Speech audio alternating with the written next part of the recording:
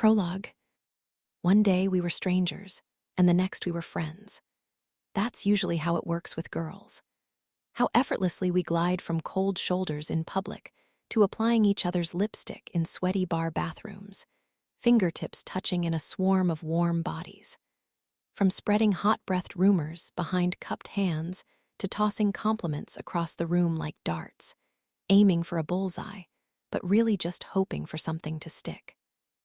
I remember thinking she chose me, specifically, for some reason I'd never understand.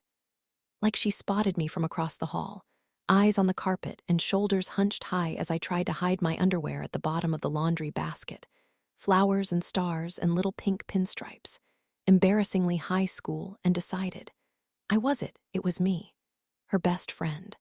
And from that moment on I was. "Spin it," Lucy says, and I feel myself blink. My eyelids are heavy, the room twirling gently like our old dorm washing machines, slow and clunky and always broken. There's a permanent cloud of smoke in the house, cigarette, candle, incense, weed, caked into the blankets, the couch cushions. Like if you slapped them, they'd cough.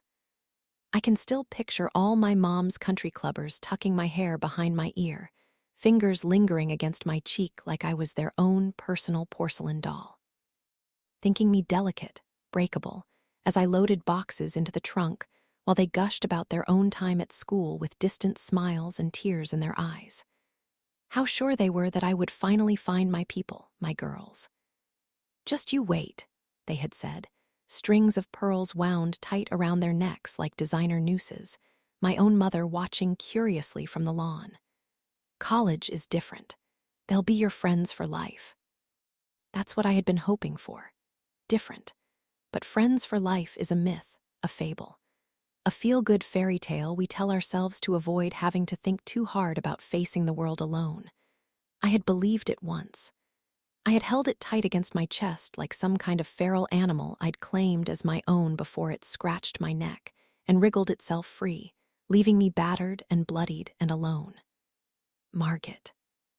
I look up to find Lucy staring straight at me, her pupils wide and round like cigarette butts. I swear there's smoke coming from her eyes, curling into nothing. "Spin." I blink again like I just woke up from a dream and found myself here. Thighs stuck to the hardwood, back digging into the corner of the coffee table. Everything feels dreamlike, hazy, faded like the milky bottom of the stale water glass sitting, neglected on my nightstand. We're in a circle, Lucy, Sloane, and I, our legs pretzeled on the floor with the knife Lucy yanked from the kitchen block between us. Nicole is on the couch, detached as usual, and I reach for the knife, finally flicking it with my fingers. Watching as the shiny tip rotates in a circle like we're a strange kind of clock. 3, 6, 9, 12. We all hold our breath as it slows to a stop, the point aimed directly at Lucy. I see Sloane perk up out of the corner of my eye, her back lengthening like a meerkat, suddenly aware of some distant danger. Even Nicole darts a look in our direction, skinny frame slumped over a pillow, hugging it hard with toothpick arms. "Truth or dare," I say, my voice raspy and raw. My lips are pulsing, tingling, and I take another swig from the Svedka bottle between us, because I need something to coat my throat. Lucy smiles, like the question is rhetorical, like I shouldn't have even bothered to ask. Then she leans over and grabs the knife, her fingers curling around the handle, one by one, as naturally as grabbing the base of a curling iron, a bottle of beer. The same way her hand grips my wrist when she finds me in a crowded room, pulling me away and into the night. They were right, those women. College friends are different. We would do anything for each other. Anything. Chapter 1. We're seated next to each other, shoulders touching, side by side like a prison lineup. I can feel Nicole's hip bone jutting into my side. Sloane can't stop picking at her cuticles, sprinkling dead skin across the floor like salt. We're in our pajamas, cheeks still smeared with last night's mascara, and Nicole looks about 5 years younger with her baby-faced skin and braided pigtails, barely a teenager. Sloane's dark hair is knotted up in a scrunchie, a single curl jutting out like a corkscrew, and I don't even know what I'm wearing. Some t-shirt I probably picked up off someone else's floor and claimed as my own, armpit stains and everything. Girls. I look up at the detective in front of us, hands on his hips. I don't like the way he says that girls, like we're children being scolded. Some words should be ours to own, at times vicious, yet tender terms of endearment we toss around like glitter that suddenly taste sour in the mouths of men. Girls is one of them. When was the last time you saw your roommate, Lucy Sharp? I glance to my left, my right. Nicole is staring at the table. Sloane's staring at her nails. We're all thinking about that night, I'm sure. Just last week, but also a lifetime ago. We're all thinking about sitting on the floor, the knife spinning in circles between us, metal tip catching the lamplight and casting shapes across the wall.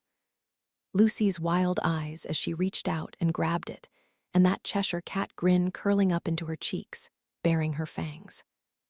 The way she raised the blade higher, and the glimpse I had caught of myself in the metal. I remember thinking that I looked different in that moment, distorted, rabid and wild and alive. Someone's gonna have to say something eventually. I look at the detective again, forehead like an old tire, cracked and slick. His face looks red and swollen like someone is squeezing him from the bottom, waiting for him to pop. I take in his hands next, finger skin bulging around his wedding ring like a sausage link.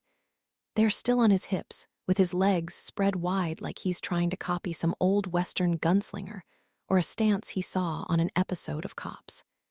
It's been 3 days, I think. He looks at me, the first to speak up. You think? I nod. Yeah, I think. Sloane and Nicole keep staring at the floor, their silence loud enough to fill the room, curling and twisting and seeping into the corners like the lingering smoke I can still smell in my hair. Nobody is getting into trouble, girls, but she hasn't been accounted for since Friday. She didn't show up to work all weekend. Have you talked to anyone in her classes? Lucy doesn't go to class, Sloane says, and Nicole grunts, stifling a laugh. So you aren't at all concerned, he asks, shifting his weight from one leg to the other. Your roommate is missing, and you aren't worried about where she might be. Detective, Sloane stops, making a point to stare at the nameplate pinned to his chest.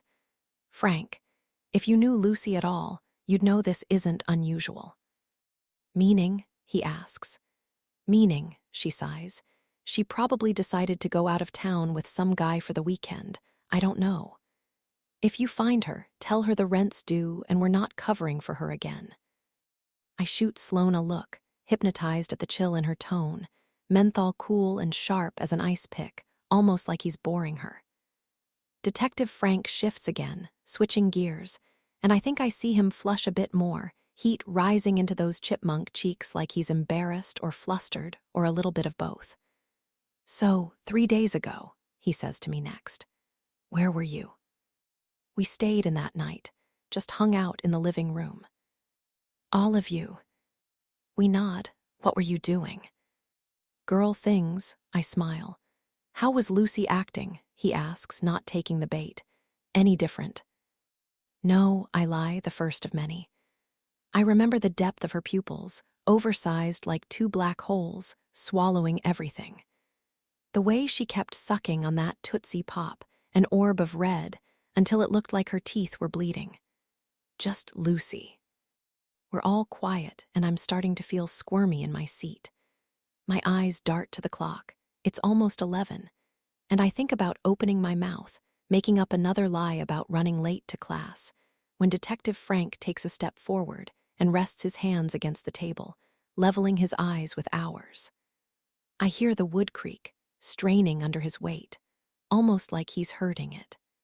Did Lucy tell you girls we brought her in for questioning? Nicole perks up, finally. Questioning for what? She asks, even though, of course, we know. We know so much more than this man thinks we do, and I see his lips twitch at this little victory, at thinking he's finally said something important enough to make us care, as he drums his fingers against the table, preparing his quick draw. For the murder of Levi Butler. Chapter 2. Before. She was everything and I was nothing. That's always what I thought anyway. We spent our entire freshman year just a few doors down from each other. We were in the all-girls dorm, the unlucky few who got placed in the only same-sex building on campus, Hinz Hall. It sat at the top of the single hill downtown, trapping us inside like a bunch of Rapunzels, untouchable, though it only made us more desirable. Like things to be won. I still think about move-in day. Pulling my pile of boxes on a metal trolley, a neon 9 taped to the back, and the hot flash of embarrassment every time a wheel squeaked too loud. Watching the boys loll past with their hands punched into their pockets, craning their necks, already scheming on how to get inside. Everybody whined about it at first, skin slick, with sweat and throwing scowls in every direction as we lugged comforters and futons up that long, winding stairwell, blaming each other for our own anatomy. I remember that first night so vividly, the 24 girls of Hall 9B being called into the common room. We stood there in oversized t-shirts and gym shorts so short we might as well be bottomless, arms like seat belts wound tight around our waists. Our RA was a junior named Janice, who recited the rules in a cursory clip. No drinking, no boys. Silence after midnight. And we just stood there quietly, nodding, mentally chewing over the fact that we had finally escaped to college, just to be met with the same old restrictions, with a glorified babysitter to boot. Then she walked out and left the rest of us to get to know one another, everyone simply staring in a timid unease, until Lucy seemed to appear out of nowhere, stepping forward from the corner and unzipping her bag. We watched in silence as she pulled out a case of beer before plopping it onto the carpet, bottles jangling. "Now that that's over," she had said, as if Janice had been nothing more than her own opening act. "Everyone, grab one." I can still hear the uncomfortable murmur rippling across the room, the nervous laughs and darting eyes. Then, as if showing us how, Lucy leaned forward and grabbed the first bottle, twisting off the cap and taking a sip. "To us," she had said, tipping the lip in our direction. 9 floors of whores. After that, I always knew she was there. It was impossible to miss her. And that was probably the point. I'd catch a glimpse of her raven-black curls as she walked past my open door, or pushed her way into the bathroom, neon-green shower caddy hooked into the crook of her arm. She used to bring canned wine coolers into the communal showers, sickly sweet smells like strawberry mango and peach fizz rising with the steam and fogging up the mirror. The crunch of the empties before her hand popped out of the curtain and dropped them onto the tile like crumpled candy wrappers. She was the only one who never covered up before stepping back out. While the rest of us swathed ourselves in towel wraps or monogrammed bathrobes, self-consciously gripping the gap before ripping back the curtain and flip-flopping past the stalls in our shower shoes, she would just step out naked, brazen and beautiful, like she owned the place. And in a lot of ways, she did. I don't know what they see in her. I glance up at my roommate now, trying to blink away the memory like a speck of dirt stuck in my eye. Lucy's presence is like the first blast of air from an AC unit. Noisy, chilling. The kind of thing that demands attention and makes your skin prickle. Her eyes are so blue they're almost white, glacial water iced over, until it turned cold and hard. And when she caught me staring at her once through a hand-swiped section of the fogged-up mirror, it made me physically shiver, the feeling of her gaze traveling down my spine like an ice cube dropped down the back of my shirt. I ask at last. "Don't act like you weren't staring." Maggie and I are lying on the grass outside Hinz, psychology textbooks splayed out in front of us, and a torn-open bag of Cheetos wedged in the middle. She flips from her stomach to her back, propping herself up on 2 kickstand elbows. Everyone's staring. She's right. Everyone is staring.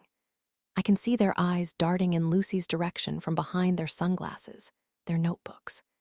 Stealing a glance as she pushes her bikini top an inch to the right, head flopped back as she stares into the sun.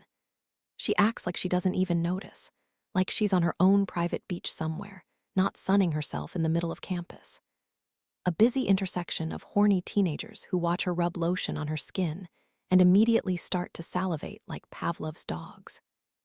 She's crazy. I peel my eyes from Lucy and look back at Maggie, jealousy radiating from her skin like a bad smell. Why do you say that? Because she is, she says. I heard she blinded her boyfriend in high school. What? No way. I'm serious. They were arguing about something, fighting at a party, and she reached out and scratched him across the face, she says, clawing at the air. Like a fucking cat. I don't believe that, I say, eyeing her closely. Maggie isn't usually like this, gossipy mean. She's one of the nicest people I know, actually. Irritatingly so. But at the same time, Lucy seems to bring out this side of people. It's like her existence alone is somehow threatening to the rest of us. We know we can't compete, so instead, we recoil, snarling at her from the corner to make ourselves feel safe.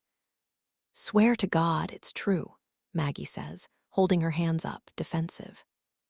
Her nail was kind of jagged or something, and it ended up puncturing his cornea. Where did you hear that? Rachel down the hall had a friend visit a few months ago. She said her boyfriend knows a guy who saw it happen. I cock my eyebrow. I'm just relaying what I heard. I turn back toward Lucy, noticing the way her fingers itch absent-mindedly against her chest, the way her long, skinny nails leave little white streaks in the angry red of her sunburn. It isn't the first rumor I've heard about her, each one more outlandish than the last. Some other girl on our hall swears she's a foreign exchange student, undercover royalty shipped over from somewhere rich and exotic, although I've detected zero trace of an accent any time I've heard her speak. Another is convinced she's sleeping with her professors, all of them, females included, the only logical explanation for how she seems to get by without studying. Anyway, Maggie says, rolling back over and grabbing a Cheeto before popping it in her mouth. I think I found us an apartment for next year. 2-bed, 2-bath. It's on the 2nd floor, thank God. No more elevators. I hear myself mumble some distant MHMMS, but I'm not listening. Not really. 2 other girls have joined Lucy now, a blonde with braids and a dark-skinned girl with calves like baseballs that bulge beneath the skin. They live on 9B, too. Nicole Clausen and Sloane Peters. They're almost always with Lucy, the 3 of them swigging from water bottles everybody knows aren't filled with water before stumbling back hours later, eyes glassy and lipstick smeared. The first time I saw them, there was something about the way they walked that stuck with me. Side by side, Lucy in the middle, arms hooked together like a chain-link fence. Like they couldn't break apart even if they wanted to. Did you hear me? I whip back around at the sound of her voice to find Maggie looking at me, eyebrows raised. Sorry, what? I said it's close to the library, so we won't have to take the bus. Oh yeah, that's great. I smile, then turn back toward the girls. Thanks for doing that. I watch as Sloane lays a towel on the grass and Nicole starts to slather sunscreen on her arms, though Lucy hasn't even looked at them. Her eyes are still hidden behind her sunglasses as she stares up at the sky, and the truth is, I do know what everyone sees in her.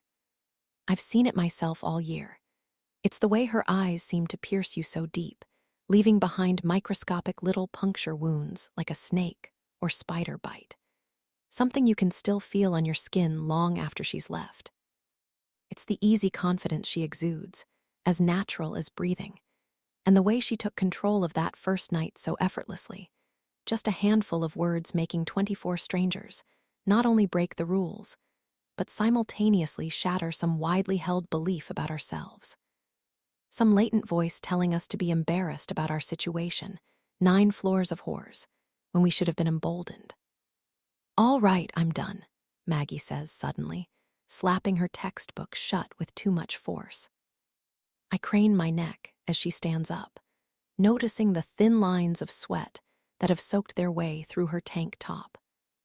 Everyone is cramming for finals, meaning it's only May, but it's already hotter in Rutledge than it'll ever be in most of the country by August. We're used to it, though, students lugging backpacks through 100-degree heat before stripping off their clothes and heading to the beach, drowning their stress in salt water and sweat. "Do you want to grab dinner or something?" she adds, offering me one last chance at conversation I should probably take. Instead, I give her an apologetic smile, already feeling my neck threatening to turn back in Lucy's direction like a quivering magnet. "I'm going to stay a little longer," I say. "Sorry." I watch as Maggie shrugs and walks off, a little string of pollen dangling from her thigh. But by the time my gaze makes it back to the girls, I'm not staring at the side of Lucy's face anymore, her head tilted back with her face angled to the sun. Instead, I'm staring straight into the sharp blue of her eyes as she looks into my own, sunglasses perched on the tip of her nose. I feel a sudden jolt in my body, like the shock of wet fingers grazing the outside of an outlet. Then, before I can even realize what's happening, she waves. Chapter 3. My room is empty by the time I make it back to the dorm. I was hoping to catch Maggie, maybe.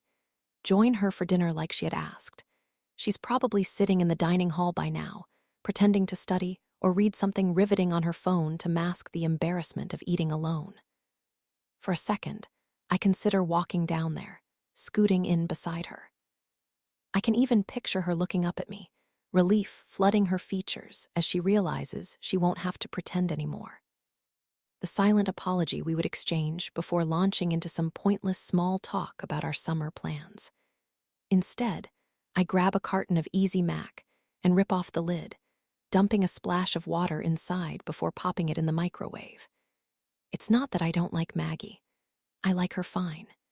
She's nice enough, the perfect roommate even, kind, and considerate. Always letting me bum one of her Diet Cokes out of the mini fridge and never letting her dirty clothes pile up. We hang out together almost every night, sitting silently on the futon with some mid-tier movie drowning out the shrieks from the other girls down the hall. The laughs and the screams we pretend not to notice, instead munching on popcorn and convincing ourselves we chose this instead. During those first few weeks of freshman year, I remember watching the other girls scramble around, mad and frantic like headless chickens, everyone desperate to make their friends and find their place. Maggie and I never really found ours, so instead we just made our own and lived there quietly, settling into a friendship that was born out of nearness and necessity, and sustained by a lack of effort on both of our parts to find anything better. And the worst part is, she knows it too.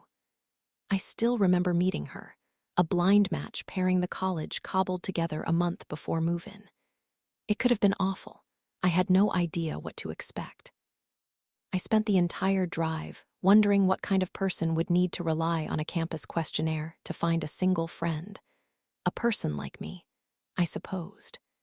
But when I showed up, her overeagerness was the only flaw I could find. I remember her being antsy, fidgeting with her fingernails as she greeted me with an obviously rehearsed introduction the second I stepped inside. Her side of the room had already been decorated, and I noticed that she had purchased 2 of everything, matching floral throw pillows for my bed and hers, 2 picture frames for each of our desks. I could tell she had dreams of us becoming instant best friends, filling those frames with photographs of us. But the second I saw her there, all eager and excited like the runt of the litter just dying to be picked, I didn't see visions of us sharing clothes or pulling all-nighters or giggling uncontrollably after sneaking a bottle of wine into the dorm and passing it back and forth, lip gloss on the rim sticky and smeared. Instead, all I saw was Eliza. Eliza, my best friend since kindergarten, who asked me to sleep over the first day we met. Eliza, who dipped her finger in sunscreen and drew broken hearts on our hips, so when we lay out in the sun and our skin turned tan, we could push our stomachs together and make them whole. Eliza, who pierced my ears in her closet and taught me how to dive, who blasted oldies in her parents' convertible with the top dropped down the day she got her license, pushing 80 on abandoned back roads and letting her hair tangle in the wind. Eliza, my would-be roommate who died 3 weeks into the summer after our senior year. So, yeah, that's the problem. Maggie reminds me of everything I should have had. Eliza and me living together the way we had talked about for all those years, curled up in a blanket on her parents' dock, night after night, imagining us together in some other life. Decorating our dorm together just the way we wanted it, filling the walls with an entire decade of memories we already had and leaving room for the ones that would follow. I had applied to Rutledge because of her. My parents wanted me at Duke, somewhere prestigious and important, but Eliza convinced me that this was the place for us. Not for me, for us. So we wrote our admissions essays together and checked the mail for months, calling each other screaming the night we both got accepted. I broke the news to my parents, weathering their disappointment and distress over me choosing a small liberal arts school that was so far away, even though South Carolina was only 1 state over from our house in the Outer Banks. I could come home for the weekend if I really wanted to, but they knew, of course, that I wouldn't. Then we submitted our roommate applications and put down our deposits and talked all night about finally being free of the cocoon of high school that always felt so smothering and small. It all felt so perfect, so according to plan, until that night. That night that changed everything, and I found myself coming here, alone, without her. A body slams against my open door, startling me out of the memory as quick as a slap. I spin around, expecting to see Maggie, still angry from earlier, frowning at me from the hallway. But that's not who it is. Instead, I see her. Hey. Lucy is leaning against my doorframe, arms crossed tight, and her denim shorts unbuttoned to reveal the cherry red of her bathing suit bottoms. Hey, I echo, though it comes out more like a question. I can feel my heart beating hard in my chest, and I wonder if she's going to ask me about earlier, finding me staring at her on the lawn like some voyeur sneaking a peek through a peephole. I had snapped my neck back down when I saw her waving at me like that, shame burning my cheeks like a sunburn, before collecting my textbooks and taking off fast. I feel an apology start to bubble up my throat like bile, some half-hearted attempt to explain it all away. Are you staying for the summer? I close my mouth, suddenly speechless, and realize she's looking at me like we're old friends, like this isn't unusual, her showing up here. Like this isn't the first time we've ever actually talked. No, I say, jumping slightly as the microwave beeps. I'm leaving after my last final. I have an open room, she offers. Great house right off campus. I look at her, confused, my fingers picking at a hangnail to give them something to do. The truth is, I don't want to go home for the summer. Really, I don't want to go home at all. I can feel Eliza's absence here, in this very room, but at home, it's even worse. At home, I can feel it everywhere. The ghost of her trailing me around, hovering over my shoulder. A persistent, painful reminder of everything that could have been. It's not just for the summer, actually, Lucy nudges, shifting her weight from one leg to the other. We can stay through next year. Have you signed a lease yet? No, I say again, noticing a small silver necklace resting in the dip of her clavicle. It looks like a constellation of some sort, a little cluster of diamonds as stars. Eliza used to wear something like it, I think. A birthday present from her parents that she never took off, though I don't know if they're actually similar or if I'm still just seeing her everywhere I look. Not yet. Technically, it's the truth. I never signed a lease. Maggie did. Wait, she says suddenly, a little curl to her lip. You weren't going to live with Mary again, were you? Maggie, I correct, embarrassed for us both. I haven't decided yet. I think of my roommate and what she said to me earlier, the apartment she got for us by the library, and the fact that I couldn't have cared less. Suddenly, it feels so depressing. Another year spent together because neither of us ever found anyone else. I pull my gaze from the necklace and look at Lucy again, standing in my doorway with those bright blue eyes. They're mesmerizing, truly, like looking into a kaleidoscope and watching the world contort into something else entirely. I register a little twitch in her lip, like she's finding something funny she can't bring herself to say.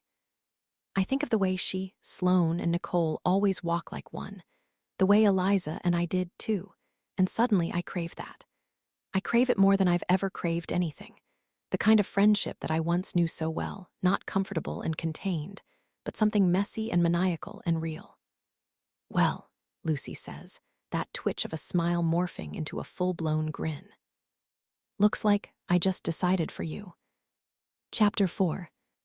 By the end of the week, I'm standing on the sidewalk with 3 suitcases full of stuff, a single bead of sweat trickling down my spine, and an old gray house looming before me.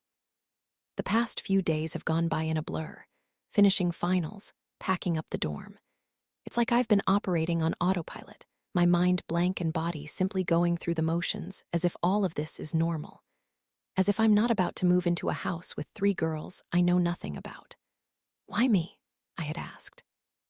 Lucy had invited herself into my room by then, trailing her fingers along my desk, her eyes drinking in all the knickknacks tacked to my corkboard. I've always been something of a hoarder, no, that's the wrong word. A collector, maybe.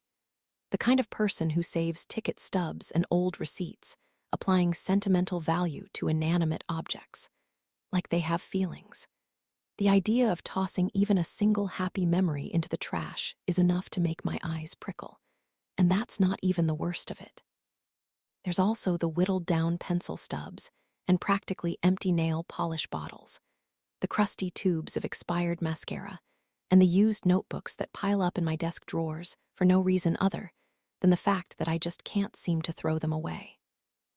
Mom says I have attachment issues. Dad says I'm a slob. I think I'm just afraid of getting rid of something prematurely, of dipping my hand into my purse and looking for some familiar comfort only to remember that I had disposed of it. That it's gone forever, that I'm left with nothing. Why not? Lucy had responded, picking up my perfume and spraying a spritz on her wrist. I watched as she brought her nose to her skin and sniffed, wincing, before setting it back down. You don't even know me, I continued. Why do you want to live with someone you do know? She looked up at me then, saucer-round eyes drilling into mine. Why do you? I blink now, my own eyes stinging in the brightness of the summer sun, and start to wonder if this was a mistake. I think about breaking the news to Maggie, admitting that I had made other plans in the hour between her telling me about the apartment, and coming back from the dining hall, my mind still trying to process what had just happened. My vague explanation of a house off campus, and the hurt in her eyes as her lower lip quivered. The twist in my chest as she turned away, pretended to look for something in her backpack, too humiliated to even act mad. The truth is, she had every right to be mad. I left her, abandoned her, flicked her to the side like a cigarette the second some swanky new vice came prancing along. Not only that, but Maggie saved me this year. Without her, I don't know what I would have done. It's true that I didn't feel any real attachment to her. I didn't love her in the way I loved Eliza. But that's only because I didn't feel any attachment to anything. I spent the entire year floating, totally unmoored, completely removed from not only my body, but from reality too. In hindsight, I was definitely depressed. Spending day after day in that concrete box, Eliza's smiling face tacked to my corkboard mocking me as I got ready in the mornings, studied in the evenings. Lay in bed and stared at the ceiling, replaying the events of that night over and over and over again. My parents never noticed. My teachers didn't either. I was required to go to counseling after the college learned of Eliza's passing, But my grades never suffered, so they simply egged me on, signed my slips, told me to keep doing what I was doing. That whatever it was working just fine. Somehow, though, Maggie could always tell when that film started to descend over my eyes. The one that turned them glassy and gray. Somewhere far away, my mind wandering to all those deep, dark places it sometimes escaped to when the memories of Eliza became too much. Maggie could see when my attention would start to dart around the room, wildly searching for something to distract me. A handful of painkillers, swallowed dry. A few too many to knock me out. The sharp bite of a thumbtack pushed into my finger until the skin popped, and she would gently nudge me back, suggesting we watch another movie or grab an ice cream, anything to snap me out of it. All that to say, Maggie deserved more than the awkwardness of this past week together. The tension between us was physically painful, sidestepping one another in our little box of shared space, murmuring apologies and avoiding each other's eyes. Saying goodbye with an uncomfortable arm hug and a promise to hang out after summer was over. A promise we both knew was dead the second it left our lips. Maggie is a good person, a great person, a person I don't deserve. But now, with an entire year lost since I lost Eliza, I don't just need to be saved anymore. I need to be resuscitated. I pick up my bags and start walking up the steps, the splintered wood in desperate need of a power wash.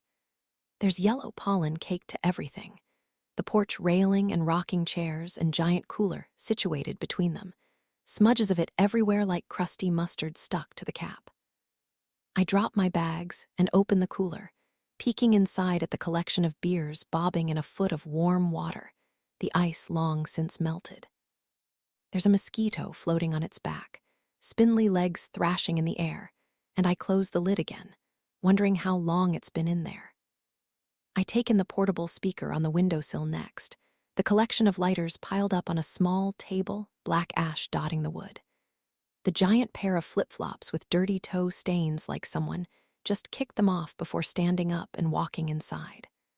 Already, the house feels lived in, even though the lease just started a week ago. I raise my hand, ready to knock, but before my fist can connect with the door, it swings open on its own, a burly boy standing directly on the other side of it. I stare at him for a second, wide-eyed, trying to keep my attention from traveling down his bare chest, the thin line of hair sprouting beneath his belly button and pointing like an arrow to the waistband of his shorts. "Who are you?" he asks, a mop of brown hair tousled like he just rolled out of bed. "I'm Margaret," I say.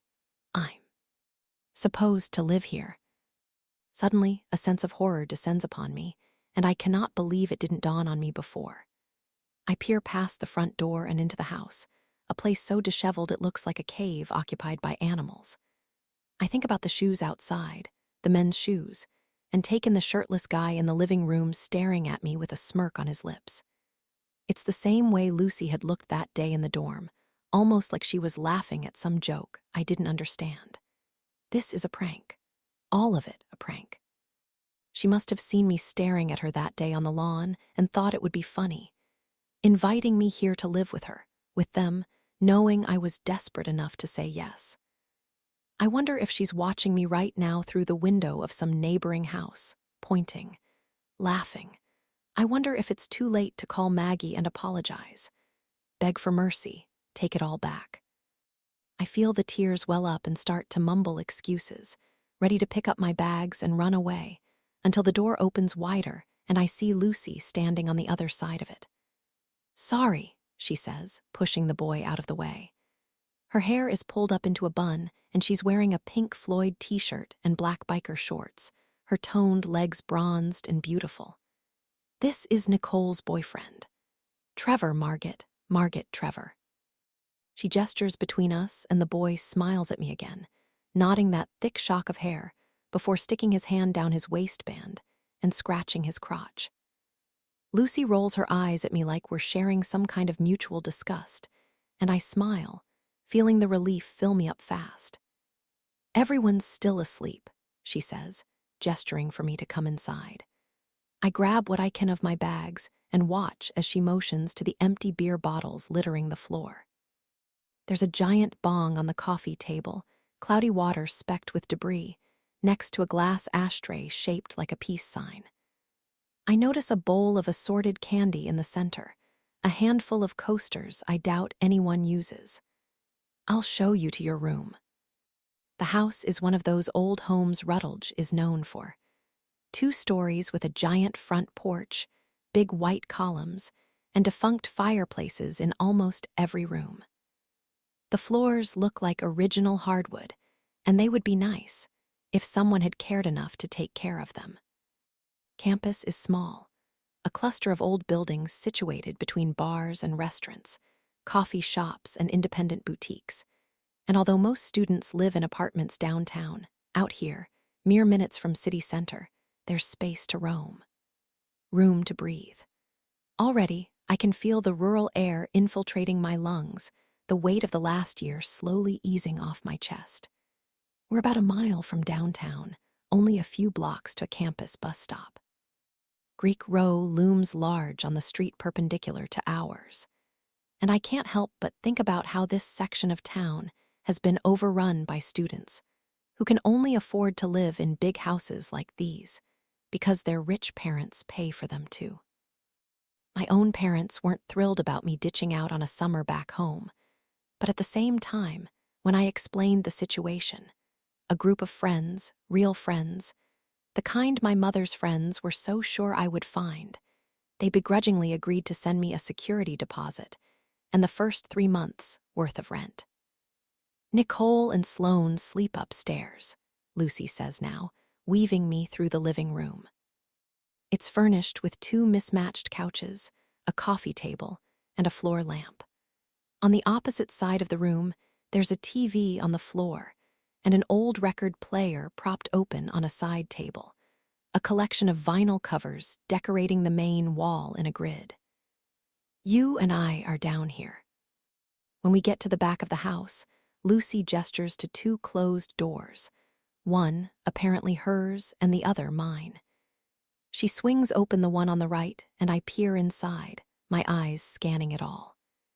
It came furnished, so it's actually good you don't have much to bring. There's a little twin bed in there, a bedside table, and another fireplace, though it doesn't appear as if it actually works.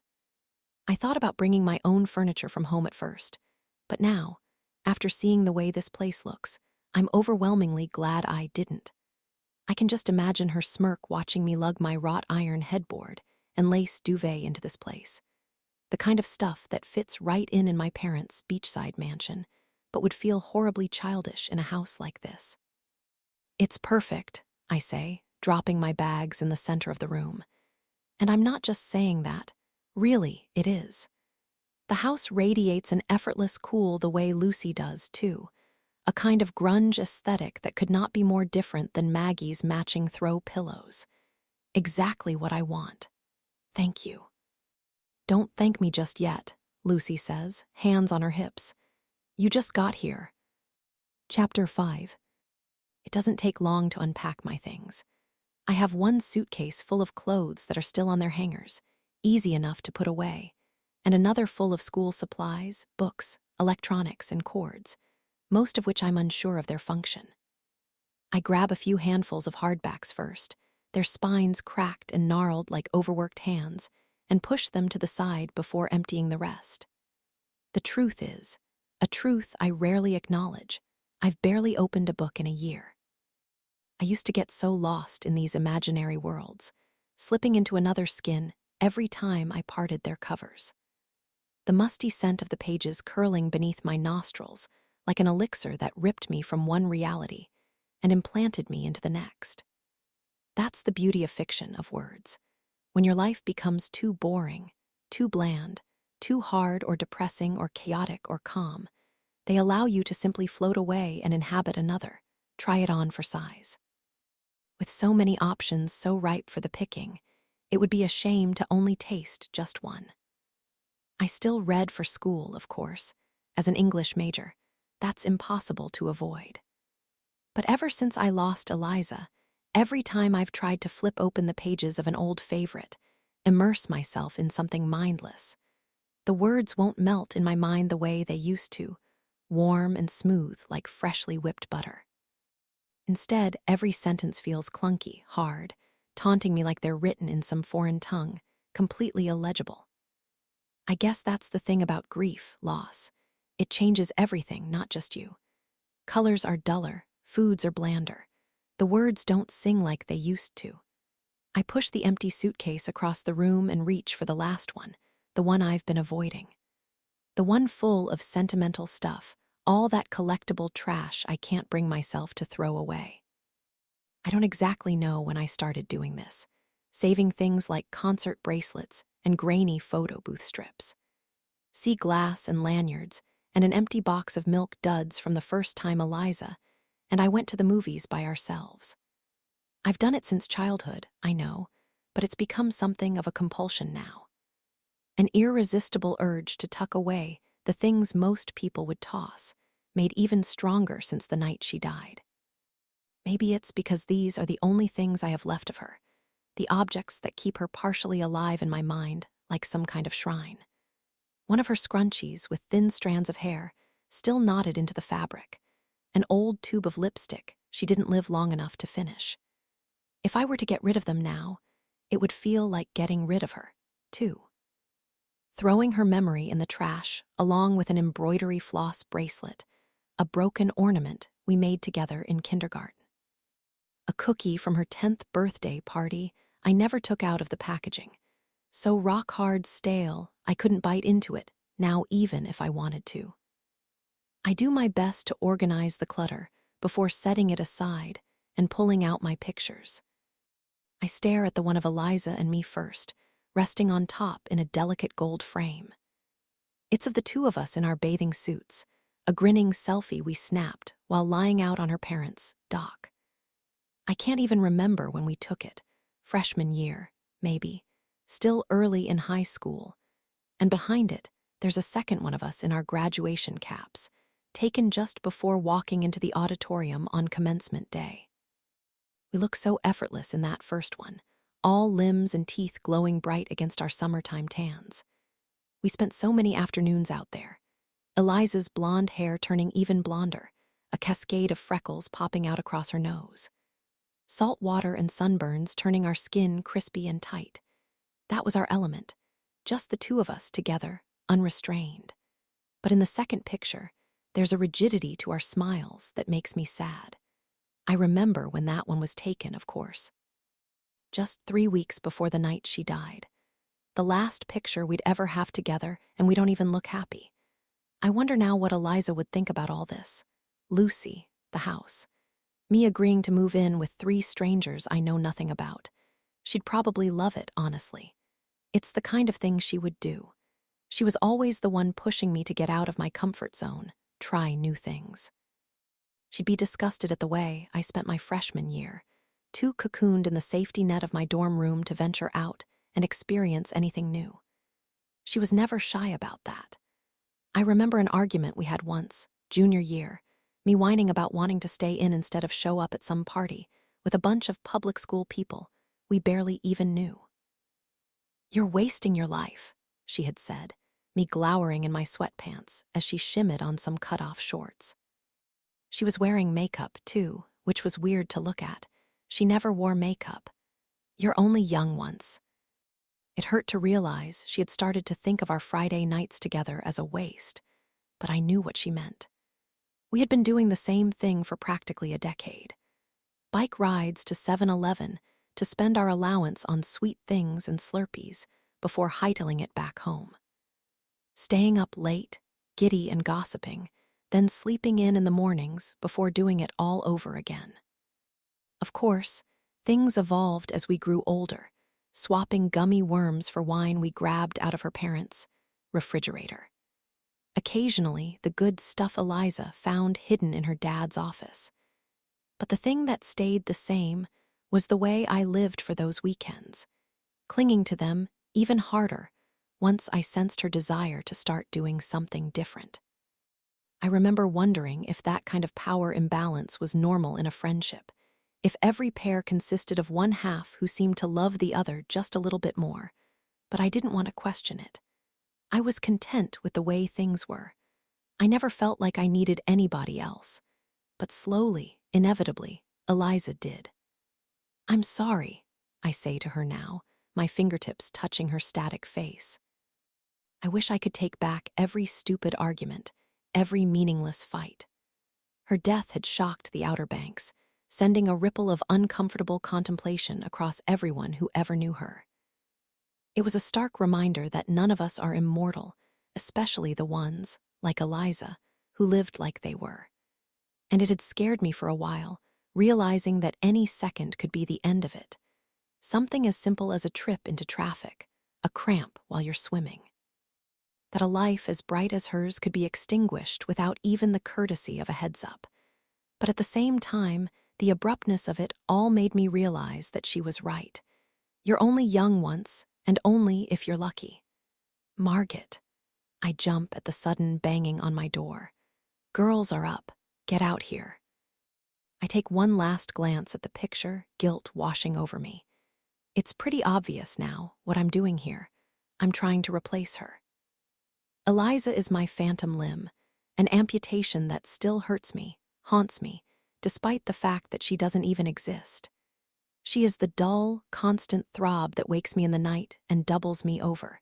Sometimes, in those early morning hours, I forget she's even gone. I'll click open my eyes and reach out to the side, half expecting to feel her warm body beside me like during those summertime sleepovers. My fingers dragging their way across my comforter, searching for the familiar feel of her.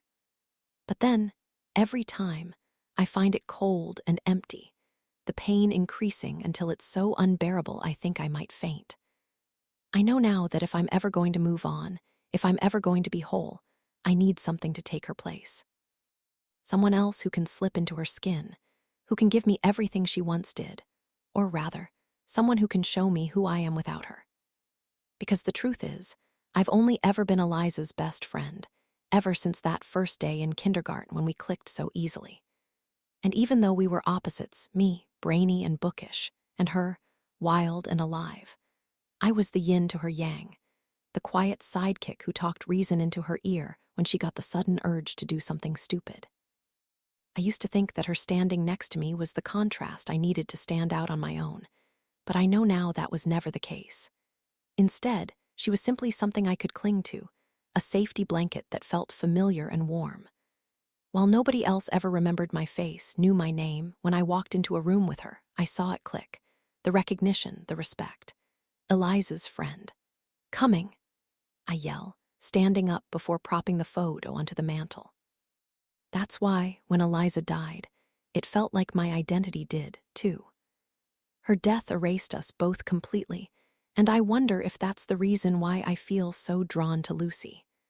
Why my eyes always gravitated to her when she walked down the hall or lay out on campus. Why I agreed to any of this. There are certain similarities between them, and I wonder now if I had sensed them all along, my subconscious pulling me toward the closest thing I could find to my friend.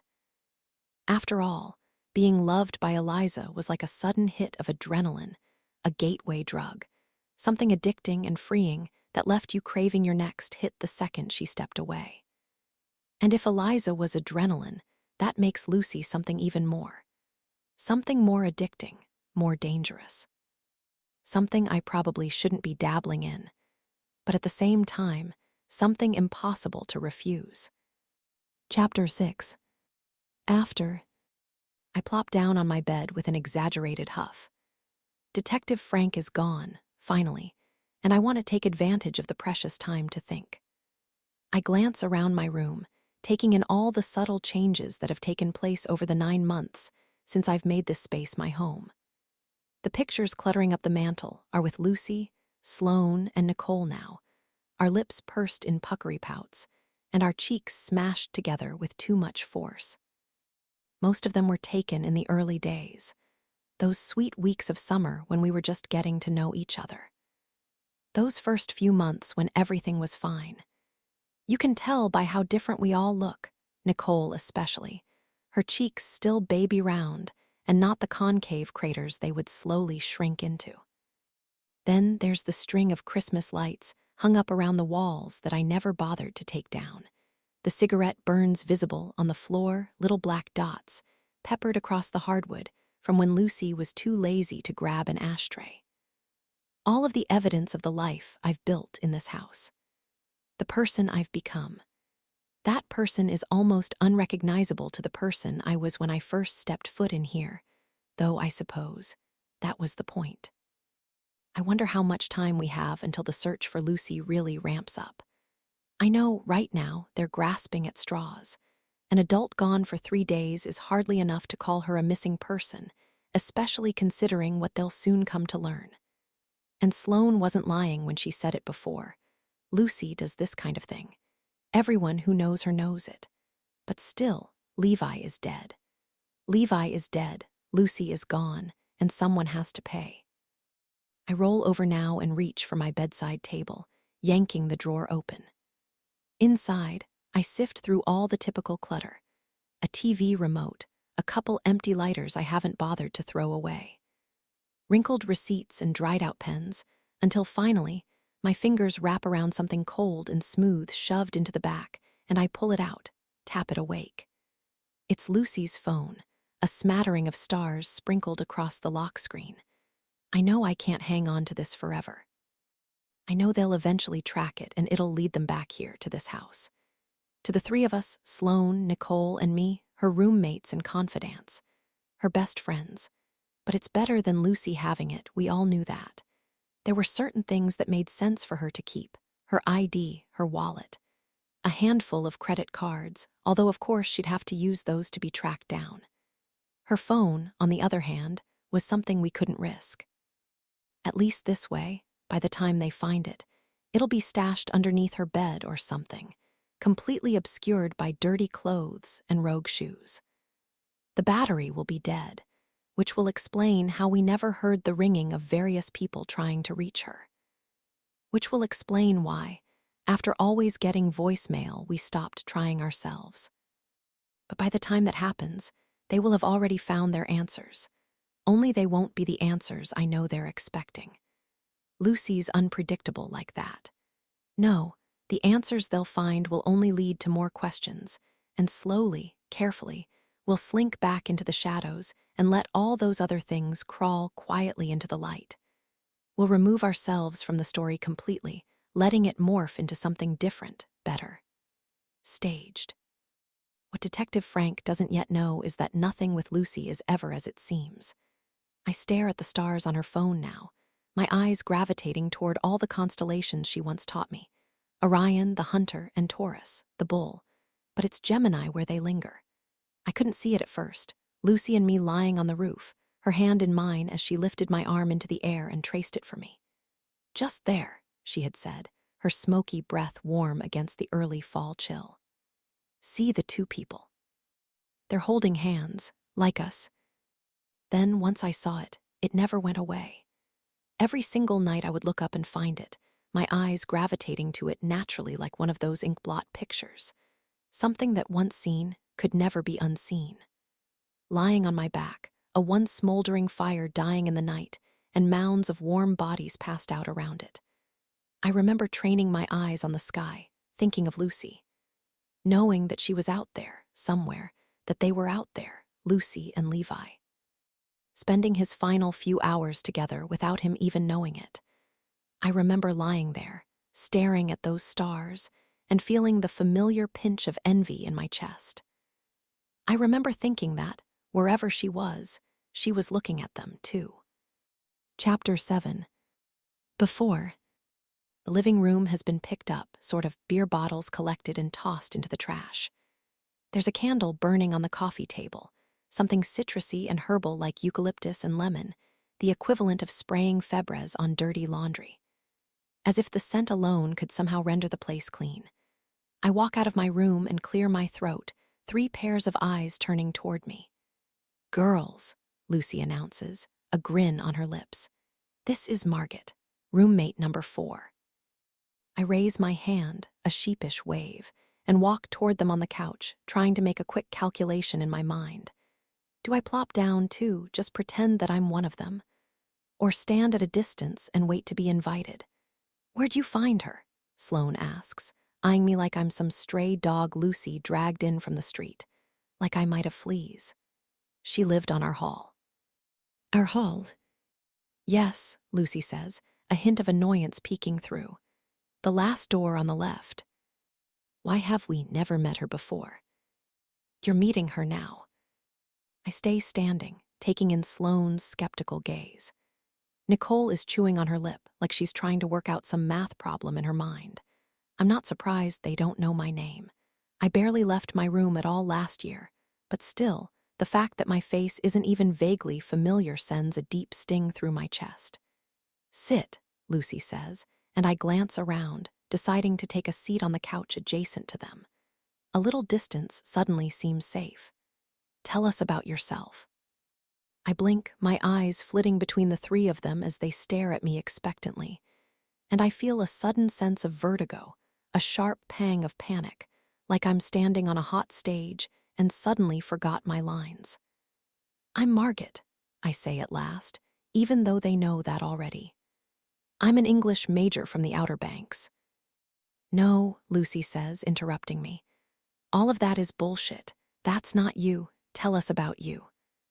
I can feel my heartbeat rise into my throat, my cheeks growing warm as my mind goes blank. The sad truth of it is, there's not much else to say. "Why'd you pick Ruddle?" Nicole asks, wide, dull eyes and a gentle tone. Already, I can tell she's the nicest. I turn toward her, offering a smile. She's giving me an opening, I know.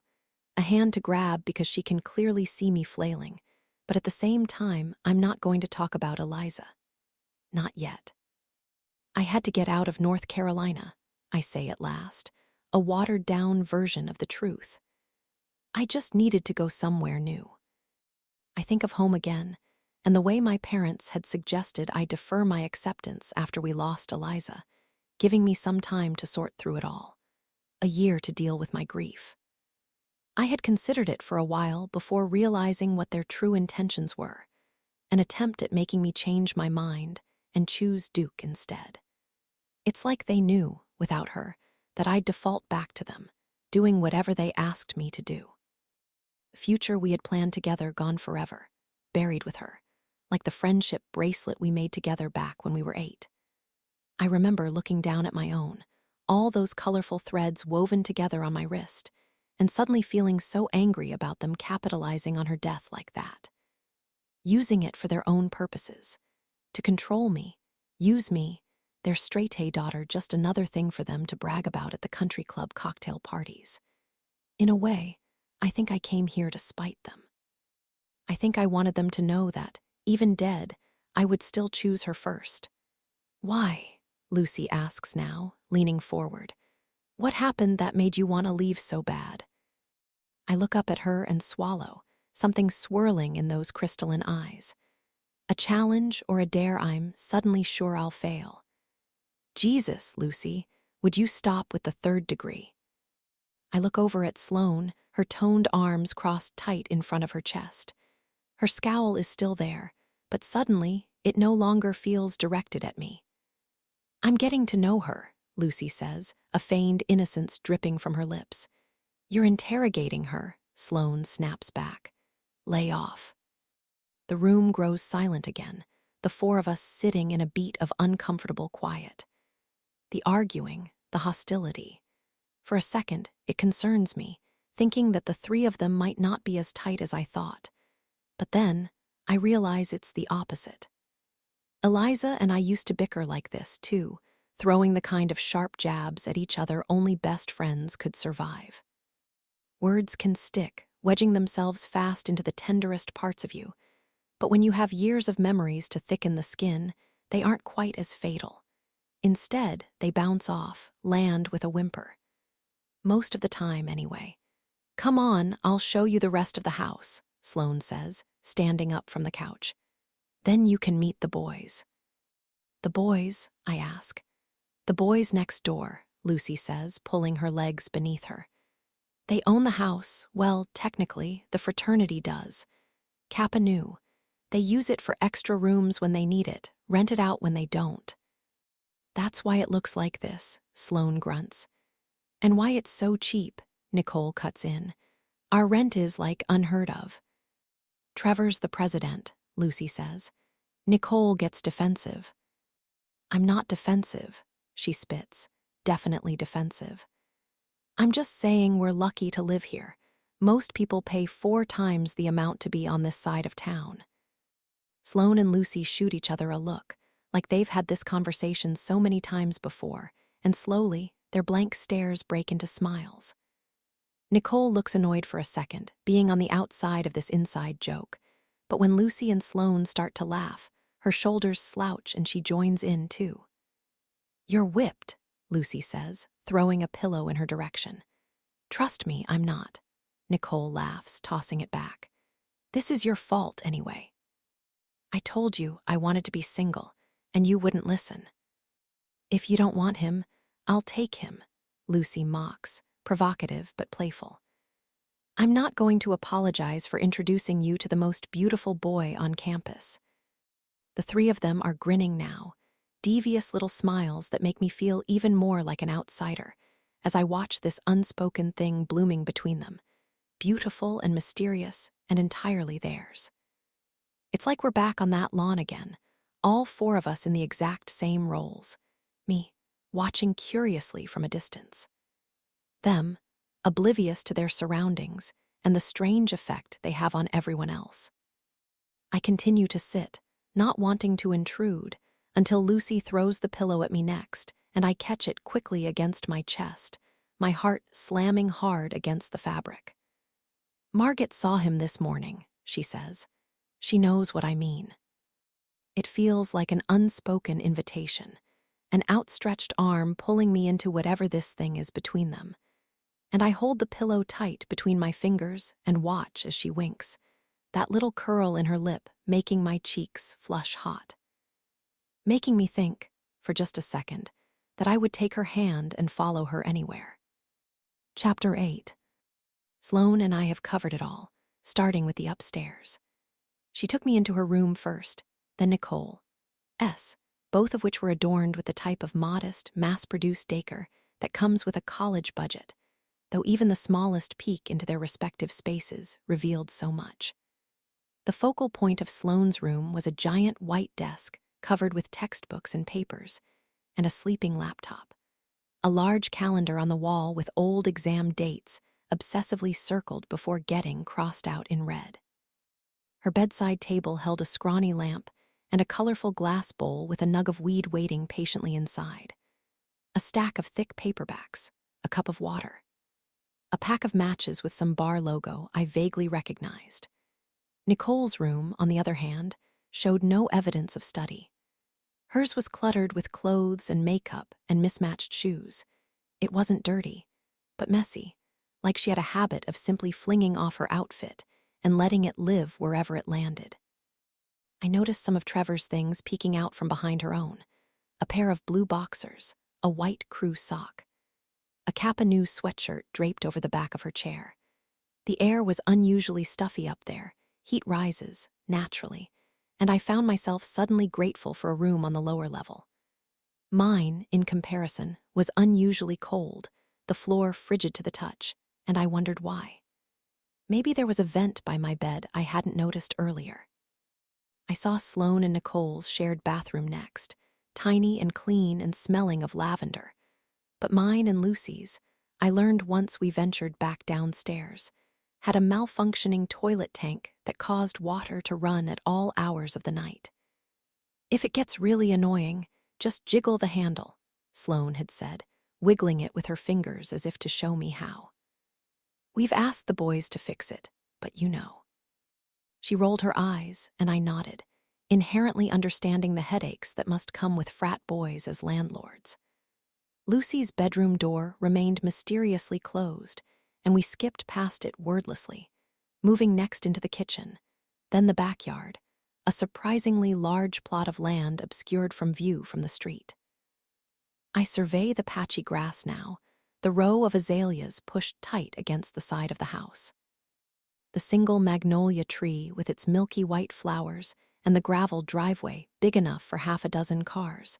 Squinting my eyes in the sudden brightness of the sun, reflecting off the bleached white pebbles. "This is the shed," Sloane says, walking me over to a little wooden shack at the edge of the property. "It connects our backyard to Kappa News. It's the quickest way to get over there." She opens the double doors, and a blast of musty air hits me, a combination of smells fighting for attention. I recognize the metallic tang of rust, the cold damp of fresh dirt. But there's something else, too. Something different, earthy and sweet-smelling like barrels of hay or freshly mown grass. It isn't until I peer over the edge of the door that I see what's inside. Tight rows of leaves dangling from ropes on the ceiling, each of them swaying gently like hundreds of hangmen in the breeze. "They're drying tobacco," she explains, reading my mind. "Don't ask." I'm momentarily speechless as I stare at the maze of leaves in front of me. They're absolutely massive, the size of my head, bunched in clusters of 3 and 5. I can barely see past them, the inside of the shed much deeper than it appears, though Sloane forges on, pushing the leaves out of her way like a stage curtain as she moves farther away. I move in quickly behind her, a swirling scent of moss and wood and sweet vanilla making my eyes water. Most of the leaves are yellowing, but some of them are brown, and before I can think twice, I reach up and touch one, its sticky consistency making me think of a spoiling corpse, juicy and putrefied. "Here's the frat house," Sloane says as we make our way out the back doors and into the Kappa new backyard. I'm strangely relieved to be out of that place, though I try not to show it. There's just something about it that makes me uneasy. The ropes and the leaves hanging from the ceiling, obscuring my view, like someone could come up behind me, and I'd never even know it. The long, curved blades I had glimpsed dangling from hooks on the wall dried animal blood, caked to their edges. The way the scent of gore and tobacco seemed to mix in my mind, creating something sweet and unsettling like looking down at a rare steak on your plate, stomach roiling, as you lick your lips and watch the blood pool. We stand there for a second, right outside the open shed doors, an uncomfortable quiet relaxing over us as we stare at the side of the house. I realize now that it isn't the shed that's strange, or even the things in it. I've seen my share of shotguns and hunting knives, fish hooks and fillet blades. We're in South Carolina, after all. Rutledge is a tiny little town in the middle of nothing but forest and fields. 30 minutes to the water in one direction, 30 minutes to the woods in the other. What seems strange to me is the unrestricted access we have to someone else's property. How easy it was for us to simply let ourselves into their space. And by that logic, how easy it would be for them to let themselves into ours. I don't want to say anything, though, knowing that a full year spent living in Hinds probably just made me too sheltered. I never got to experience the co-ed dorms, the shared living between us and them. "Are you sure you want to do this?" Sloane asks suddenly, the bluntness of her question taking me by surprise. I turn to face her, realizing too late she's already looking at me. "Do what?" I ask, wondering how long she's been doing that, staring, taking in my expression as I tried to work through my thoughts, a jumbled coil in my brain I still can't untangle.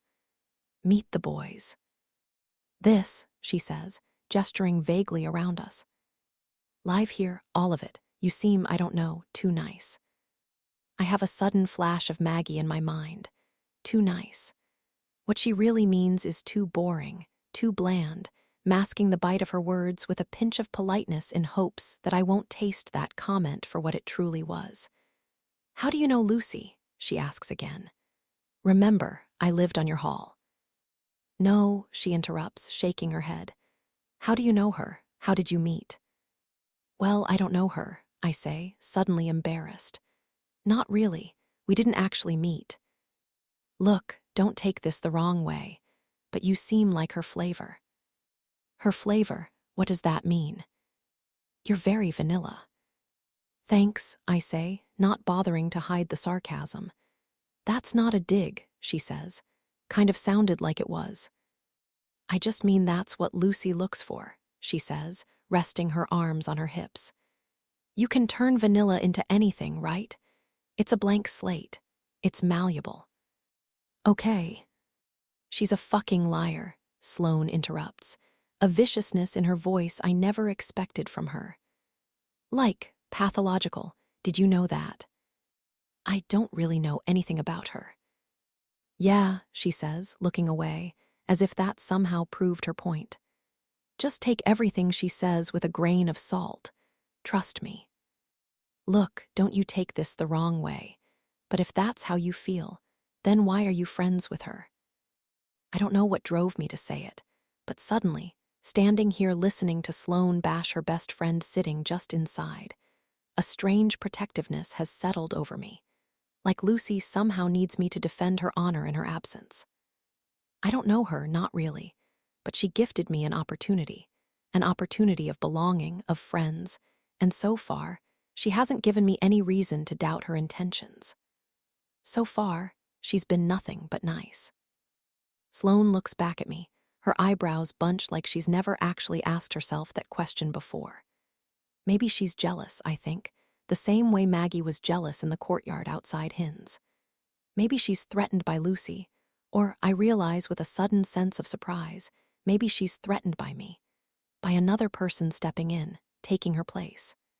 I can understand that, the envy that blooms in your chest when you see your best friend with somebody else, the fear of being replaced. Sloane is quiet for a while longer, considering, before turning back toward the shed like she's afraid Lucy might be hiding in it. She's fun, she says at last. She gets you into places. Lots of people are fun, I counter. When you're friends with Lucy, she makes you feel special, Sloane says, exhaling, like the statement finally unburdened her from a truth she's been carrying around for far too long. Like she chose you for a reason. That, too, I intimately understand. I've been feeling that way ever since she stepped into my dorm room, the piercing blue of her eyes pulling me into some kind of trance. It's almost as if I've been hypnotized ever since, entranced by the spell of her, moving through the motions of whatever she tells me to do without a second thought. I don't know. She sighs again, like she's doubting herself now. Maybe I'm being harsh. Maybe a little bit. Or maybe I'm afraid of what would happen if I stopped. She looks at me now, an intensity in her eyes that makes my skin crawl. This veiled warning of hers cloaked as concern is making me feel lightheaded, dizzy, like standing on a ledge and looking down, feeling my body start to sway. I know I should probably take a step back and reassess what I'm doing here, but I also know that if I think too hard about it, I'll come to my senses and scamper back to safety, to a place where I can feel my own 2 feet planted firmly on the ground. I think of what Sloane just called me, vanilla, malleable, a blank slate. That's what I was with Eliza, too, if I'm being honest with myself. Not my own person, but a mirror she could stare into and see a reflection of herself gazing back. Sloane is trying to tell me that, if I'm not careful, Lucy will do the same. She'll turn me into something I'm not. She'll twist me and mold me until I'm unrecognizable, transforming in her hands like soft, wet clay. She'll shape me into whatever she wants me to be. Something useful to best fit her needs, a deliberate instrument of her own design. But here's the thing Sloane doesn't know. I want to be changed. That's all I've ever wanted, really. For someone to scoop me up and tell me what I'm supposed to be. My entire life, I've contorted so easily in the hands of others, my parents, Eliza, shape-shifting at any given second to be the thing that everyone else wants. So maybe that's who I am, a chameleon that can take on the appearance of its surroundings, a master of camouflage to stay invisible and safe. I need someone to mold me like putty, give me function and form. I want Lucy to bend me, break me, rip me to pieces and reassemble me into something different, better. New. Chapter 9. A scream echoes across the backyard, startling Sloane and me out of our standoff. What was that? I ask, eyes darting, though Sloane doesn't look concerned. Instead, she looks annoyed. Come on, she says, taking off toward the Kappa new house, cutting her way through a sea of weeds and apparently forgetting about our conversation entirely. Let's meet the boys. We walk the length of the yard and approach the house from the back. The door is cracked open, and we step through it, entering a massive living room, though I hesitate to call it that because I can't imagine people actually living here. I've wondered about the inside of this place so many times, and not just this place in particular, but all these places. The houses students flock to in packs, themed parties, and coordinating outfits. Greek letters hanging haphazard against the siding and music beating against the walls like the house itself is a living, breathing thing. I don't know what I was imagining before. Something grandiose, maybe. Something to at least justify the exorbitant membership fees. But instead, the space is giant, square, and almost entirely unfurnished with the exception of one ripped-up leather couch, a few lopsided composite pictures, and a folding table in the center of it all. There are about a dozen boys huddled around it, red Solo cups knocked over and dripping foam onto the carpet, and I can feel the crunch of it beneath my shoes, a crust of fossilized fluids built up over the years. Even the air feels sticky, a concoction of sweat and smoke gripping my skin like cling wrap. SLOANE. A shorter boy in the middle with sleepy eyes and an exaggerated grin throws his arms up in way of greeting. He's brunette and overly muscular, not bad-looking but clearly overcompensating, and I look over to Sloane next, trying to study the way she acts around them, passive and uninterested, like she couldn't care less. "Boys, this is Margaret," she says, ignoring him completely. "She's taking the room next to Lucy, S." I stand still as their collective gaze turns in my direction, and I can feel it slipping all over me. My face, my neck, my chest, where their eyes linger too long, then down the length of the skin-tight camisole I changed into while unpacking. I can practically see the cogs turning behind their blood-red eyes, trying to imagine how everything looks underneath. "Hi," I say, feeling my cheeks turn hot. The scream, I realize now, was coming from them, or at least one of them. A few of the boys are holding ping-pong balls between their fingers. That, and the dripping beer, tells me they were in the middle of some type of game. "Looks like you've made yourself at home." I catch sight of Trevor in the back. He's eyeing my spaghetti straps, smiling, and I can feel myself burn even hotter, my mind flashing back to the image of him shirtless in the living room without my permission. "You're a sophomore?" he asks, and I nod quietly. "I've never seen you around. You ever come to the house?" "I'm sure she had better places to be," Sloane says on my behalf. Trevor grins and I feel suddenly indebted to her for making me sound more interesting than I actually am. "You two want to play?" he asks, holding up the ping-pong ball and twisting it in the air. Sloane looks at me, eyebrows raised, and this feels like another test. An on-the-spot assessment to see what kind of person I am. The kind to crack open a morning beer in a house full of strangers, or the kind to politely decline and retreat back to my bedroom. "You seem, I don't know, too nice." "Sure," I say, forcing myself to head toward the table.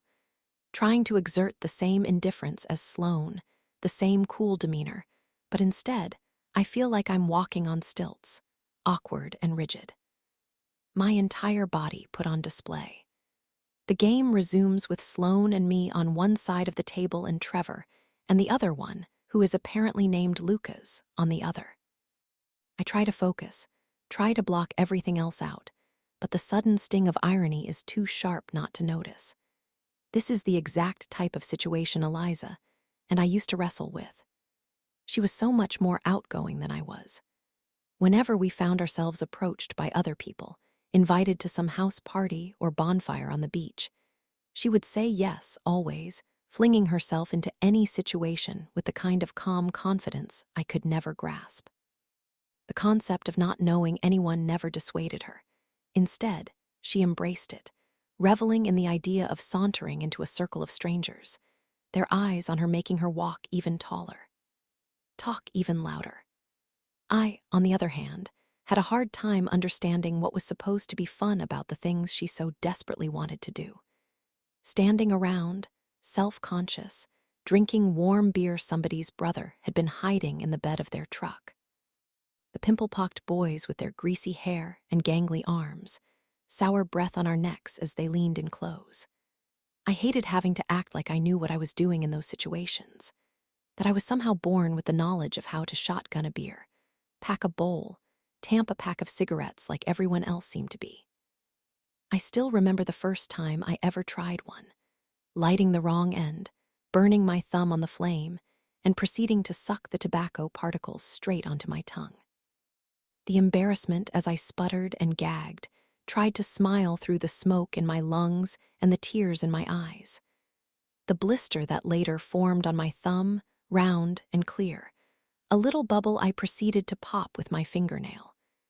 The sting of it like a punishment I didn't want to forget. So, tell us about your friend. Lucas arcs his arm with inflated finesse, and I watch as the ball slaps straight into the center cup. He grins, all his attention directed at Sloane. "Why don't you ask her?" she says, picking up the cup and downing it in a single gulp. "She's right here." "Taché," he says, looking at me next. "I'm from the Outer Banks," I say, not knowing how else to fill the sudden silence. I twist the ball in my hands, trying to remember the rules from the handful of times I played at a house party with Eliza. I'm suddenly grateful for those nights now, saving me from having to ask, and I do my best to mirror Lucas's stance, extending my arm long and high. But when I release it, it soars straight over their heads and onto the floor. "We have a pledge coming in from the Outer Banks," Trevor says, jogging across the room to grab the ball. "He's here this weekend, actually. Went on a beer run with some brothers. He's a legacy, so, special treatment and all that. At least for now." He looks at Lucas and smirks, and I listen to him chatter on about recruitment, relieved to have the conversation steered so quickly away from me. Greek life isn't everything at Rutledge, but there's a decent amount of it given the size. It's still early in the summer, meaning most incoming freshmen won't start rush until fall. But apparently Kappa Nu has lined up a few summer events to get early commitments. The strategy, essentially, is to take them out and give them the time of their lives. Bottomless booze, all-night parties, older girls. Show them the college nirvana that could be theirs if only they pledged their life and loyalty to Kappa Nu. And then, once school starts, the hazing begins. "Speaking of which, there's a party tonight," Trevor continues, tossing the ball again. It lands in my cup this time, and I pick up the beer and down it quickly, the warm, flat liquid like malty urine. I peel a strand of hair from my tongue, and I can sense Sloane staring at me, her eyes on the side of my face. "Y'all coming?" "We'll be there," I say, not waiting for Sloane to speak first. The game stretches on for another 30 minutes. The toss of the ball, the slap of the beer. Foam spraying across the table, my forearm, my shirt. Trevor and Lucas are all too willing to talk about themselves, which means Sloane and I are mostly just drinking, her chiming in with the occasional laugh or disparaging quip. Standing next to her is an immersive study in effortless cool, and judging by the way Lucas looks at her, whatever she's doing, it works. We're getting ready to start a new game when the front door bangs open and another group of guys gush in. They're all talking over one another, laughing, each one carrying a cardboard case of beer in one hand and a handle of liquor in the other. "Come over here and meet the girls," Trevor yells, waving them closer. "If you commit to Kappa Nu, they'll be your new neighbors." The way he says it makes me flinch, like we're two slabs of meat being dangled in front of a pack of animals. Sloane makes an effort to catch my eye, rolling hers. "This is the shit we deal with for cheap rent," she whispers, and I let out a laugh. I look down at the table and decide to busy myself with racking the cups.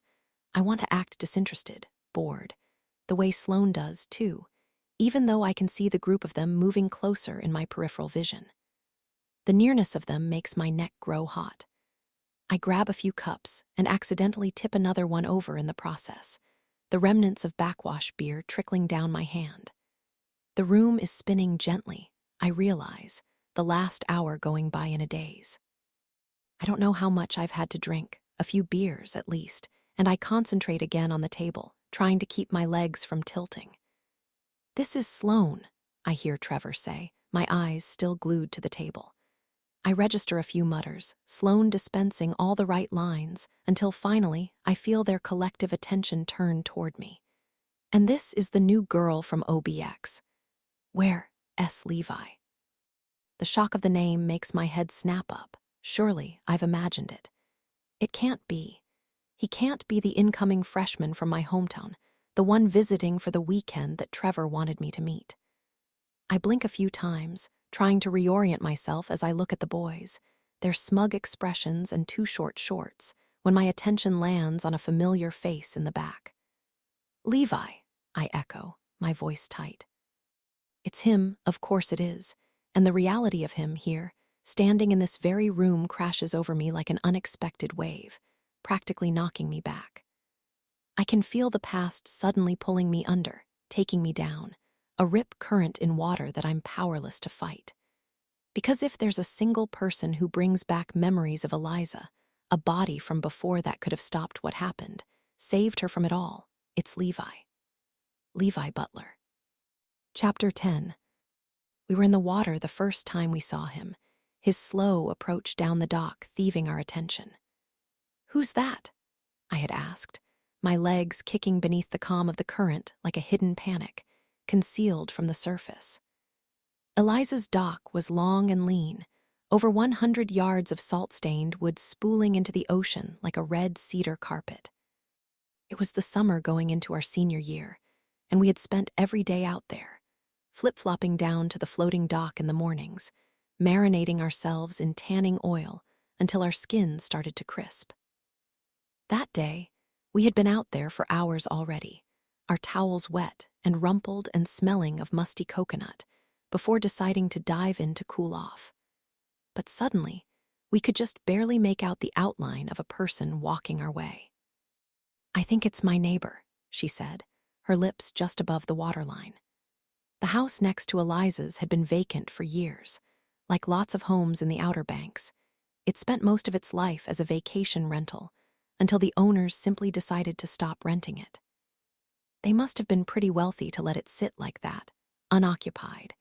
But when they did finally decide to let go of it, it was barely a week before the "for sale" sign was replaced with "sold." By then, though, Eliza and I had gotten used to the dock being solely ours.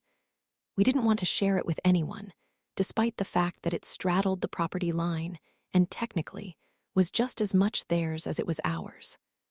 Or, rather, hers, the Jeffersons. My home away from home. I always thought of Eliza's family as flawless, and I guess that's why I spent so much time there. It was like I hoped proximity alone could get some of whatever they had to rub off on me like a barbed hitchhiker, sticking to my clothes, traveling back with me before planting itself in our home. Their love like an invasive species that could take over us all. I felt bad sometimes, resenting my parents like that, wishing they were different.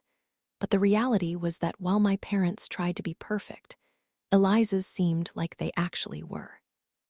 My mother was a stay-at-home socialite, bleached blonde and impossibly chatty, the textbook complement to my dad, who spent most evenings stoically silent, fingers clutching a whiskey highball and eyes perusing the room in a way that made you wonder what was wrong. We lived in a house on the same street as Eliza, S., but other than that, they couldn't be more different. My dad was in finance, the kind of industry you enter into with the explicit purpose of getting rich, whereas Eliza's used to play guitar in a band, a trust fund child who spent his youth roaming around before eventually deciding to settle down on the coast. He was passionate and peculiar and completely unfazed by the things they had, almost as if he didn't even notice them, didn't even care. Their waterfront oasis was kept cluttered up and lived in, whereas ours was always perfectly pristine, cold like a museum, and just as impersonal. And they always ate dinner together, just the three of them, except when I was invited, and they set the table for 4. I'll never forget those little moments I got to witness. Mr. Jefferson scooping up Eliza's mom on the dock, olive skin and dark hair glistening like tar melting in the sun. Those massive hands all over her bare bikini legs before he cannonballed the two of them into the water together. Mrs. Jefferson emerging with a slicked-back ponytail and mascara tears dripping down pale, freckled cheeks. Head thrown back, maniacally laughing. My mother would have been livid, I remember thinking as we watched them splash each other like smitten teenagers. My dad wasn't even allowed to kiss my mom when she was wearing lipstick, not that he ever really tried. I turned to look at Eliza, the memories evaporating and replaced by this unknown person walking into our space. New neighbors could change everything. They could alter the very air itself, making it lighter or heavier with their presence alone. The figure was getting closer now, both of us treading water as his lanky outline grew larger in the distance, and we could tell it was a boy. A teenage boy. A tall, tan boy with moppy brown hair and board shorts and a bare, hairless chest. He wasn't looking at us. Not yet, at least. Still a few too many yards away to catch sight of our bodies in the water below. And it gave us mere seconds of interrupted time to scrutinize him before he could scrutinize us. "Come on," Eliza said at last, taking a deep breath before slipping beneath the surface like a water moccasin, silent and slick. I watched her silhouette disappear below the floating dock, and I plugged my nose and followed her under, re-emerging in the gap between the top of the water and the underside of the wood. It was one of our secret spaces, a private little corner of the world that we had discovered as kids and claimed as our own.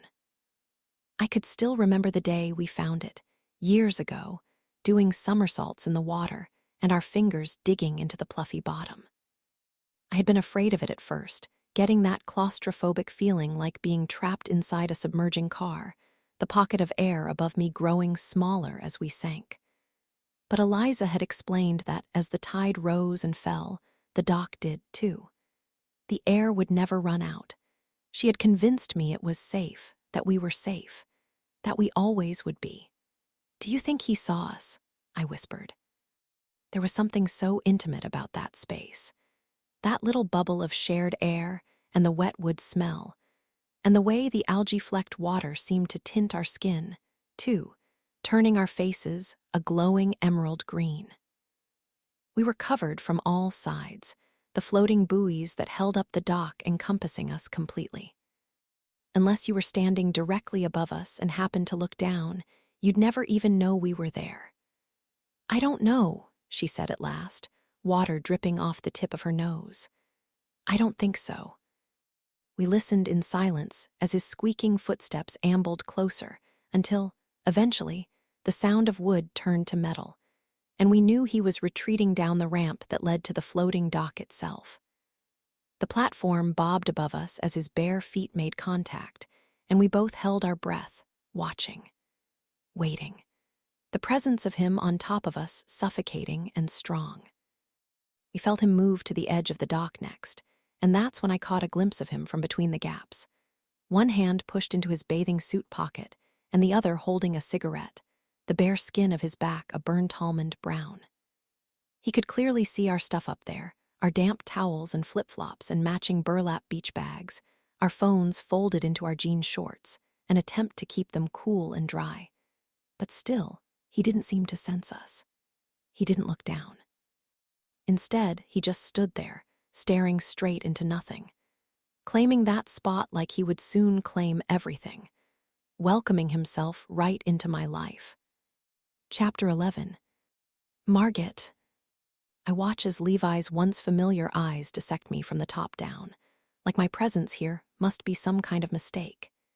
He looks as surprised as I feel, and I can't help but dissect him right back, noticing how much he's changed in the year since I've seen him. Those lanky legs that once carried him down the dock are muscular and toned now. His arms are wider, thicker, juicy blue veins bulging out of biceps that didn't used to exist. His right hand is gripping a can of natural light so hard I can hear the aluminum crack, and a newly ripened Adam's apple juts out of this throat, bobbing when he swallows, pulling a spray of patchy stubble tight across his neck. "So, you two are already acquainted," Trevor says, nudging Levi with his shoulder. The insinuation makes me nauseous, and I swallow it down, wincing at the taste. "Why are you here?" I ask, even though it's obvious. He's here because he's going here. He wouldn't be at a fraternity, spending the weekend getting coaxed and courted, if he wasn't planning on returning come fall. "Why are you?" he counters. "I live here." "So do I." "Is that a commitment?" Trevor whoops, but we both ignore him. I suppose we should have known this was inevitable, running into each other like this, but maybe I thought he would come to his senses and change his mind. Stay in the Outer Banks or go somewhere else entirely, far away from both me and the memory of her. I look around, unable to escape her. Eliza is everywhere now, her absence between us so pronounced it's impossible to see anything else. It's like Levi brought the ghost of her into this very room with him, sitting on the couch with the bong in her lap, fingers around the mouthpiece and her eyes cast down.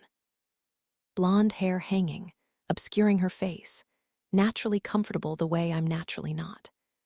She turns her head slowly, and she's staring at me now, a violent kink in her neck like a sharp right angle and a glare beneath those spider-leg lashes, the whites of her eyes a deep blood red. She smiles at me, a curl to her lips as they hover above the glass, and I know she's waiting to see how I'll react, what I'll say, like this is one big test she orchestrated herself, plopping two rivals in a ring and watching as we fight to the death for her. "Listen, Margaret. If it had all been different, I wonder if we still would have found ourselves here together like this. All three of us, Eliza, Levi, and me. I wonder if she would have befriended Lucy first, tucked me under her wing, and let me tag along the way she always did. I wonder if she would have been the fourth roommate, leaving me behind the way I left Maggie. No, I shake my head. No, she wouldn't. I realize too late that everyone is looking at me now, a sea of craned necks, watching. Waiting for my rebuttal to whatever Levi just said. I had tuned it out, a hissing static ringing in my ears, and the room is tilting harder now, though I can't tell if it's from the beer or Levi or everything all at once, so I force myself to smile and turn toward Sloane. "I should probably finish unpacking," I say, facing Trevor next. "Thanks for the beer." "Margaret, wait," Levi says, but I turn around and walk out the door before he can finish.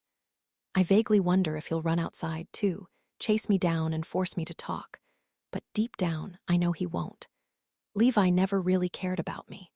I was nothing more than a gnat to him that hovered around Eliza, a pesky annoyance, something to be tolerated, a price to be paid in exchange for proximity to her.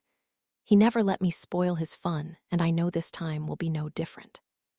He'll continue to do what he wants to do, take what he wants to take, batting me away or just ignoring me completely. Meanwhile, this was supposed to be my fresh start, a place to redefine myself. But now, with Levi here, I don't see how that can happen. His presence alone is a reminder of the person I used to be, the person I lost when I lost Eliza.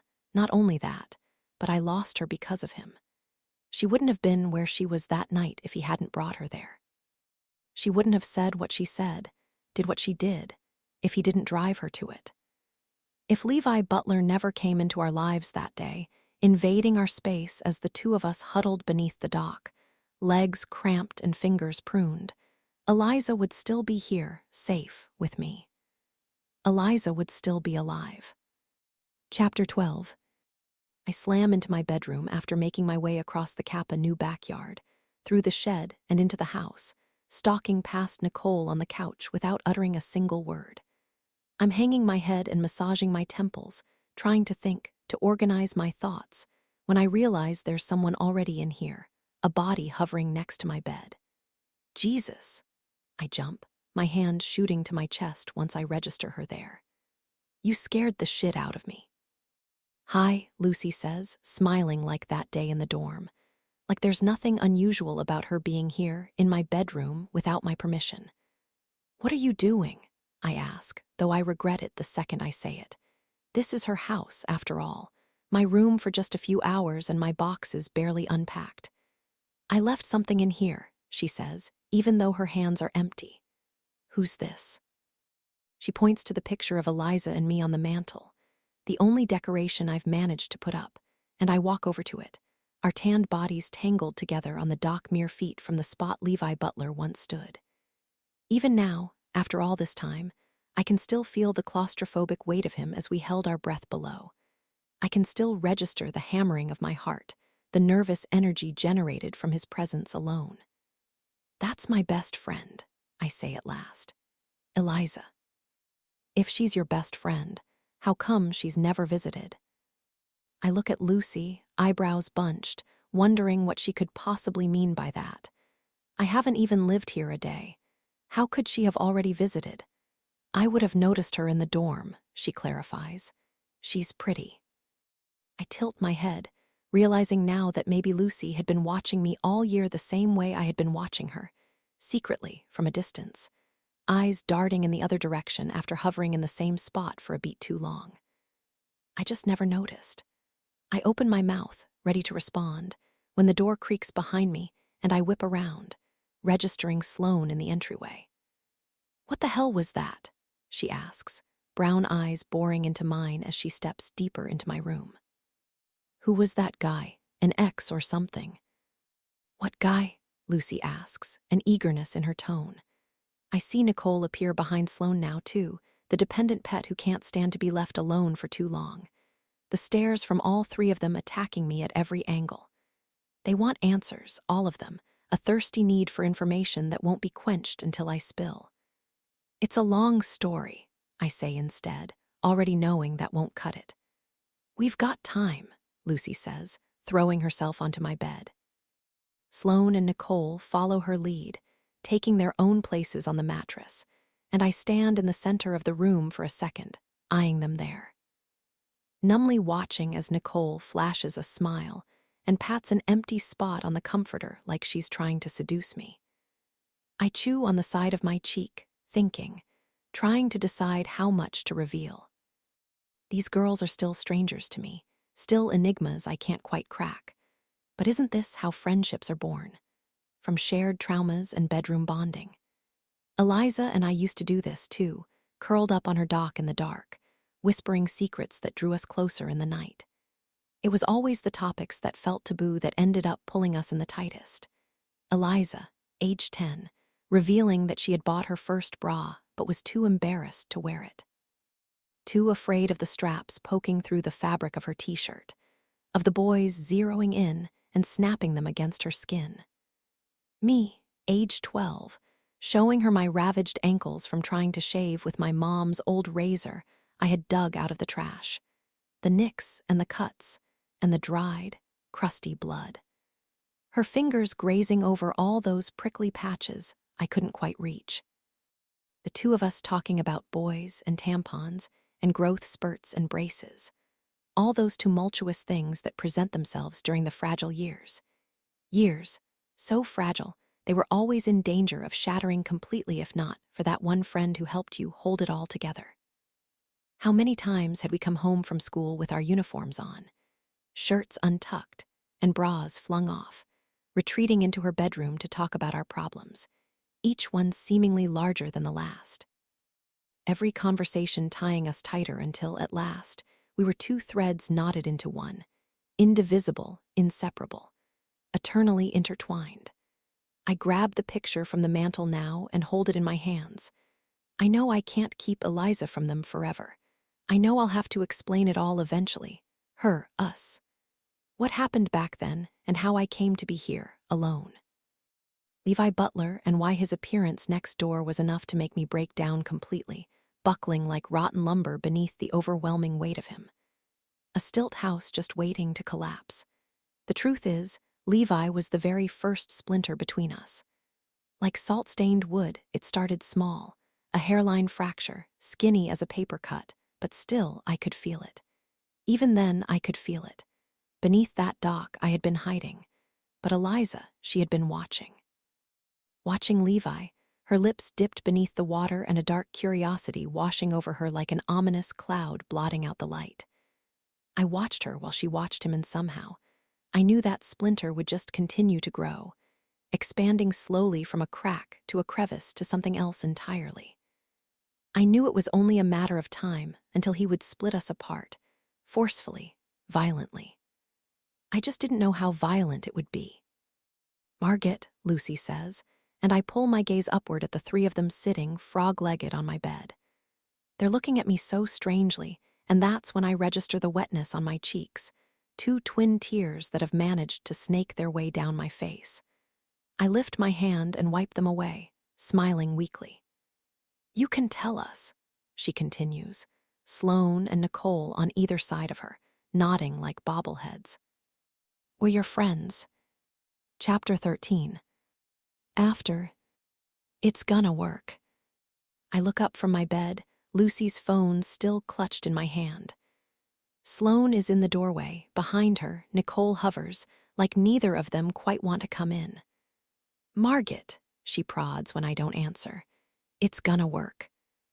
I sigh, letting the phone fall asleep and sliding it back in my bedside table before gesturing for them both to come closer.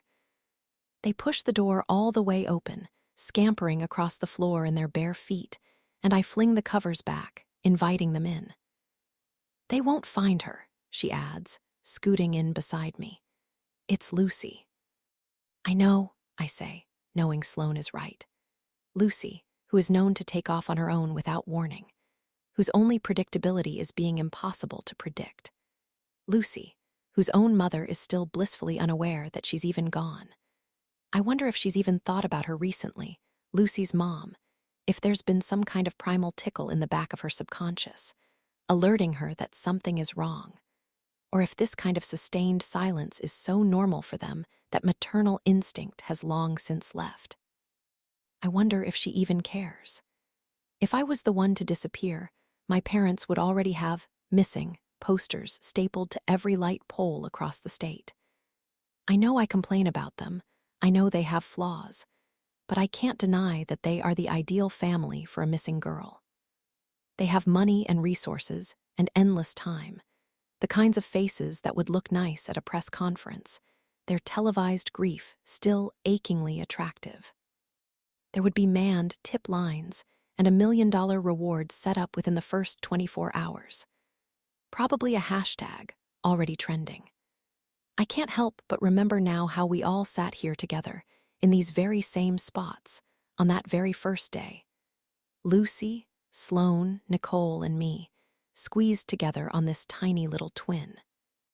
Maybe it was the cheap beer still sitting stale in my stomach, or the knowledge that Levi Butler was just next door, or the fact that Lucy had been looking at me, blue eyes wide and attention rapt, in a way I had never seen her look at anyone before. But whatever the reason, something changed in that moment. My guard dropped and I started talking. I started telling them everything. "You're getting scared," Sloane says now, her hand on my leg. "You shouldn't be. This was her idea to begin with." "I know," I say again. "She's the one who got us into this." "I know." "The Butlers are filing a lawsuit against Capanu," Nicole adds. "Wrongful death." I nod, my eyes drilling into my bedspread. I had heard that too, the breaking news alert chirping across my phone. Even though Levi's death was initially deemed an accident, it happened at a fraternity function. Alcohol was involved, a lot of it. None of us were of age, yet all of us had been wasted, guzzling cheap booze before passing out around a giant open flame as the temperature plummeted around us, frozen fingers and plumes of breath visible in the night. He had marks and bruises on his skin, possible evidence of being hazed. His blood alcohol content was 3 times the legal limit. It's a miracle, his parents would argue, that there weren't more fatalities. I can see the impending articles now, all the blame being pointed at Rutledge and Greek life, and the way we students were able to run wild, drinking ourselves into a stupor with barely any oversight. Surely it would go national. Endless headshots of Levi flashing across the television, poised and professional, and not at all the party animal I had always known him to be. He would be painted an athlete, a scholar, despite the fact that he ran track for 1 year in high school before dropping out, his smoking habit decimating his lungs. Despite the fact that he was a solid C student who was probably only admitted because his dad was a donor. Nevertheless, the entire country would still mourn his promise, his potential, all of it washed away with the water of an outgoing tide. Kapanu would be seen as a mere casualty, an innocent bystander caught in the crossfire. But were they innocent? Were they, really? I can't bring myself to feel bad about the consequences that have already come for the rest of the brothers, the suspensions and the fines. The collective black spots that will follow them around campus the rest of their lives, forever marring them as the reason one of their own had died. Because they brought this upon themselves, too, the way they looked at us like part of their property. The way they treated us like things they owned, mere decorations that came with the house itself. The way they used us, dangled us like carrots, hung us up like a neon sign flashing in the night. GIRLS, GIRLS, GIRLS. They deserve it all. Yeah, I say, nodding, remembering. The brightness of the stars that night and the way they shone like diamonds in the sky. The totality of the darkness around us, a deep, dank, velvety black. The way Levi stood up and immediately stumbled, pitching forward in his bare feet before lurching off into the distance. The way Lucy had stood up, too, glancing in my direction before following him into the cattails, quick and quiet, disappearing into the night. Yeah, I repeat, my confidence growing. It's gonna work. Chapter 14. Before. Levi Butler was my best friend's next-door neighbor, I say at last, picking at a loose cuticle until it bleeds. The three of them are sitting beside me, chins in their hands. And he's the reason she's dead. The bluntness of the statement catches me by surprise, the way it spewed out of my mouth like a sneeze, powerful and without permission. I look up at them, registering their shocked expressions, their bunched-up foreheads and wide, white eyes. Like he killed her, Nicole asks. I open my mouth, then immediately close it, the answer too difficult to form into words. It's complicated, I say at last. It was ruled an accident officially, but there was more to it than that. What happened? She asks, and eventually, I sigh, my body back in that lukewarm water. The tangle of seaweed caught in my toes and the flitter of minnows grazing my thigh. Later that night, during dinner, Eliza's parents told us that the Butlers were from somewhere in state. That their son, Levi, was a year younger than us, and rightfully bitter at having been yanked out of high school the summer going into his junior year. He doesn't know anyone in the Outer Banks, Eliza's mom had said, stabbing at a chunk of salmon with her fork.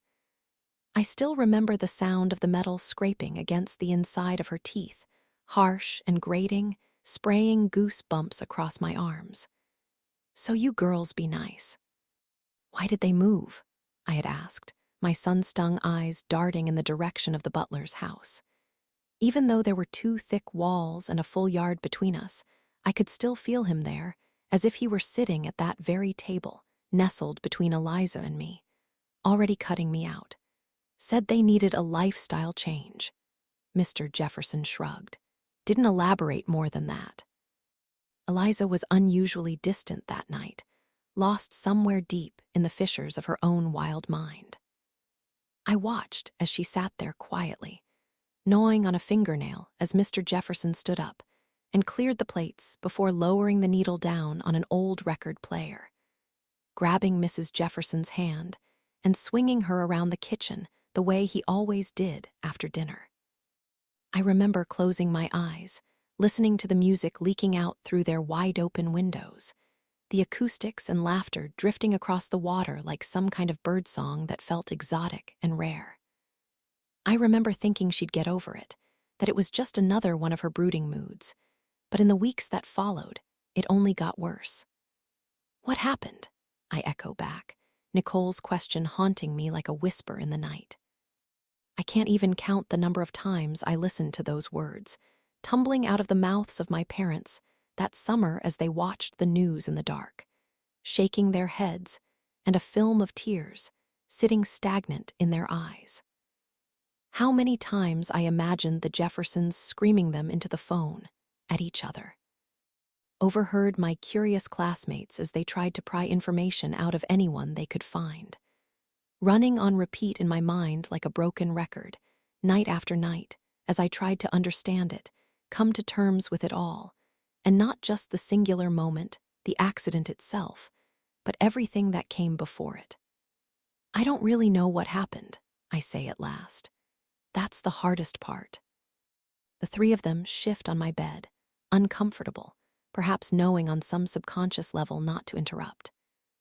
I think she was just curious at first, I say, remembering how I would catch her eyes skipping over to the house next door. To Levi, sweaty and shirtless, pushing around a manual lawn mower or doing push-ups on the patio while we sunned ourselves out back. She seemed only vaguely interested in the beginning, a window shopper's curious detachment. Strolling around the backyard the way she always did in nothing but her bathing suit, eyes on her phone as she walked the dock like a runway, pretending he didn't exist. And he kept his distance, mostly, sneaking the occasional glance when he thought we weren't looking. Eliza sneaking it back. But then she caved after those first few weeks and searched for him on Instagram, scrolling through an endless array of Levis before throwing her phone onto her bed in defeat. His anonymity just made him more interesting to her, her mind filling in the blanks with details that were far more exciting than what likely existed. It didn't help that we went to an all-girls school, either. That we spent every day of our lives enveloped in a heavy cloud of body mist and estrogen, dreaming about boys instead of seeing what they were actually like in real life. If our parents sent us there with the intention of keeping us focused, of eliminating the distraction, it had the opposite effect. Instead, we were clueless and curious, a lethal combination, drawn to their bright colors like moths to a flame. She was always trying to branch out, meet new people, I continue. Then, all of a sudden, this new guy shows up from somewhere different and starts taking an interest. So they dated, Sloane says, and I shake my head. It was never serious. I look at Lucy and register the indifference in her expression, while Sloane and Nicole are totally rapt, shaken at the idea of a murderer next door. Lucy is looking at me in an almost clinical sense, cold and detached. Like she doesn't quite believe what I'm saying. Like she's trying to form a hypothesis of her own. The thing you need to understand about Eliza is that everyone loved her, I say at last, looking down at the picture again. But just because you loved her, it didn't mean she loved you back. What was so lovable about her? Lucy asks. I can't help but startle at the way she says it, venom dripping, almost like she's jealous. Everything, I say, and that's the truth. Despite our differences, our occasional spats, I wouldn't have changed a thing about her. She was kind and funny and fearless, almost to a fault, you know. Nobody was a stranger. Lucy simply nods, and I realize, despite how alike they sometimes seem, the two of them probably wouldn't be friends. There would be too much envy between them, too much competition. That's the whole reason girls like them choose friends like us, too nice Nicole and studious Sloane and malleable Margaret. The kind of friends who are more than happy to take the back seat. The kind of friends who won't get in the way. So, was he obsessed with her or something? Nicole asks, scooting forward, fully absorbed like she's soaking in a movie, and not my real life. Some slow-motion car chase seconds before the crash. Like an if I can't have her, nobody can type of thing. Nod, remembering. It had started small between them, a mutual fascination, an innocent crush. A bud of a thing still curled up and cautious, but slowly, inevitably, it began to bloom. By the middle of that summer, I would come over and catch the two of them talking on the dock, one of Levi's cigarettes dangling between her fingers. Eliza never used to smoke during the day like that, only at the occasional party when she was too drunk, but with Levi, her bad habits became more abundant. They mutated and metastasized, took on a life of their own. So I would approach them gently, respectfully, sitting cross-legged next to Eliza and trying to keep my distance, smiling weakly as their conversation hushed into a smothered silence. But at the same time, my very presence signaling that I wasn't the intruder in that situation. I wasn't the outsider. He was. Because that was the thing with Eliza, the thing Levi never realized. She was like that with everyone. She was just passing the time with him, a shiny new plaything to keep her occupied during those long, lazy days of summer. She liked the feeling of his eyes on her skin, the thought of him just next door, lying in bed, his mind on her. She was just starting to realize the power her own body could have on other people, just learning how to wield it like a weapon, moving her legs and chewing her lip and twirling her hair. A single batted eye bringing a boy to his knees. A couple months before she died, she told me she felt like she was being watched, I say at last. I'll never forget it when she finally told me. We were halfway into our senior year, and whatever this thing was between them had stretched on from the summer and into the school year, a curling tentacle holding her tight. I thought it would naturally fizzle out once classes started up again, but the distance only seemed to make it stronger. Nobody else looked at her the way he did. At school, she went back to being just another carbon copy of everybody else. Long hair, starched skirt, knee socks, and scuffed-up clogs that made us all sweaty and shapeless. But back home with Levi, prancing around in her tank tops and short shorts, she was different, special. Perfect. I remember studying on her bed that night, stomachs flopped down on the mattress and Eliza's long legs scissoring in the air. We were still in our uniforms, shirts untucked and skirts riding high, and she kept glancing over her shoulder, toward the window, tucking her hair behind her ear like she was playing some kind of role in a movie. Like she knew she was on display. "What are you doing?" I asked at last, tired of acting too stupid to notice. "Why are you being so weird?" She just smiled at me, condescendingly coy, like I was on the outside of some inside joke. "Is someone out there?" I asked, twisting around so I could look too. I realized then how exposed we were, the brightness of her bedroom juxtaposed with the darkness outside. How the two of us, framed by the window, would be perfectly visible to someone outside, yet they would be perfectly invisible to us. "I think he watches me," she said at last, her chin tucked into her chest and her voice an inch above a whisper. "I think he's out there right now." "What?" I gasped, standing up quickly. I started to walk over to the window, but before I could reach it and peer outside, she grabbed my arm and yanked me back down. "Don't look," she hissed. "Are you crazy?" "Are you? Eliza, that's so creepy. Do you not see how that's creepy?" "It's not creepy," she said. "It's cute." "I'm sorry, but what exactly about being stalked is cute?" "Don't be so dramatic," she said, rolling her eyes. Shifting her weight from one arm to the other, letting the neck of her button-up yawn open wide. "What is with you lately?" I asked her then, not bothering to hide the disdain in my voice. The judgment, the scorn, the frustration that I had been keeping bottled up at that point for far too long. "Why are you being like this?" "Like what?" she asked. "Like this," I said, throwing my arms up, gesturing to it all. "He's just a boy, Eliza. Since when do you change yourself like this for a boy?" "I'm not changing myself," she started, but I interrupted her before she could finish. "Yes, you are. You've been different, distant." "You wouldn't understand," she muttered, and I let out a scoff. "Try me." She looked up at me then, front teeth digging into her lower lip. I raised my eyebrows, egging her on, and watched as her eyes darted back to the window. "There's nothing wrong with letting him look." I stared at her then, disbelief washing over me, the thin line between danger and desire evaporating completely and melding the two together into something else entirely. It was so classically Eliza, driving without a seat belt, diving into the marsh when the tide was too low. Sometimes, I thought she genuinely enjoyed the prospect of getting hurt, the threat of impending danger dangling over her heightening the sensation of being alive. "Pretty soon, he's gonna want to do more than just look," I said at last, my arms crossed tight. What are you going to do then? Eliza just shrugged, ignoring me, lifting her pen to her lips, and chewing on the cap in the same mindless way she used to saunter down the dock, adjusting the triangle of her bikini top before flipping onto her stomach and untying the straps. She was doing it on purpose, I realized, all of it cunning and calculated and entirely for him, cracking the window but never opening it completely, flashing a glimpse of her bare back before clicking out the light and closing the curtains, letting him wonder what was happening in the dark.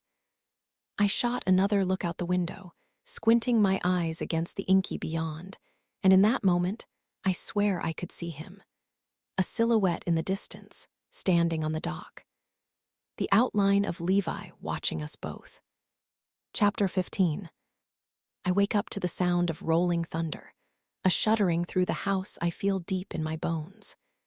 We're 3 weeks into summer, and the noise reminds me of that very first day. The bloated clouds encroaching on campus, turning the sky a marbled gray. The way I had glanced out the window as the 4 of us sat on my bed, the spray of rain suddenly fogging up the glass. I remember thinking Levi had summoned it, somehow, his presence alone turning a perfect morning into something dreary and dark. But the truth, I knew, is that summer storms are normal around here, those reliable rumbles showing up as soon as the sun peaks in the sky. Those flashes of lightning, the torrential rain. Quick, violent things that disrupt everything before disappearing again once they found their release. We ended up skipping the party at Kapanu, opting instead for a girls' night-in. And I was grateful for it, relishing the opportunity to both avoid Levi and settle into my strange new life. Nicole and Sloane latched onto my stories about him immediately, swigging straight from a bottle of bourbon they brought into my bedroom when I described the way we once found a cigarette butt smoldering in the grass outside Eliza's window, proof of him moving even closer in the night. What a perv, Sloane said, her hand wringing the bottleneck, mindlessly twisting. I watched as Nicole shivered, long fingers pulling my duvet tight around her shoulders. I didn't tell them about how Eliza had picked it up, though, that curl of a smile as she rolled it slow between her fingers. The way she lifted it higher, until her lips grazed the spot where his had been.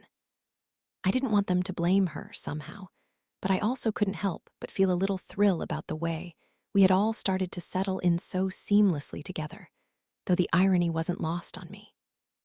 The fact that Levi Butler was the thing bonding us all together when he was also the one who tore Eliza and me apart. Yeah, just stay away from him, I said, turning toward Lucy next. I expected to find her nodding along, eyebrows bunched in the same cloak of concern, but she seemed more fascinated than frightened, drawn to the danger just like Eliza. The more I talked, the more I watched, the more I realized how alike they really are. It was the little things at first.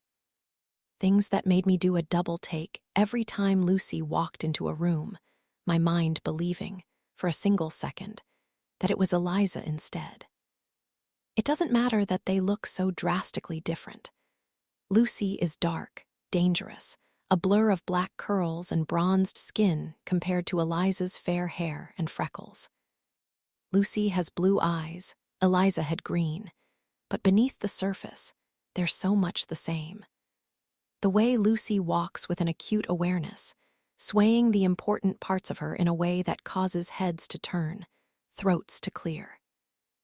The decibel of her voice, loud enough to command attention before dipping into something more intimate in the moments that matter, making you feel like the only one in the room. But then those things got even sharper, clearer, and I couldn't tell if they were really there or if I was just imagining them, overlaying Lucy over Eliza like a sheet of tracing paper, my subconscious trying to copy her completely.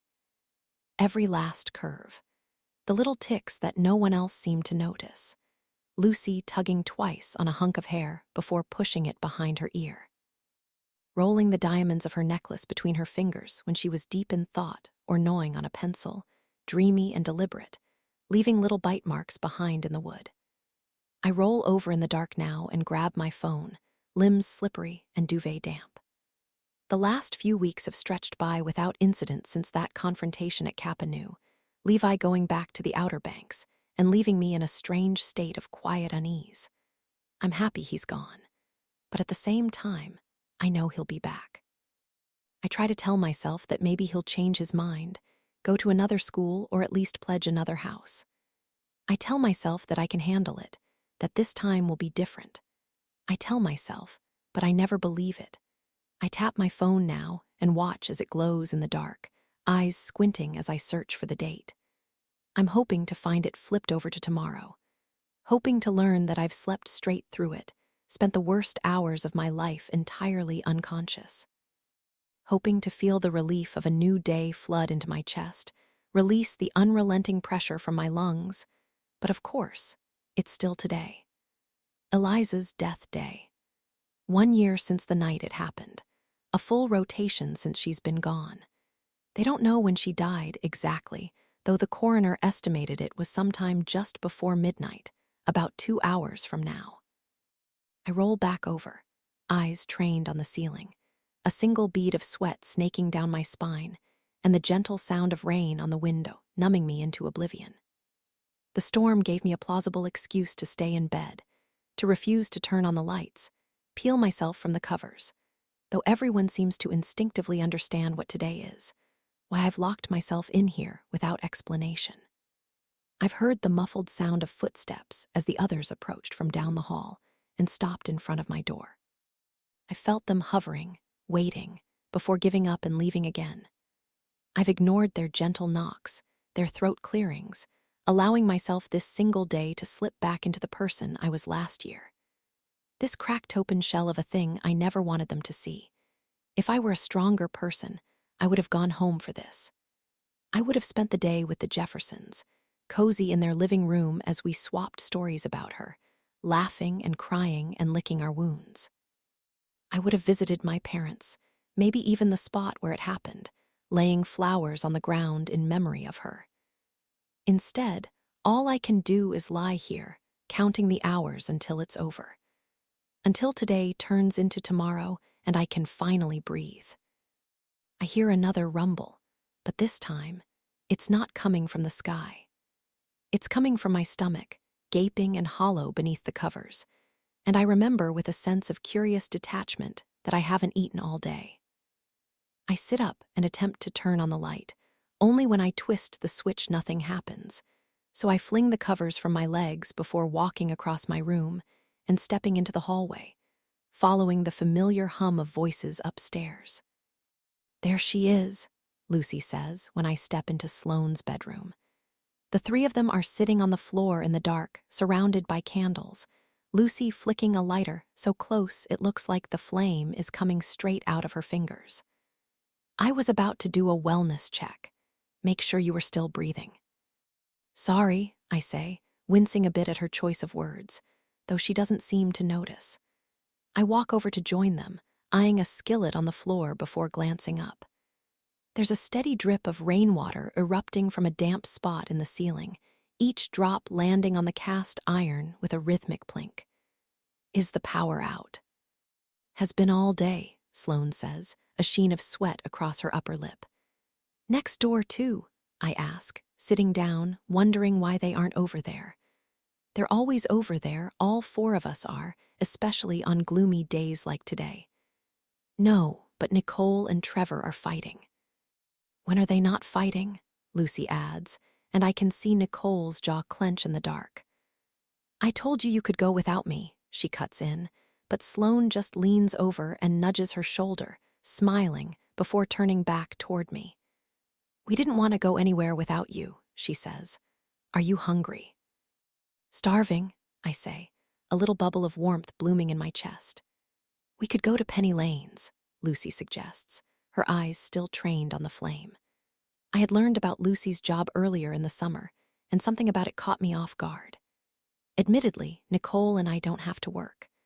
Our parents provide our rent and tuition, and while Sloane spends most afternoons doing admin for the registrar, Lucy devotes 4 nights a week to a hybrid bar and bowling alley downtown. It seemed so strange the first time she told me. I couldn't picture her gliding around in retro roller skates with plastic cups of beer balanced on a tray. Her skin slick with French fry grease as she cleaned up other people's messes. Sneaking into the walk-in freezer, maybe, dragging her finger around the rim of a Jell-O shot before popping it into her mouth. From the outside, it always looked like the world was just given to Lucy, like she was owed it all for simply existing. So the mere suggestion that she had to actually work for something like everybody else was a contradiction, so jarring it left me unmoored. "It's 10 o'clock on a Sunday," I say at last, looking around for confirmation before remembering all the clocks have stopped. Nobody answers, the room silent other than another crack of lightning followed by a low, slow rumble. "Isn't it closed?" Sloane smirks, and I watch as the three of them exchange glances, something unsaid traveling between them, before Lucy leans over and purses her lips, a stream of breath extinguishing the last of the light between us. Chapter 16. We sprint the 4 blocks to Penny Lanes, our feet damp and dirty by the time our sandals slap against the puddles in the parking lot. It's only drizzling now, but my skin is still clammy beneath my raincoat, my hair wiry from moisture. The outside air musky and vegetal, smelling of wet grass and churned up dirt, and I inhale it slowly, a welcome change from the stuffiness of my bedroom. We approach the building and I start to walk toward the front door, but instead, Lucy grabs my hand and leads us into an alleyway, and I watch as she hoists herself on top of a dumpster, shoes squeaking against the wet metal. "What are you doing?" I ask, although it's obvious from the second I see the window just above, too tiny to fit most adult bodies, but perfectly adequate for someone as small as her. "Getting inside," she says, so matter-of-fact, standing on her toes as she pushes it open. I watch as she pulls herself over the ledge and slithers into the building on her stomach, disappearing in the dark like a burrowing snake. "They don't lock that?" I ask, addressing no one in particular, my neck swiveling as I check our surroundings. "They do," Sloane says, turning to look at me, eyes wide and blank. The insinuation is clear, what she's saying. They lock it, but Lucy unlocks it. Sloane and Nicole lead me back around to the front, and we wait for what feels like an unusually long time, though I don't want to keep asking questions, appearing concerned when nobody else seems to be. Finally, I hear the sound of the door unlocking and watch as Lucy pushes it open from the inside, lifting her arms above her head like a magician reappearing after her final trick. "How often do you do this?" I ask as I step inside, simultaneously anxious and impressed. I watch as she flips on the lights, bracing myself for an alarm to blare. "Special occasions," she says, walking past me before squeezing my arm. Everyone disperses slowly, and I watch as they fall into what feels like a familiar rhythm. Sloane walks over to an old jukebox in the corner, sliding in her spare chain and flipping through song selections before music starts to trickle out of the speakers above.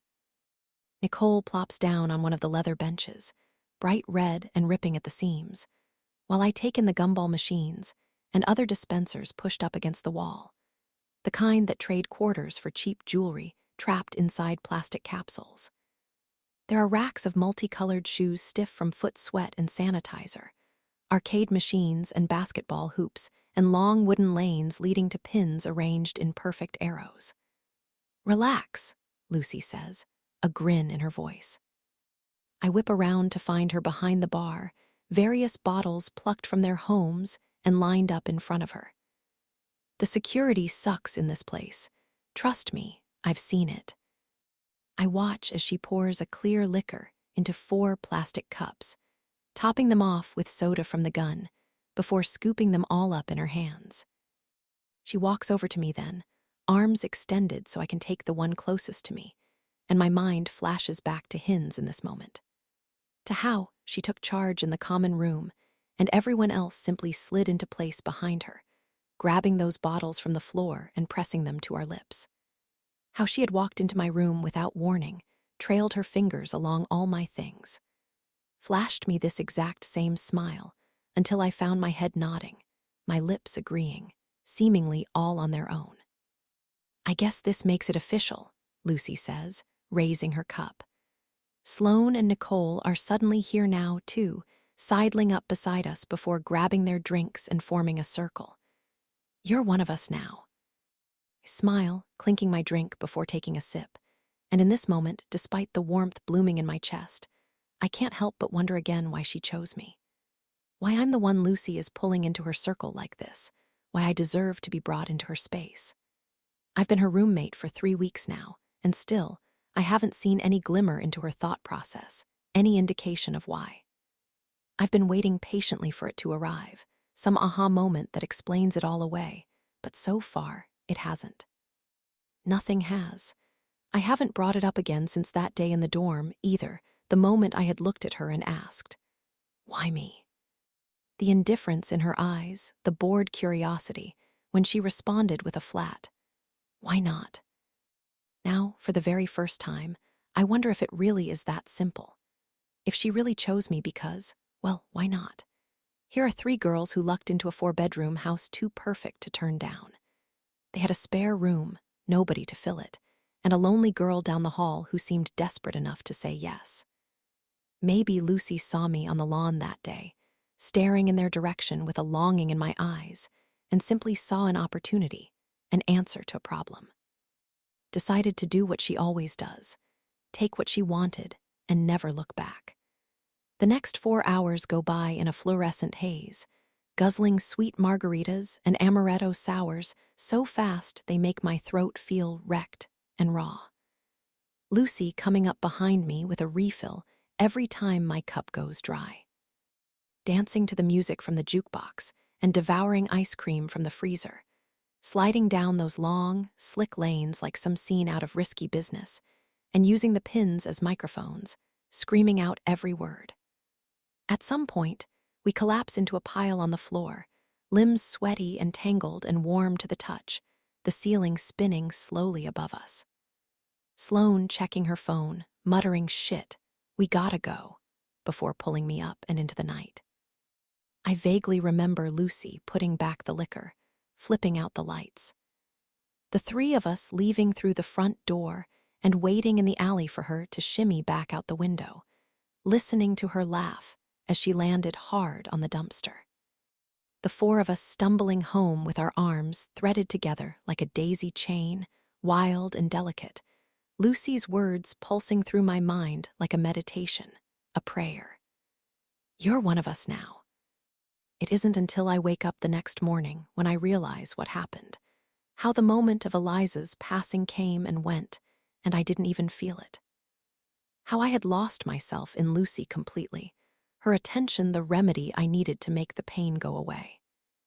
Instead, when the clock clicked to midnight and just kept going, time marching mercilessly on without her, I wasn't suffocating the way I had expected to be, thinking about Eliza lying flat on the ground, her final breath ejected out of her with too much force.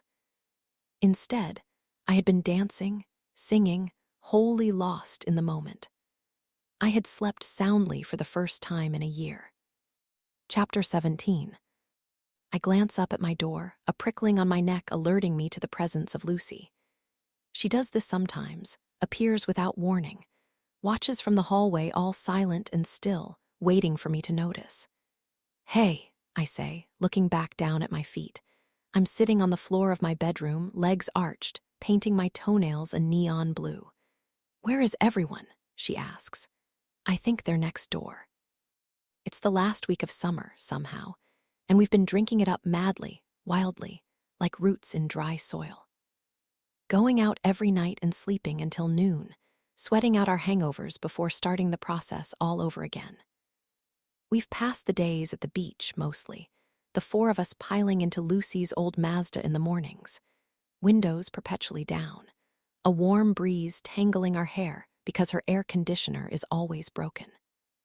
It's a short drive to the coast, 30 minutes, tops, 20 when you're speeding, and we've spent the empty hours burning patterns into our backs, eating watermelon bloated with vodka. Taking cold showers, napping in our towels, then going over to Kappa Nu in the evenings to smoke a bowl and play some beer pong, our cheeks and eyes poppy red. The truth is, I've absorbed more in these 3 months than I did my entire freshman year. How to shotgun a beer and roll a joint and blow perfectly circular smoke rings by arcing my tongue in just the right way.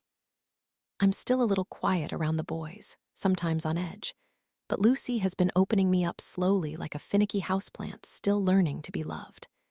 She's been hatching me out of my shell, gently, gradually, but in a way I know would have made Eliza proud. And I've been starting to understand why Eliza wanted this, too. The thrill of it, unlike anything I've ever experienced.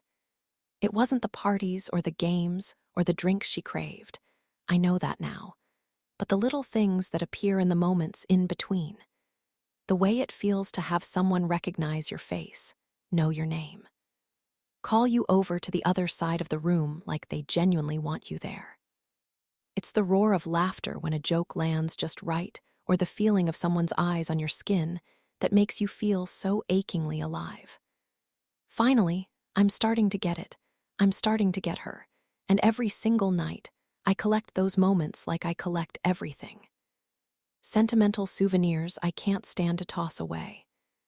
I have to work tonight, Lucy says, leaning against the mantel. I look up again and notice she's wearing her regular uniform. Short shorts and crew socks and a red t-shirt with a bowling ball in the center. The logo for Penny Lanes emblazoned across the front. You want to get the girls and come by after close. I smile, nod, eager to soak up these final few days together.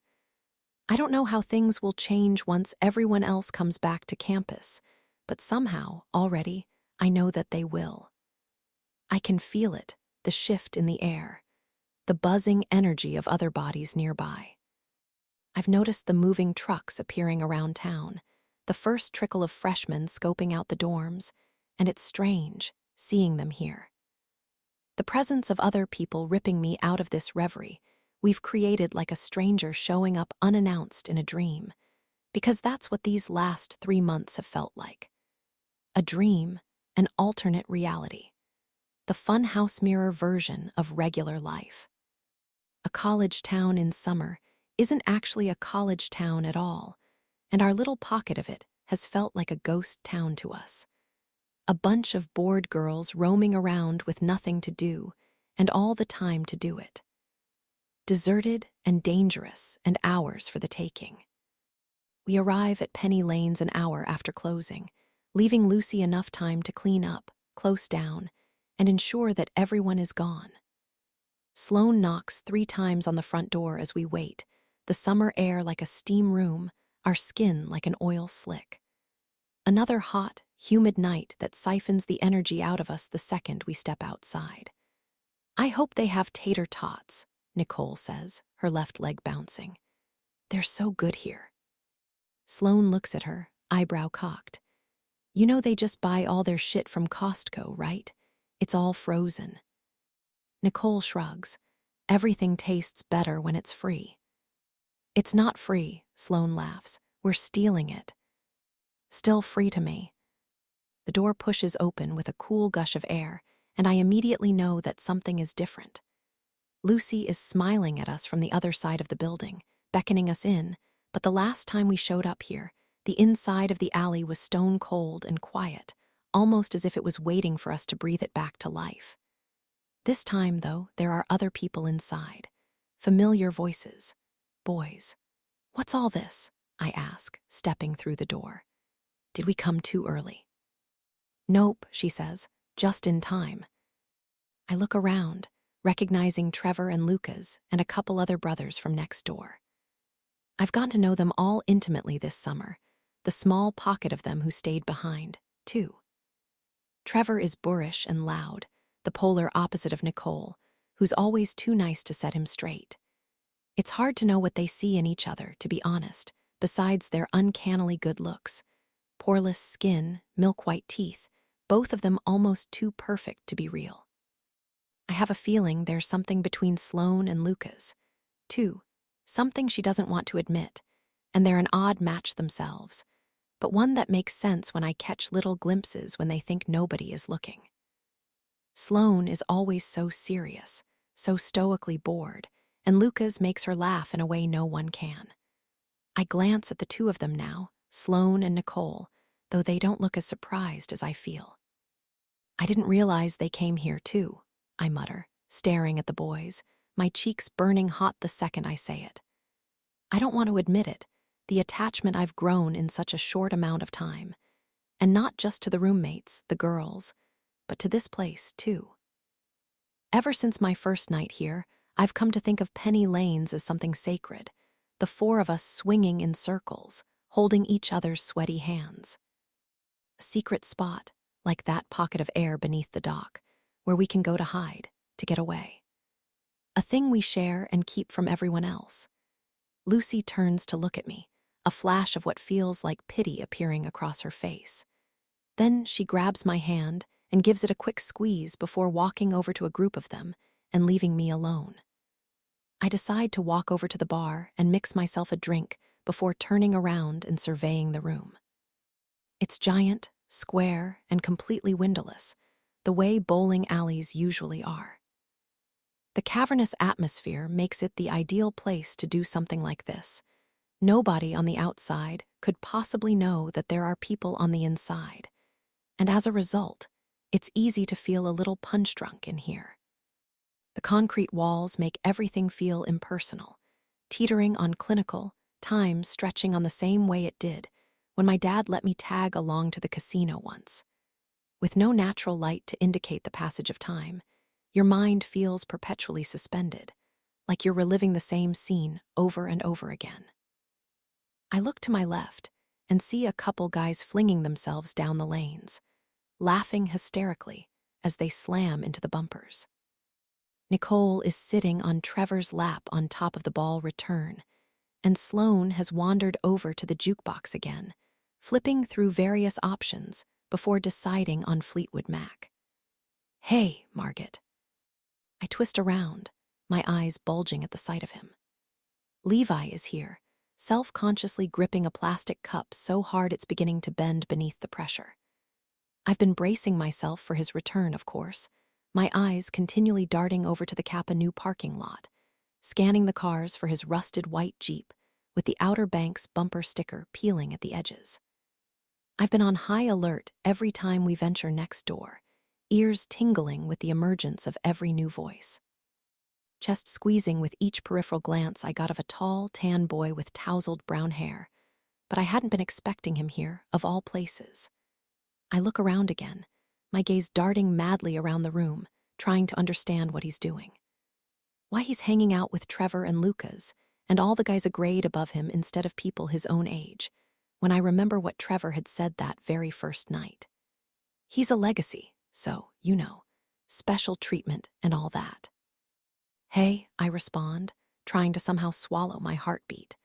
I can feel it rising, slowly making its way up my throat.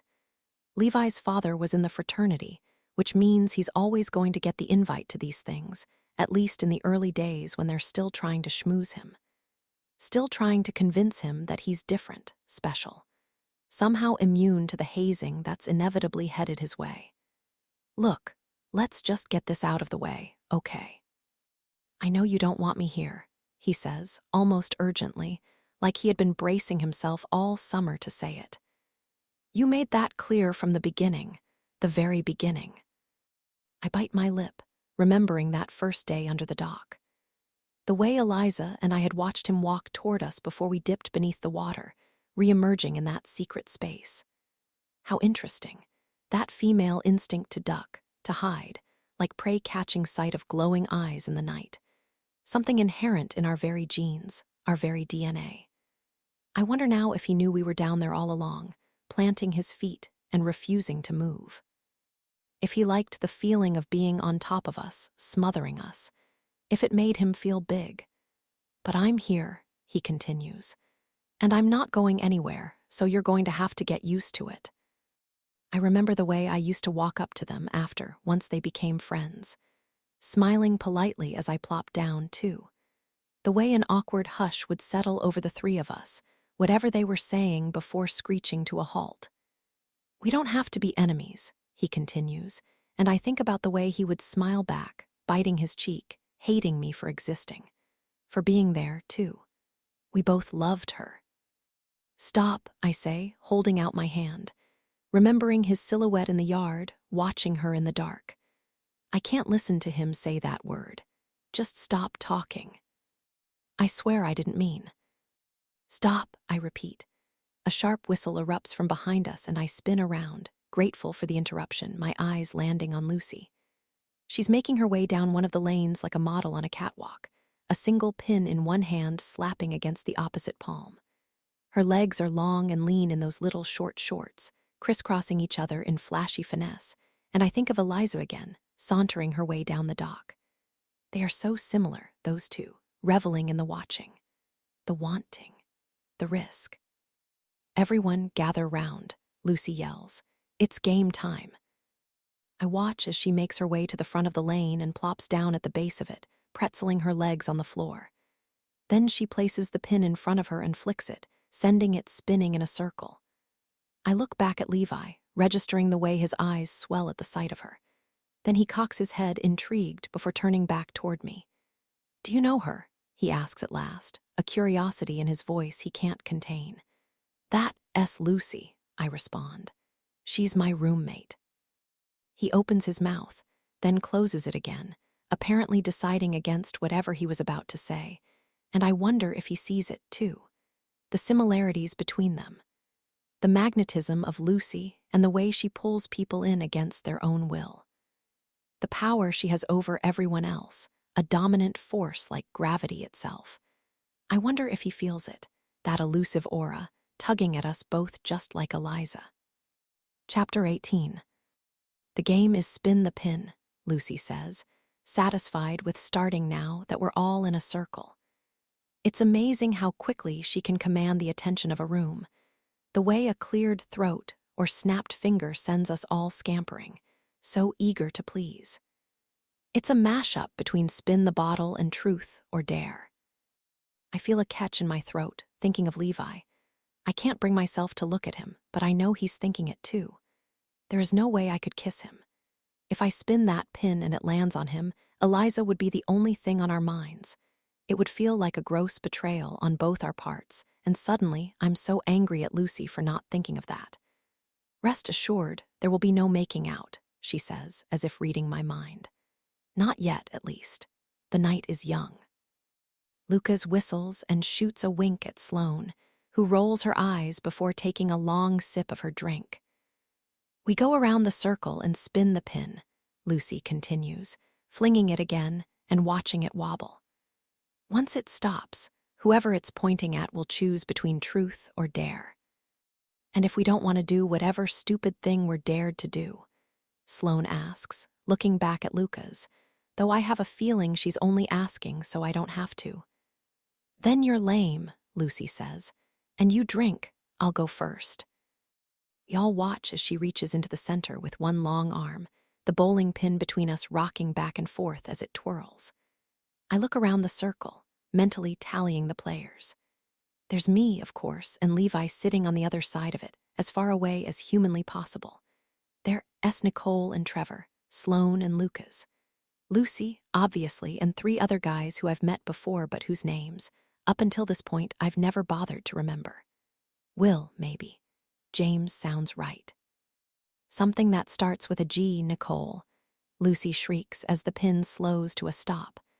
My first victim, truth or dare. Nicole groans, taking a dramatic sip of her drink. Truth, she says at last. Where's the raunchiest place you and Trevor have fucked? Trevor barks out a laugh while Nicole flushes red, hiding her face behind her cup. I see Sloane smirk, like she already knows the answer, while the rest of the guys take self-conscious sips, trying to hide the fact that they're already picturing it.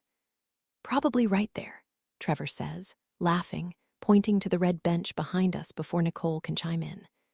Lucas belts out an "oh shit," jaw dropped low, while Nicole's eyes bulge impossibly wide, her hand reaching out to slap her boyfriend's shoulder. Trevor, what the fuck? She whispers, her face burning brighter. He just shrugs, smiling into his drink and looking satisfied. The game keeps going, each of us taking our turn with the pin, and with every passing round, I can see our eyelids growing heavier, our cheeks flushing warmer. The familiar mutation from sober to buzzed to something else entirely, making our skin droop like overworked clay.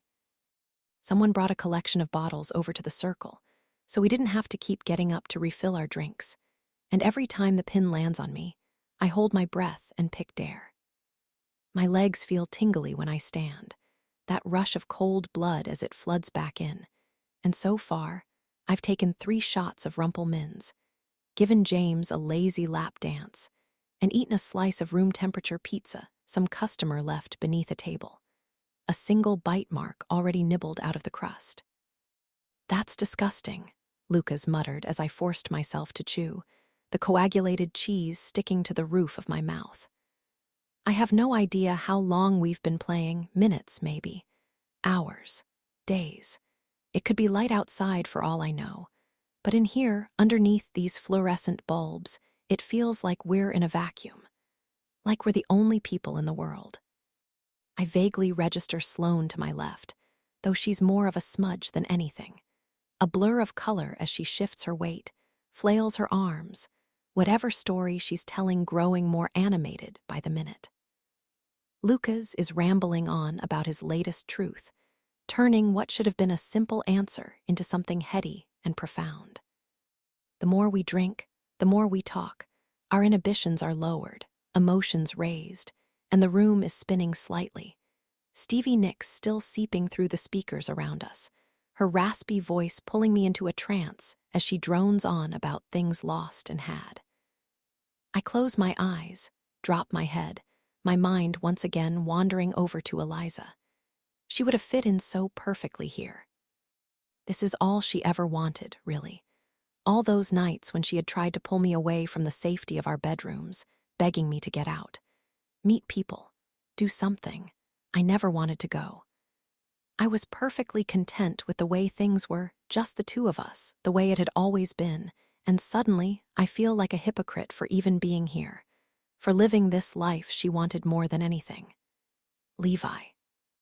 I snap my head up, his name slicing through the music and bringing me back to life. It came from Lucy, her cerulean eyes trained on him like a predator in the night. Maybe it's the disarming nature of her gaze, or the fact that my cup is alarmingly empty, or even the contrast of her voice to that of Lucas's, hers crisp and clean, compared to his disjointed rambling. But I suddenly realize I haven't seen her take a drink all night. Her cup is right there, sitting by her side, but she's barely even touched it. "Yeah." Levi looks up at her, his own eyes inflamed from the fluorescent light or the alcohol, or a little bit of both. He seems surprised to find her addressing him directly like this, though he's been eyeing her all night, drawn to her the way everyone is. A feral tension radiating between them that's come to feel normal for Lucy. I can tell he's been wanting to talk to her, catch her eye, and I watch as he looks back down, realizing the pin is pointed at him. "Oh," he lets out a laugh, self-consciously dragging one hand down his face. "Ah, truth, I guess." Lucy smiles, her lips curling up into that feline grin like that was the answer she was hoping he would pick. Then she leans forward, dramatic, hands on the floor in front of her like she's about to let him in on her deepest secret. "Levi Butler," she whispers, her body tilting closer, a seduction in her voice that makes my skin pulse. The air around us is suddenly so charged, we've practically stopped breathing. "If you knew you could get away with murder, would you do it?" Chapter 19. After. Sloane is right, it was Lucy's idea. Right there, sitting in that circle, the seed was planted in all our minds. We didn't even know it was there in the beginning. It was still a hidden thing, tucked away and biding its time, though over the next few months its roots would dig deep into our brains, settling in. Spindly little things that would grow thick and strong, tendrils curling, suffocating us, holding us tight. We knew what we were doing, though. We knew the risks. We can't blame it all on Lucy, because while she was the one who started it, we were the ones who finished it. My phone buzzes loud against my bedside table, the violent jolt of it startling me back to life, back to the present. Away from my memories of those early days, utopian and distant, and back to the stark reality of now. Levi dead, Lucy missing. Sloane, Nicole, and me at the beating center of it all. I glance over to my phone, finally, and roll my eyes when I see who's calling, pulling myself from my comforter and answering after the fifth ring. "Hey, Mom," I say, wishing almost immediately that I let it go to voicemail instead. "Margaret, honey, oh my God," she says, not bothering with a hello herself. "Are you okay?" "I'm fine," I say, rubbing my eyes. Lucy has been gone for a full week, and none of us have been getting much sleep. It's even worse now that it's officially hit the news, the police asking for the public's help to find her. They still have no idea where she is. They're starting to get desperate. Where is Lucy? "I don't know," I say. "She does this sometimes." "What do you mean, she does this sometimes?" "She just does her own thing. It's not the first time she's gone somewhere without telling anyone. You remember Christmas." My mom is quiet, thinking. They had met once, my mom and Lucy, a whirlwind of a week that was, other than that night at Penny Lane's, the unofficial start of all this. I knew I had a bad feeling about her, even then.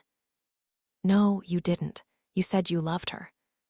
"Did she have something to do with that butler boy?" She interrupts, the real reason she's calling. "Margaret, honey, this is serious." "No," I say. "God, Mom, are you kidding? You're really asking me if Lucy killed someone." "It's just strange," she says. "Another freak accident, especially after what happened to Eliza." "This has nothing to do with Eliza," I snap. "Why are you even bringing her up?" "Because that boy was the last person to be seen with her alive." She practically screams into the phone. "Your best friend, Margaret, and now he's dead, and your new best friend is missing after being interrogated about it. It doesn't make sense." "You're being hysterical," I say, only because I don't want to admit she's right. "If he hurt her, I would understand," my mother says after a heavy silence. I hear her exhale, finally, and I can so perfectly picture the way her free hand is probably worrying its way around her pearl necklace, yanking it from her skin like a too-tight turtleneck. I would understand if she had to, protect herself. "It wasn't like that, Mom.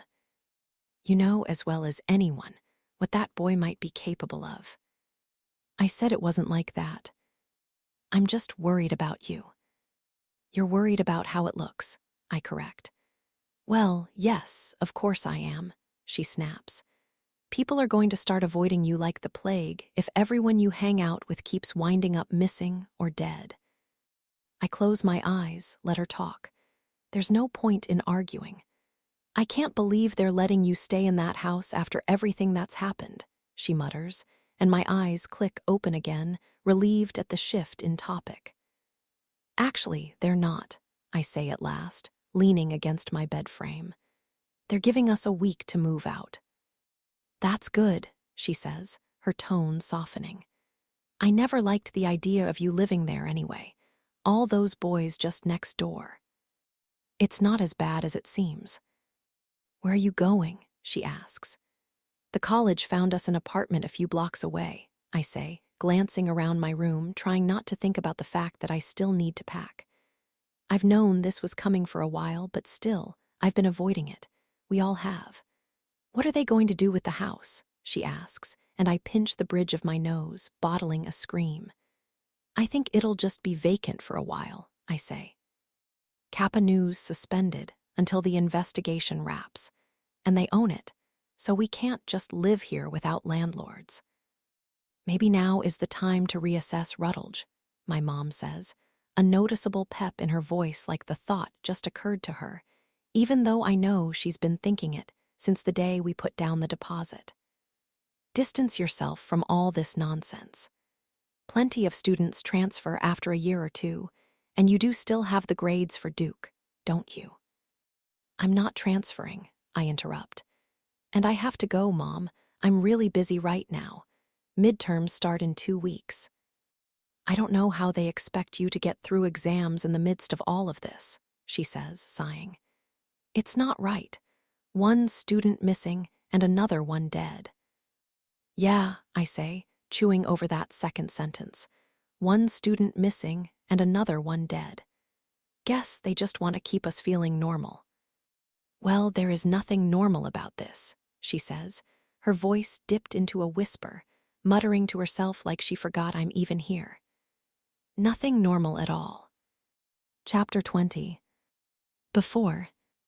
The room is silent except for the electric piano drifting around us, the floor tilting and spinning like a merry-go-round.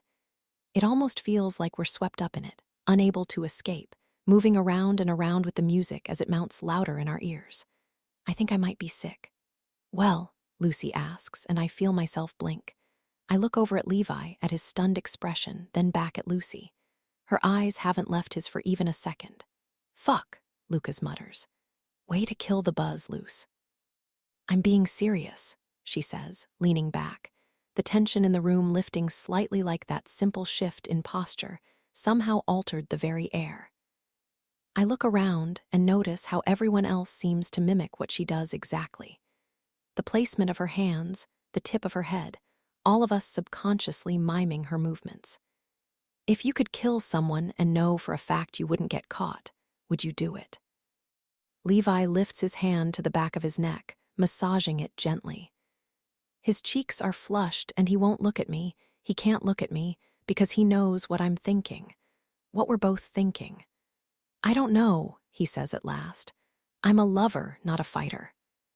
And there's that word again, love, or at least a derivative of it. I don't know if Levi actually loved Eliza, and to be honest, I don't care. I loved her too, but that didn't stop me from hurting her, from making her feel guilty about the things she wanted, the life she craved. In fact, I think I hurt her because I loved her. That's what people do, after all. Destroy the very thing they desire the most. Bullshit, Lucy spits. That's bullshit. Would you? Levi shoots back, suddenly angry, and I can't help but flinch at his abrupt change in tone, the way Lucy so easily burrowed beneath his skin. Of course I would, she says, satisfied with his reaction. We all would. We turn to look at her, tired eyes trying to focus, and I wait for her to smile, let out a laugh. Instead, she simply crosses her legs before picking up the pin and twisting it in her hands.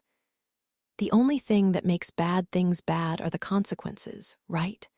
Think about it. The fact that we're all here right now means we're all a little morally loose.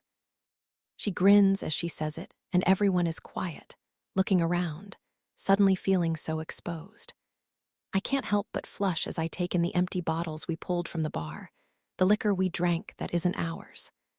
The way we're all sitting here in this place we don't belong, acting like we do. She's right, I realize. If there's one thing Lucy's taught me since the moment we met, it's that once you bend one rule without consequence, it feels a lot easier to break the others. If we could indulge in life's dirty deeds without the repercussions, we'd be animals, she continues. We are animals, all of us. I disagree, James chimes in, and I turn to look at him, though I'm barely listening. Not really, not anymore. I'm still thinking about Lucy, entranced by her confidence. Mesmerized by the way she asserts herself with no apology, before inevitably bringing everyone around to her side. That's not the way it works. It's not, she asks. No, it's not, he says. Morally, most people would draw the line before killing someone. Moral is subjective. Moral is straightforward, he argues. It's right versus wrong. Nothing in life is straightforward. Okay, Nicole juts in, an uncomfortable twinge in her voice. Her eyes keep darting over to Levi, his long, tanned legs knocking into hers. We get it. You've made your point. No, Lucy shakes her head. I haven't, and my point isn't about morality anyway. My point is that if you claim you're above killing someone, it's only because you haven't found a reason to do it yet. She looks at me and winks, a shot of adrenaline spiking through my chest. We break rules when we decide the cost of getting caught doesn't outweigh the reward of doing it, right? She asks. You can say the same for everything.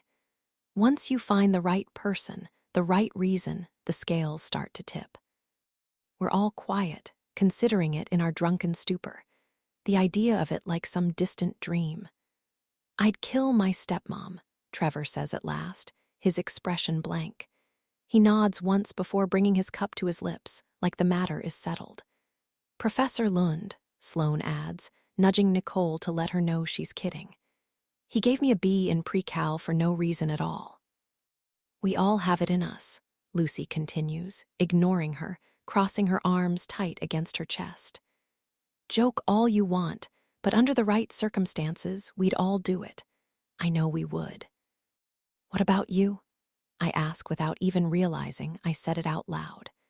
I'm still looking at Lucy, at the glimmer in her eye that I swear wasn't there just a few seconds ago. Only she could make something like murder sound so straightforward. Only Lucy could make you feel like you might actually consider it, or that there's something seriously wrong with you if you don't. Who would you kill? I watch as her head turns in my direction, pointy teeth digging into her lip, and those pinprick pupils trained on me. Then she cocks her head, eyebrows furrowed like she doesn't understand the question. Like she's disappointed in me, somehow. Like I shouldn't have even had to ask. I would kill someone who deserves it.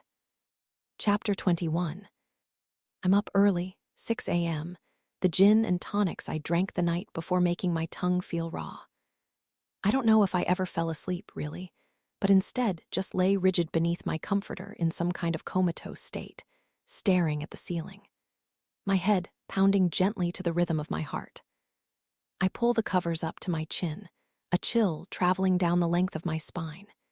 It isn't just the temperature that's making me shiver, although it is freezing in here. I had noticed it on that very first day. The way the upstairs was so stifling hot compared to my room, constantly cool. I had chalked it up to shitty insulation at the time, cracks in the windows, although technically, that should be making it hotter in here, not the other way around. But right now, it's thoughts of Lucy that are making my body react like it had that day in the dorms, her glacial gaze on my back turning my spine cold and hard, an icicle materializing from the chill of her eyes alone. I can't stop thinking about the way she looked last night, elbows pressed together as she leaned into Levi. The concentration on her face and that little twitch of a smile as she bit her lip watched him squirm. If you knew you could get away with murder, would you do it? I climb out of bed and creep toward my door, pushing it open in the dark. It's just starting to get light outside, the hazy start of a new day, but the silent stillness of the house tells me everyone is still sleeping. I'm not surprised. I can't even remember what time we stumbled home last night, only a few hours ago, surely. But still, I slink into the hallway, past Lucy's room, and tiptoe up the steps until I reach the second floor. Sloane, I whisper, knocking gently on her door. Are you up? She doesn't respond, but still I enter, her blackout curtains choking any trace of light from outside. I climb onto her bed and shake her gently. Sloane, I say, wake up. What? She groans. What time is it? SHH, I say, dipping my voice low in case Lucy is around. I know it's illogical. I know her door was closed when I walked past. I know she's sleeping, but still. She has that habit of creeping up behind you, popping up unannounced. You never really know when she might be around. I need to talk for a second. And I need to sleep, she says. What was up with last night? I ask, ignoring her. That was weird, right? What about last night? Lucy, I say, that question. Oh, I don't know, she says, eyes still closed. Lucy likes to play games. Well, yeah, I gathered that. I don't mean that game, she clarifies. I mean games, head games. You think she was trying to get into Levi's head because of what I told you. Like I said, I don't know. I'm quiet, chewing it over, remembering the way she dipped her chin low like she was sharing a secret, a confession. and the way she had chosen Levi, specifically, as the person to share it with. We had been playing the game for hours at that point. She could have asked anybody, but instead she asked him. "I don't like that," I say at last, thinking out loud as I cross my legs. "I don't like her dangling it in front of him like that." "Then you shouldn't have told her," Sloane interrupts. "That's what Lucy does, she dangles." She's right. I know she's right.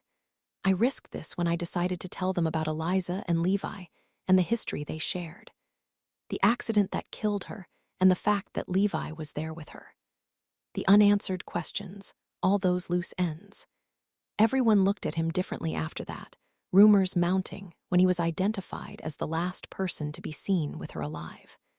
Silent speculation trailing him around like an invisible odor, turning up noses. I suppose I just hoped they would keep it to themselves. "What is she going to do?" I ask at last. "She isn't going to confront him about it, is she?" "Are you really asking me what Lucy is going to do?" Sloane asks, finally flipping over to face me. "You should know by now that's a stupid question. Nobody ever knows what Lucy is going to do." "It's a bad idea," I say. "It could make him feel cornered or something. People are dangerous when they feel cornered." Sloane is quiet, her head pushed into the pillow and her tired eyes open just barely. Finally, she sighs, rolling onto her back so she's staring at the ceiling. "I don't think she'd do that," she says at last. "But she is gonna fuck with him." "What do you mean?" "She's gonna play with him, scare him, paw at him like a little mouse." I remember the way Lucy had looked that night on my bed, her expression impenetrable as I told her about Levi and the things he did. I could tell, even then, that there was something churning around in her mind. Something gaining substance, growing solid. I just didn't know what. "Why do you care, anyway?" Sloane asks, pulling me from the memory. "Why should he get to come here and live a perfect life after what happened to your friend?" "He shouldn't," I say, sinking lower into the comforter, the feeble resolve getting harder in my chest. "Right," she says, "so let him squirm." We settle back into the silence, Sloane's chest rising and falling until I'm certain she's asleep again. I think about getting up, heading back into my own room and trying to do the same, when my mind wanders back to Lucy's cup last night, sitting untouched by her side. "Did you notice she wasn't drinking?" I ask at last. "Margaret, I have a raging hangover," Sloane says, eyes still closed. "I didn't notice if Lucy was drinking." "She wasn't," I say, thinking about how we all got so drunk so fast while she seemed to stay sober, voice straight and words unwavering. "I mean, I'm pretty sure she was." Sloane sighs, finally pushing herself up and resting her head on the headboard. I watch as she gestures to a half-empty glass of water on her side table, a smudge of old lipstick kissing the rim, and I hand it to her, watching as she takes a small sip. "Lucy likes to know everything about everybody," she says at last, licking her lips. Then she exhales, long and hard, and closes her eyes like she just ingested some kind of drug. "She wants to know it all." "She's inquisitive," I say, but Sloane shakes her head. "She's cunning. If she wasn't drinking, it's because she had some kind of agenda last night. She wanted to keep her wits about her. You still don't know anything about her, do you?" I think for a second, knowing she's right. Sloane had asked me this very same question on that very first day. The two of us pushed against the side of the shed, and now, months later, my answer is the still same. I consider Lucy a friend at this point, no longer a stranger on the hall or an object sunning herself on the lawn. Not just an enviable face I looked at with wonder and awe, but something more personal now. And still, when it comes to who she is at her tender, pulsing, meaty core, I know next to nothing. Lucy never offers up anything of substance, shunning truth for dare, and always guiding the conversation to avoid any questions that threaten to get too personal. She never opens up, instead focusing her attention on prying anything and everything out of the people around her. It's what makes her so mysterious, so interesting. The reason those rumors swirled around her like a cloud of gnats our freshman year, why people made up stories, her very existence an urban myth, a far-fetched legend. Something whispered about behind cupped hands, passed down from person to person, each iteration more fictitious than the last. They were just trying to understand her, trying to make sense of this curious girl living among us who nobody knew anything about. "What do you know?" I ask, leaning forward slowly. Sloane looks at me for a beat longer than necessary, like she's trying to make some calculation in her mind. Finally, her eyes dart to the door, her mouth starts to open, but the moment is interrupted by a wooden groan in the hallway, long and grating, and we both look to the side, the sudden noise sending an inexplicable pang of panic through my chest. This house makes sounds, it's old like that, and even though I know it's probably just the air conditioner kicking in, Nicole getting up to pee in the dark, I have the sudden sensation of someone standing just outside, ear flush against the door. "It's a waste of time trying to figure Lucy out," Sloane says at last, rolling back over to face the wall. "Just trust me on that." Chapter 22. It takes time to settle back into classes. Like trudging through marsh mud, relaxed and lazy, my mind fights me on it every step of the way. Maybe it knows, on some subconscious level, that the farther I move away from the summer, the deeper I sink into Lucy and this house, and all the thoughts of Levi just next door, the harder it'll be to pull myself out. Crawl back to safety before it's too late. For the first few days, I sit in class and zone out completely, the slow drone of my professors turning into static as I reminisce on the last few months, trying to convince myself that they were, in fact, real. Back in the presence of other people, it feels like a fantasy, like something imagined.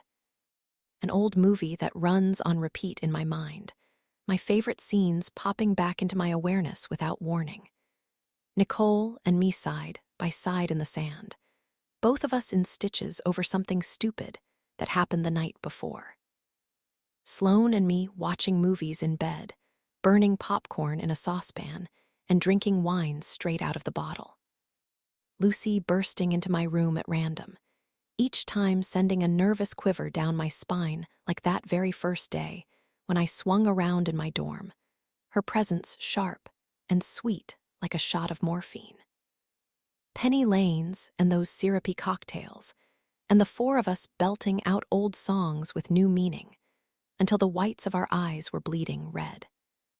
Maybe the madness of these last 3 months has finally caught up to me, the beer and liquor and cheap, shitty weed causing my brain to slow way down, processing things that used to be easy in a kind of sluggish slow motion. I'm definitely sleep-deprived, consistently hungover, but in truth, I think I just miss the way those days bled together like watercolor, 12 entire weeks stitched into a single memory like a mosaic, a quilt. One long fever dream that couldn't possibly end. But when it did end, I blinked my eyes and found myself loopy and disoriented like waking up wrecked after a cough syrup stupor, bumbling and bleary-eyed, unable to discern the real from the imagined. Fact from fiction, reality from dream.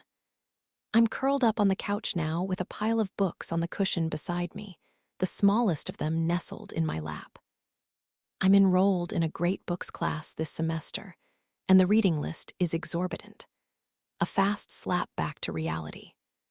Homer and Dostoevsky and Twain and Tolstoy, all of us warned on the very first day that we'll need to get through a book a week in order to be prepared for the final. No matter if the selected text is 90 pages or 900. I never could have gotten through them all last year, the way my mind constantly wandered without warning. But now, somehow, I find that I'm able to relax into the words again, the sentences stringing together in my mind without effort as I slip into another body, another world. More undeniable evidence that this summer has changed me in more ways than one. I look up just as Lucy bursts out of her bedroom, her open door revealing a peek inside. I can see clothes cast away on an unmade bed, a single dream catcher spinning sluggish beneath the air vent. She keeps stick-on stars on the ceiling, the same kind I had when I was a kid, and the quick glimpse reminds me of my very first day here, taking stock of every single space, trying to piece together what the clues might say. Sloane, S., and Nicole's were fairly easy to decipher, the pictures their rooms painted straightforward and clear, but I still can't get a grasp on Lucy, S., even after so much time spent inside. I still can't discern what exactly it says about her, what it reveals. I probably never will. "What are you reading?" she asks now, walking over to the couch. She stands above me, peering over the pages, and I hold the book up, showing her the cover, The Strange Case of Dr. Jekyll and Mr. Hyde. "What's it about?" "You've never heard of Dr. Jekyll and Mr. Hyde?" I ask, with an incredulous stare. Everybody knows Dr. Jekyll and Mr. Hyde. Even though this is the first time I've ever actually read the story, the characters themselves are so deeply saturated into society. It's hard to imagine having never even heard of it. The eternal battle of good versus evil, the ability for one body to possess two entirely different natures. The constant clashing between them and the question of which will rise up victorious. Lucy just shrugs, shakes her head, and I look back down at the book again, eyeing the passage I just highlighted.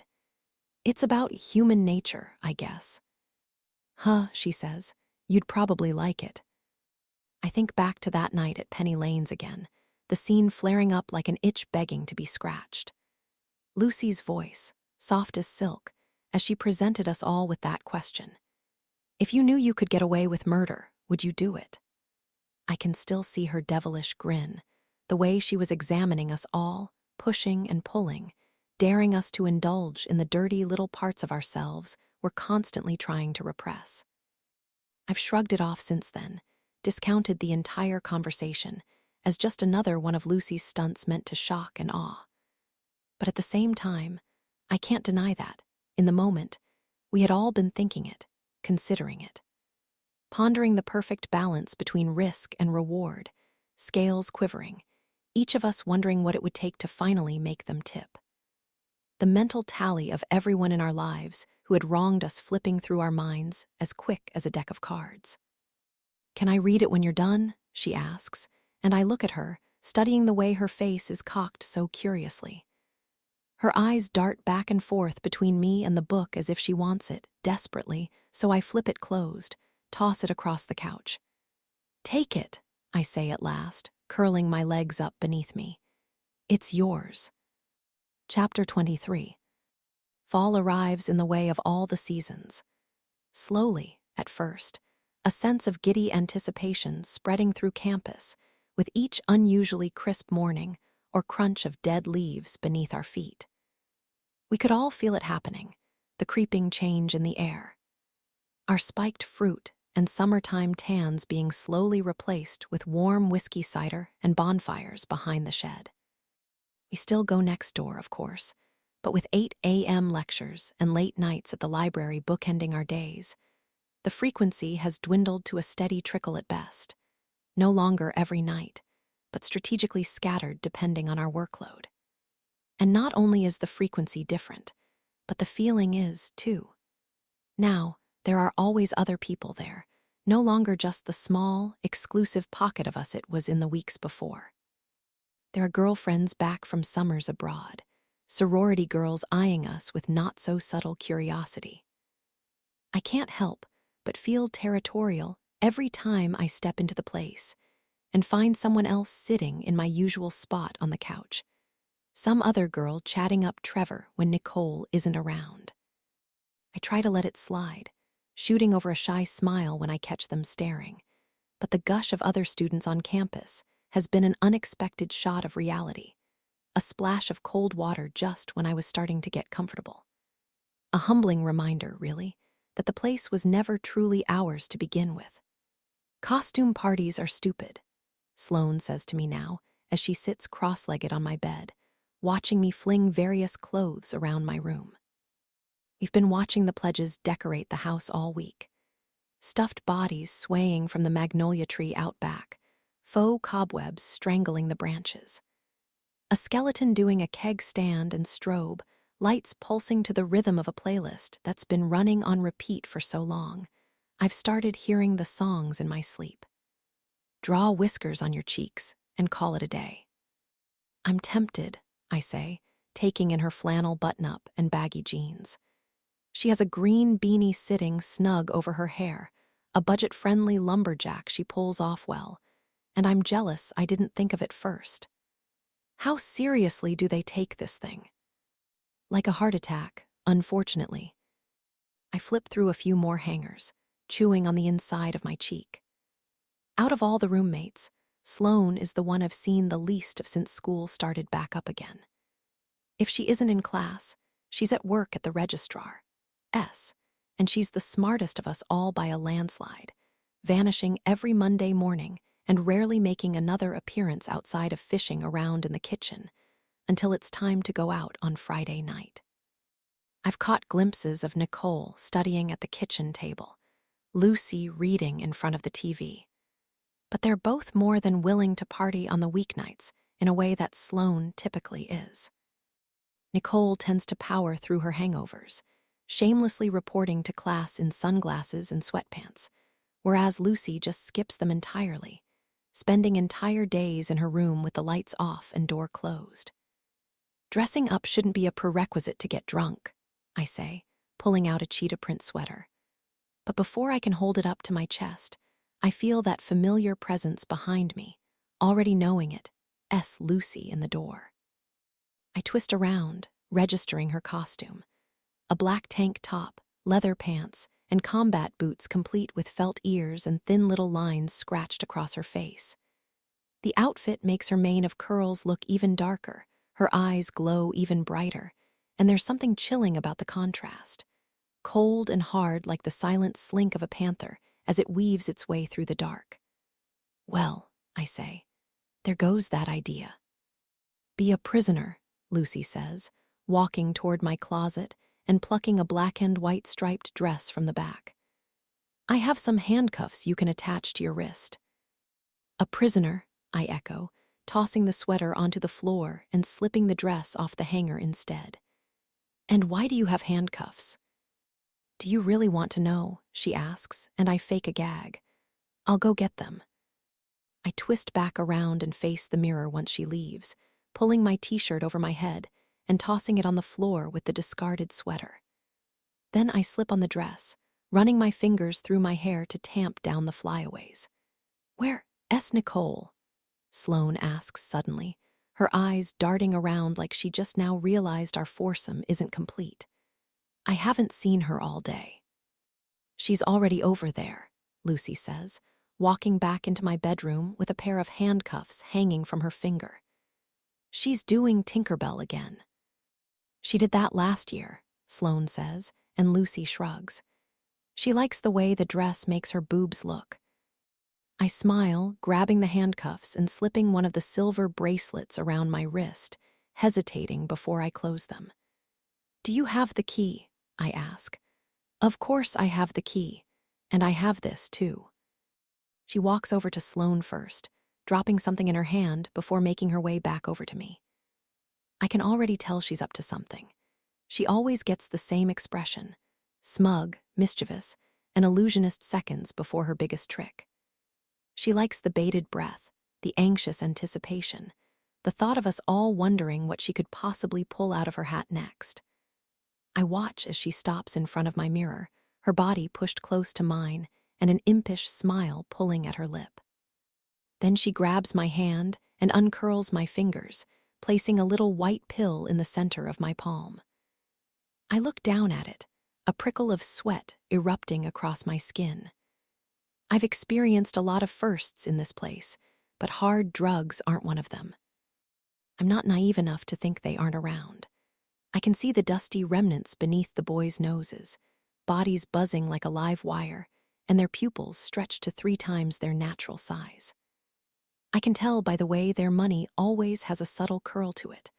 All the crumpled up plastic bags stuffed to the bottom of the trash can, and the flimsy mirror stashed beneath the coffee table. The way they lock themselves in the bathroom in packs before coming back out, alert and alive. I just know they aren't comfortable enough with me to offer it yet, and honestly, I've been glad, dreading the inevitable moment one of them beckons me into an empty bedroom. Imagining myself nervous and fumbling like that first cigarette, not knowing what to do. I look over at Sloane, as if asking permission, and watch as she inspects it, the little tablet pressed between her thumb and forefinger. There's a certain energy vibrating through the room right now, a dangerous anticipation for a night we've been watching unfold through the window for weeks. It feels like the start of something, a new season and semester, but also, somehow, the end of it too. The four of us so desperately wanting to go back to those dog days of summer, reclaim what was rightfully ours. Live in that little bubble of fantasy we had somehow deluded ourselves into thinking would last. I watch as Sloane tips her head back and pops the pill into her mouth, swallowing it dry. She grimaces a bit, her jaw clenched tight like she just sucked on a lemon, and before I can think twice, I close my eyes and do the same. It goes down slow, painful, a jagged scrape against my throat that makes my tongue curl. Then I stand silent for a minute, as if waiting for some sudden transformation to take place, and when I open my eyes, I find Lucy staring straight at me like that day on the lawn, a diabolical gaze, a gentle nod of approval. It only dawns on me later. I never even thought to ask what it was. Chapter 24. House is packed so tight it feels like the walls are bulging. The seams are ripping, the compound weight of us too heavy for its fragile frame to hold. I've grown so used to it being just us and the boys and us. A small, select group as opposed to what feels like half the college standing shoulder to shoulder. The crush of warm bodies and the rhythmic thumping of bass so loud it's making my teeth rattle. "So what's your major?"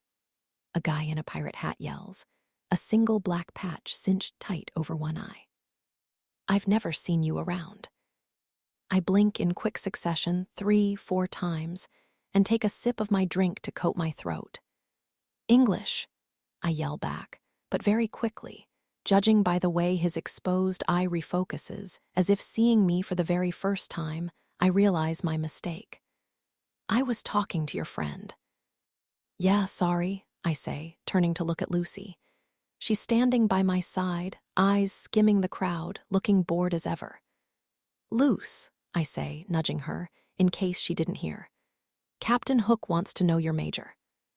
She turns to look at him, downing the rest of whatever bottom-shelf liquor is sloshing around in her cup, before grabbing my forearm and pulling me away.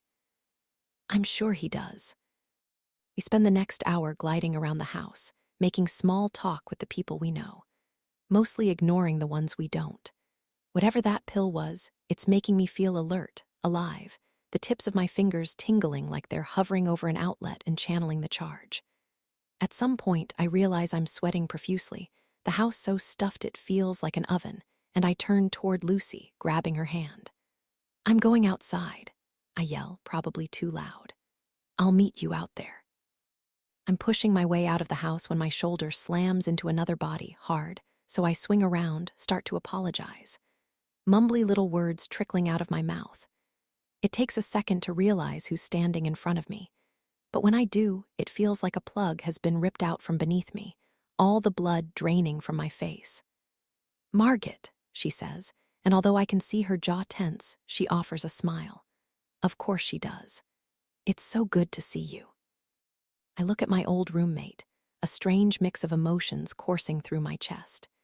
She's wearing black leggings and an orange t-shirt, awkwardly oversized, a jack-o'-lantern drawn onto the stomach in a strange kind of grimace. She looks so out of place here, so uncomfortable, and as I think back on the life we lived together, the kind of friends we used to be, I realize with a sense of startling clarity that I don't regret what I did to her. I don't regret it at all. I wonder what kind of person that makes me. "Maggie," I say, realizing now that it's been months since I've thought about her. In the beginning, my mind used to flash back to her constantly. Every time I started settling in, feeling content as I curled up next to Lucy or Sloane or Nicole on the couch, our limbs tangled together as we watched a movie in the dark. I would see her, always. The outline of Maggie burned into my brain. The two of us on the futon, so comfortably uncomfortable. Her perpetual small talk, always polite. I would see that look on her face when I first broke the news, the hurt in her eyes as she packed her things quietly, bottom lip quivering through another forced smile. And I used to dread this moment, the inevitable moment when I'd have to face her in the flesh, instead of in my own mind. The place where I rehearsed the apology I knew I'd never say to her over and over and over again. "How are you doing?" she asks, taking a step closer. I watch her eyes focus in on mine, a look of concern flashing across her face. "Are you okay?" "I'm good," I say, trying to smile, act normal, ignore the incessant hammering of my own heart in my neck. "Yeah, I'm good. How are you?" "I'm great," she responds, polite but clipped. "How's the apartment?" "It's fine," she says. "I found someone to take the room, the extra room." "That's good." "We met at the dining hall," she offers, even though I didn't ask. "I'm sorry," I blurt out, unable to take it any longer. The tiptoeing, the tension, even though I'm not sure if it's really there or if it's just me, projecting and paranoid. I rub my palms against my dress, trying to fight the deep, debilitating urge to keep blinking. "I'm really sorry, Maggie. About. "Oh, don't worry about it," she says. "Really, I understand. It's just good to see you out. Happy." "It's not that I wasn't happy living with you," I start, but she waves me off, shaking her head. "It's fine," she says. "You don't have to explain it. You wanted a different life." We stand in silence for a second, the crowd around us humming like a beaten hive. Too many bodies, too small of a space. The very air around us chaotic and charged. I can't help but think about the contrast of this setting from the way she probably remembers me, frozen on the futon, eyes glazed over. Nothing, but Eliza's face thumping through my mind like a heartbeat pulsing in an open wound. And I wonder what she's really thinking right now, seeing me like this. If she really understands it, if she's really this kind, or if it's all an act manufactured to avoid any more tension, any more hurt. "Well, listen, I should get going," I start, but before I can finish, I feel a hand on my shoulder, 5 long fingers curling their way around my neck. "Oh my gosh, Mary." It's her eyes that get me. The subtle bulge, that flash of pain, not unlike a character in a movie the second they realize they've been shot. I watch as Maggie looks back and forth between Lucy and me, disbelief and understanding settling over her at the exact same time. "Is this," she starts, looking at me, motioning to her. "Roommates," Lucy interrupts, nodding. "We live over there, just next door." Maggie swallows, nods, and I'm horrified to find the faintest prickle of tears magnifying her eyes. I'm sure she's thinking it. I am too. That day on the lawn. Maggie telling me about the apartment she found and Lucy sunning herself in her bathing suit as we gossiped, imagined, pretended we could possibly know her at all. The disdain in her voice, the skepticism in mine, as I listened to that unusually sharp hiss between her teeth. I heard she blinded her boyfriend in high school. Somehow, after getting to know her, it feels more believable now. I watch as Maggie sputters out a "good to see you," and then a goodbye, making her way back inside. It's not lost on me that these 2 roommates of mine could not be more different. If Lucy is darkness, then Maggie is light, pure, clean, angelic light, and that's probably what's hurting her the most right now. The realization that I met Maggie, got to know her, and actively chose the opposite. The truth is, this has nothing to do with her and everything to do with me. Maggie's only flaw is that she reminds me too much of me, too mild, too meek. Like Sloane said that day in the yard, "You seem, I don't know, too nice." I had tried that before. I had tried to be the watchful one, the protective one, the one that was always cautious and careful. Like Maggie coddling me in the dorm, always alert for some subtle sign that I was putting myself in danger, I had been that person for Eliza, too. I had been her voice of reason, trying my hardest to keep her safe. I had pushed back against her perilous urges, and none of it ever worked. She just pushed back harder, pushed me away. So maybe that's the reason I had to get away from her, this kind, quiet girl who not only reminds me of me, but of all my failures, of everything I didn't do. Maybe that's why I'm finding myself oscillating toward the opposite, toward Lucy, a swinging pendulum making my way slowly to the other side. Chapter 25. I wait until Maggie is out of sight before Lucy, and I join Sloane and Lucas sitting around a makeshift bonfire out back. "How are you feeling?" Lucy asks, a smirk on her lips. I'm still a little rattled about the encounter, a little on edge, but the chemical concoction coursing its way through my bloodstream is making it impossible to feel too bad. "Good," I say at last. "I feel good." And that's the truth, at the heart of it, despite the guilt still tickling for my attention. I do feel good. And it isn't just the pill, either, or the alcohol, or the fact that I finally got in my apology to Maggie, albeit I can't quite tell if it was actually accepted, or if she was just being nice as always. It isn't even the way every single person in this circle suddenly feels like family to me, the little shed between us a portal to another world. It's because I've just now realized, whether consciously or not, that I haven't been looking for Levi this entire time. We've spent the last 2 months tiptoeing around each other, attempting to coexist like two plants repotted into too small a container. Our respective roots trying to branch out, bury deep, but instead getting tangled together in the process. It's almost felt like a competition between us, like one of us needs to wither in order for the other to thrive. But right now, sitting here, I'm not so sure it has to be that way. "This is some party," I say, turning to Lucas.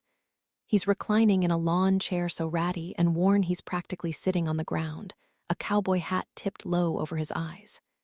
"This is nothing," he responds, staring into the flames. "Just wait until January." "What's in January?" "Initiation," Sloane says on his behalf. "The first party where the pledges aren't pledges anymore." I nod, reminiscing on the last few months. The freshmen are required to spend every free second at the house during their first semester.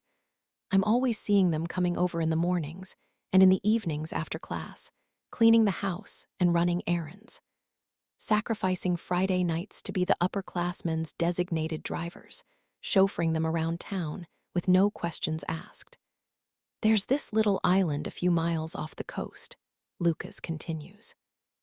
"An older brother found it years ago, and it's become a tradition, throwing it out there. No neighbors, no cops, our own little slice of paradise." "How do you get there?" I ask. "By boat." I watch as Lucas tips a beer back to his lips, takes a long swallow before wiping his mouth with the back of his hand. I've learned by now that having access to a boat is the highest form of social currency at a coastal college like Rutledge, little skiffs and dinghies cluttering up students' lawns, center consoles and speedboats for the locals who are lucky enough to use their parents. Their last task is to drive everyone out there, set up camp, Lucas says, nodding. Once we're settled, their obligations are over. It's their first real night of freedom. I try to imagine it, hordes of students making their way to the water, bow lights bobbing as we venture out and into the night. "Doesn't it get cold in the winter?" I ask. "We have a fire, heaters for the tents, liquor blankets," he adds, grinning. "It gets pretty feral." Sloane suddenly perks up, twisting around to face the house. "Where is Nicole?" she asks for the second time tonight, as if this conversation suddenly sparked her memory. I realize, too, that we still haven't seen her, not since this morning. "She's wasted," Lucas says. "She's been here for like 8 hours." "Should we go find her?" I ask, turning around too. Waving my hand through the air as the wind picks up, pushing smoke from the bonfire directly toward me. Trevor has her. She's fine. The circle settles back into a heavy, stoned silence, our limbs light and minds numb. The house is still thumping, still thrumming, still pulsing with the energy of hundreds of people still inside. I can practically feel the sweat dripping, the body heat radiating, and eventually Sloane and Lucas get up to grab another drink, leaving Lucy and me alone again. I look over at her, blue eyes ablaze as she stares into the flames, feeling another rush of warmth in my chest. How was it complicated? It takes me a second to realize she's talking to me. She's still staring into the fire, completely entranced, her voice barely above a whisper. I look around, checking to see who else she could be directing the question to, but still, we're alone. What? I ask at last. Your friend, she says. You never said how she died, only that it was an accident, that it was complicated. I feel a quick twinge in my chest like a popped guitar string, my insides buzzing. Remembering that conversation on my bed, the three of them staring as I started to talk. She fell, I say at last, still staring at her profile. I wait for Lucy to turn and face me, but she never does. There was an argument, and she had been drinking, honestly. It's one of those things that doesn't even feel real, like I dreamed it or something. I'm quiet as I turn back toward the fire, my eyes getting lost in the glowing logs, the licking flames. Watching them travel up the pile of wood before transforming into curling black smoke and disappearing altogether. Where did it happen? She asks. A party, I respond. I didn't want to go, and she went with him. I swallow, close my eyes, remembering how it felt to be lying in bed that night, tapping through Instagram and seeing the videos of them together. Eliza and Levi. I knew she must have been drunk to be posting them like that, raw and unfiltered, one after the other in quick succession. Her eyes were glassy and unfocused, a vacant stare, and I could so perfectly picture her heavy fingers punching at her phone screen as Levi draped an arm around her shoulder, the weight of him heavy, pulling her down. I remember sitting up fast, my screen glowing in the dark and alarm growing in my chest, watching the two of them giggle uncontrollably, stagger around. A bottle of vodka clutched in his hand that he lifted to her lips, tipping it back. I open my mouth, ready to speak again, when the body of a boy comes out of nowhere and slams into the seat beside me, making me jump. Holy shit, he says. Lucy sharp. Maybe it's because everything feels so detailed tonight, the edges razor sharp like a freshly whetted blade. But I can't help but register the way Lucy's eyes swell at the sight of him, her face freezing for just a second before slipping back into that indifferent facade. Jesus, we all thought you were dead or something, the boy continues, laughing, missing the fact that Lucy is ignoring him. Or maybe he just doesn't care. Where have you been? Do you go here? I watch as she gives him her full attention, finally, a fair-faced blonde wearing a short blue dress slathered in blood.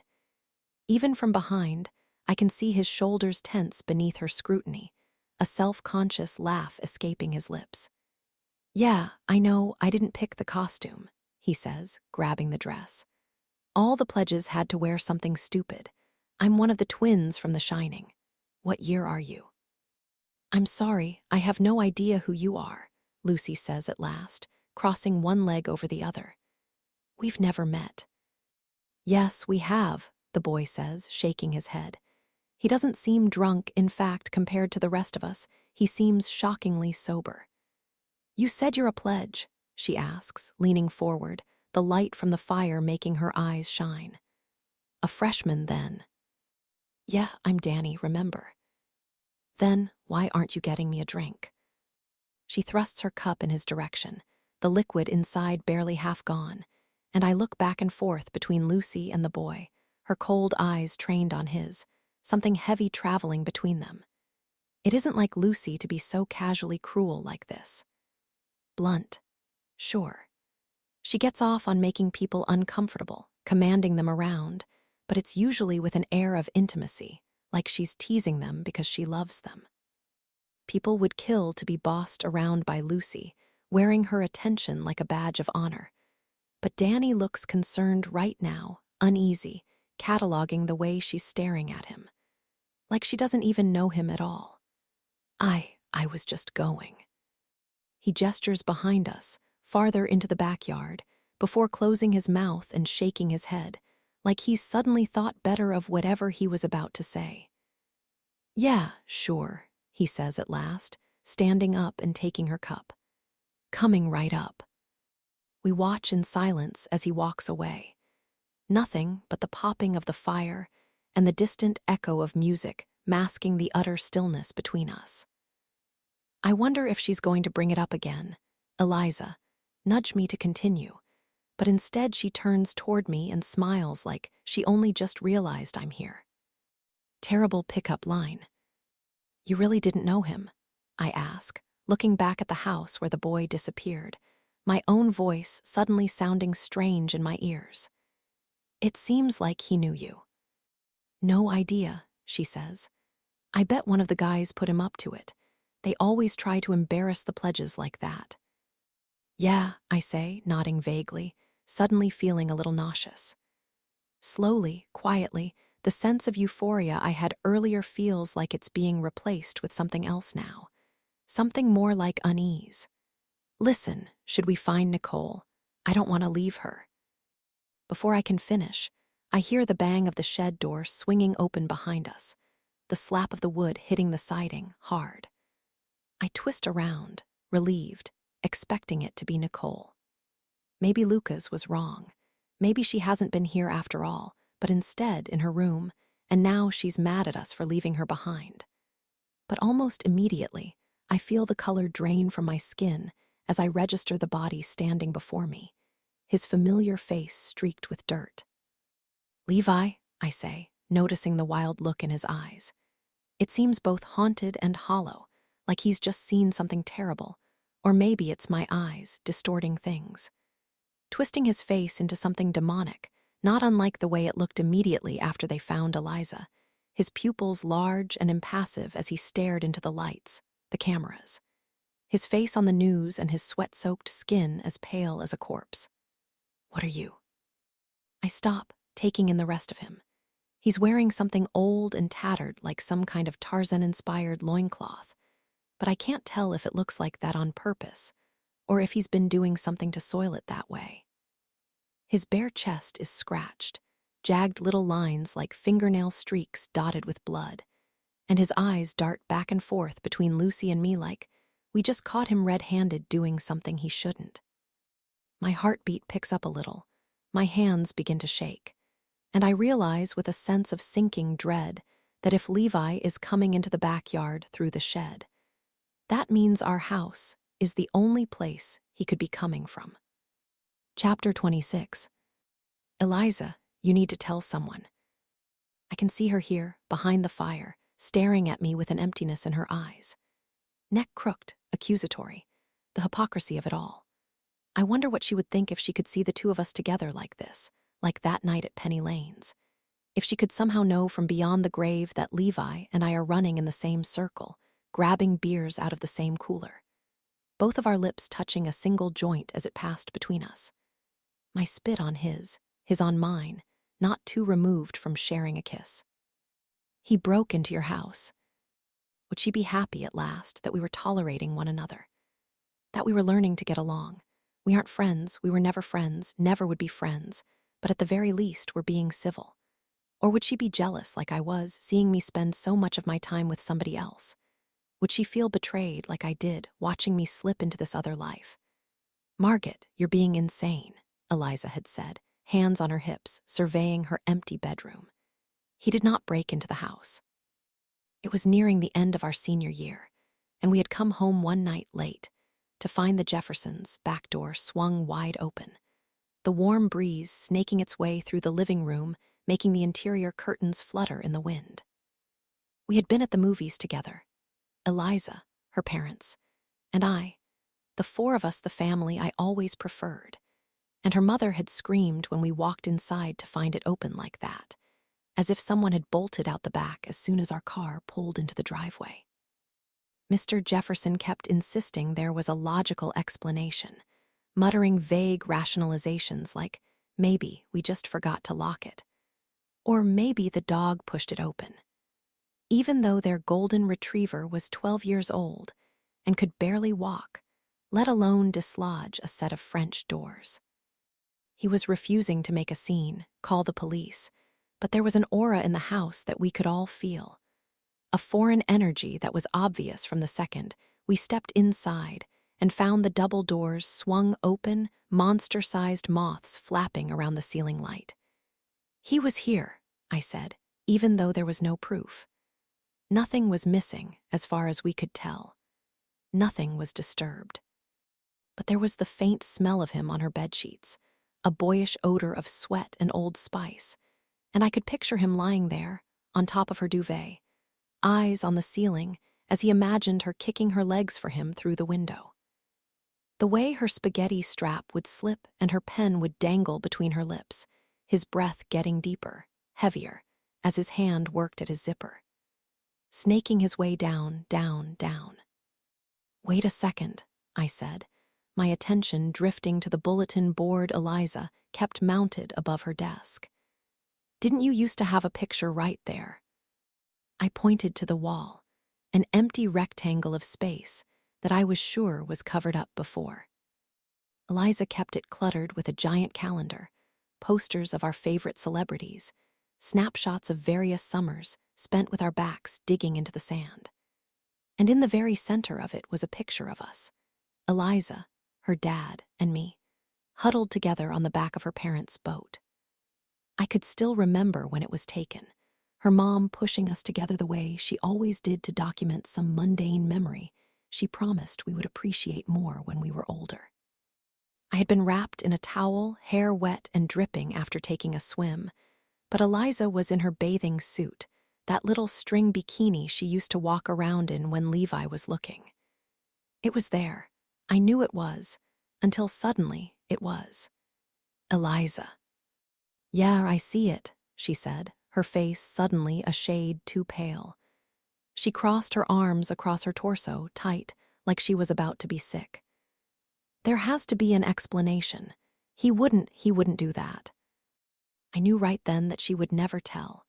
She would never admit to what was going on with Levi, what she had invited into her room, her life, this leech of a boy who latched on from the beginning and refused to let go. It wasn't her fault, of course it wasn't, but in her mind, she had led him to this. She had beckoned him in, forefinger curling, daring him to get just a little bit closer.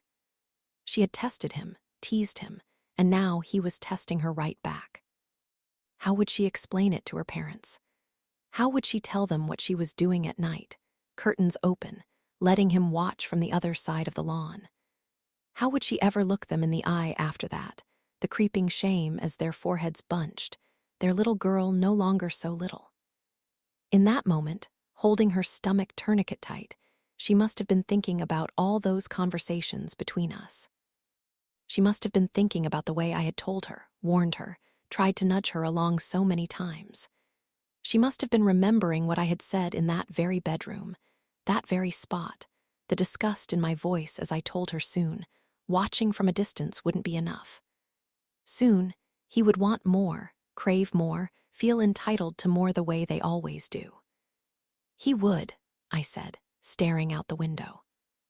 I was looking at Levi's house, a single light emanating from his bedroom in the otherwise dead of night, wondering what he was doing in there with that picture, our picture, Eliza in her bathing suit, and Mr. Jefferson and me, probably ripped from the edges before being crumpled into a ball and tossed in the trash.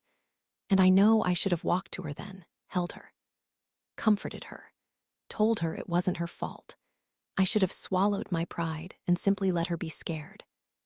But I couldn't help but feel a certain smugness in my chest about being right all along. About knowing there was something wrong with him, something sick, so instead, I crossed my arms too, reinforcing the wall that was already building between us. I told you he would. Chapter 27. What were you doing over there? I ask, standing up from the lawn chair. I look past Levi, through the open shed doors, the dim lights of our living room barely visible through the windows. That first morning with Sloane comes rushing back, the two of us making our way through the shed and the unease in my chest as I thought about how easy it was for us to invade their space like that. How easy it would be for them to invade ours. "Answer me," I say, taking a step forward, though the sudden movement makes me feel abruptly dizzy, everything going straight to my head while all the blood drops in the opposite direction.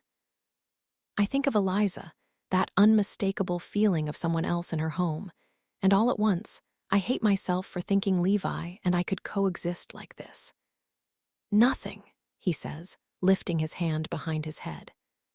It's the same gesture he did at Penny Lane's when he was put on the spot by Lucy, rubbing the back of his neck like that. I was just getting something from the shed. "What were you getting?" I ask, grabbing my chair for support, handcuffs slapping against the armrest with a metallic clink. "Lighter fluid." His eyes dart around, looking at Lucy and me before landing on the flames between us. "For the fire." The three of us are quiet, Levi and me upright in a silent standoff while Lucy sits to the side, watching it all. His voice is cautious, careful, but I can't decide if it's because he's hiding something or because he's confused about this sudden line of questioning, about my voice, urgent and incessant. I look over at the fire, then down at his hands, noticing they're empty. Realizing he can't have anything in his pockets either, he's practically naked. He doesn't even have pockets. "I couldn't find any," he adds. "Butler." We all turn around at the sound of Trevor's voice interrupting us, echoing across the lawn. He's shirtless, too, even though the temperature is nearing 50, and we watch as he walks out the back of the house and approaches us with a manic grin. Danny is behind him, Lucy's solo cup clutched in one hand, that gory blue dress seeming even more ridiculous than before. All these people, their costumes, it's giving everything such a strange edge, like I'm standing in the center of a lifelike dream. Everyone is themselves, but also not. There's something warped about their features, something wrong, like they're all caricatures of who they should be, who they were just a few seconds ago, a strange energy emanating from them all. I reach down and pinch my arm, feeling silly the second I do it, although I really wouldn't mind if I snapped out of whatever this is and suddenly woke up, sheets damp and skin slick, gasping for air in my pitch-black bedroom. "You doing okay, man?" Trevor asks, slapping his palm against Levi's shoulder. "You look a little pale." "Yeah," Levi says, a weak smile cracking across his face. "Yeah, I'm okay." "I've been looking for you," Trevor winks. "Where you been?" "I was just," he gestures to the shed again, the door still hanging open to reveal the back of our empty house. I watch as he looks at Trevor, then me, then Lucy sitting silently in the corner, a little curl to her lip as she watches him squirm. "Trying to bring this fire back to life." "Why don't you let Danny handle that?" Trevor says, squeezing his shoulder hard. "Let's get you a drink." Levi looks back at me one last time before nodding silently and slinking into the house, Trevor's grip still firm against his skin. There's a certain energy to him tonight, Trevor, one that sometimes creeps in when I've seen him bossing around the pledges, drunk on power and playing God. It feels coked up and dangerous, like he's looking for a fight or maybe just returned from one, adrenaline pounding around him like a pulse. Or maybe that's just me again, my own imagination, whatever I ingested earlier making everything feel so good until it took such a violent turn in the opposite direction. "Here," Danny says, turning to Lucy once the others are gone. He hands her the drink, arm outstretched, but she doesn't take it. "I'm not thirsty anymore," she says instead, standing up before walking toward me and grabbing my arm. "We're going home anyway." We step around the fire and stumble through the grass, Lucy's fingers digging hard into my wrist as she pulls me through the shed. My head is dipping, spinning, and I'm relieved to be leaving, the sights and sounds and smells of the party suddenly too much. But at the same time, I can't stop thinking about Levi slinking around in our house just minutes before. I can't stop imagining him creeping through my bedroom the way he once crept through Eliza's, fingers flipping through my clothes. scanning the pictures on my mantle, maybe, his greedy eyes on her still, even now. "Wait," I say, stopping abruptly in the backyard, feet from the door. Lucy turns and looks at me, her head cocked to the side. "I don't want to go in there." "What do you mean?" she asks, hands on her hips. I think of him on Eliza's bed, his head on her pillow, the faint smell of him staining her sheets. "Levi," I say at last. "He wasn't in the shed. He was in the house." Lucy is quiet, staring at me, before twisting her head and looking at the back door. "We were sitting around that fire for over an hour," I continue. "He wasn't in the shed for that long." "Margaret," she says, smiling. "We were out there for like 20 minutes. "Still," I say, feeling my cheeks burn hot. "He wasn't in the shed for that long looking for lighter fluid." She sighs, rolling her neck like she's trying to stretch something out. "Maybe he was tinkering with the toilet tank or something. I told Trevor the other day they need to take care of that. The noise is pissing me off." "Why would Levi be doing that?" "Trevor always sends the pledges to handle that stuff," she says. "He's too lazy to do it himself.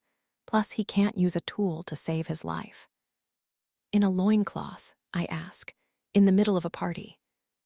"I don't know, maybe." "We need to start locking the doors," I say. "We always leave them open." "Yeah, because Nicole can't keep track of her key," she says.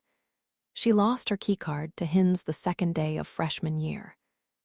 "But the boys can't just come in here without asking." "Yes, they can," she says, cutting me off. "They own the house, Margaret. They can do whatever they want." "They own the house," I echo, realizing for the first time what exactly that entails. I didn't even have to sign a lease to live here. Levi isn't just my neighbor anymore. He isn't just some guy next door who looks through the windows or loiters out back. He's more than that. He can do more than that. "Look, you're messed up," Lucy says, touching my arm. "You're paranoid, having a bad trip. It's my fault, honestly. I should have only given you half." I look down at her fingers on my forearm, feeling a twist in my chest. Thinking of the pill she placed in my palm, the bitter pinch of it as I swallowed it dry. She's right, I know she's right, but at the same time, the energy back there was unmistakably off. It felt like I was on the outside of something among all of them, Levi included, a sinister secret pulsing around them like a shared heartbeat. "Let's go inside, get you some water," Lucy says. "Then you can sleep it off." Chapter 28. The night that follows is one I'll never forget, the music from next door pulsing like blood in my ears. It goes on for hours, until the sound eventually dwindles into a faint trickle of the final stragglers. A single laugh, someone tripping in the gravel. The metallic kick of an empty can skidding across the road. It's even worse once it's quiet, though, the thought of Levi creeping through our house, the same way he once crept through Eliza's, forcing my brain to stay awake. It comes to me in flashes, the juxtaposition of then and now blurring together until they're indistinguishable. His calloused hands on our doorknob, twisting it gently before stepping inside. The fluttering of wind in the curtains, Eliza's living room, and the marshy smell that seeped its way in like he brought something dead inside with him. Walking around her bedroom, plucking that picture from her wall and running his fingers over it before slipping it into his pocket. Sitting on the edge of the mattress, my body sinking down with the creak of the springs. I've slipped into sleep a couple times, but it's always a restless, stressful dip out of consciousness before I'm startled back awake after only a few minutes. And every single time, I see flashes from my past, carnivalesque, and over the top. The same way the circle of us around that bonfire felt otherworldly and wrong. Eliza and me lying out on the dock, our limbs stretched so long they look like melting taffy pulling in the sun. Levi's white smile, the corners of his lips fish-hooked so high I can see his gums. Darkness, total darkness, so disorienting that I feel myself falling far and fast until I hit the ground with a quick, wet splat. I glance at my bedside table, little digital numbers glowing red, and the pair of handcuffs coiled on the clock, serpentine in the dark. It's almost 4 in the morning, and even though the effects of whatever I took earlier have mostly worn off, there's still that lingering discomfort that borders on fear. My legs won't stop pulsing, thrashing, my body begging me to run. "It's totally harmless," Lucy had said, grabbing her keys from a hook on the wall and unlocking the cuffs. Then she sat me down on the kitchen floor and fed me little sips of water, hand cupped tight under my chin. I had been shaking uncontrollably at that point, trembling jaw like a chattering teeth toy. Just gives everything a bit of a glow until, it doesn't. "I wish it was him," I had said, ignoring her completely. Goosebumps spraying across my skin and my voice as sharp as a blade. Lucy cocked her head, and I watched as the understanding dawned on her slowly. I had been thinking of Levi, of course, visions of him and Eliza staggering around that night on my phone. Their lips slick with vodka and spit, and their fingers twisted together, knuckles white in the dark. It should have been him. I flipped to my side, eyes wide and stinging. Now that I'm coming down, I try to talk myself into believing what Lucy had said. There are so many explanations that could make sense. Maybe Levi really was in the shed, one of the other brothers sending him on some obscure errand, like fetching lighter fluid that didn't exist, laughing behind his back as he fumbled around, frantic, too afraid to come back without it. It was the kind of stupid thing they did to the freshmen, the kind of thing meant to embarrass and belittle. Or maybe he really was fixing something in the house, fiddling with one of the many broken things we had to hound the boys about. The shoddy heater that wasn't a problem in the summer, but now, in October, made our toes stiff when we walked barefoot across the floor. The leak in Sloane's ceiling that still wasn't fixed, or, like Lucy had said, the running toilet tank that, now that I think about it, I haven't heard all night. I close my eyes, exhaling long and hard. It was a bad trip, that's all. A foreign chemical that managed to hotwire my brain, revving up the worst of my fears. But then, just as my body starts to unwind, I hear the faintest sound. I sit up quick, trying to determine where it came from. It seemed like it was both inside and outside at the exact same time, a muted thump, like a fist pounding or foot kicking, or the hard, fast slap of a door slamming shut. I click on the lamp on my bedside table, holding my breath as I listen. I hear it once more in my room but also out of it, a muffled shuffling, close but quiet, so I fling off the covers and get out of bed, creeping my way toward my closed bedroom door. "Lucy," I whisper, even though I know from down the hall she can't hear me. She's probably asleep anyway. It's 4 in the morning. "Luce, is that you?" I can feel my heart in my throat as I pray for a response. She's in the bathroom, maybe, grabbing a glass of water. But instead of her voice, I hear it again. That sound. A thump, a groan, a single dry cough. "Shit," I whisper, the palms of my hands prickling with damp. Shit, shit, shit. Even if what Lucy said is true, there is no logical explanation for why anyone should be entering our house at 4 in the morning. Suddenly, the thought comes to me like a punch to the chest. What if Levi was listening to Lucy and me talking when he was in the shed? She had been wondering about Eliza, after all. Pushing me along, asking me questions. I didn't say anything bad out there. I didn't say anything wrong, but still. He had looked so strange once he emerged, like he had heard us. Heard every word. "There was an argument," I had said. He wouldn't have liked that.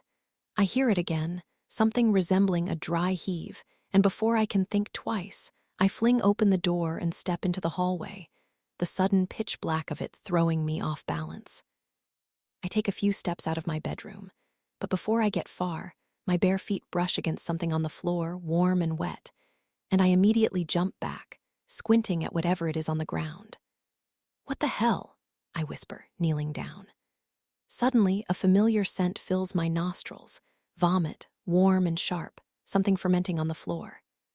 My eyes are starting to adjust now, and I can see that it's a piece of clothing, a costume, bright green fabric with torn-up edges.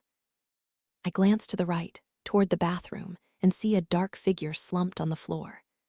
"Nicole," I ask, realization dawning on me as I run toward the bathroom and turn on the light. After Levi showed up, I had forgotten all about her. Lucas said she was drunk, too drunk, but that Trevor was taking care of her. But now I remember Trevor, too, walking out back to boss around the pledges. "Nicole," I say again, reaching out to shake her shoulder. She's half naked, huddled on the tile with a puddle of red bile beneath her. I turn back toward the hallway, looking at her dress. She must have gotten sick, peeling it off before stumbling to the toilet, falling asleep. "Come on," I say, digging my arms into her armpits hard, trying to help her stand. I don't think she was in here when I went into my bedroom earlier, but at the same time, I can't be sure. It was dark and I was disoriented, basically beelining from the kitchen straight into my bed. "Nicole, come on. Let's get in bed." She groans, her head flopped to the side like a newborn baby, a crust of dried spit stuck to her lip. "No," she mutters, holding up her arms before they flop back down again, gummy and boneless. That's when I see the marks on her wrist, little bruises like fingers, faint but there, and there's something familiar about the placement of them. Something about it I've seen before. "Stop." "Come on," I say, trying to brush away the memory, focus on this. "Let's go." "No," she says again, but she lets me lift her. Really, she has no choice. The entire weight of her leaning into my side, body limp like a dragged corpse. I look down at the toilet, chunks of bright red vomit sitting stagnant in the water, and flush it with my free hand before bringing her back into my bedroom, wiping her face and tucking her in bed. I stare at her for a second, taking in the way the back of her hair is rough and matted, the frantic twitch of her lips like she's already lost in some kind of dream. Then I curl in beside her and listen to the steady sound of her breathing, trying not to think about the fact that it couldn't have been her I heard moving around earlier. She's practically comatose. That, and I can hear the tank running. Chapter 29. After, Detective Frank is here. I look up at Sloane, two wide eyes peeking through my doorway. Lucy has been gone for over 2 weeks now, and they're here with a warrant, like we knew they would be. "Okay," I say. "Be right out." I flip my book closed and toss it onto my bed, steeling myself for these next few hours, even though we knew it was only a matter of time. We knew they would want to explore every aspect of her, peeling back her privacy and poking around, sticking their fingers into all of it. I walk into the living room to find everyone else already there. Sloane and Nicole on the couch, side by side, with Detective Frank standing in the center. There are a few officers with him, eyes perusing the room. The place is practically empty now, most of our belongings sealed up in boxes, but we tried to clean up as best we could, anticipating their arrival. We've been watching the news. "I'm going to be straight with you," Frank says, eyes on me as I walk to the couch and take a seat next to Nicole. "Your roommate's last known activity was right here, in this house, 2 days before her employer called and reported her missing." I think of us in this room again, smoke whirling around as Lucy picked up that knife, my reflection gleaming in the metal. The way she had gotten up and gone outside, leaving her phone behind. I know they're going to find it today. It's dead now. It's been dead for a while, stashed under her bed, beneath her clothes, just like we planned. "So I'm going to ask one more time," he continues, shifting his weight from one leg to the other. "If you know where your friend is, you need to tell us." "We don't know where she is," Sloane says, practically pleading, "but it's all an act. I know it's an act. We've rehearsed this so many times. We weren't concerned before, but we're worried now too, okay? We've been trying to call, but..." "But her phone is off," he interrupts. "Or dead, we know." "You said you questioned her about Levi," Nicole says. "Maybe she took off because she didn't know what else to do. She acts tough, but she's only human like the rest of us." Detective Frank looks at Nicole for a beat too long, bored with her monologue. "She was probably terrified," she adds weakly. "You know, the more we learn about Lucy, the more questions we have, he says, ignoring her. Does that surprise any of you? No, I say when it becomes clear that Sloane and Nicole aren't going to answer. That sounds about right. How exactly did you all meet? She's very outgoing, Sloane says. She's never had a problem approaching people she doesn't know, striking up a conversation. And charming, Nicole adds. She can make friends with a wall. Did you see Lucy spending any time with Levi alone on the night he died? Detective Frank asks, shifting gears so quick it takes me a second to catch up. No, I say at last, remembering the way he had stood up and immediately stumbled, legs limp and loose like a wobbly fawn. The way Lucy had looked at me, smiling, before she got up too. It was a big party. He was there, but we only saw glimpses of him. Glimpses, he repeats. Yes, we didn't really hang out with him. Who did you hang out with? Each other, I say, as if that should have been obvious. That's not what I heard from other people who were there. You didn't ask about other people. Detective Frank stares at me, put off by my tone.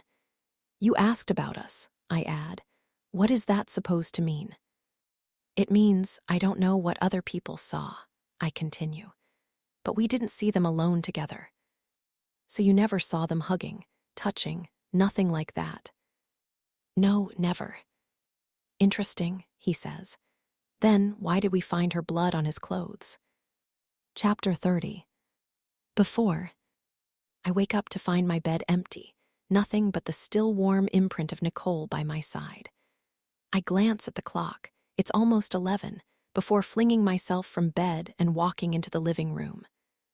Good morning, Lucy says, a mug of coffee in her hands, chipper as ever. They're all out here, all three of them, Sloane and Nicole looking as miserable as I feel. You doing okay? I say, even though that's not quite true.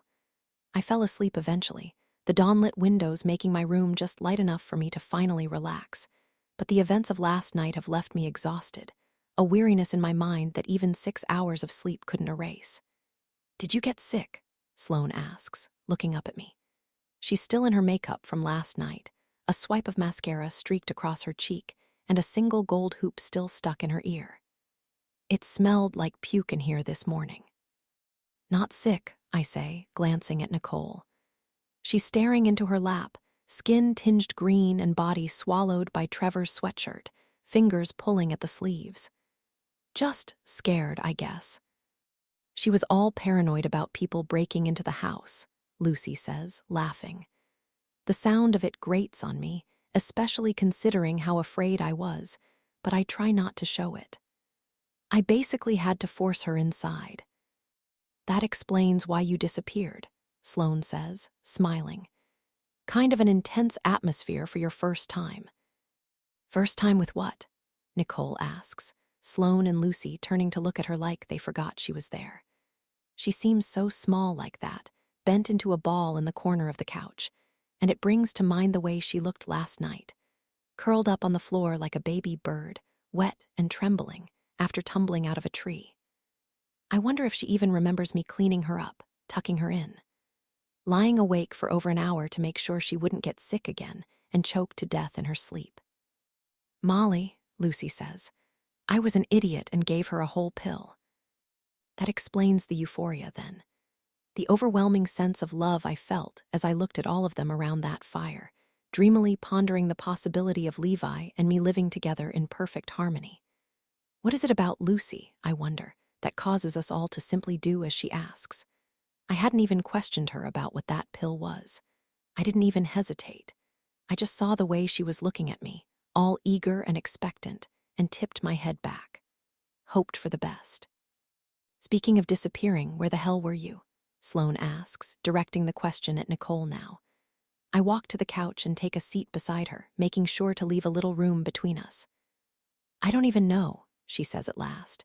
She's holding a cup of coffee, too, but it's completely full, quivering in her hands. I went over there early, right after class, and started drinking too fast. I think I was with Trevor the whole night. Not the whole night, Lucy says, putting her empty mug on the floor. He was outside for a little. Maybe, she stops, bunching her eyebrows like she's trying to remember something. I watch the side of her face as she swallows, shakes her head gently. Maybe I fell asleep, but somehow I got home. I woke up in Margot's room. Lucy flings her head back and laughs again, clapping her hands together.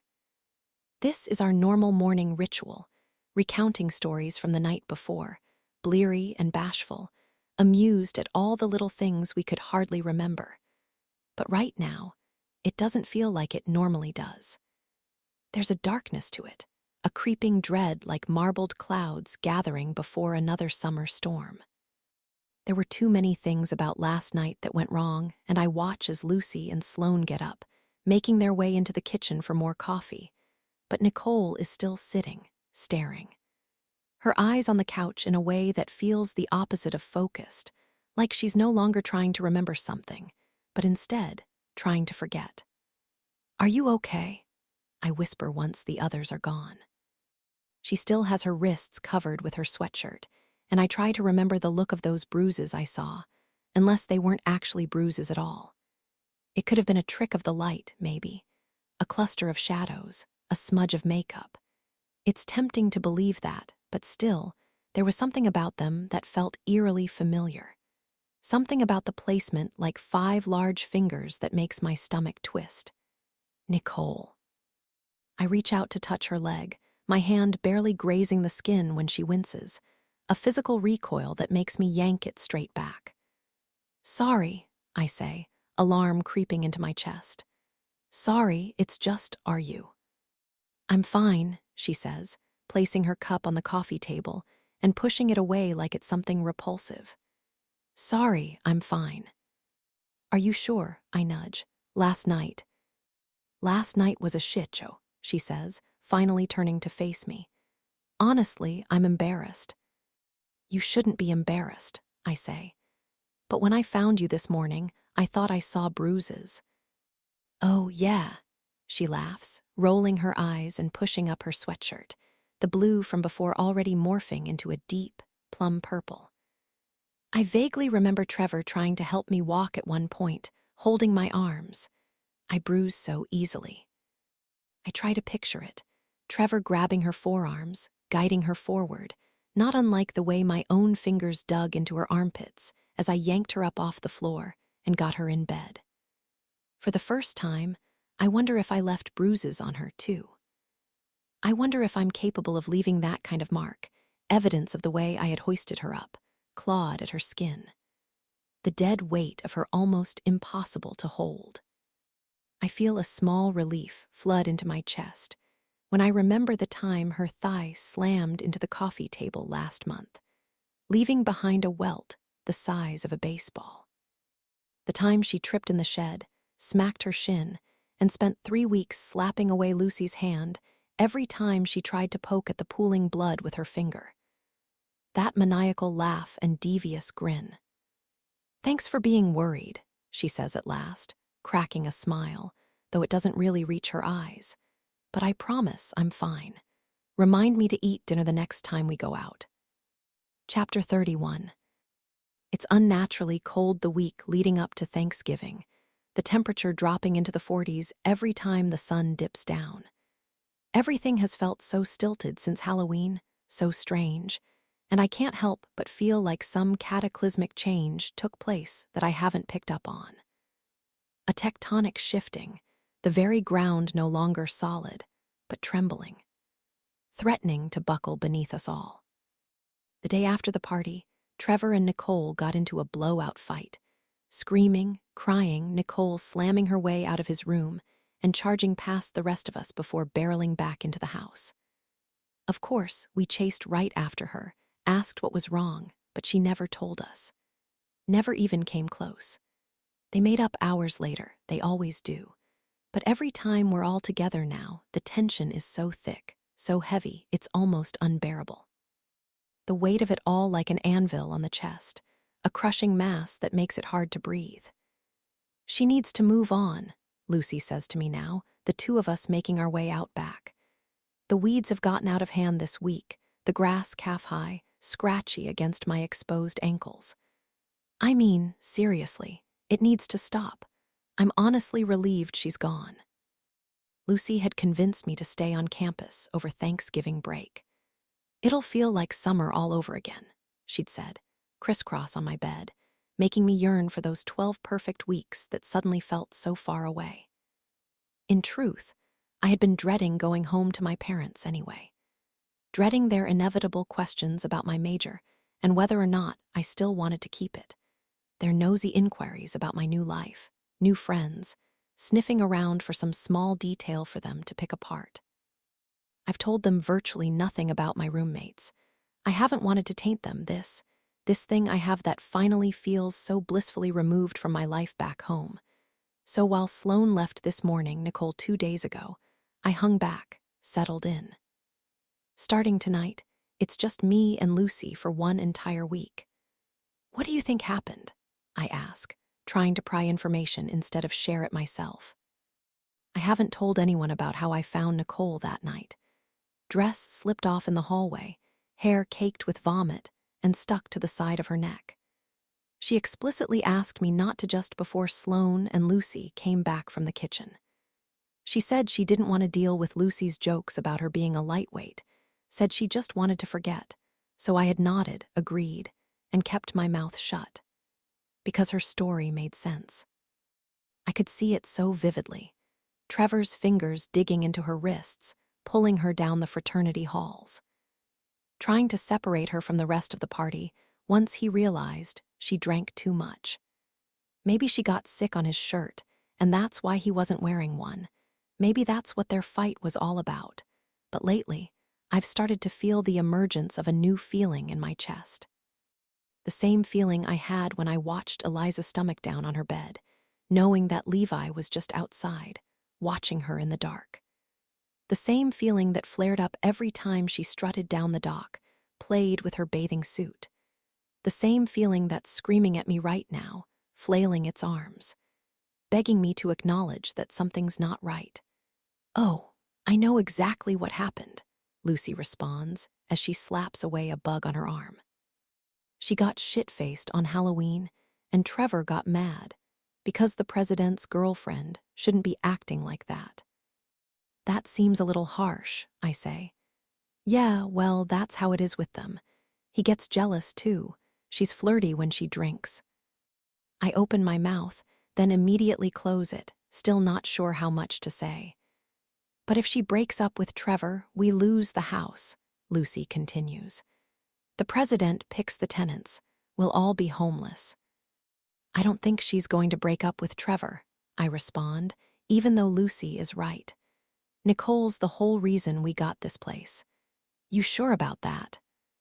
No, I admit, but it doesn't really seem like Trevor's the thing she's so upset about. What do you mean? She asks as we approach the shed, double doors shut tight. What else would it be? I hesitate, my mind on another memory. The same one that flared up on Halloween as I held Nicole's body in the dark, staring at those grape-like bruises clustered around her wrist. The one I had tried to push down, tried to forget. I think of Levi leaving the shed, that haunted look on his face.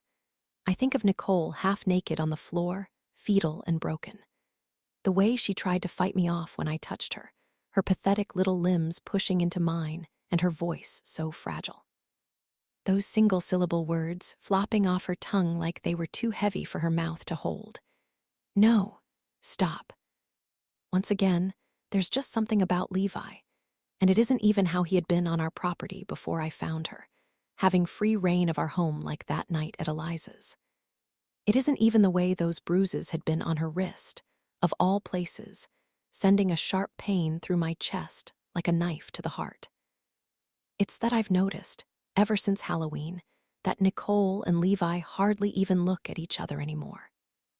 It's not like they ever really had a friendship before.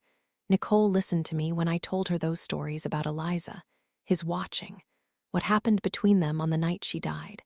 And after that, she always kept her distance, albeit pleasantly, politely, such is Nicole. But now, it isn't just her staying away. It's him, too. a mutual ignoring that feels deliberate on both their parts, like something happened between them they equally want to forget. I've just been thinking, I start, but before I can finish, I open the shed and jump straight back, my hand shooting to the base of my neck. Jesus, that's disgusting. In front of us, a dead deer hangs from a rope on the ceiling, bubblegum tongue lolled out to the side, and a steady stream of blood flowing into a floor grate I've never once noticed. They must have gone hunting, Lucy says, unperturbed, watching curiously as the carcass sways. It's finally cold enough. I suddenly remember the way the shed smelled the very first time I stepped inside. That metallic tang, like something decayed, that has since become as commonplace as the vanilla perfume dabbed behind Lucy's ear, Nicole's peppermint shampoo pushed into the pillows. I barely even notice it anymore, the smell of death. The odor of rust and rot that's always there, airborne, stained into the place. They're bleeding it, she observes, tilting her head, her eyes following that thin trickle of red. I wonder if we can convince them to make us dinner. No, thank you. You've never had venison before. No. You should try it, it's good. I don't know, I say, staring into its pupils, seeing myself in the inky reflection before forcing myself to look away. It feels a little different when you look into its eyes before eating it. Lucy just shrugs, continues walking. Who else is here this week? I ask as we skirt our way around the interior walls. The deer keeps turning as we move, a slow, somber circle. Lucas, Trevor, James, Will, she says. They're all local, so they're just going home for the day. That's it. A couple of pledges, she adds, deliberately not looking at me. They always make a few of them stay behind to take care of the house. Which ones? I ask, suddenly more alert. We're almost to the back door now, the faint eruption of laughter leaking through the windows. The scrutiny of the deer on my back making the little hairs on my neck stand up straight. Levi, she says. I'm pretty sure I saw his Jeep out front. I stop, barely a few feet from the door now, and Lucy twists around, annoyance on her face. Look, I know you don't like him, but you can't hide in your room every time he comes around. You were here first. I know, I say, biting my lip. You're going to have to learn to ignore him. It's not that easy. Why not? I don't know, I say. Being around him just makes me feel guilty. Because of Eliza, she asks, and for a second I forget to breathe, hearing Eliza's name on her lips for the very first time jarring something loose in me I didn't even know was there. It feels so strange, listening to her say it so casually like that. Like bumping into someone you know in a place you don't expect them, seeing them ripped from one world and dropped into another, notably out of place. Yes, I say at last, because of Eliza. And that's the problem, really. Lucy and Eliza should exist on two totally different planes. They shouldn't be intersecting like this, over and over again. The two lives I've created that were meant to be parallel, now painfully perpendicular. Why do you feel guilty? She asks, taking a step closer. Her hand reaching out, fingers wound around mine. I think back to that night, those videos. Levi's arm around her neck, his body hanging off her shoulders. Eliza tilting her head back in a drunken howl, and the light of the moon reflecting off the water. The crash of the waves so far below. There are just things I wish I had done differently, I say at last. I think of the way I had watched them, over and over and over again, restarting from the beginning every time I reached the end. It was a punishment, blinking my bleary eyes in the dark. Like popping that blister, savoring the sting, something sick I forced myself to do for reasons I still don't fully understand. I remember the disbelief, the anger, the frustration that she could be so stupid after everything we knew about him, everything we had learned. I remember navigating to my contacts, finding her name, my finger hovering, ready to call, ready to pick her up maybe, bring her home and tuck her in bed, followed by the spite in my chest when I thought about how she went there without me. The wound ripping open when I just wanted it to heal. So instead, I put my phone down, silenced it completely.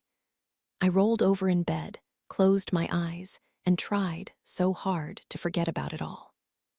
To forget about her, to forget that feeling that was growing in my chest, instead swallowing it down so it sat in my stomach. Putrid and sour, coating my tongue, poisoning me from the inside out. Chapter 32. Happy Thanksgiving, Lucas says. It's better than turkey, I promise. I look down at the plate in front of me, a small circle of steak with a puddle of gore leaking out around it. The scoop of mashed potatoes layered beneath has already turned soggy and pink, the brassy aroma of it all tingling my tongue. I made the mistake of walking into the kitchen earlier, just as James was slamming a wooden mallet onto the meat, microscopic specks of red spraying the cabinets.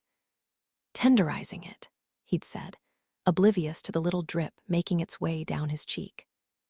There's blood on the ceiling now, pinpricks of plasma misting the stucco. I take a sip of my water, shrugging off the thought. Thank you, boys, Lucy croons, lifting up a glass of wine. We set the table earlier for the first time since I've lived here, a mismatched collection of plates and silverware gathered from second-hand stores and left behind by previous tenants. Wildflowers from the backyard soaking in juice glasses and the overhead lights dulled down low. There's a handful of flickering wicks between us, skinny candelabras making the dining room look gothic and dim. What would we do without you? Starve to death, Trevor responds, pulling out the chair beside me. Thanksgiving is tomorrow, and while the locals are going home for a formal dinner with their families in the morning, they've agreed to do a Friendsgiving-style one with us tonight. Lucy had begged them, really, making them feel guilty about the two of us being here by ourselves, even though we chose it. That's not fair, I say. We made the sides. I try not to look at Levi as he takes his seat across from me, our table of 7 feeling a little too intimate in the subdued light. As much as I hate to admit it, though, Lucy was right. Despite the fact that Levi is here, this past week has been wonderful, the way we've all slipped back into our summer selves. Lucas is still as much fun without Sloane as the object of his affection, and I've gotten to know Will and James from the night at Penny Lane's better, too. Trevor is just as obnoxious without Nicole, but he's paid me more attention these last few days than he ever has before. Which one did you make? Trevor asks, turning toward me now. I feel a flush of something in my chest under his eyes, a crawling heat that makes me uncomfortable. The mac and cheese, I say. How did you know mac and cheese was my favorite? Lucy clears her throat, shooting me a look from across the table that I don't like. It's suggestive, eyebrows raising, and I try to signal back a bulge-eyed innocence, communicating that I'm just as confused about his attention as she is. Which one of you do we have to thank for shooting our dinner? I ask, picking up my silverware, attempting to divert the conversation from me. James, Lucas says, slapping him on the shoulder. Never seen such a clean kill in my life. I look up, stunned at the image of James, of all people, being the one to pull the trigger. The shyest of them all, so kind and quiet. Beginner's luck, he says, sawing into his steak. Lucy lets out a laugh, and I glance over to find her palm cupped tight over her mouth, the corners of a smile peeking out like she's fighting to contain it. I'm sorry, she says, removing her hand before wiping a drip of wine from her lip. It's just ironic. What is? James asks, lowering his knife. You, Mr. Moral Compass, killing something because you can. I think back to that night at Penny Lane's, James chiming in after Lucy asked us that question. Fighting her on it, the Jekyll to her Hyde. The only one brave enough to push back. It's for food, he says slowly. It serves a purpose. Risk and reward, Lucy argues. It's still a living thing. It was alive, now it's dead, and it's all because of you. You can't be serious, he says, his hands still holding the silverware, hovering in the air. I glance down at my plate, little threads of meat torn apart by the serrated blade, and force myself to look away. Humans and animals are two completely different things. Sure, Lucy says, taking another sip from her glass before twisting the skinny stem between her fingers. Although, morally, I'd consider that subjective, don't you think? We're all quiet, the soft glint of the candles the only movement between us. Lucy smiles again, the glass lip hovering just beneath her mouth, warm breath fogging up the reflection. Not so straightforward, is it? We gather in the living room after dinner is over, candles reduced to nubs of wax and bottles of wine lying empty on the floor. Lucy keeps trying to talk us into playing spin the pin with one of them, but they're half-hearted attempts, more in jest than anything. For the first time in a long time, she actually seems drunk like the rest of us, maybe too drunk, her body slumped over the couch and her bare legs draped across Levi's lap. Truth or dare, she says, twirling around a puddle of wine in her glass. There's a crescent of lipstick stuck to the rim, and I wonder if she snuck into her room to apply it after dinner. She wasn't wearing any earlier. I'm almost positive she was. Lucy, enough, Lucas says, flipping through a pile of old records in the corner. We're not doing that shit right now. Levi's a pledge, so he has to, she taunts, leaning up so her flushed chest is facing him, practically sitting in his lap. I watch as Levi glances at Trevor like a child looking for an escape, but Trevor only shrugs, his eyes red and worn. She's not wrong. The entire room is silent again, bated breath as we stare at Lucy, wondering what she has in mind. A single sentence from her has the power to change an entire night's dynamic, alter the very air between us, and I try not to overanalyze how she's clearly singled Levi out again, almost all of her attention directed at him like that night at Penny Lane's. I wonder what she's doing, what this new game is, the way she plopped down right beside him on the couch, her legs kicked up on his lap and her fingernails trailing their way down his arm. If she really doesn't find anything wrong with the way she's acting, or if there's something more to it. Something I can't yet see. Fine, truth, Levi says, downing his drink. Lucy reaches for the open bottle on the floor, but he holds his hand over his glass and shakes his head. I hear a faint scratch from the corner of the room, Luca's setting a record on the turntable and lowering the needle down. What are you afraid of more than anything? She asks, resting her head in her hand. Anything in the whole world. A long, dense silence packs the room, the kind that makes it feel like there's cotton in my ears, drowning the sound, before the hazy hum of Janis Joplin trickles into all of us. Heights, Levi says at last, looking into his drink like he's studying something hidden in the bottom. I'm afraid of heights. I stare at him, trying to decide if this is some kind of sick joke, and without warning, his words summon her again, Eliza materializing out of nowhere. Sitting beside Levi with her hand on his thigh, her eyes on mine.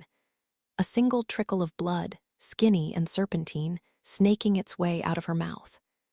And small spaces, he adds, making me blink. I'm kind of claustrophobic. Trevor clears his throat, like he's trying to mask a laugh, and I look over at him smiling into his cup. I can see it in Luca's, too, and James, and Will, and even Lucy. Some unsaid thing bouncing around the room, pinging off all of them. Heights and small spaces, she echoes as she finishes her drink. Good to know. Chapter 33. Lying in bed, staring at the ceiling, it feels like I've traveled back in time to 2 years ago. To that night in my bedroom, my phone alight in the dark, watching my best friend play with fire while I stayed wrapped in the cool safety of my duvet, wound around me like a fiberglass blanket. Looking at Eliza and Levi on that screen felt like looking through someone else's window and seeing something I shouldn't, something dangerous. A child in the kitchen reaching for the knife block. Little fingers fiddling with the safety of a loaded gun. Watching, waiting, wondering what would happen. Knowing, deep down, how it would end. We had always been so different, Eliza and me, but that's the reason we worked so well. Without her incessant nudging, her never-ending efforts to get me to go out, do something spontaneous, I never would have left the house. But without me around to constantly reel her back in, remind her of her own mortality, she never would have come back. And then, that night, she didn't. Now, sitting in the living room and staring at Lucy, it's like I'm looking at a carbon copy of all those nights together, fuzzy and fading, and just different enough to let me know that this is real. This really is happening. Lucy's legs stretched across Levi like a seat belt, pinning him back, long and lean and smooth under his touch. The way she laughs when he talks, twirling a curl around her finger the same way Eliza used to tinker with that pen in her bedroom, suck on her diamond necklace, kicking her legs, biting her lip, anything to get him to look. I suppose I shouldn't be surprised, Eliza and Lucy being as similar as they are. Even when I talked about Eliza that first night on my bed, Lucy had a wariness to her, an obvious envy emanating from her eyes like she felt the need to compete with someone already in the grave. Eliza loved the danger, and Lucy does too, so maybe the idea of dangling herself in front of someone who might lash out and bite, someone who already has, makes him all the more appealing. A danger so palpable she can taste it every time he gets close, like metallic on your tongue just before lightning strikes. I keep turning it over in my mind, trying to understand it, when I hear a noise from outside. The same muffled movement I heard on Halloween, a slapping door, a gentle scraping. Someone clearing their throat. I sit up, listening quietly before climbing out of bed and turning on my light. Just like last time, it sounds too close to be coming from the yard, but it's not coming from inside the house either. I open my door and tiptoe into the hallway, glancing into the bathroom just in case. It's empty, like I knew it would be. No Nicole on the tile, loose limbs at harsh right angles, the heave of bile trying to claw its way out. "Lucy," I whisper, walking to her room next. The door is shut, the way it usually is, and I think about knocking, but instead, I just place my hand on the knob and twist. "Luce, do you hear that?" Her room is partially illuminated by the glow of the moon through the curtains, those neon stars alight on the ceiling, and almost immediately, I see that it's empty. "Lucy," I ask again, opening the door wider, even though she's clearly not here. Her comforter is flung back, an imprint of where her body once was on the mattress. A single pillow housing the shape of her head. I resist the urge to step in farther, instead closing the door again and making my way into the living room, perching myself on the edge of the couch. I think back to earlier in the night, when the boys were leaving. I had stood up, collected our glasses, a silent cue that the evening was over. Lucy acted like she was heading to bed, too, hands on her hips, yawning in the hallway. Watching until they all filed out the back door, into the shed, and disappeared into the dark. Unless, of course, she was waiting for me to shut myself in before she left, too. But if Lucy went next door, who would she have gone with? In the months we've lived together, I've never once seen her spend the night anywhere other than here. It can't be Trevor, surely. Judging by the way she looked at me at dinner, eyes on mine as he worked his charm, she would never go home with our roommate's boyfriend. Although I do remember her laughing about it the day I moved in, teasing Nicole as she tossed the pillow in her direction. "If you don't want him, I'll take him. I'm not going to apologize for introducing you to the most beautiful boy on campus." Maybe once I left, Trevor had stayed, lingering in the yard before walking back inside, convincing Lucy to head home with him too. She was drunk tonight, more so than usual, but it still doesn't feel like the kind of thing Lucy would do. It's definitely not Luca's. She always acts so annoyed at his immaturity, his silly sense of humor, and she couldn't care less about Will or James. She hardly even talks to them, which only leaves Levi. "She wouldn't," I whisper, but already I know that she would. She's just like Eliza, drawn to the risk of him like adrenaline, like pheromones, some chemical reaction that leaves her helplessly high. The fact that he's been dubbed dangerous, off limits, is only making him more desirable to her, the same way Eliza would flaunt herself in front of her window. The way she was still out with him that night, even after we found the proof of what he did, who he was. The missing picture, her open door. The stomach-churning smell of him everywhere we looked. I think about going back to my room, getting in bed, trying to forget about it all the same way I tried to forget about those videos on my phone when I hear a noise again. But this time, it's different. Unmistakable. This time, it's coming from above. A heavy thump like someone walking on the roof. Chapter 34. I run outside and crane my neck, the sky above granite black.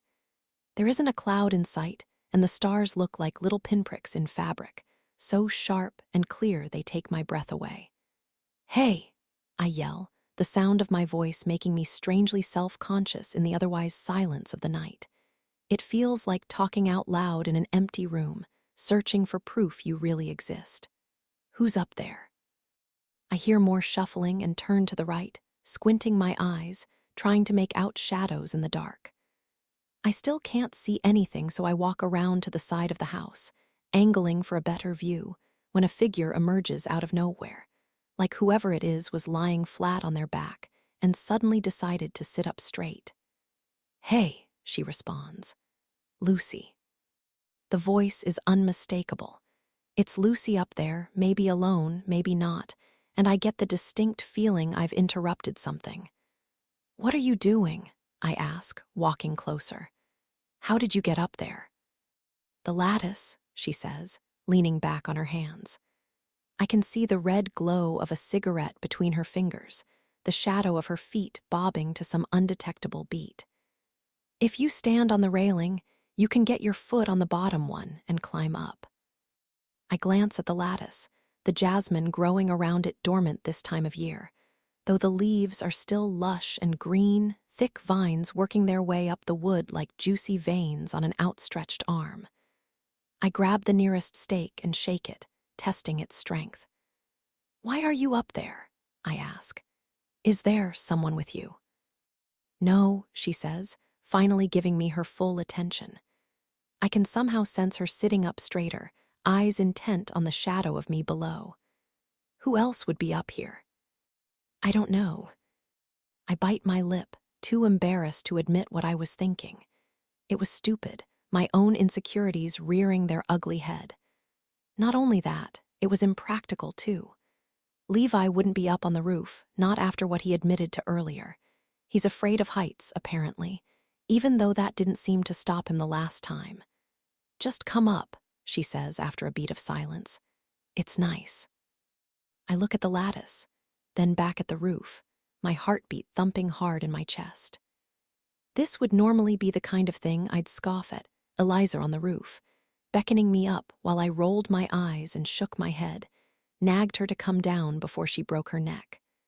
But instead, I hoist myself up and grab the stake to the side, scooting my way over until I find my footing. I can sense Lucy watching me from above, silently observing, and even though the cheap wine coursing through my bloodstream is making everything feel a little airy and light, I'm still acutely aware of how high up she is. How flimsy this thing feels beneath my weight, like one wrong step will make me tip back and fall. "Here," she says, leaning over with an outstretched hand. I'm almost to the roof now, practically parallel to Nicole's second-story window. "Thanks," I say, grabbing her arm, feeling her fingers wrap around my wrist as she helps me up. Then, once I feel secure, I push off from the lattice and land on my knees, crawling around to the other side of Lucy, farther away from the edge. "So," I say once I sit down next to her, palms stinging at my sides. I cross my legs, mirroring her stance, trying to come across as relaxed even though I can still feel my heart beating hard in my chest. "You always come up here in the middle of the night." "Sometimes," she says, taking a drag. She offers it to me and I shake my head. "What do you do?" "Just sit," she says. "Stare, think." We're quiet for a while, no noises between us outside of the suck of Lucy's cigarette. The crackling tobacco, the long exhale. The curl and crisp of the paper and the gentle flick of her fingers, red-hot ash scattering at her feet. "Why are you awake?" she asks at last, not bothering to look at me. She's staring out at something I can't see, her gaze settled on one of those invisible spots in the distance. "I don't know," I say, not wanting to reveal the real reason. All those thoughts of her and Eliza and her, the two of them dancing around in my mind like the stars of some terrible ballet. I couldn't fall asleep. "How come?" I look at her, the side of her face revealing nothing. "I heard noises," I say at last.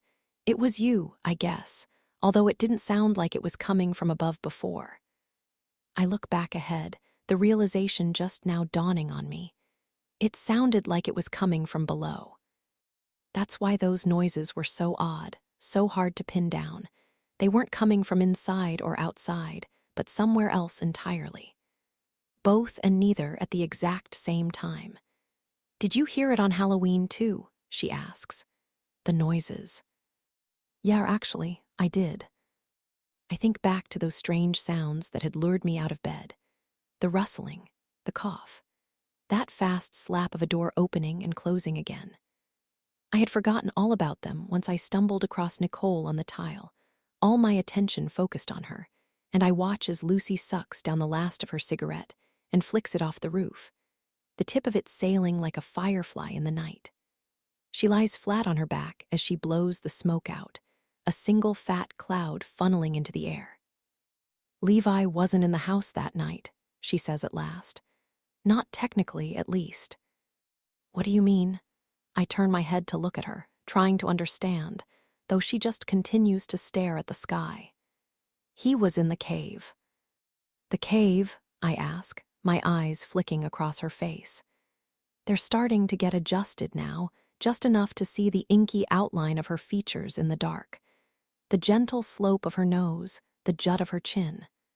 "What's the cave?" "The basement." "This house has a basement," I ask. I didn't think houses around here could have basements. The water table.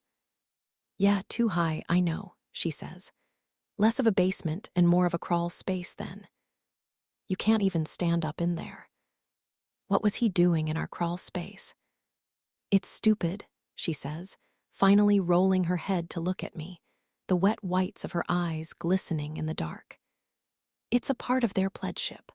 All the freshmen have to spend a certain number of hours down there before they're initiated." "Not serious," I say, but as I think back to Halloween, it actually makes sense.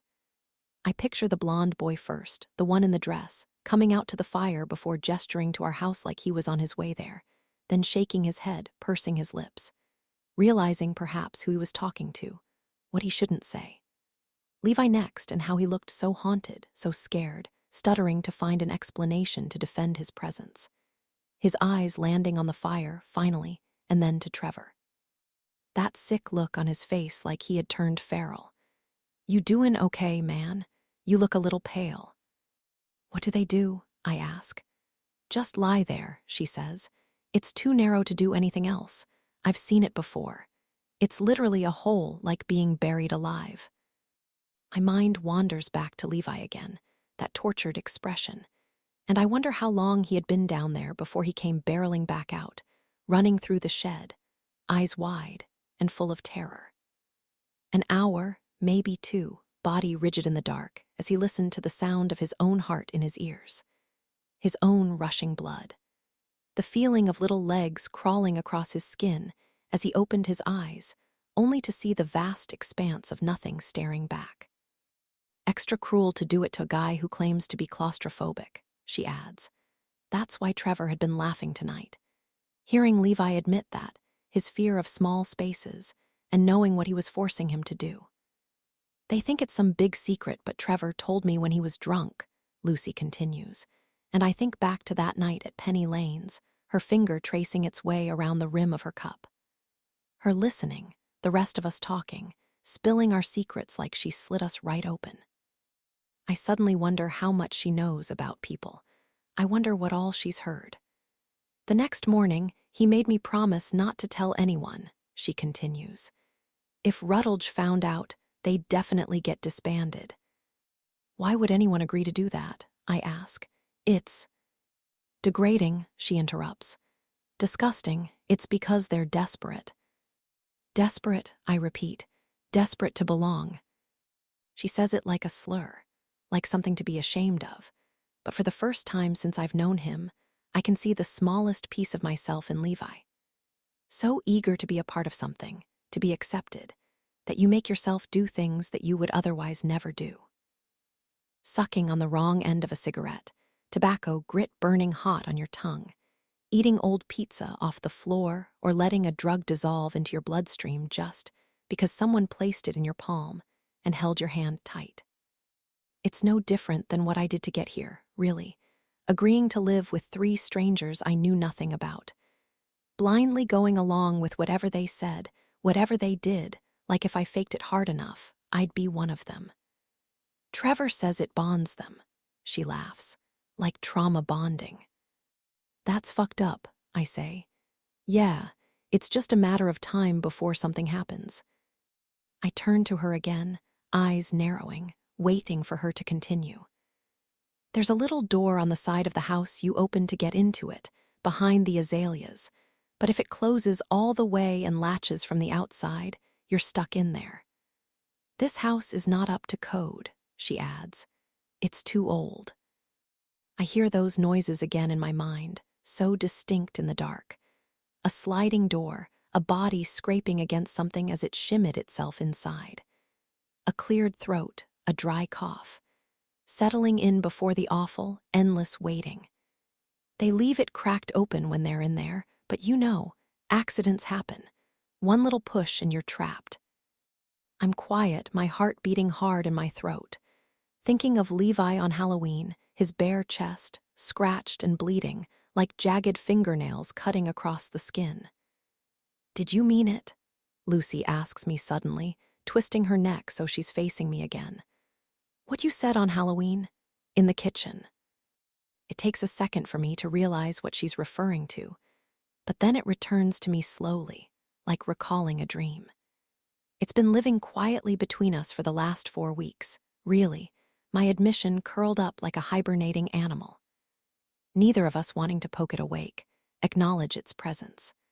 Talk about those words I had muttered as my body trembled cold in the kitchen, Lucy feeding me water, baby sips in the dark. It had barely been conscious, the thought ejecting itself from my mind like an exorcism, demonic and violent, completely out of body. I just had to get it out, the terrible belief that had been living inside me for far too long. I wish it was him. It should have been him. Of course I meant it, I say at last, and I expect to feel ashamed afterward, maybe even embarrassed. I expect to feel disgust or surprise, but instead I feel lighter the second I say it, like the thought itself had been tied around my ankle. A ball and chain weighing me down. Eliza didn't deserve to die like that. Levi did. Chapter 35. After, I can feel the collective intake of breath, all 3 of us sucking it in. This is a detail we hadn't accounted for, a fuzzy memory we had forgotten all about. Lucy's blood, Levi's clothes. We can work with this, though. We can use it to our advantage if we play it right. How do you know it's Lucy S? I ask at last, remembering the way it had dripped from her finger like a leaky faucet, little red spots polka-dotting the floor. Detective Frank can clearly tell he caught us off guard, a satisfied smile emerging on his lips. Her parents provided DNA samples for us to compare it to, he says, his eyes trained on me now. Me, and only me. It was a match. I rub my temples, the idea of it all so hard to grasp. They want to see their daughter found just as much as the rest of us, he adds. I'm sure they do, Sloane snaps, her voice sarcastic and sharp. What's important here is we know your friend was with Levi Butler the night he died, and we know they were in close enough proximity for her blood to get on his clothing, Frank says, growing impatient. Why was she bleeding, girls? The moment flashes through my mind again, and suddenly, we're back together, all 4 of us. The the citrus sky giving everything an unnatural glow.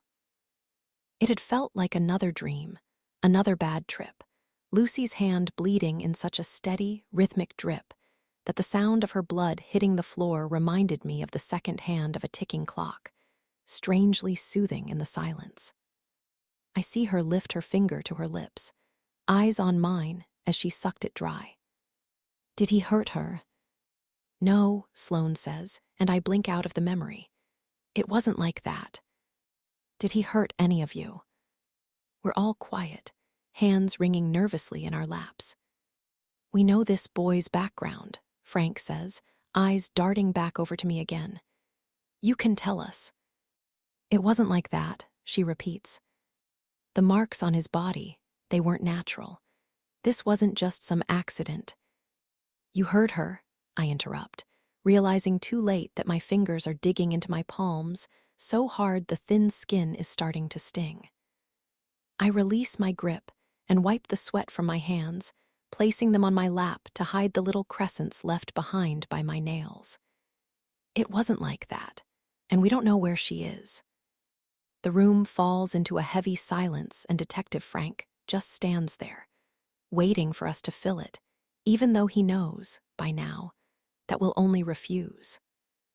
Finally, he exhales, looking at the officers still standing behind him and jerking his head toward her bedroom door before turning his attention back at us. Well, all right, he says, chubby fingers back in his belt loops. If that's the way it's gonna be, I'm going to need you girls to wait outside while we search. Chapter 36. Before. We've been in a state of comfortable quiet since Lucy told me about the cave, Levi, that secret thing they do when the four of us are fast asleep. It feels strange now, thinking about it. All those nights I had been lying in bed, closing my eyes, not even knowing there was another body beneath me. Their hidden presence like a fifth roommate I never knew we had. But now that I'm in on it, now that I know, it's hard to imagine I didn't somehow feel the company of another person down there. That I didn't pick up on the reason I always felt so cold, that underground pocket of concrete and dirt drafting into my bedroom, emitting through the floor. That I didn't feel their nervous energy, hear their shallow breaths. Pick up the panicked beating of their pulse beneath the floorboards, shrill and haunting. My very own telltale heart. That guy from the fire, Lucy says to me now, breaking the silence. His name is Danny DeMarcus. I do know him. He went to my high school. I roll over to my side, curled up in a ball like we're lying in bed and not on rigid asphalt, shingles rough beneath the weight of us. Danny DeMarcus, I repeat, remembering him from Halloween. The blonde boy in the blue dress who had plopped down next to us, striking up that conversation Lucy desperately didn't want to have. He had been so insistent, so sure he was right, and Lucy had just brushed him off the way she always does, asserting ignorance. But still, I had seen something different in her expression that night. I knew she was lying. I guess I just prefer for people around here not to know about my past, she says, rolling over to face me too. I wanted a fresh start. I figured you'd understand. Yeah, I say, nodding, hand under my head like a pillow. I understand. There are things from back then I didn't want to bring with me. I'm quiet, not knowing how to respond, Lucy's eyes on mine like she's waiting for me to say something next. It was such a shitty school, she continues when the silence stretches on for a beat too long. There were 9 people in my graduating class. 9. I would go years without meeting a new person. I think of Eliza and me just like this 2 years ago. The hardwood beneath us, the stars up above. Listening to the cicadas on the dock, reliable like a metronome, steady as a sound machine, their lullaby soothing me into a trance-like state. Nodding vaguely as she talked about all the places she wanted to go, people she wanted to meet, our little town and private school suffocating her like a boa constrictor. The harder she fought, the tighter they squeezed. It was hard not to take it personally. I honestly didn't think any of them would go to college, let alone come here, Lucy says. This random little place. It only dawned on me later, after I arrived at Rutledge. that maybe Eliza actually liked being the biggest fish in a small, simple sea, despite her grand plans. The things that she said. She had picked this school after all. She could have gone anywhere and I would have followed. But instead, she chose here, another small town where she could outshine us all. I just thought I'd never see them again, Lucy continues, and I blink away the memories, focusing back on her. So when Danny came up to me like that, catching me off guard, I don't know. I just lied. You never see them around town, I ask, when you go home. She's quiet, staring at me as she chews on the side of her cheek. For a second, I think she didn't hear me until she rolls back over and faces the sky. I don't go home. I don't understand it at first, what she's trying to say. She didn't go home for summer, that's true, but I didn't either. She didn't go home for Thanksgiving, convincing me to stay here with her, keep her company. But slowly it dawns on me. The quiet confession she's trying to make. She doesn't go home ever. She doesn't have a home. This is her home. I suppose it shouldn't come as a shock. Lucy has always given off an air of independence, of being on her own. Her parents never seem to pay for anything the way ours do. And a sudden sense of naivete settles over me as I think about Lucy stalking off to penny lanes each night. Permanent pimples around her hairline, from the fryer grease, and wet blisters on her heels from rollerblades that are always half a size too small. Meanwhile, I've been blindly reliant on a direct deposit that appears by some dependable magic on the first of every month. Rent, tuition, the very food that feeds me still being doled out by Mom and Dad. I've never seen Nicole want for anything, either. She flashes around her credit card so carelessly, it can't possibly be linked to her own account. And Sloane has that job with the registrar, sure, but it feels more like a resume cushion. The kind of thing she uses not only for the money, but as an extra opportunity to do her homework in an air-conditioned office with free coffee and snacks. Not the kind of job, like Lucy's, that keeps her on her feet all day. The kind of job that relies on tips for cash. I don't get along with my mom, she adds after a beat of silence. Never have. I'm sorry, I say, the raw truth of it all stunning me into silence. It's not the reality of Lucy being untethered that shocks me, a tumbleweed roaming through life by herself. That part actually makes sense in a strange sort of way. It's the admission, the vulnerability of it. I've learned not to expect this kind of openness from her. Don't be, she says. I'm better off without her. Do you ever talk? No, she shakes her head. I left right after school, figured I'd just come here and get a job and a cheap apartment. I haven't reached out since, and she hasn't either. She doesn't even know where I am. And your dad?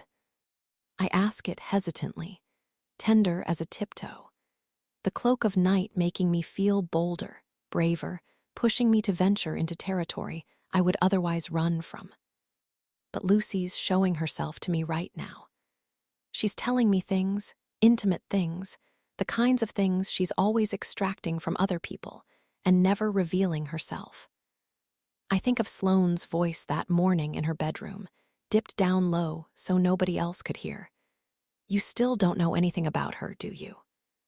Lucy's usually so bottled up, so tight-lipped, that bearing witness to this version of her that spills her secrets so freely is leaving me gutted, ripped apart like the corpse of that deer. Once the boys plunged a knife into its ribs and worked their way down. On the one hand, I don't want her to regret this in the morning. I don't want her to wake up, blink her bleary eyes, and think about the things I had pulled out of her in the dark, my nudging questions like a pair of fingers tugging at a piece of yarn. I know these are all things she would never tell me if we were sober. If we hadn't just spent the entire week together, completely alone. If we weren't sitting on top of a roof right now, the nightfall so dark and disorienting, it almost feels like talking to yourself. But on the other hand, I don't want her to stop. He didn't know how bad things were, she says at last. Why didn't you just go live with him? I wait for her answer, but she's suddenly so quiet. I feel the overwhelming urge to repent. I pushed too hard, pried too much, causing her to shut back down instead of open up further. But just as I'm opening my mouth to apologize again, attempt to reel her back in, she starts to speak. "I don't need him," she says at last, and I can feel her lean over, her hand holding something silver around her throat. "But he gave me this." I lean in, too, my nose practically touching her neck, trying to see through the darkness. She's holding a necklace. The same necklace I noticed that day in the dorm, the one I've seen her wear every day since. A silver chain with a cluster of tiny diamonds arranged around her clavicle like a constellation of stars. He said it reminded him of me because I was named after that song, Lucy in the Sky with Diamonds. "You were named after LSD?" I joke and attempt to ease the tension. Lucy snorts, punching my shoulder, but I can tell she's smiling. "That's one interpretation," she says, "but I think it's because of the stars. I've always liked them." "Yeah, they're nice," I say, somewhat dazed, thinking of all those stickers on her ceiling. I don't even know what time it is anymore, how long we've been up here. Eliza and I used to sit outside, too, try to find the constellations. She had this big telescope we broke out sometimes when it was clear enough to see. "Do you know any?" "The Big Dipper," I say, "the Little Dipper." "Those are easy.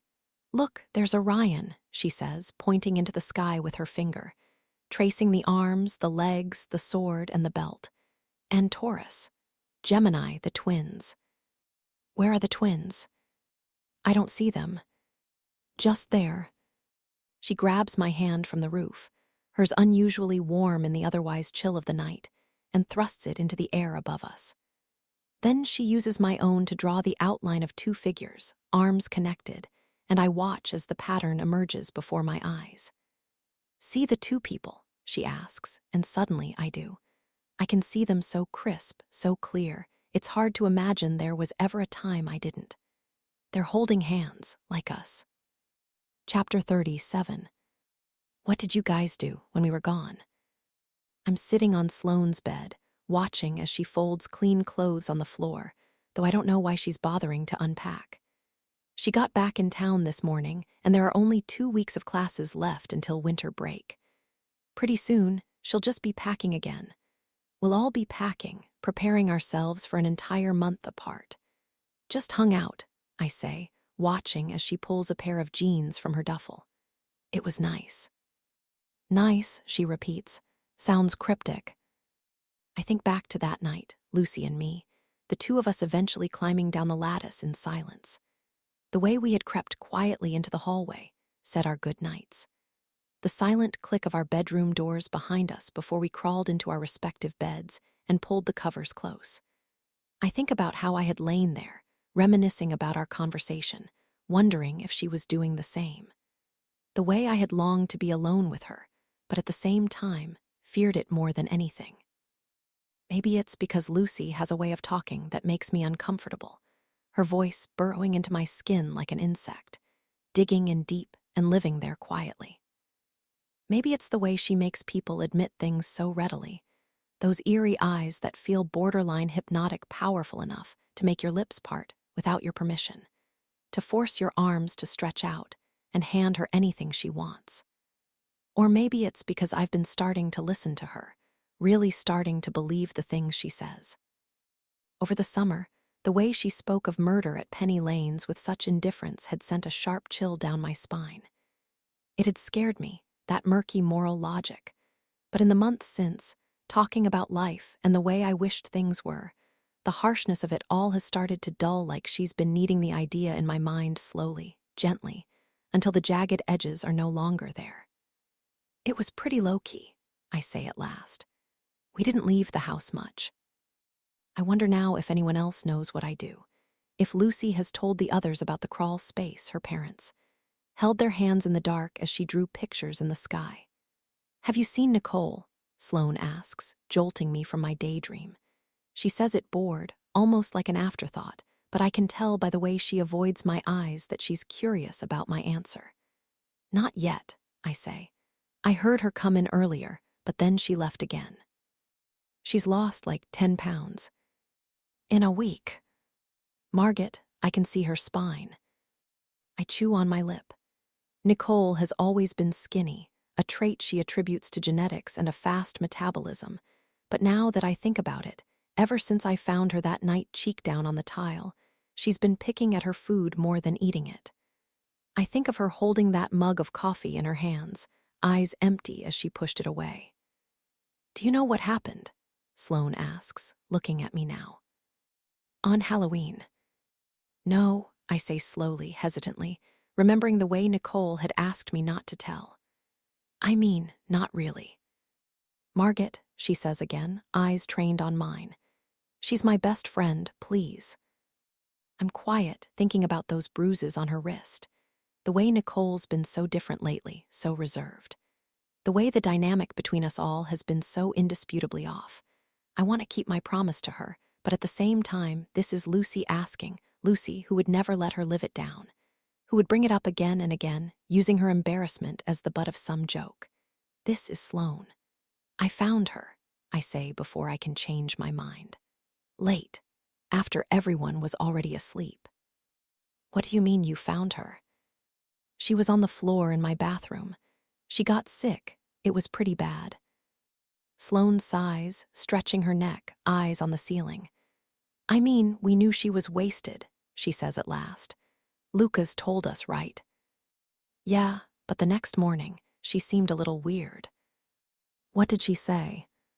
She didn't say anything, I recount, remembering the way she had flinched, crossed her arms, muttered that apology like she had just snapped out of a daydream. It's just the way she was acting. Sloane looks down at the floor again, busying herself with a t-shirt. I watch her fold and refold it, 3, 4 times, trying to work it out in her mind, fit the pieces together. Levi was on our property that night, I blurt out, against my better judgment. Not only do I have no idea if Sloane knows about the cave, but I don't have any proof of Levi being anywhere other than inside it all night. If what Lucy told me is true, if he wasn't in the house on Halloween, but instead below it, then that means he couldn't have done anything to Nicole. Anyway, unless, of course, he wasn't in the cave at all. A possibility I've been massaging around in my mind ever since I remembered that admission he made on Thanksgiving. Maybe he had walked through the shed, toward the little door behind the azaleas, but instead of going under the house like he was supposed to, he went in. Maybe it started simple. He didn't want to do it. He was claustrophobic, dreading another night in that cramped little space. He thought nobody was home, that we were all next door, so he decided to go inside and wait it out there. Just lie to the brothers when he came back out. But he wasn't alone. Nicole was there, the worst possible person. Nicole, Trevor's girlfriend. I wonder what he would have thought, seeing her in the house, her big eyes bulging as he walked inside. Nicole was afraid of him already. She had listened to my stories, shuddering as I described the way he broke into Eliza's bedroom. Maybe she thought it was happening all over again and started yelling, calling out for Trevor. And Levi knew that a single slip of the tongue about him coming into our house uninvited, waiting out his hazing on a comfortable couch instead of where he was supposed to be, would lead to him not only getting in trouble, but being kicked out for good. So maybe he had run to her, tried to stop her from screaming as her nails scratched at his chest. Maybe he had grabbed her wrists, twisting just a little too hard. What are you insinuating? Sloane asks. Are you saying? I don't know, I interrupt. I don't know what I'm saying, just he was here, that's all. Sloane looks back down at her laundry, unfolding that same t-shirt, folding it again. Whatever happened to Nicole that night, Levi is somehow involved. I'm sure of it. I think of those fingerprint bruises and the way they completely ignored each other after, a tension between them that didn't exist before. The fight between Trevor and Nicole the next morning, and the way nothing has been the same since. Maybe she tried to tell Trevor and he got jealous, blamed her instead of Levi, the idea of the two of them alone in the house together too much for his brittle ego to take. Or maybe he didn't believe her. Levi is a legacy, after all. Trevor couldn't just kick him out without some kind of solid evidence. I can practically hear him now, that belittling voice. Commanding and masculine, always right. You were drunk, Nicole. You don't know what you saw. We need to start locking the doors, I say. Lucy told me Nicole keeps losing her key, but we can't just leave them open for anyone to come in. Sloane looks at me, opening her mouth like she's about to tell me off. I'm not blaming Nicole, I add, holding up my hands. That didn't come out right. I'm just saying we need to protect ourselves. She closes her mouth again and glances down at her lap, fingers working at the seam of a skirt for so long the thread has pulled, unraveling the fabric. Yeah, you're right, she says at last, nodding slowly. We need to protect ourselves. Chapter 38. Finals go by in a sleep-deprived blur. Waking up early, slogging to campus, those bleary morning hours desolate, and dark despite the string lights wrapped tight around the fronds of the palmetto trees. Entire days spent hunched over textbooks in an always abandoned corner of the library, underslept and overcaffeinated, my body buried between archaic desktop computers like the only mourner left in a forgotten graveyard. Saying goodbye is strange once the semester is over, and it's finally time for us to all part ways. Maybe it's because we've spent every single day of the last 7 months together, suddenly inseparable the way Eliza and I once were, hips attached, finishing each other's sentences, oftentimes falling asleep in the same bed. So many nights, I wake up with a jolt to the glow of some old movie playing in the background, the sticky sensation of cotton mouth on my tongue. Turning to the side to see the three of them curled around each other like plaited roots, eyelids twitching in the dark, and the twinkle of Christmas lights hung haphazard around my bedroom as I'm left wondering what I did to find myself here. How I've gotten so lucky with this second chance I know I don't deserve. Or maybe it's because I know, once we all leave, that Lucy will stay. That while the rest of us will be making our way home, 4 whole weeks getting fattened up with home-cooked meals and spoiled with piles of intricately wrapped presents, Lucy will still be here, alone, without us. She'll be making her own meals or probably picking up takeout, plastic fork nudging at the leftovers from Penny Lanes. The house will be eerily quiet around her. Even Kappa Nu will be empty. Every last one of the boys gone, too. And it's such a depressing thought, so un-Lucy-like, picturing her all forsaken and small. Are you going to be okay? I ask now, my hand on the door as I hesitate outside my running car. Exhaust is billowing out as Lucy stands on the porch in sweatpants and bare feet, arms crossed tight against her chest. Being here by yourself. Margit, she says after a beat of silence, the tip of her nose chapped and pink. Are you serious? You can come home with me. We'd be happy to have you. Ever since that night on the roof, her voice raspy and raw as she told me her secret, I felt the offer threatening to rip right through me so many times before simply swallowing it back down and forcing myself to forget. I know she'll refuse, maybe even get angry at me for feeling an ounce of pity for her. But now that I'm standing here, the last one to leave, it feels wrong to just drive away without saying something. I'm touched, she replies, hand over heart, monotone and mocking. Really? My parents are, their parents. They get annoying sometimes. They'll probably interrogate you the second you step inside. You're doing a really great job selling me on this. But at least you won't be by yourself on Christmas, I finish. Come on, Luce. You don't deserve that. Nobody does. She hesitates, and for a single second, I imagine her stomping down the steps and wrapping me in a hug, her nose nuzzled tight into my neck and her breath warm on my ear. I picture her sliding into the passenger seat, fiddling with the radio. Bare feet on the dash as she pokes around the cup holders, curious fingers collecting loose change. Instead, she crosses her arms tighter and leans against the doorframe. I want to be by myself, she says at last. Really, it's fine. I see the silhouette of my mom in the yard the second I pull onto my street. She's waving frantically, standing on her tiptoes with one long arm flailing in the air, while my father hovers behind her with his hands in his pockets, looking uncomfortable. I haven't seen either of them since last March, 9 long months ago, over freshman year spring break. Maggie went on a family vacation to Disney World, and everyone else on my hall had apparently planned some trip to the Keys that I only learned about the day before they departed. I would have happily chosen to stay in my room by myself, spending the week catching up on schoolwork or simply watching TV, but Hin's was closed during break. All the dorms were. For one fleeting moment, I thought about staying behind anyway, getting locked inside after the Roz left, roaming the abandoned building like some kind of purgatoried ghost. But I hadn't moved quick enough when Janice came around, poking her head into every room to make sure they were empty.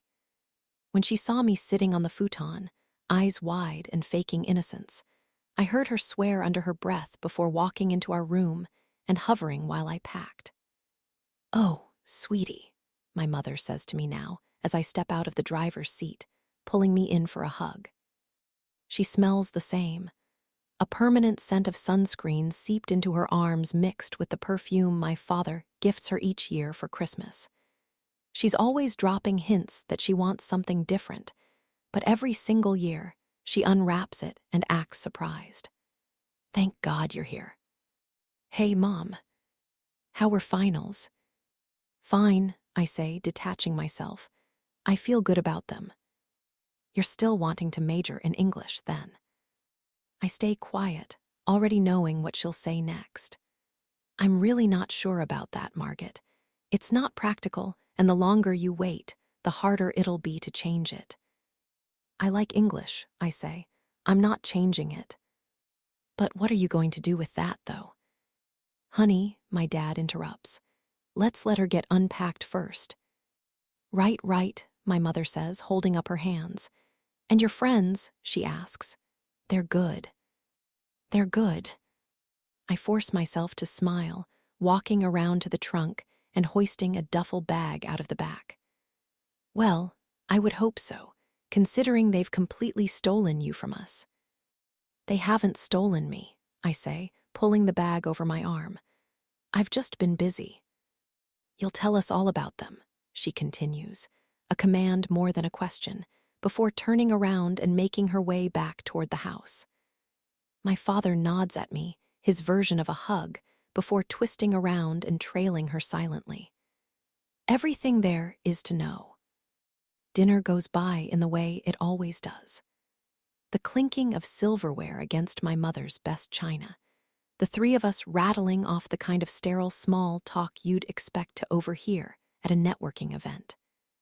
It's so vastly different than the family dinners I used to have at Eliza's.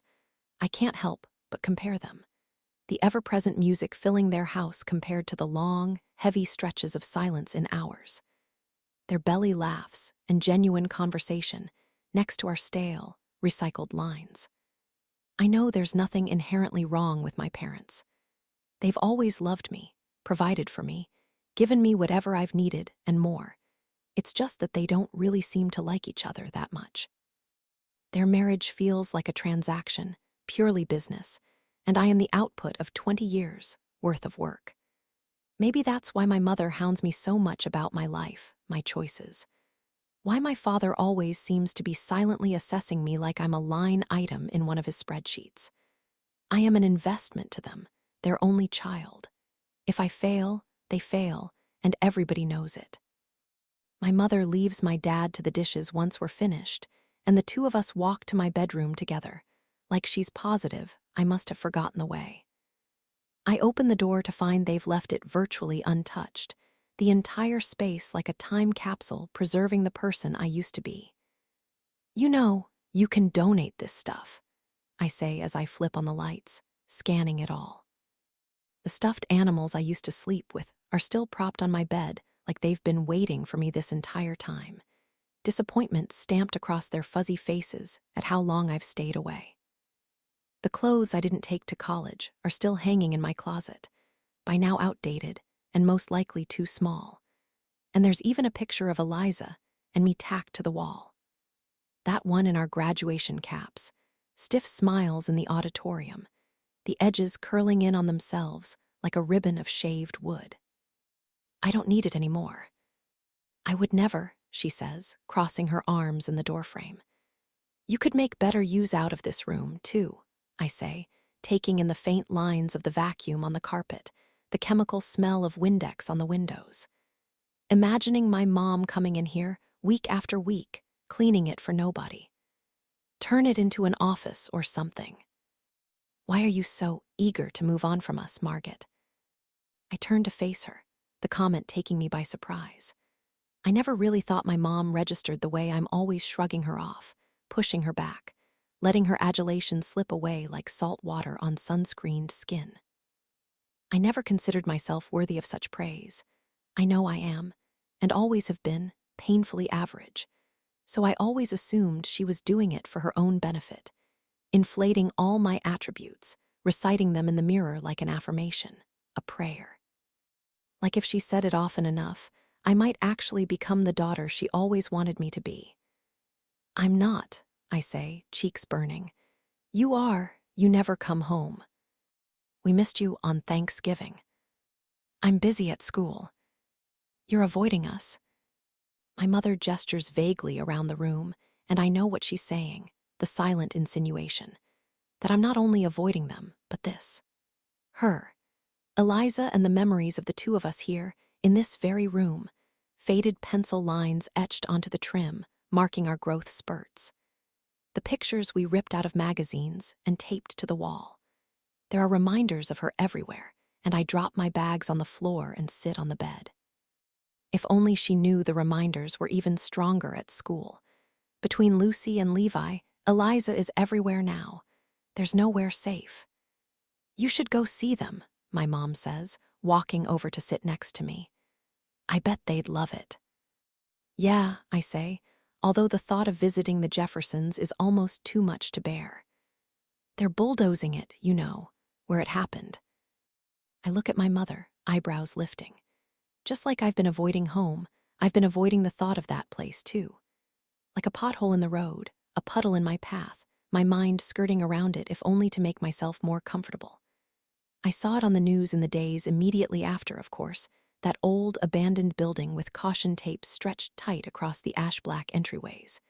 Little red flags stuck in the grass, plastic flapping in the breeze. When? I ask. 3 weeks. That's good. It is good, she says.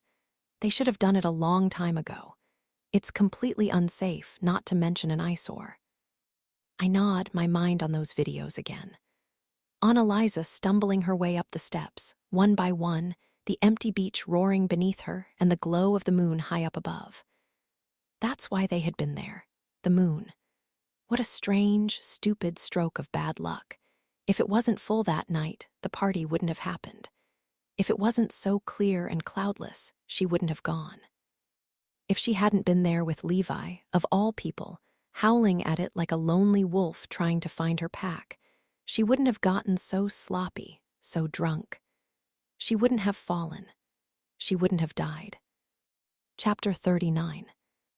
It takes a few hours for me to finally fall asleep, my childhood bed feeling more foreign than my room back at Rutledge.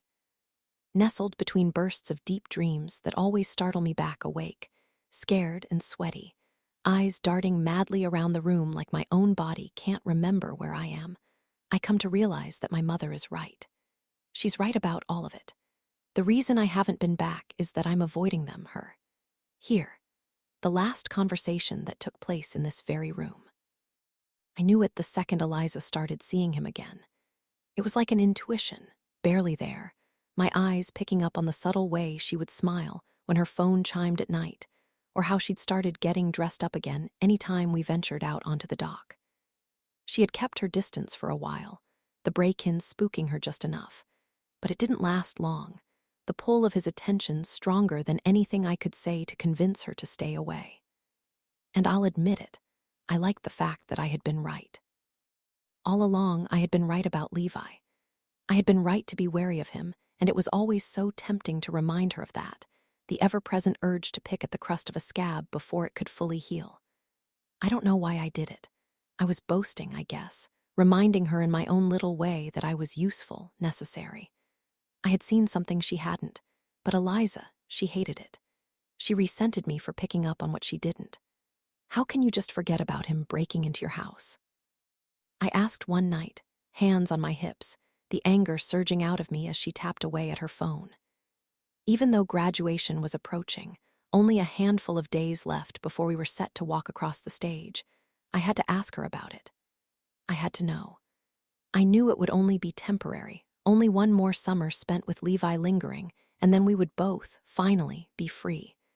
But I couldn't handle the thought of her keeping something from me, something secret, something as big as this. Eliza, that is such a violation. We should have called the cops.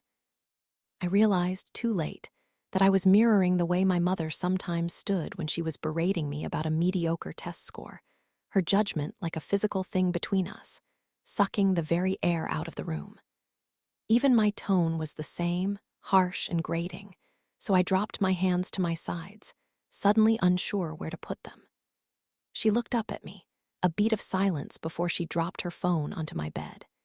He said he didn't do it. What do you mean? I started, then stopped, my eyes growing wide as understanding dawned. You asked him about it. Yes, she said. I asked if he came into the house while we were gone. And what did he say? He said he would never do that, that there had to be some other explanation. Well, yeah, of course he's gonna deny it. I could have misplaced the picture, Margaret. Maybe my mom took it to use in the yearbook or something. We never even told my parents it was missing. That's stupid, I said. You didn't misplace it. Levi also suggested that maybe you took it. I stared at her, a wave of disbelief washing over me, trying to process what she just said. What? I asked, although I heard her fine. I just wanted her to repeat it. I wanted to give her a second to reconsider what she just said, the opportunity to apologize, take it back. He said that. He suggested it. And what did you say? I said it made sense. I blinked 2, 3 times, a substantial silence settling over us. It had been almost an entire year of Levi trying to weasel his way between us, break us apart like a splinter in dried wood. But that was the very first time he had been so deliberate about it. Like instead of just sitting back and waiting for the crack to travel, growing slowly, naturally, until the fissure was complete, he decided to take a sledgehammer to it, smashing us to smithereens. You've done it before, she said, averting her eyes like she was suddenly embarrassed for me. What do you mean? You collect things. I've seen you take stuff out of my room before, ticket stubs, receipts. That's different, I said, my cheeks burning at the knowledge that she had seen. At all the little mementos that were stashed away in that very room, at that very moment. I would never steal something of yours. You would, she asked, infuriatingly calm. No, I wouldn't. Besides, why would I steal a picture and blame it on Levi? Because you hate him, Margaret. You've always hated him. I don't hate him. Yes, you do, she yelled, finally getting angry. Just admit it. Why wouldn't you try to turn me against him? I just have a bad feeling about him, okay? I yelled back, throwing my arms in the air. I'm trying to protect you. I don't need you to protect me. You're not my mother. Yeah, but I'm your friend, I said, trying to calm down. I walked toward the bed and took a seat on the edge, resting my hand between us. There's just something about him that bothers me, Eliza. Something that doesn't feel right. You're being dramatic, she said. I'm not being dramatic. Okay, then you're being jealous, she snapped, standing up and stalking across the room. Christ, Margaret, what is it with you? Am I not allowed to have other friends now? A boyfriend? Yes, of course you can have other friends, I said. It's just he's too. Too what? She asked, hands stuck to her hips. Too cute, nice, interested. Clingy, I yelled again, too frustrated to keep my voice down. He's obsessed with you, Eliza. It's not healthy, it's weird. Well, I guess that makes two of you. I froze, her words hitting me like a slap to the face. I stared at her as the silence mounted, and I could tell she regretted it instantly. I could tell the second she said it that she wanted to reel it back in, swallow it back down. But no matter how she apologized, no matter how she backtracked, it was out in the open now. The way she really felt. I didn't mean that, she started, but I held my hand up, shook my head. Clearly you did. I didn't, she said. I'm sorry, I really didn't. It's just, I have a lot going on right now, okay? And I really like him, and you've been trying so hard to break us apart. Get out, I said, standing up myself and pointing to the door. I had to look to the side then, lip quivering, trying not to show the mounting tears crawling up my throat. The cry threatening to spring free with a single glance in her direction. I tried to warn you. Margaret. I tried to keep you safe, I said, finally turning to face her, surprised to find that she was crying too. I'm not breaking you apart, Eliza. He's breaking us apart. He's manipulating you. Just sit back down, she said, gesturing to the bed. We can talk about it. I already tried that, I interrupted, my voice cold as I grabbed her wrist and ushered her out of my bedroom. It wasn't the first time we had tried to hurt each other like that, our words more painful than any physical act of violence, our tongues sharper than any freshly whetted blade.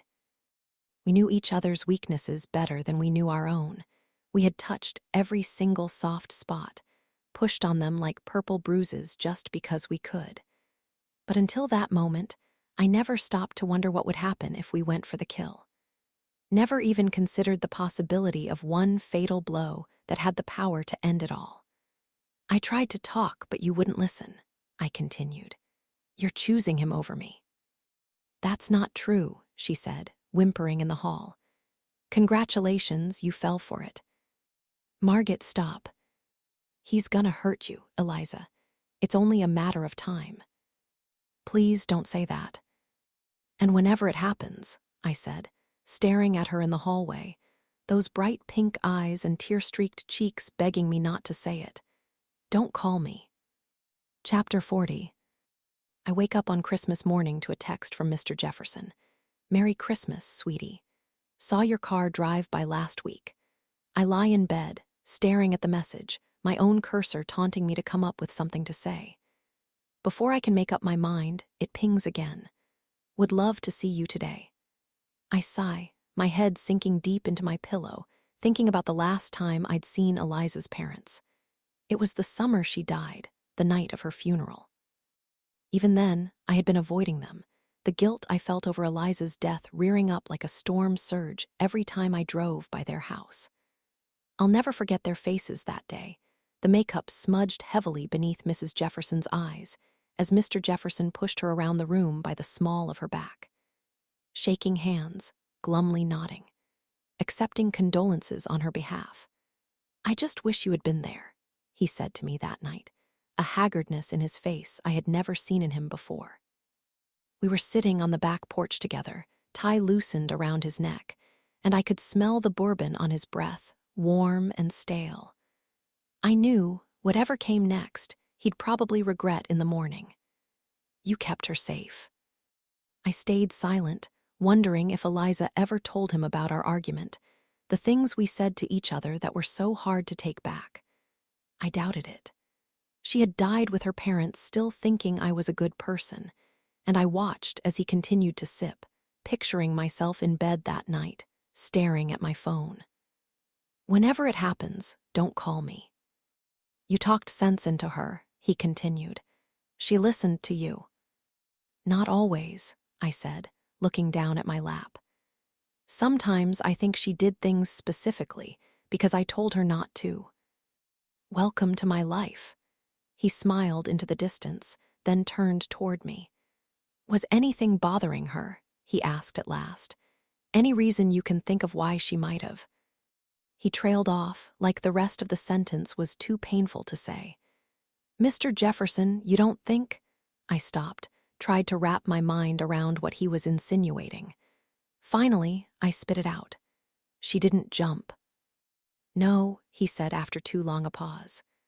No, of course not, but she never mentioned anything to you. Nothing seemed wrong. I stayed quiet, our final conversation running through my mind. The tears in her eyes and that quiver in her voice. The betrayal leaking out of us both for reasons related, but also entirely apart. No, I said at last. I can't think of anything. And you never saw anyone giving her a hard time, someone who might have gotten under her skin. Mr. Jefferson, it was just an accident. She fell. Humor me, Margaret. I couldn't keep looking into his eyes any more, inflamed and unblinking, so I turned to stare into the backyard, the long dock stretching out into a darkness so dark, I couldn't even see the end of it. Nobody disliked Eliza, I said at last. She was friends with everybody. He sighed, squeezing the lids of his eyes with his fingers, probably realizing how desperate he was starting to sound. How deranged. I looked at him and felt a pang of pity flare up in my chest because I knew what he was doing, what he had been doing ever since he got the call that night. Ever since he was startled awake at 2 a.m, looked down at his phone, and saw Eliza's number on the screen but heard someone else's voice on the other end. That heavy silence, a long exhale. The sound of sirens in the distance, and the words no parent is ever equipped to hear. He was grasping at straws, blindly searching for anything and anyone to blame other than Eliza's own recklessness. Her own stupidity. I knew because I was doing it too. There were bruises, he said at last, and I jerked my head toward him, a hitch in my throat that made it hard to breathe. I watched as he opened his eyes, stared into his glass, inspecting something invisible at the bottom. What do you mean? I asked slowly. On her wrist, he said, like fingers. The coroner said they were fresh. I glanced over to Levi's house, the little pinprick of light coming from his bedroom. He had been at the funeral, too, keeping his distance, sitting silently in the corner before standing up and walking away as soon as it was over. He had been interviewed by the police that night, then later on the news. Skin pale and eyes haunted after leaning over the edge, seeing the way her body looked after falling 50 feet in the dark. We later learned that her bones had broken immediately upon impact. Her neck snapped in half like a raw noodle. The small mercy, I supposed, was that she was dead as soon as she even realized what was happening.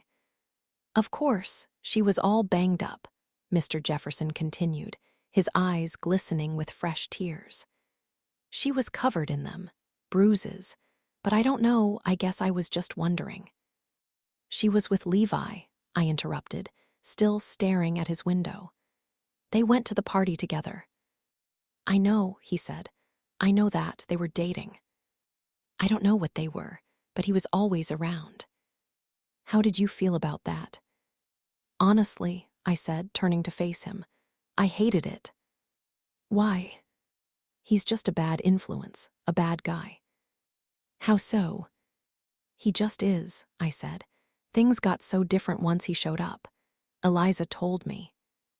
I stopped, my chest flushing as Mr. Jefferson snapped his head in my direction.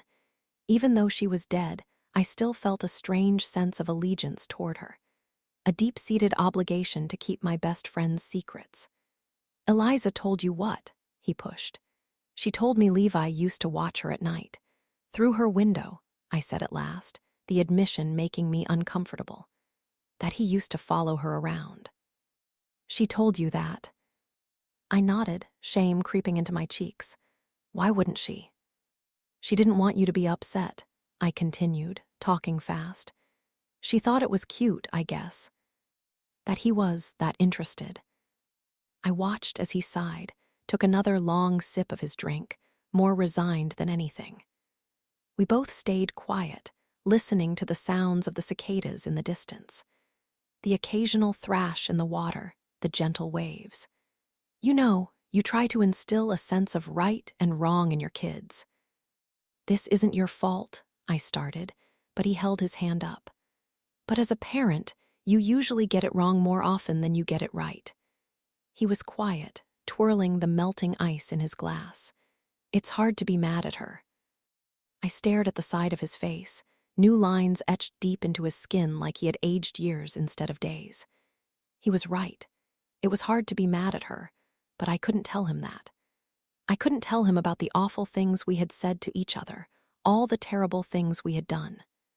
I couldn't tell him that I blamed myself, too, in so many different ways. So instead, I just sat there silently, staring into the distance. My eyes trained on the Butler house until Levi's light finally switched off. Chapter 41. The morning crawls by in a sluggish daze, sugary casseroles and Christmas carols running on repeat as I unwrap my gifts. I feign delight over a new set of plaid pajamas, a sterling silver charm bracelet I'll probably never wear. My mother unwraps her annual perfume, my father, a stack of books he always picks out himself. Then I throw on a pair of jeans and a sweatshirt before making the walk down to Eliza's. It's a quick journey, just a handful of houses between us, and as I round the bend to the Jeffersons' driveway, I can't help but notice how empty it looks. Not just the yard, all the old flowers long since dead, but the house itself, too. None of the regular decorations are cluttering up the porch. There are no candles flickering in the windows or wreaths hanging from hooks on the door. Mrs. Jefferson always used to set up an inflatable nativity scene on the lawn, something my own mother chastised as tacky whenever we drove around the neighborhood to look at the lights, though I know I can't blame them for not feeling festive this year. Finally, I reach the front and push my finger into the bell, waiting impatiently as I hear the sound of footsteps approaching on the other side. Margaret. The door swings open, and I try my best to conceal the surprise, though I'm sure it's apparent all across my face. Eliza's father is barely recognizable beneath the tuft of a newly grown beard, wiry hair peppered with gray. His skin is still a deep, dark tan, but there are more wrinkles now, too. Fine creases where it used to be smooth and bags that didn't exist before hanging heavy beneath his eyes. "Hi, Mr. Jefferson." "Thank you for coming," he says, opening the door wider, ushering me in. "Merry Christmas." "Merry Christmas to you." I step in closer and let him wrap me in a hug, the sour smell of body odor tickling my nostrils. Then I pull away, glancing around the living room, noticing how different the interior looks, too, like all the blood has been sucked from the place. "Where's Mrs. Jefferson?" "Running errands," he says, leading me into the kitchen. I smell brewing coffee, burnt bacon, and watch as he turns toward the cabinet, opening it up to grab a couple mugs. "On Christmas." He's quiet, his arms suspended in the air until his shoulders slouch just slightly. "Today isn't easy for her," he says at last, still not facing me. "She needed some space." I walk up behind him and grab the mugs from his hands, gesturing for him to take a seat. He smiles, grateful, and I pour enough coffee for the both of us before sliding into the chair beside him. It vaguely reminds me of that night after the funeral, the two of us sitting on the porch in silence, his whiskey dwindling while I stared into the distance, telling him things that were meant to be secret. "How's school?" he asks at last, wringing his hands around the mug. "Fine." I liked my classes last semester. Still majoring in English. I nod, taking a sip of my coffee, even though it's scalding. "Good for you," he says. "You've always been good at that." "My mom isn't too happy about it." "Well, she's not the one getting a degree, is she?" I smile, remembering with a surge of warmth why I liked being here so much. Eliza and me sitting at this very table, doing our homework while Mr. Jefferson picked up a poem I wrote, reading it quietly with a nod of approval. "You have a real gift," he had said. My own dad, on the other hand, had muttered something about iambic pentameter being useless in the real world. "She told me they're bulldozing the old school," I say now. I eye him carefully, trying to gauge his reaction. I wasn't planning on bringing that up, but at the same time, maybe it'll be good for him. I get the distinct feeling that Mr. Jefferson doesn't talk about it much, that if I didn't bring it up myself, we'd never actually acknowledge the reason why I'm here, alone, sitting in Eliza's spot on Christmas morning. Yeah, he says at last, rubbing one hand against the back of his neck. It's been wrapped in caution tape ever since. Well, you know, but it doesn't stop kids from sneaking in. Still, oh yeah, they think they're invincible at that age, just like she did. At least it won't happen again, I offer, and he shrugs.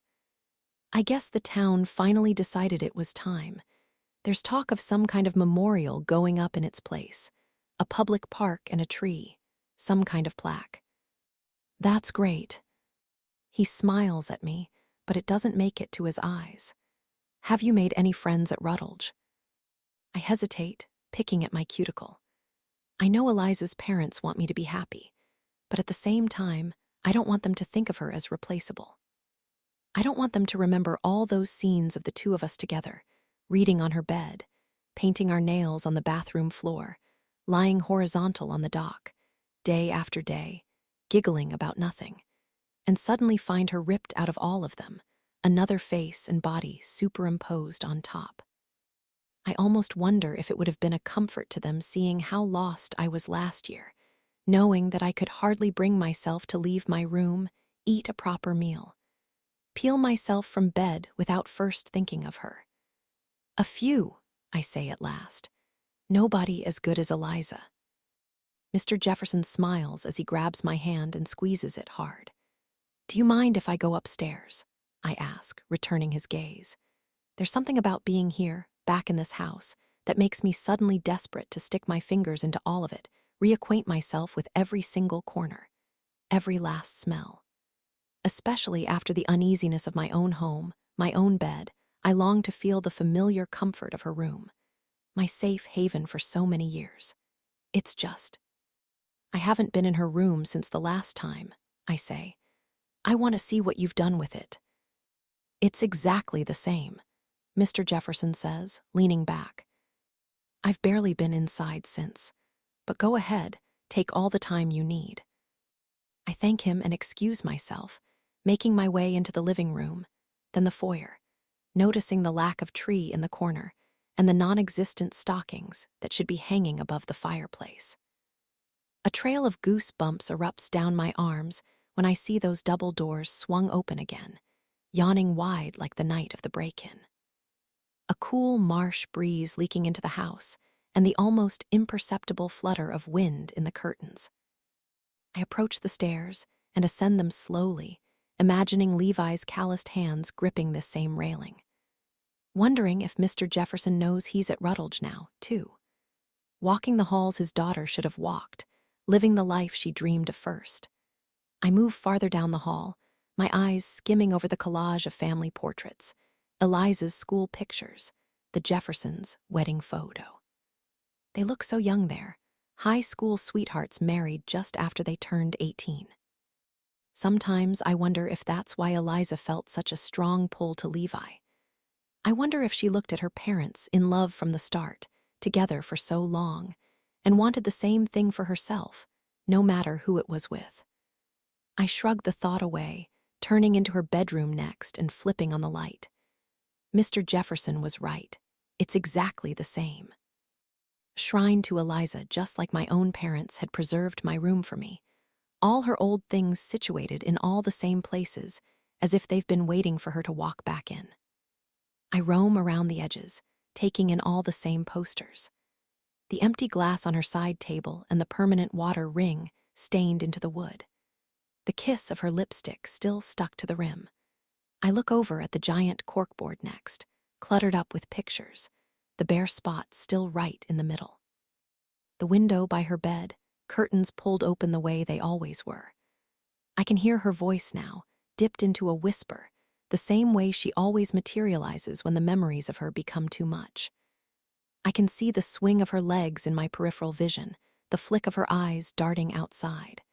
That flash of excitement as she chewed on her pencil, tugged twice on her hair. I think he watches me. I think he's out there right now. I walk toward her dresser next, opening the drawers before I can think twice, resisting the urge to pull something out and inhale it deeply. Wrap it around my shoulders and call it mine. Instead, I let my fingers trail across the clothes still folded neatly inside, skirting the edges, feeling the fabric, until they brush against something different, rougher. Paper, I realize. A torn-open envelope shoved deep in the back. I glance over my shoulder, toward her open door, then back to the dresser, grabbing the envelope and pulling it out from between two sweaters. It's thick, bulky, and I stick my fingers inside, eyes widening as I pull out a stack of cash. "What is this?" I whisper, my thumb flipping through the bills. There's several $1,000s in here, easily, every bill 100. I shove the money back inside and close the flap, flipping the envelope around. It's addressed to a place I don't recognize, a place in Fairfield, North Carolina, with no return address at all. I eye it carefully, trying to figure out who it might be from, who was meant to receive it. Why Eliza had it stuffed in the back of her dresser, like some dirty little secret she didn't want to reveal. Maybe she found it while she was out one day and decided to keep it, claim it as her own. I wouldn't put it past her. She once found a solid gold bracelet in the school parking lot and decided to keep that, too, instead of turn it in and attempt to find its rightful owner. I pull my phone out of my pocket and open the camera, snapping a picture of the address before tucking the envelope back where it was. I close the dresser and walk next to her desk, an urgent curiosity sweeping over me. I don't care about the money. I just want answers. Eliza and I didn't keep things from each other. At least in the beginning, we didn't. But this envelope means something, and I want to know what it is. My eyes skip over her old textbooks, still stacked high in each corner, a smattering of notes and papers left over from senior year. I find her planner and flip it open, fanning the pages, eyes stinging as the little doodles in pen dance before me like a flipbook. I read through all the old milestones she rendered important enough to note: SAT dates, the last day of school, graduation, and blink back tears when I see she wrote future ones too. Days that she was apparently excited enough about to write down, days she'd never get to see. Margaret's birthday, move into Hinds, first day at Rutledge. I slap the planner shut with too much force, my eyes watering as I walk to the bed and sit on the edge of it, fingers digging into her comforter. "Margaret, honey, you doing okay?"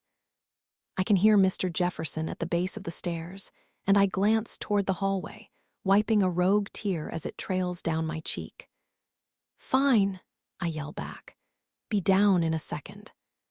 I look down at her bed, the imprint of my hand, the picture of that address burning hot in my pocket. Maybe it's nothing.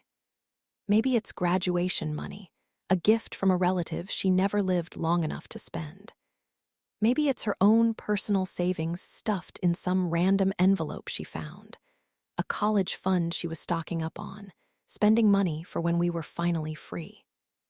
Maybe I'm trying to assign meaning to a truly meaningless thing, and the very fact that I'm still sitting here, pulling at my hair in her bedroom the way I always was, sends a sharp sting of irony in my chest. A twinge of embarrassment that I'm still trying so hard to understand her, my best friend. Still attempting to read through the lines of the things she told me, separate the truth from her little white lies.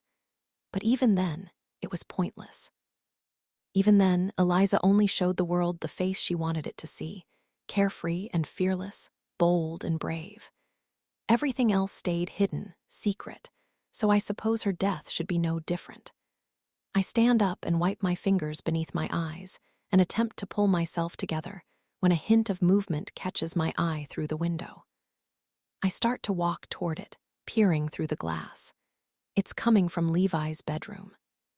His blinds are open, the curtains, too, and I can just barely make out the back of his head as he sits on his bed, arms gesturing like he's talking to someone just out of view. I never realized how clearly Eliza could see into his room from here, though I guess it makes sense. If he watched her, that means she could have watched him, too, and I lean in closer, a little thrill traveling through my chest at the thought of spying on him like he once spied on us. This private moment, whatever it is, something secret that I'm not meant to see. I'm about to force myself to turn around, aware of Mr. Jefferson waiting just downstairs, when whoever Levi is talking to walks into view, pulling my attention back. It takes a few seconds for me to register what I'm seeing, her body coming into focus after a few long blinks, slender arms, that shock of black hair. Curls bouncy and wild as she saunters into the frame and sits down next to him. Then I watch as Lucy's long fingers weave their way through his hair, holding him close, his lips on hers as she goes in for a kiss. Chapter 42. I barrel back down the stairs, mind spinning and knees weak as I thank Mr. Jefferson for the coffee and babble some excuse about needing to get home. I had stared out that window for entirely too long, frozen with shock, hands on the trim, forehead practically pushed into the glass as I willed myself to blink my eyes and find Lucy's face replaced with somebody else's. Desperate for it all to be some kind of complex mirage, a trauma-induced delusion. A misunderstanding that could be easily explained, but it was. It's not. That Lucy next door. Lucy with Levi, the two of them tangled together in a drawn-out kiss. I'm rounding the corner of the driveway when the sudden sound of her laugh stops me in my tracks. I watch as Lucy emerges from his house, eyes lighting up when she catches sight of me in the street, mere feet from the door. "Margaret," she yells, waving her hand. "There you are." Levi appears in the doorway now, too, hands in his pockets and his head ducked low. He's wearing a t-shirt and flannel pajama pants, caught off guard and a little disheveled, though Lucy is acting like everything is fine. Like this is entirely normal, her being here. Walking toward me in Levi's front yard, arms outstretched, the big reveal on some game show I didn't even know I was playing. It's like that very first day she showed up in my dorm, ruby-red bikini and sun-kissed cheeks as she leaned against the doorframe, messed with her hair. The way she had sauntered in so casually, trailing her fingers across all my things as if claiming ownership over them, and me. "What are you doing here?" I ask, my eyes darting between them. Thinking about all the times she stepped into my room since, appeared out of nowhere, or was already in there when I walked in myself. Scanning the pictures on my mantle, flipping through the books on my desk. Inserting herself into all the spaces where she shouldn't have been and acting like it was the most natural thing in the world. Lucy stops short, hesitating in the driveway like I reached out and slapped her. "You said," I watch as her smile fades slightly, her excitement at seeing me being slowly replaced with something that looks like shame. It feels strange, that expression on her. I've never seen Lucy ashamed over anything. "You said I could come." "What?" I ask, taking another step forward. Still trying to wrap my mind around seeing her here, with him. "What do you mean?" "For Christmas. You said if I didn't want to be alone on Christmas." "Oh God, I'm sorry. You didn't actually mean it, did you? You were being nice." "You came for Christmas," I repeat, remembering that conversation on the porch. My offer, her decline, the sad smile on her face and the split second when I actually thought she might agree. I feel like an idiot. "No, don't feel like an idiot. I just mean, why are you here?" I ask, gesturing to Levi, lowering my voice. "With him. I went to your parents' house earlier, but your mom said you were visiting a friend. I saw Levi's Jeep in the driveway, so I'd figured I'd come by and say hi. Pass the time until you were done." I open my mouth, ready to confront her with what I saw through the window. But then I close it again, deciding that I don't want either one of them to know I was up there watching. Even more, I want to see if Lucy will bring it up herself. If she'll try to hide it, or if she'll come clean, tell me everything. Explain what she was doing in Levi's bedroom, fingers wound tight around his hair. "I felt weird just sitting at your parents' house without you there," she says at last, a hint of embarrassment in her voice. "They didn't even know who I was." "I'm sorry," I say, looking between Lucy and Levi, trying to force a smile. It's true that I had kept her from my parents, the details, at least. The intimate things I didn't want them to taint. It was nothing personal, just my own selfish desire to keep my two lives blissfully separate. But I can see now how that must have felt for her, showing up to her best friend's house and being met with nothing but blank stares. I glance over to Levi's car next, a giant white Jeep with an Outer Banks bumper sticker peeling at the sides. It's also true she would have recognized it. It's noticeable anywhere, especially since she spent the last semester walking past it every single day. And I did invite her here. She never said yes, but it's not unlike Lucy to show up unannounced. She does it all the time. I'm just surprised to see you, I add. I'll leave if you want. No, don't leave, I say, closing the distance between us, forcing myself to pull her in for a hug. I want you to stay. Her arms hang limp by her sides until I feel them wrap slowly around my neck, squeezing me back, swaddling me in all those familiar smells. Her vanilla perfume and warm coffee breath. The subtle smell of smoke always lingering in her hair. It's tempting to fall back into the spell of her, to close my eyes and get swept away. Lucy never lets herself be vulnerable like this, and I can just imagine her waking up this morning, the first hint of light leaking through the windows, and the cold quiet of our house as she brewed a pot of coffee for one. I can see her curling up on the couch for the second week in a row, eyes glassed over as she flipped through the channels, read another book without registering the words. Pondering 2 more weeks of solitude and the last-second decision to jump in her car, make the drive here without asking permission or telling a soul.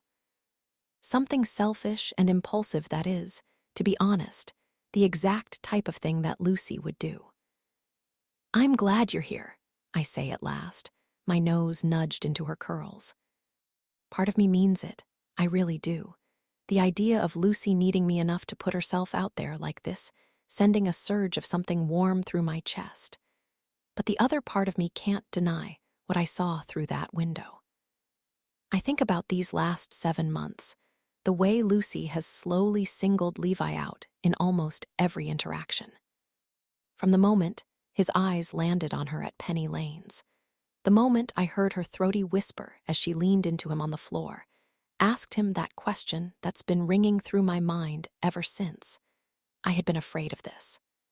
Afraid of Levi swooping in and claiming another thing that was meant to be mine.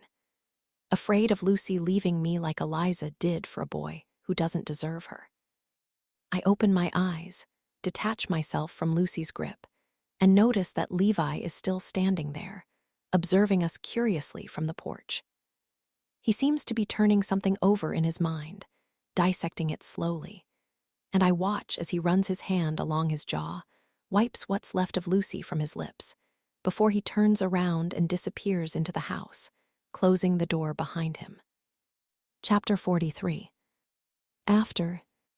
We've been outside for over an hour, waiting patiently as the police make their way through the house. We're sitting in the backyard with our legs pretzeled on the ground when Detective Frank finally emerges, a swarm of officers behind him carrying plastic bags of evidence to their cars. "You're free to go in," he says at last, stopping a few feet in front of us. Sloane holds her hand above her eyes, shielding the sun as she stares in his direction, while Nicole keeps playing with a pile of gravel in her palm. The pads of her fingers are chalky as she tosses the little white rocks back onto the driveway, one by one, like skipping stones at the beach. "What is that?" he asks suddenly, something in the distance catching his attention. I watch as his eyes dart away from us and around the yard, his nose upturned. "The boys," I say, already knowing what he's referring to. "They keep meat in the shed." "Meat? They're making jerky." Sloane and I watch as he walks closer, a single stubby finger pushing the door open with a creak. I can feel his grimace from here as that familiar smack of metallic hits our nostrils. Watch as he takes in the long, lean strips of deer, rust-red and limp, drying from rows of metal racks. Tufts of pelt heaped in the corners and bloated flies buzzing around the room. Is that safe? He asks. For consumption. I shrug, twisting back around. I don't know, I say. They seem to know what they're doing. Detective Frank looks back at me, at Sloane, then finally at Nicole, still busying herself with those rocks. You know, this whole situation seems like it has the potential to get awfully volatile, he says at last. Trouble waiting to happen. And what situation is that? Sloane asks. Your living situation. 4 girls living here right next to all those boys living just over there. They're your landlords, we nod. And how's that work exactly? They own the house, we pay them to live here, I say. Pretty straightforward. You signed a lease. We're quiet, knowing the boys are probably breaking some kind of city rule by letting us live here. I doubt they have a rental license. We never signed anything or scanned our IDs. Like Lucy had told me that night on the roof, the house probably isn't even up to code, structurally sound, safe for daily living. We just hand over an envelope of cash every month under the table, and they fix the things that need to be fixed when they feel like it. There's a power imbalance here that I don't like, he says when we don't respond. It's probably a good thing you're moving soon. Did you find anything? I ask, jerking my head toward the house, an attempt at changing the subject.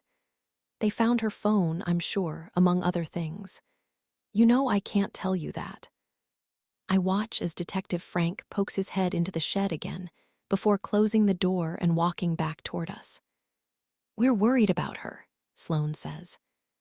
We really think she got spooked and ran. And why would she do that? He asks. Why would she run if she has nothing to hide? Because that's what Lucy does, I interject, folding my arms. She ran away from home after high school. It doesn't mean she did anything wrong. Look, girls.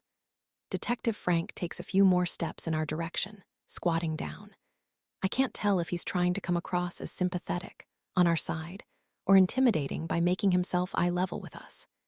Either way, seeing him wobble around on his toes like that, seeing the knees and groin of his pants pull too tight against the tension of his weight, just makes him look a little pathetic, like an adult using the slang of kids half his age.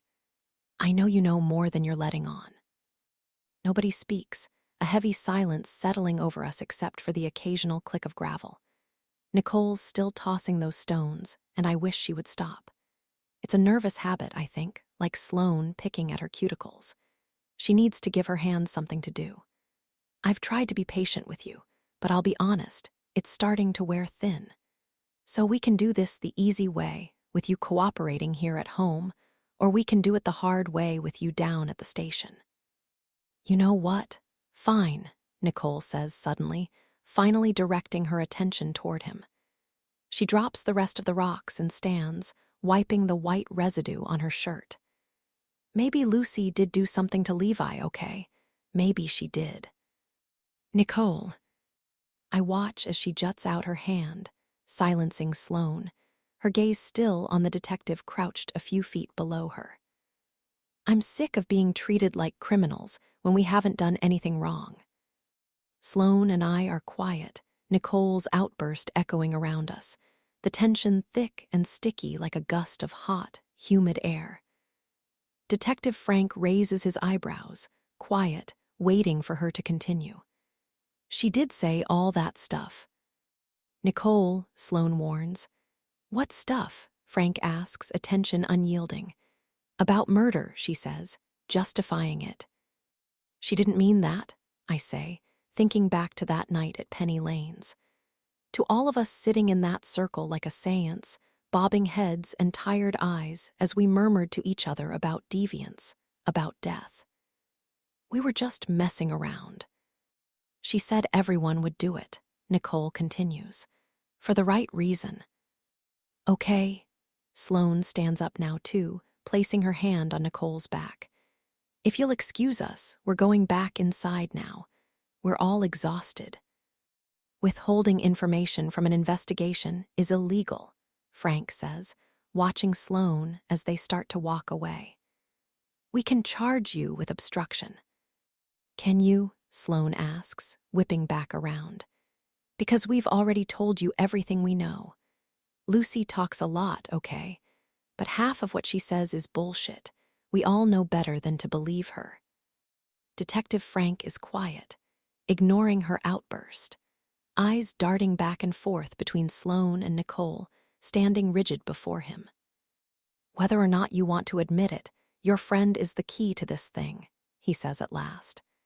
She either did something or she knows something, and there's a reason she's gone. Sloane stares back at him, continuing to hug Nicole's fragile frame before the two of them turn back around and walk wordlessly toward the house, the screen door slapping shut behind them. I know what goes on in a place like that, Frank says to me next, his voice dipped low. I turn back toward him and he gestures to the shed, to the boys next door and everything they get away with.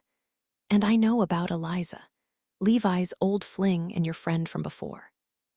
He's trying to play good cop now, trying to extend a hand, offer me a way out, even though I know better than to take it.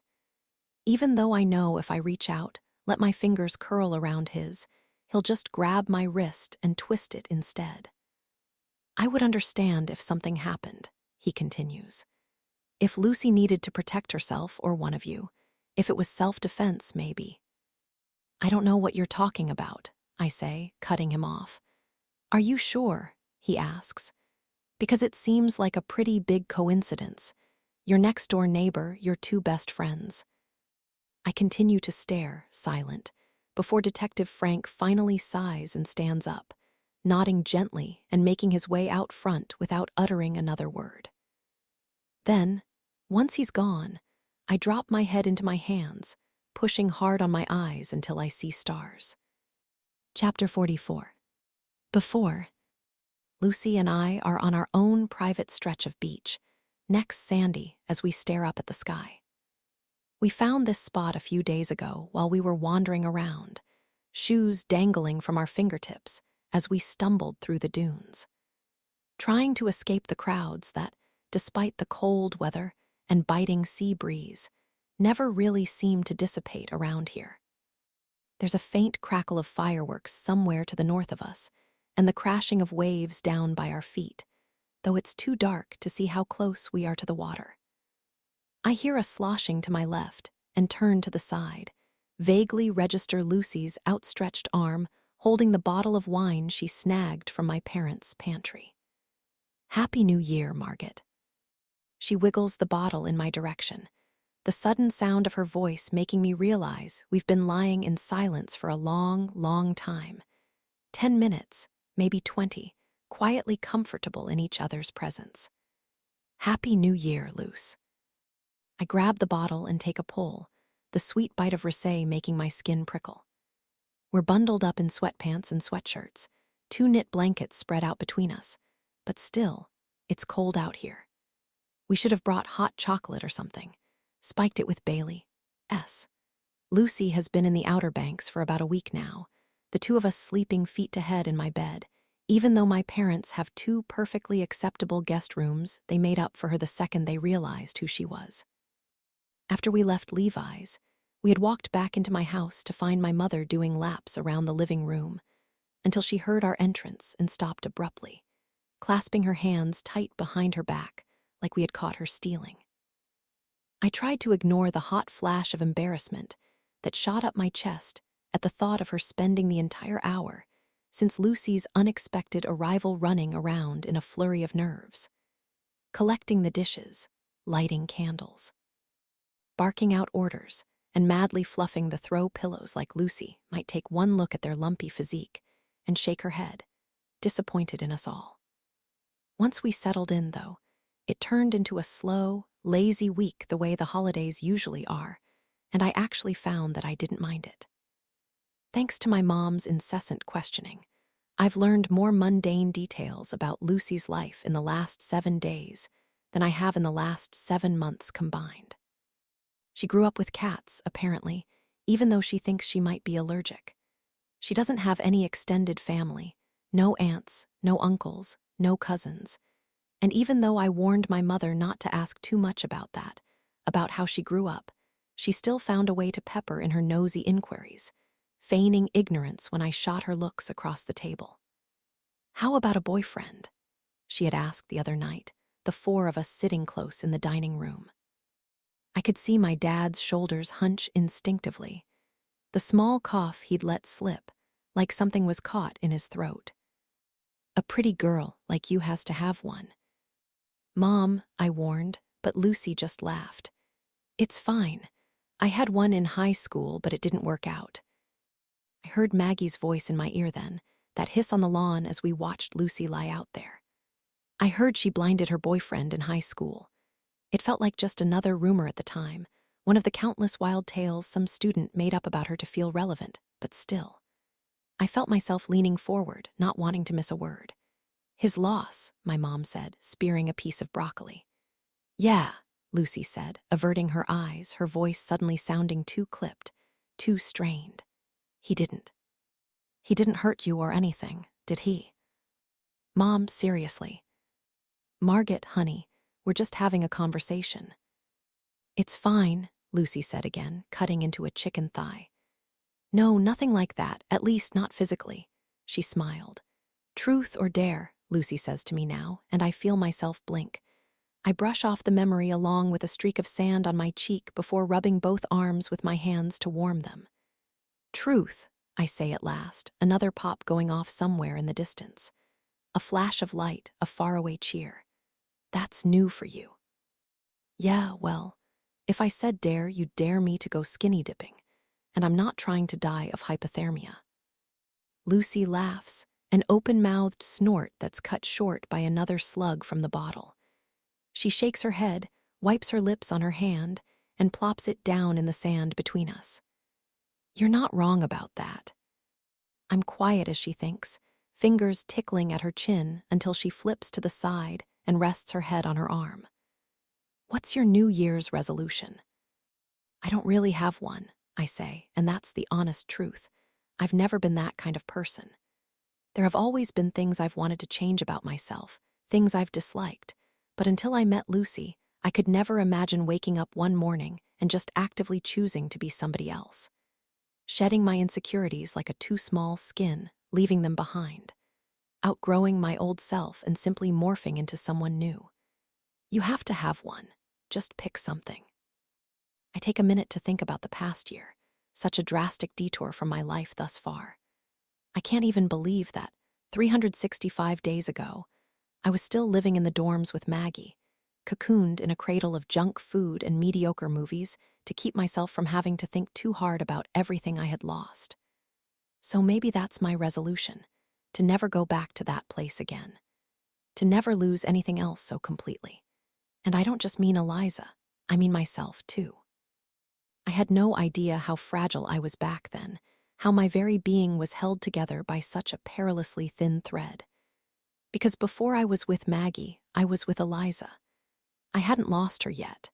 We were still best friends, still doing everything together. We were still counting down the days until Rutledge when we could both finally be free. But was I happy back then? Was I, really? I don't actually know. I never tried to change the things I didn't like about myself, fix the things that needed to be fixed. Instead, I just latched on to Eliza, zeroing in on all the places she was full where I was hollow, and hoped that if I lapped them up for long enough, they'd pool their way in and fill me up too. I want to be different, I say at last, the only way I know how to put it. Different how? I don't know, I say, rolling over now too. I'm sick of being weak, I guess, of being malleable. I don't think you're weak. Lucy, come on. We're both quiet, nothing but the roar of waves between us. I want her to say something, to crack some kind of joke to break the tension, but instead, she stays silent. You saw how I was last year. I'm grateful for the dark right now, the cover of night, so she can't see the warm flush creeping into my cheeks. We've never really talked about this before, her choosing me, the anomaly of it. How it just doesn't make sense, no matter which way you twist it. I grab the bottle from the sand, surprisingly light in my grip, and take another drink. You were going through something. I was always like that, I say, shaking my head. Even before Eliza, I was always too cautious, always letting people walk all over me. Well, I like you the way you are, but I know you have it in you to be different. I've seen it. We're both silent, memories from Halloween flooding right back. The way I had stood up by the fire, interrogated Levi as soon as I saw him emerge through the shed, my accusations fierce and unafraid. Later, shivering on the kitchen floor, a hatred so pure and razor-sharp it sliced straight through the silence, surprising us both. It should have been him. That wasn't me, I say now. I was angry. It is possible to be both, she interjects.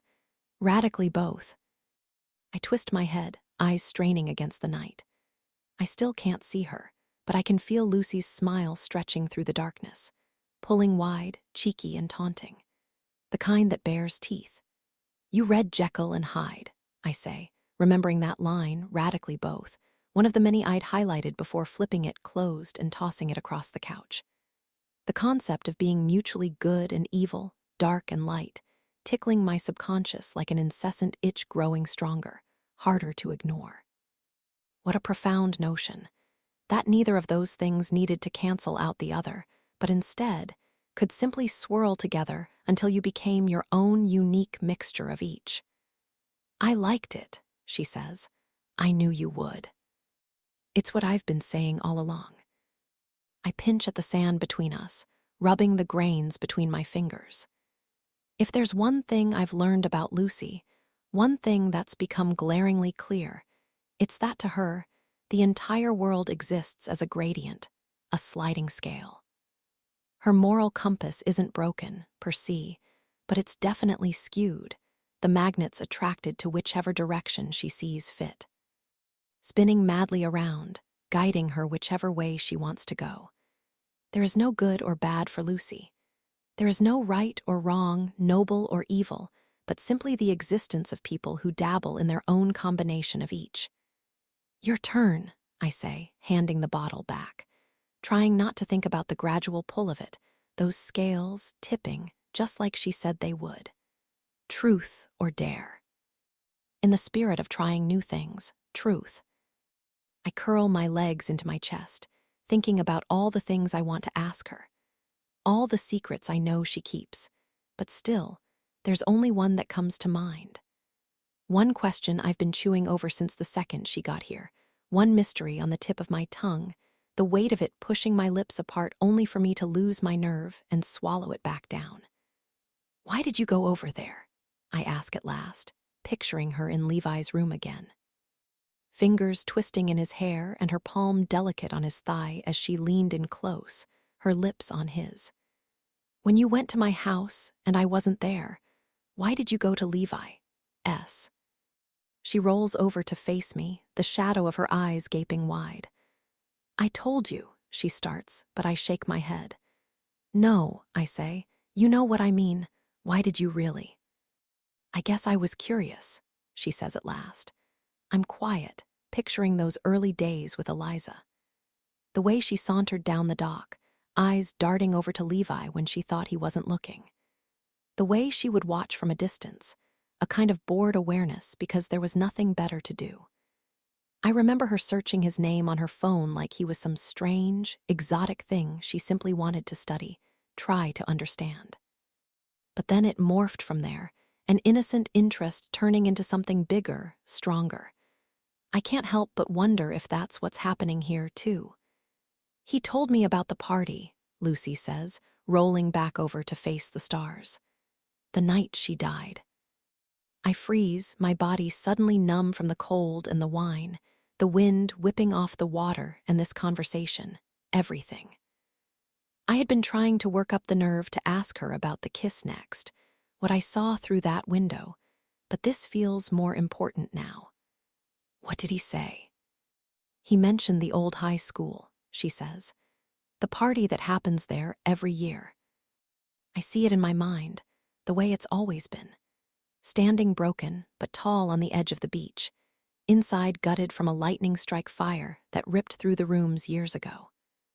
Structurally, it's still standing, though nobody could call it sound.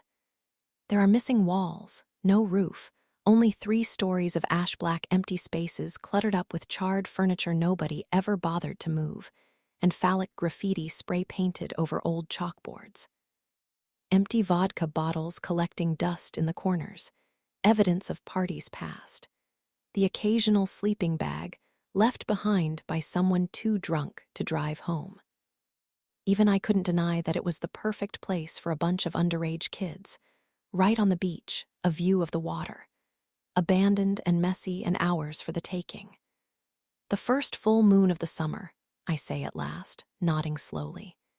It's usually pitch black out there without any power, but when the moon is out and the sky is clear, it's suddenly light, too.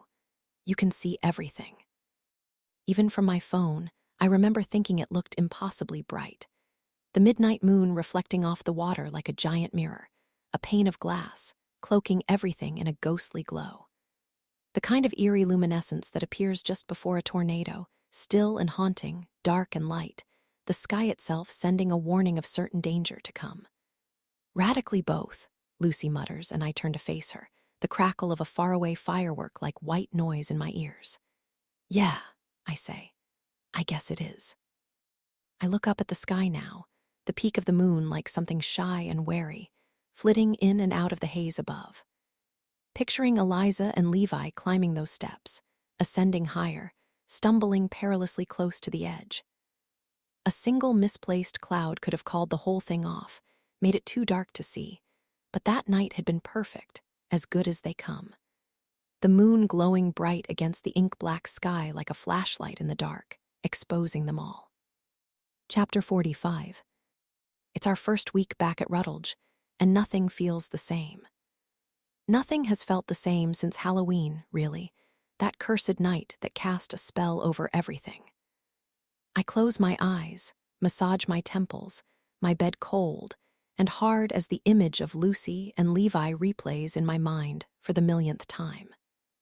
I had hoped things would feel different once we got back, the clean slate of Christmas break wiping the bad away.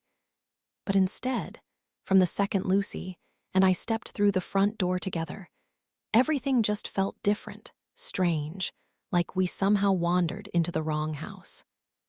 Despite the week we had together, my best efforts to shrug it away, I don't know what to think about seeing the two of them together like that, my mind oscillating between the only 2 explanations. So often I'm finding myself caught somewhere in the middle, suspended. Stuck. I honestly don't know which one I'm more afraid of. The idea of Lucy actually falling for Levi the same way Eliza did, watching him pluck another one of my friends out from under me, and holding her tight in his palm before crushing her in his grip, or the concept of Lucy playing us all in another of her games. I think about that very first night on this very bed, telling stories about Levi and who he is. The wheels turning in her eyes like she was starting to form an idea, a plan. Leaning into him at Penny Lane's and whispering that question like she already knew the answer. Sloane and me in her bedroom, the 2 of us huddled beneath the sheets in the dark. That's what Lucy does. She dangles. Maybe that's what this is all about. Lucy dangling her power, her knowledge peppering Levi with questions about Eliza like pushing on a bruise with building pressure. Ripping the legs off a spider, one by one. Seeing how long she can go until he screams. What is her end game, though? What is her goal? Like Sloane had said, Lucy is calculated, cunning. She's singling Levi out for a reason, and I need to know what that reason is. It almost feels like she's testing us both, Levi and me, pulling our strings and making us dance. Worming her way into my thoughts every night like a parasite gnawing its way through my brain, making me feverish and sick. Forcing me to think things, feel things I never thought I would. Margaret. I open my eyes to see Sloane standing in my doorframe, her expression grim enough to make me sit up quick. She looks truly worried for the first time since I've known her. Not bored like she usually is, mildly detached like she's simply scrutinizing the rest of us for her pleasure alone, but visibly alarmed. Maybe even afraid. It's gotten worse, she says. What has? Nicole. She scurries into my room and shuts the door behind her, dropping her voice even though, as far as I know, we're the only people in the house. Lucy's been working a shift all day, and Nicole is next door, talking to Trevor. It's the first time she's willingly gone over there since I can remember, which struck me as progress until I realized the pledge party is tonight. The first Saturday of the new semester. Margaret, this is serious, Sloane says. She looks really bad. How bad? Skeletal. I chew on my lip, thinking. There was barely any time between Nicole getting home from Thanksgiving and leaving again for Christmas, so none of us said anything about her rapidly withering figure. And what would we even say? She's refusing to tell us what's wrong, why something seemed to flip in her psyche the second she woke up the morning after Halloween. All we have to work with are flashes of that night, none of which feel very concrete thanks to the chemical concoction that had been coursing through our bloodstreams. Nicole lost in that party for hours, Luca's grumbling about her getting too drunk. Me finding her on the bathroom floor, limp and confused and mottled in bruises. Levi on our property, skulking around. This is all Lucy's fault, Sloane mutters, immediately snapping me out of it. How could it be Lucy's fault? I ask. I was with her the whole night. She's the one who set her up with Trevor, Sloane says. She practically forced them together last year, even though I told her it was a bad match. They're not a bad match, I say, even though it sounds hollow the second I say it. Margaret, come on, she says, shooting me a look. They're awful together and you know it. I think about all the moments I've witnessed between them, Nicole and Trevor, subtle little things that always bothered me, elusive discomforts I could never quite place. It was in the way he looked at her, more lust than love, transforming into something else entirely any time he had a few drinks. Animal, almost predatory, like he wanted her just for the sake of owning something. A sick pride in draining the life out of a living thing just to mount it on a wall. And then there was the time he interrupted her at Penny Lane's, telling us their secrets. The look on his face, like he was reveling in her shame. Flirting with me when she wasn't around and stalking around the yard on Halloween, shirt ripped off, and that rapacious grin. The glimmer in his eye that made me take a step back. Why did Lucy want them together so bad? It was never Trevor, Sloane says. It was this fucking house. The house. Lucy wanted to live here. Trevor was going to be president. Sloane arches her eyebrows, and I finally understand. Nicole dating Trevor was a means to an end. Lucy wanted the house, and the only way to get it was to get in with Trevor. She had practically admitted it to me that first day of Thanksgiving break when the two of us were trudging through the grass together, making our way out to the shed. Her fear over them breaking up and it going to someone else instead. If this is all because of that fight with Trevor, then why doesn't Nicole just break up with him? I ask. I mean, the house is fine, the rent's cheap, but we can live somewhere else next year. She isn't going to break up with him, Margaret. She's too nice. Don't you get it? The way Sloane looks at me sends a wave of discomfort through my chest. She's right. Nicole is too nice. She always has been, ever since that very first day when she tried to pry me out of my shell, her smile cutting through the pressure like a warm, wet blade. She's always the one smoothing things over, keeping the peace. That's probably what she's doing right now next door, alleviating any lingering tension before we're all marooned on an island together, without our own house to run to, without any way to escape. Lucy picked her for a reason, Sloane continues, leaning forward, and I can feel it now, radiating, some massive admission coming so close to barreling right out of her. The force of it, something she can no longer contain. I've been telling you that from the start. I think back to the two of us outside the shed, the way she stopped, seemed to think hard about something before turning my way, asking that question. Are you sure you want to do this? The way she had called me vanilla, malleable. A blank slate. The very thing Lucy wanted, like she had picked me specifically, casting me to play some kind of role for her. a preordained purpose I still don't understand. When you're friends with Lucy, she makes you feel special, she had said, that ache in her face like she hadn't yet decided if that was good or bad. Like she chose you for a reason. I had stopped questioning what my reason was, but I never even thought about the fact that Sloane and Nicole might have reasons, too. What do you know? I ask, a chill creeping up my spine. What do you know that you haven't told me?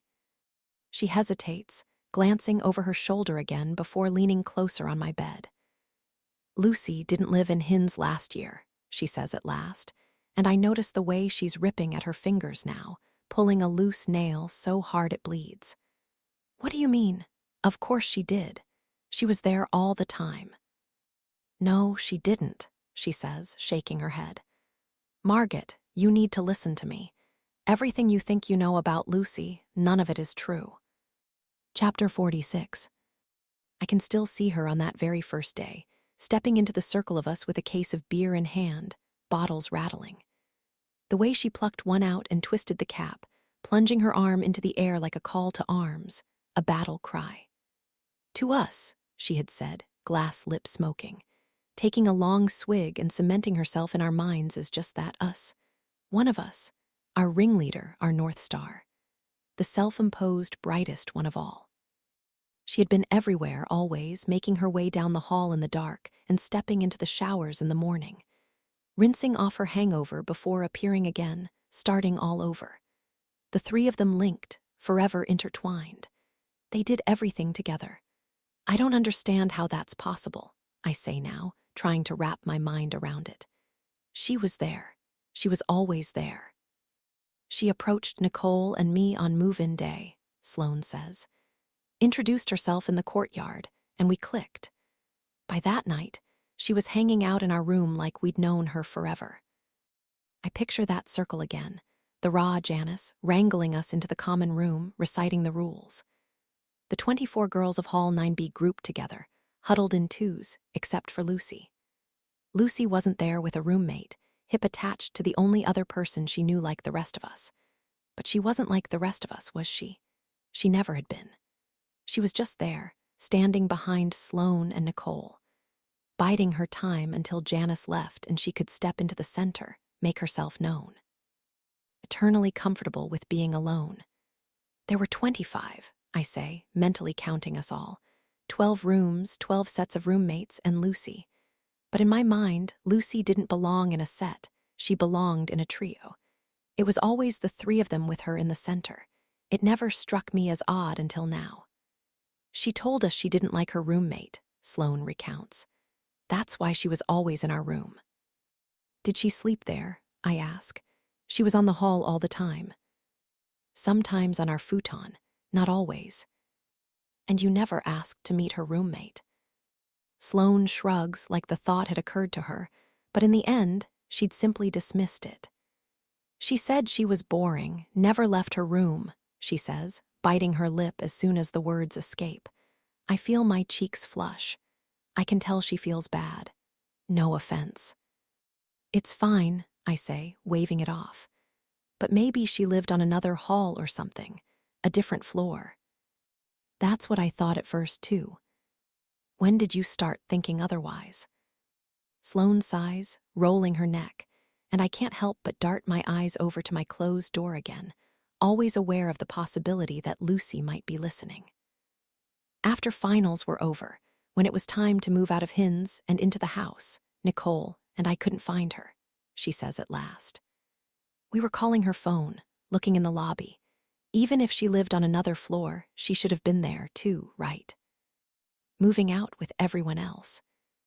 Right, I say, nodding, remembering the swarm of girls with their campus-owned carts. The metal corners crashing into our ankles, rickety old wheels and neon numbers stuck to the back. We finally figured she was at work or something and was going to get her stuff later, but when we pulled up to the house, she was already here unloading shit out of her car. Where did it all come from? She asks, leaning forward. If she didn't move it out of Hin's, where was she keeping it? I chew on the inside of my cheek, thinking. Remembering that night on the roof, Lucy's admission that didn't feel like much at the time suddenly looking different in this strange new light. I left right after school, figured I'd just come here and get a job and a cheap apartment. Did you ever ask her about it? Yeah, Sloane says.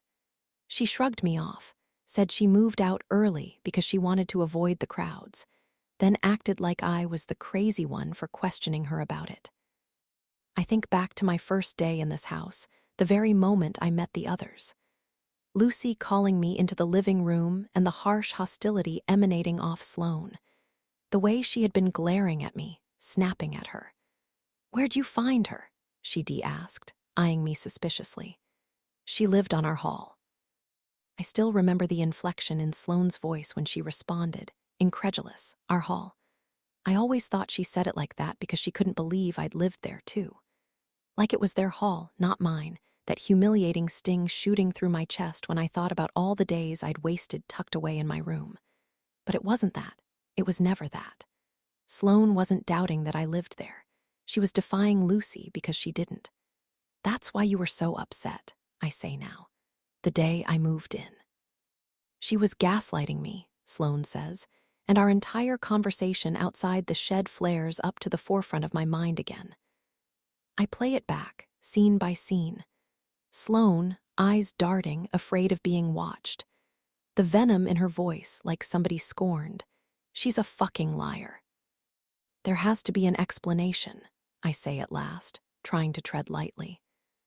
I don't want Sloane to think I'm brushing her off, siding with Lucy, but at the same time, it doesn't make sense.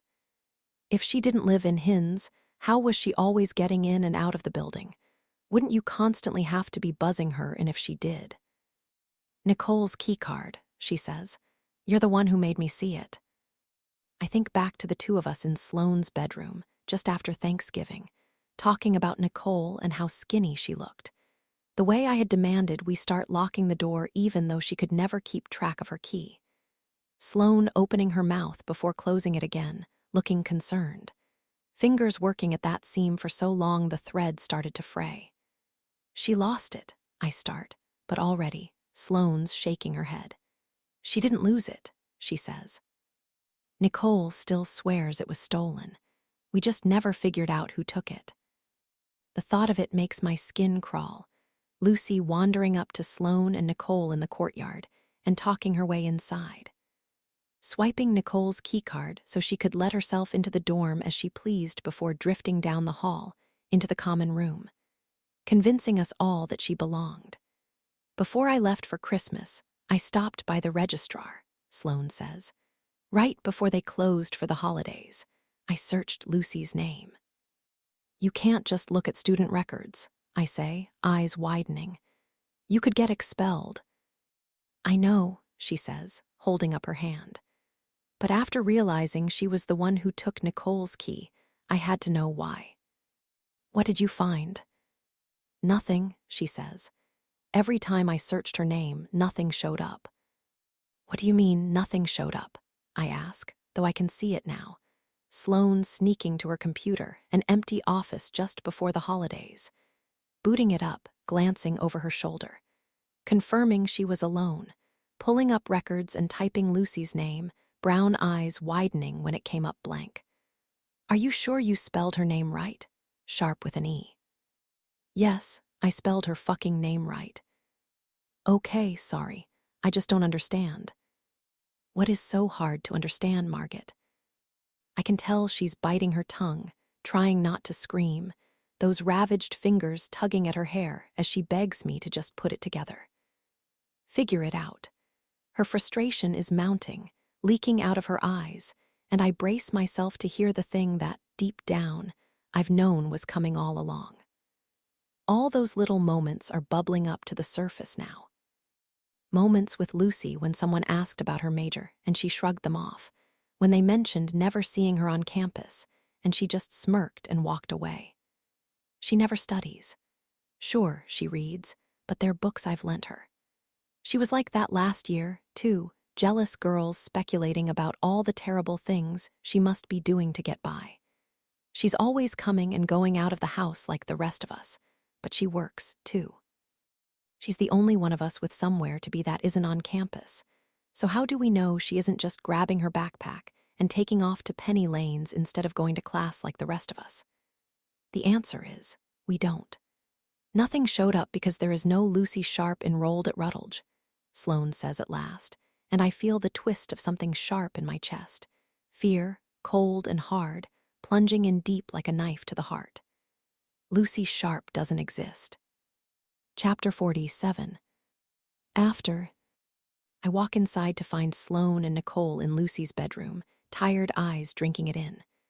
The place is destroyed, floor to ceiling, wall to wall, drawers thrust open and clothes disheveled. Shoes kicked out of the closet and books splayed out like a bomb went off. "Did you check under the bed?" I ask, joining them on her unmade mattress. I can still smell her here, vanilla and cigarette, musky and delicate, radically both. "Yeah," Sloane says. "Her phone's not there." I nod, pulling my legs up under me. "How about in the desk?" "Gone too." I put my hand on Nicole's knee, squeezing gently. This is the hardest for her, I know. The performance, the lies, she's a good person. "I'm sorry," she starts, but Sloane shakes her head, cutting her off. "I already told you it's not your fault." "What did Frank say to you out there after we left?" Nicole asks me next. "Nothing," I say. "Don't worry about it, you're doing fine." "God, I hate this," she says, sinking farther into the bed. She lays her head on Lucy's pillow, and I notice a black curl there, long and coiled, resting delicately on top. A little piece of her still stuck to the sham. I bet, if we looked hard enough, we'd find pieces of her everywhere. "It'll be over soon," Sloane says. "Give it a couple days. They'll find the stuff on her phone." "How long until you think it all comes out?" They both look at me, and I just shrug, attention drifting around the room. I feel a bit dazed, seeing it like this, sort of like taking in the ruins of a place you once loved. Her room the epicenter of the earthquake that shook our lives apart. "I have no idea," I say at last. "The press is still reporting she's a student. Rutledge has got to say something eventually." "They're probably scrambling," Sloane says, laughing a little. "Can you imagine the dean admitting that a random person spent an entire year shacking up in their dorm and nobody knew about it? She kept a shower caddy in the bathroom, for Christ's sake." "The parents will have pitchforks," I say, "and my mother will be leading the pack." Nicole smiles, finally, and I feel something lighten in my chest when I look at her. She glances at Sloane, then at me, and the three of us burst out laughing, a violent fit that leaves us in stitches. We must be tired, delirious, the stress and surreality of these last few weeks doing something strange to our brains. It is sort of ridiculous, though, when you really think about it. The things Lucy was able to get away with. The people she fooled. The people she's still fooling. "The cops have got to know by now," Sloane says, wiping a tear from her eye. "Yeah, well, we didn't lie." And that's the truth. We didn't lie. Not outright, only by omission, crafting our responses slowly, deliberately, every time Detective Frank hit us with a question that could come back to bite. That very first morning, sitting in the dining room, the three of us swallowed by our oversized t-shirts as our plan lurched into motion. Slow, at first, but gaining momentum. Soon it would take off and leave us all behind. Nobody's getting into trouble, girls, but she hasn't been accounted for since Friday. We held fast, doe-eyed and innocent, and it was easy, really, because that's all we are to him, underestimated always. Just children, just girls. "Have you talked to anyone in her classes?" I can still hear her so clearly, stone-faced Sloane, chiming in with the perfect response while Nicole and I bit our tongues, tasted blood. A blend of terror and triumph pumping through our veins as we tried so hard not to laugh. "Lucy doesn't go to class." "Frank's gonna be so pissed," Nicole says now, threading her hands behind her head. "It makes him look like an idiot." Sloane's the one to laugh this time, plopping down beside her and nuzzling close. "That's because he is." I slide my way between them, now, and the three of us lie quietly in bed together, the way we have so many times before, staring up at the plastic stars on the ceiling, meticulously arranged, thinking of Lucy and everything she taught us. Chapter 48. Before, it's unusually calm on the water, the gentle churn of the engine creating little waves that ripple out around us. Marmalade sky reflecting off the surface, casting everything in an orange glow. It would normally be such a scenic picture, something ripped straight out of a song, but the boat's slow approach to the island in the distance makes it feel like we're being transported to a prison somewhere, cut off from society with no way to escape. Margit. I turn around, tallying up the bodies in the boat. Nicole is sitting on Trevor's lap, angular legs sticking out of a fleece blanket draped across her stomach. He's drinking something out of a flask, stainless steel and small in his hand, the other palm placed on Nicole's thigh as he nuzzles his nose deep into her neck. Sloane is leaning into Lucas to their left, visibly rigid as his fingers play absent-mindedly with her hair, while Will and James are next to me in the back, and Levi is driving, knuckles white as his hands grip the wheel. Margit. Yeah, I say slowly, twisting further, already feeling Lucy's eyes on me. Ice gold and kaleidoscopic, curious like she somehow knows. She's all the way in the front, perched on the bow like a figurehead pulling us forward. Or maybe a siren, seductive and dangerous, her little lies fooling us all. Did you hear that? She asks me. Hear what? There's a full moon tonight. I look at Lucy, registering that little twitch in her lip. Like that day on the lawn, our first talk in the dorm, laughing at something I still don't understand. I don't know why she's telling me this, what she's playing at, so I just nod, smile, and twist back around as I pull my own blanket tight around my shoulders, the sharp chill whipping off the water sending a shiver straight through me. I think about this afternoon, just over an hour ago, the very moment when everything changed. Sloane and I pushed close on my bed, the things she told me lodged in my brain, stuck like a splinter. Harsh and throbbing as I tried to summon a single memory of Lucy on campus, in one of my classes. Black curls bobbing in a sea of other students or sharp blue eyes staring at me from the back of the library. That whiff of vanilla hovering like the ghost of her trapped in an empty room. It was a pointless exercise. Lucy was never there. I was starting to accept it with a certainty that was startling, so much so that it's hard to imagine how I never noticed it before. But the truth is, it's easy to blend in a place like this. Ruddle may not be big, but it's sprawling. The classrooms are scattered across the city, historic buildings tucked into little cracks and crannies, disappearing into their surroundings so naturally, it's hard to even know what belongs to the college and what doesn't. There are full sections of the school I've never noticed before. Entire buildings I haven't had a reason to step inside. Not only that, but I've seen the same handful of people in my classes for almost 2 years now, all of us trapped inside a bubble of our own making, completely unaware of what goes on outside it. I rarely catch glimpses of Sloane or Nicole during the day, either, both of them retreating to their respective spaces and staying there until it's time to come home again.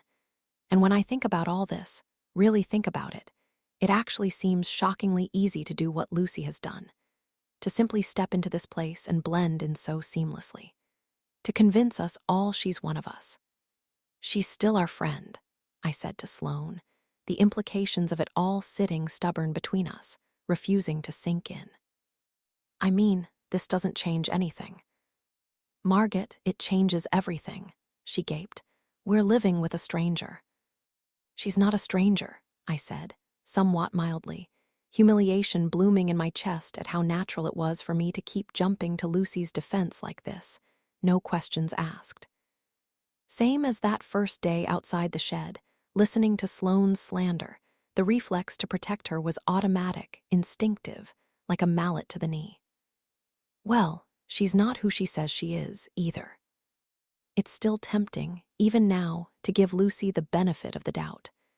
Sloane hadn't been with us that night on the roof. She hadn't heard Lucy talk about her childhood, her past, the way things were, and her desire to get away. "I wanted a fresh start," she had said. "I figured you'd understand." I did understand, and I was starting to convince myself that maybe it was simple. Maybe Lucy moved to Rutledge on her own, but didn't have the money or the grades to get in. She started working at Penny Lanes, saw the way the students lived, and wanted that for herself, too. A chance at belonging, at friends. Not so different from any of us, really. So she met Sloane and Nicole on the lawn and felt at home in their presence. She was invited into their dorm, into their lives, and didn't want to admit that she was somehow different, less than, because of her parents. The way she grew up. Why wouldn't she fake it when nobody questioned her? Why wouldn't she just go along with it all, simply pretend, like the rest of us, to be something she's not? We're so close to the island now that I can see the other boats anchoring, swarms of boys hopping off and onto the sand, carrying duffel bags and coolers over their heads to keep them from getting wet. Girls sitting on the sides with their legs dangling off, taking swigs of vodka straight from the bottle. Salt water and wind turning their hair crimped and wild. I thought about skipping the party tonight, hanging back while the others left, and using the free time to sort through my thoughts, try to find some answers. Sloane couldn't get away with bailing without upsetting Lucas. That, and she didn't want to leave Nicole by herself, and neither of us wanted to tip off Lucy, either. Alert her to the fact that something was wrong. We're supposed to be sharing a tent, after all, the only two roommates who aren't coupled up, and then I had an idea. "Luce, can you come back here?" Levi asks, bringing my attention back to the boat. I'm getting ready to anchor. I've never heard him use that nickname before, and I watch as he pats the seat next to him while Lucy stands up, stepping over our stuff as she makes her way toward the back. Images of the two of them flash through my mind again. Lucy in his bedroom, sinking deep on his mattress. Long fingers winding through his hair as she pulled him close, her lips on his. She plops down on the bench next to him and starts poking around the cup holder, always curious and forever bored, before pulling out a rusted fishhook and using it to pick at her nails. "Make sure you girls don't wander away when you're drunk," Lucas says, a giddy anticipation sweeping through him now that the night is so close to starting. "There are animals out there." "What kind of animals?" Sloane asks, crossing her arms. "Spiders," he says, his fingers crawling their way up her leg. "Alligators, snakes." "Just stay on the beach and you'll be fine," James says, and I turn around, startled at how close he is. With everything else going on, I forgot he was even here. "Wait until you see the stars," Lucas continues, hugging Sloane close. "It gets so dark without the ambient light." "Fuck." We all turn to look at Lucy, her sudden scream startling us all. A stream of bright red blood has erupted from her nail, running down her finger, and I watch as she throws the fishhook back into the cup holder like it somehow sprang to life and attacked her on its own. "Here," Levi says, rummaging through various cubbies in search of something to staunch the bleeding.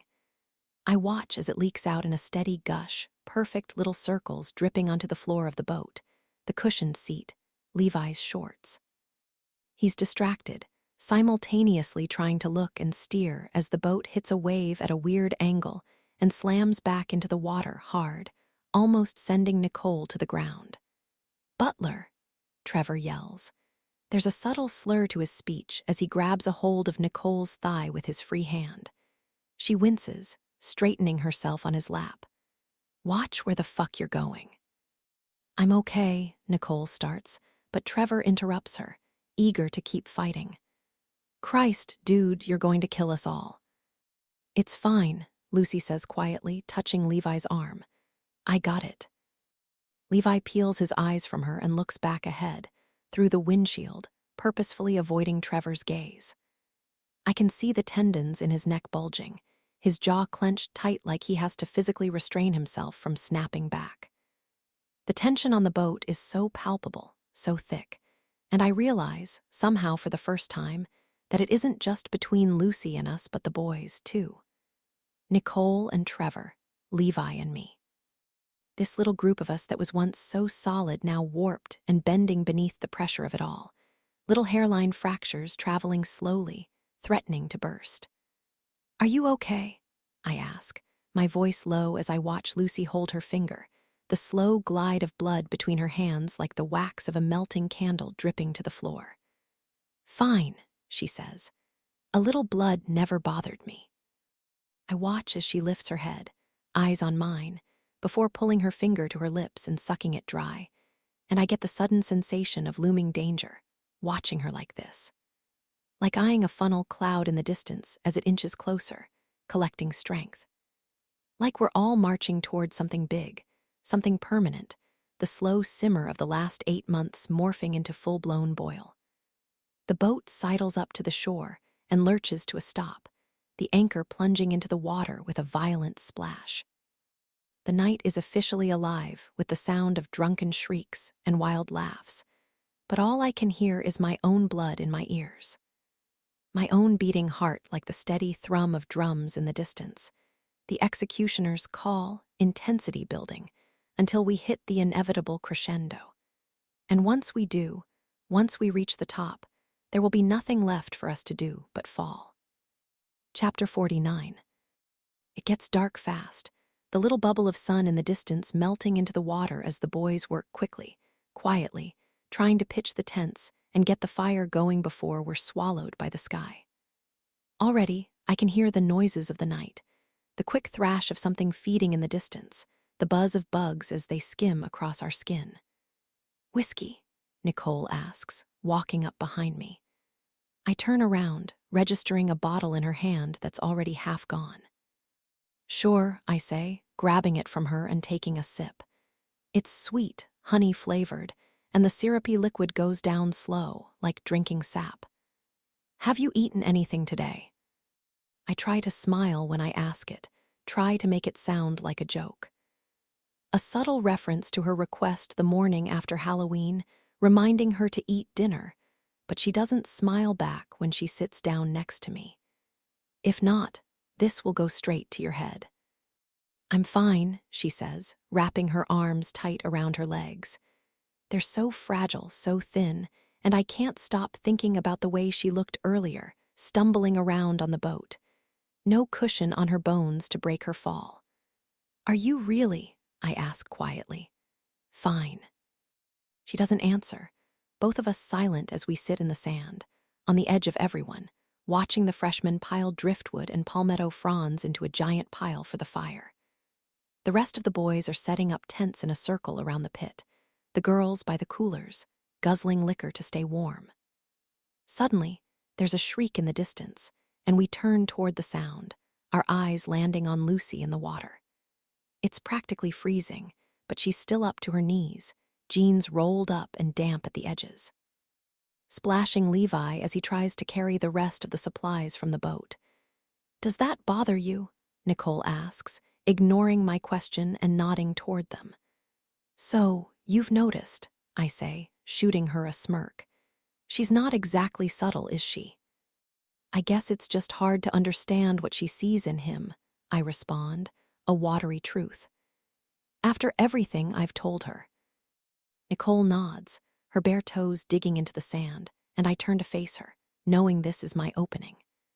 I've been so distracted lately by Lucy, by Levi, by the two of them together and the memories they provoke, trying to understand how it all ties together, what it all means, that I know I've been neglecting Nicole, whatever she's going through, pushing it off until later, never, hoping it'll simply resolve on its own. "Does it bother you?" I ask slowly, trying to gauge her reaction. "Why would it?" She asks, stone-faced as she grabs the whiskey from my hand and takes a long pull, jaw clenching as she swallows. "I just thought that after whatever happened on Halloween." I said I'm fine, Margaret. "I don't believe you," I push, my fingers digging into the sand. "Whatever happened, you can tell me." Nothing happened on Halloween. Nicole, I whisper, my voice dipped low. I hadn't planned on doing this tonight, confronting her so deliberately. But there's something about us all being marooned here with nowhere to run that makes me want to keep digging. Come on, please. Levi didn't do anything, she says at last, a sudden glint of tears in her eyes. It's the closest she's ever come to a confession, and I watch as she wipes them angrily, little wet streaks darkening her shirt sleeves. I promise. Are you sure? I ask, looking back at the fire. My eyes on him crouching next to it, blowing gently on a collection of sticks glowing red. Thinking about the bruises on her wrists, the ones they found on Eliza. Levi and Lucy and the thought of him helping himself to everything I love making my jaw squeeze. Yes, I'm sure, Nicole says, grabbing the whiskey again and draining it completely. He didn't do a thing. The night descends into chaos quickly, like the sinking sun took our inhibitions with it. The fire is roaring, finally, the orange glow of it sparking in our eyes, ash and embers flying into the sky before drifting into the distance, getting swept away by the breeze. Someone has music playing through a portable speaker, and a group of girls are holding hands, running in circles around the fire as they sing.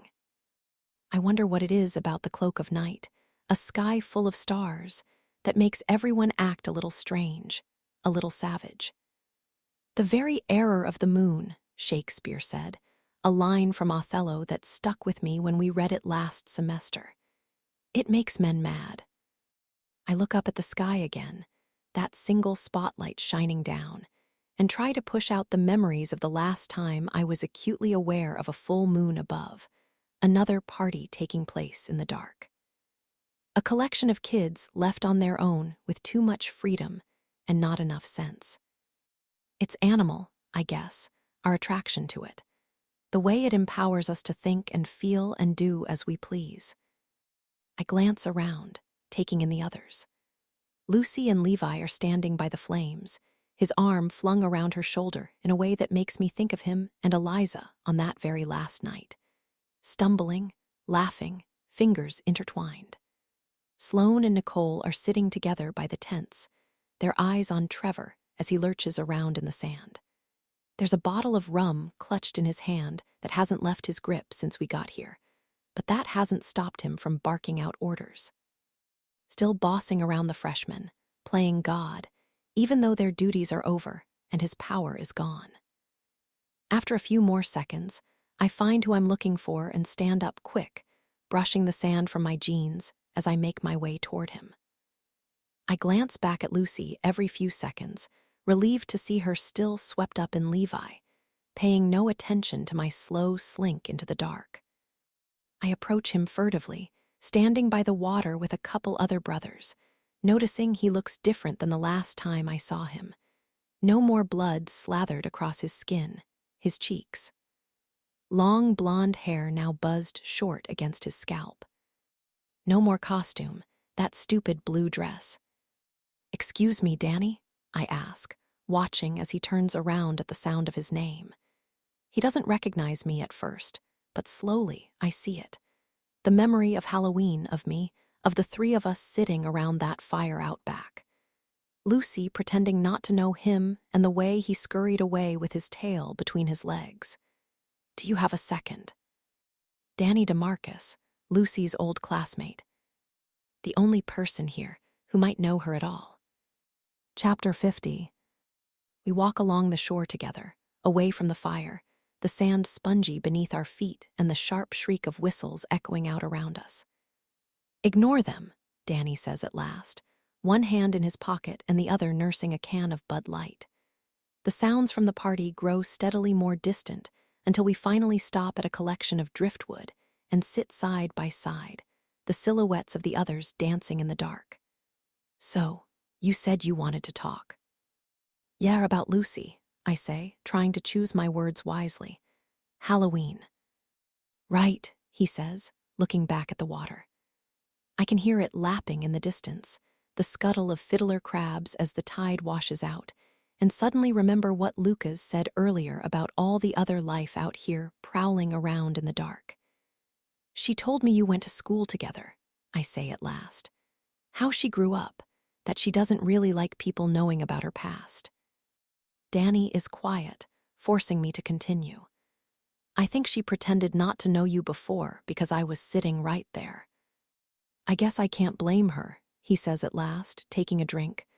Why is that? He turns to look at me, eyebrows raising. She's your roommate. Why don't you ask her? I know it has to do with her home life, I continue, using my toe to draw circles in the sand. Not getting along with her mom. That's an understatement. Was it really that bad? Danny shrugs, takes another drink. Let's just say her mom has a reputation, he says. I'm sure it wasn't easy to live with. I nod, filing the information away. I also know she had a boyfriend who might have hurt her. Danny turns to face me, finally, and I'm suddenly grateful for the pitch-black sky shielding my expression. I'm trying to piece it together, form a narrative that might make it make sense. All the little clues Lucy has fed me, either deliberately or not. Whispered truths she shared in the dark, and those little admissions I extracted right out of her, pushing carefully until they came gushing out.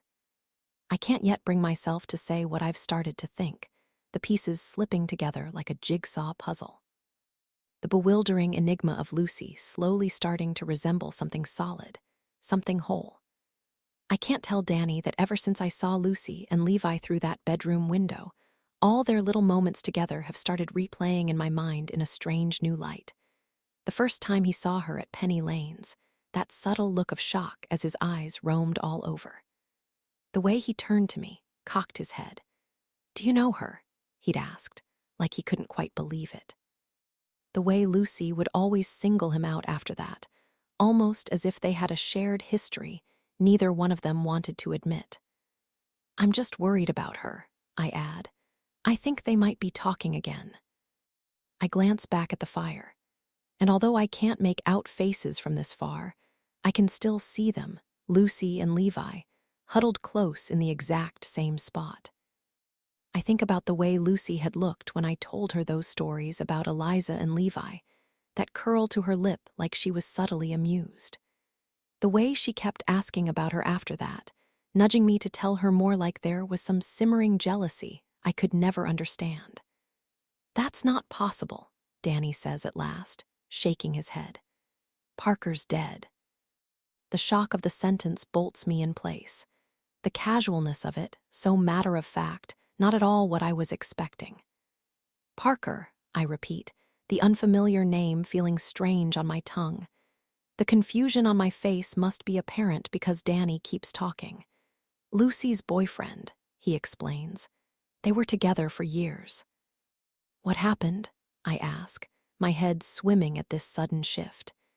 And just like that, I'm back to square one, the flimsy theory I was starting to form already deflating slowly in my hands. Car accident, right before she left. I think about us up on that roof again, the way Lucy had looked at me and kept talking in the dark. Eyes wide like there was something big she wanted to admit. Something she was working up to, maybe. Something deeper she wanted to say. There are things from back then I didn't want to bring with me. Was Lucy in the car when it happened? Danny sighs, rolling his neck before downing the rest of his beer and crunching the can in his grip. No, he says, but people blamed her for it. How could people blame her if she wasn't there? They were at a party the night he died and got in an argument, a bad one. People saw her slap him before taking off, and he tried to chase after her. Got behind the wheel after he'd been drinking and ran into a ditch. That's not, I start, my mouth hanging open when I can't find the words.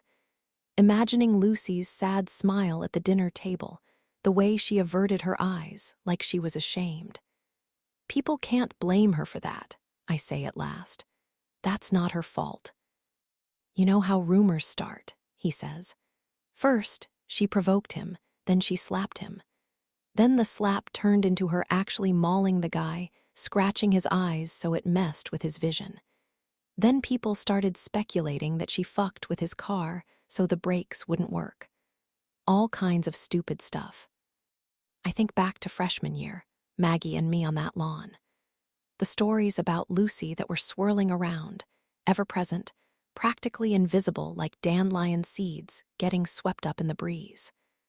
But all you really need is one to settle in your mind and plant itself there, growing slowly until it takes over everything. All you need is one person to believe it until the others do, too. Sometimes people can't accept the randomness of it, Danny continues, with a gentle shrug, like this isn't the first time he's thought about death. Sometimes people just die. Yeah, I say, remembering that night with Mr. Jefferson on the porch. After the funeral, his brown liquor breath, both of us dropping crumbs of doubt as we glanced at one another, silently hoping the other would follow. Both of us looking to ease our own guilt, for someone else to pin it on. Some stupid reason to make it make sense. You know, you're the second person today to ask me about Lucy, Danny says, turning to look at me like the thought just occurred to him. I had forgotten the girl even existed until 3 months ago, and now she's all I talk about. My head jerks back in his direction, another bomb I wasn't expecting. Who else was asking? Levi, he says, just before we left the house. I can feel it again, that pinch of envy, of greed, even though I don't understand it. I don't understand how I can still feel this protectiveness over her after everything she's lied about. How I can still find myself wanting to step between them like I did with Eliza, every little stolen look feeling like a personal betrayal, a knife to the back. Did he say why? Isn't it obvious? Danny laughs, jerking his head back to the fire. Look at them. I twist back around, squinting in the dark. The two bodies I assumed to be theirs huddled so close they've melted into one inky black spot, and I wonder, for the very first time, if I need to just swallow my pride and talk to Levi next. Ask him outright the things I've been thinking. See if there's something more that he knows. Anyway, Danny says, standing up from the driftwood like he's suddenly decided he's had enough. You're a good friend for worrying about her, but there's no need. Lucy can hold her own. Yeah, thanks, I say, standing up too, trying to mask the disappointment I feel in leaving our talk with more questions than answers. I'm sorry for bothering you. You're not a bother, he says, and for what it's worth, I don't blame her for leaving. Fairfield's too small a town to shrug off rumors like that. Fairfield, I repeat, the familiar name pulsing through my mind like a budding headache as I try to place it. Fairfield, North Carolina. Yeah, you know it, he asks. A surprised smile like this is the most interesting thing to come out of our conversation. That's our hometown. Chapter 51. I feel my fingers trailing their way across Eliza's clothes, folded tight and undisturbed. That worn envelope stuffed in the back, and my hands sensing the bulk of it, notably out of place. Pulling it out, opening the flap. All that money stuffed inside, and an address on the back I didn't recognize. The picture of it on my phone I had forgotten all about ever since Lucy showed up, commandeering my attention. Where have you been? She asks me now, plopping down in the sand beside us. Sloane, Nicole, and I are sitting cross-legged, side by side, observing everyone else's slow descent into madness. The party is still going, still raging like the fire around which we're gathered, though the crowd is beginning to dwindle now, people starting to stagger into their tents. Exploring the island, maybe. Couples sneaking off and into the trees. I had to pee, I say, turning to face her. Her cheeks are flushed and pink from the fire, and I see that envelope again, so clear in my mind. Fairfield, North Carolina. I watch as she turns in the direction of the foliage behind us, a cluster of untamed shrubs and long, sharp grass. Swaying cattails and barren trunks with branches like brittle bones stripped of their skin. I wonder if she really did see Danny and me walk off in the opposite direction together. I wonder if she knows, on some subconscious level, how close her secrets are to suddenly slipping away. if she knows that I'm lying. I got lost, I add, grabbing the bottle of wine beside me and tipping it back, swallowing too much. For the heat, the courage, the numbness I know it'll soon provide. I can already feel the whiskey from before filling my limbs up slowly, pushing down on my eyes so they feel heavy and hard. It's dark out there, away from everything. I look at Sloane, nursing her beer, a tension in her jaw that calcified the second Lucy showed up. Nicole right next to her, cheekbones angular and harsh in the shadow of the flames. She looks sunken in, hollow, like someone jabbed her with a needle, and she's been deflating slowly, losing her shape, and there's something so desolate about it. About all of us, really. Sitting here, side by side, trying to pretend that everything is fine. Trying to convince ourselves that nothing has changed when really, everything has. Huh. She says it in a tone that's painfully unconvincing, and the entire thing reminds me of Eliza and me in those final few days. Of graduation, bumping into each other outside the auditorium, our parents pushing us together without even registering the stiffness in our arms or the lies in our smiles. That picture still tacked to the wall in my bedroom, framed on my mantle, the saddest thing I've ever seen. In that moment, we knew something big had fractured between us, something possibly even permanent. We knew, after that argument, that we would never be whole again. But still, we tried. We tried to look happy, normal, Eliza's fingers hovering behind my back like she couldn't stand the thought of touching me. Her mom counting down, camera in hand, and the sigh of relief that escaped from her lips as soon as the flash went off and we could peel ourselves apart. We hadn't spoken a word since that fight in my bedroom. It was the longest we had ever gone without talking, an entire decade of friendship whittled down to nothing but stone-cold silence. But neither of us wanted to be the first to crack, so instead we let it grow between us like a tumor, getting bigger, denser. As if ignoring it completely would make it go away on its own. "Oh shit," Sloane mutters, and I look up now, tracking her gaze, watching as Trevor trips in the sand. He goes down hard, dangerously close to the fire, limbs like rubber as his legs splay out in two opposite directions. "I'm fine," he slurs, waving off Lucas as he tries to pull him up. He's still clutching that stupid bottle, fingers wound tight around the plastic neck, refusing to let go even to break his fall. Everyone glances over as he struggles to find his footing, and I look over to Nicole next, wondering if she's going to help him. Silently hoping she won't. "I'm grabbing another blanket," she says, standing up to make her way to the tent. I know she's embarrassed, seeing him like this.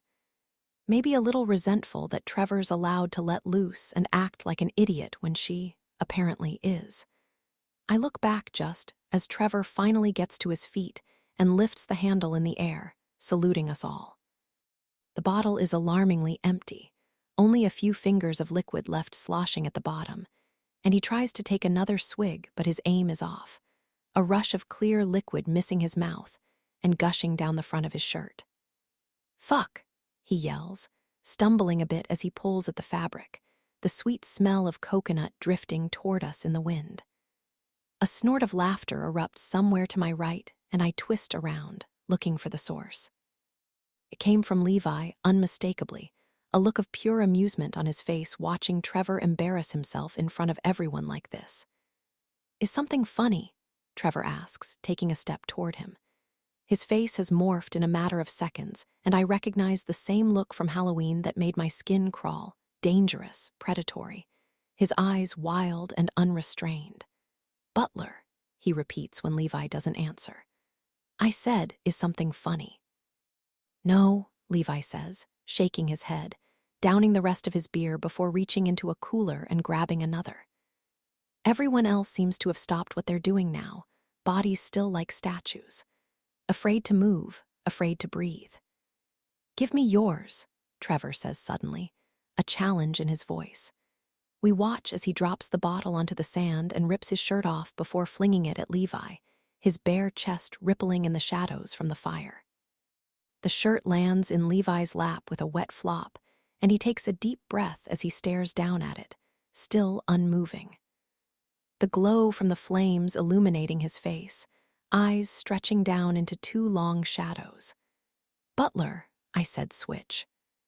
"God, he's an asshole," Sloane mutters, and I look back at her now, the way she's staring at Trevor with such disgust. After a long stretch of silence, Levi places his beer on the ground with measured control and pulls his shirt off, throwing it over to Trevor. Even from here, I can see the trail of goose bumps erupt down his arms, his bare skin exposed to the cool night air. Or maybe it's the humiliation, this public act of shame, his anger festering like an infection, trying to push its way to the surface. He just sits like that for a second, half naked, jaw clenched tight and eyes on the flames as Trevor pulls the clean shirt over his head and continues to glare. Finally, Levi gives in, taking the wet wad of fabric off his lap and fanning it out before putting it on, that dribble of liquor still stained down the front. "That's what I thought," Trevor murmurs, stalking off, and I can't help but wonder why Levi let him do that. Why he let Trevor chew him out on the boat earlier, too. Maybe he's conditioned after an entire semester of letting the other brothers walk all over him, older boys treating him like their own personal punching bag. Maybe he still feels like a pledge, only a few hours into the party that was supposed to set him free. Maybe he knew it wasn't worth the fight, that Trevor's wrath would be worse later if he turned him down. Or maybe he's trying to keep the peace for some reason. Every interaction between them like Levi is walking on glass, never knowing when he might get cut. The party reignites slowly, cautiously, people forcing themselves back to their conversations and their drinks, though everyone's eyes are still darting furtively over to Levi as he sulks off to the side. There's something dangerous about the way he grabs his beer from the sand and downs the rest of it before crushing the can in his grip, tossing it into the water. Reaching for another and cracking it open before downing that, too. "I'll be right back," Lucy says, standing up and walking toward him. I watch as she plops down by his side, her hand on his leg like she's trying to comfort him, and I start to look away, still uneasy watching the two of them together like that, when a flash of movement jerks my head back in their direction. Levi grabbing Lucy's arm, hard, and flinging it away with a force that feels violent. Lucy hissing something under her breath before Levi snaps back, standing up with a look of revulsion on his face. I watch as he stumbles off, bare feet clumsy, as he makes his way toward the trees. Those brittle branches like a skeletal hand reaching out, curling its fingers. The silhouette of a single bird perched on the edge like an omen.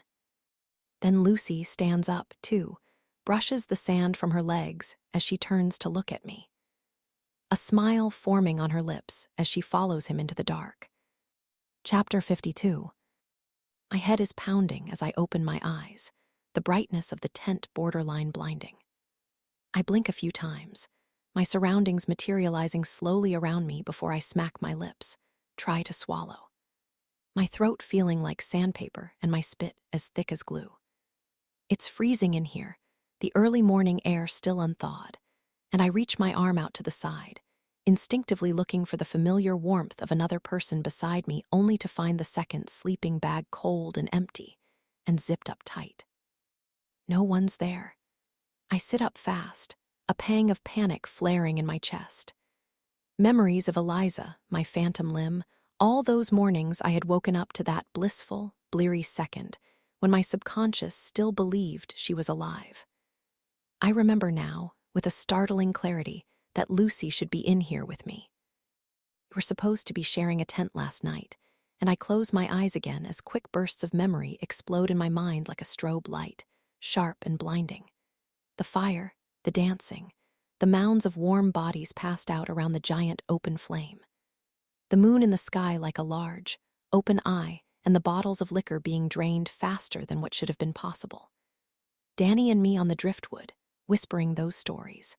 Lucy and her boyfriend, that accident. Some big argument just before he died. Trevor stumbling around, screaming out orders. Lucy and Levi and that strange confrontation, a simmering anger as he flung her arm off. I don't remember putting myself to bed, and I fling the covers off now, looking down, realizing I'm still in my clothes from last night. Smears of dried mud caked to my pants, the cuffs of my jeans stiff with salt water. Sand and cold sweat flaking off my chest like a molting second skin. I remember Levi leaving, Lucy following, that worm of rage writhing around in my stomach. Trying to drown it, kill it, by picking up the bottle and taking another drink. A sense of claustrophobia comes washing over me, and I suddenly, desperately, need to get off this island. It feels like those early memories with Eliza again. The two of us beneath that dock, surrounded on all sides. That bubble of damp air that got caught in my lungs and made it feel like we were sinking, drowning. And I stand up too fast in my tent, fighting the overwhelming sense of vertigo that rushes to my head before unzipping the opening and stepping outside. The island is buzzing with the kind of hungover energy that makes everything feel like it's moving in slow motion. Lethargic stretches and girls sipping instant coffee out of rustic enamel mugs, splashing their faces with palmfuls of water, mascara smearing like a bruise beneath their eyes. The boys are lolling around in sweatshirts and basketball shorts, thick heads of hair sticking up at odd angles. A few of them attempting to scramble eggs above barely their flames. I finally catch sight of Sloane and Nicole in the water, calf-deep and moving slow, and I amble over to them, my heart hammering in my chest. "There she is," Sloane says without turning to face me.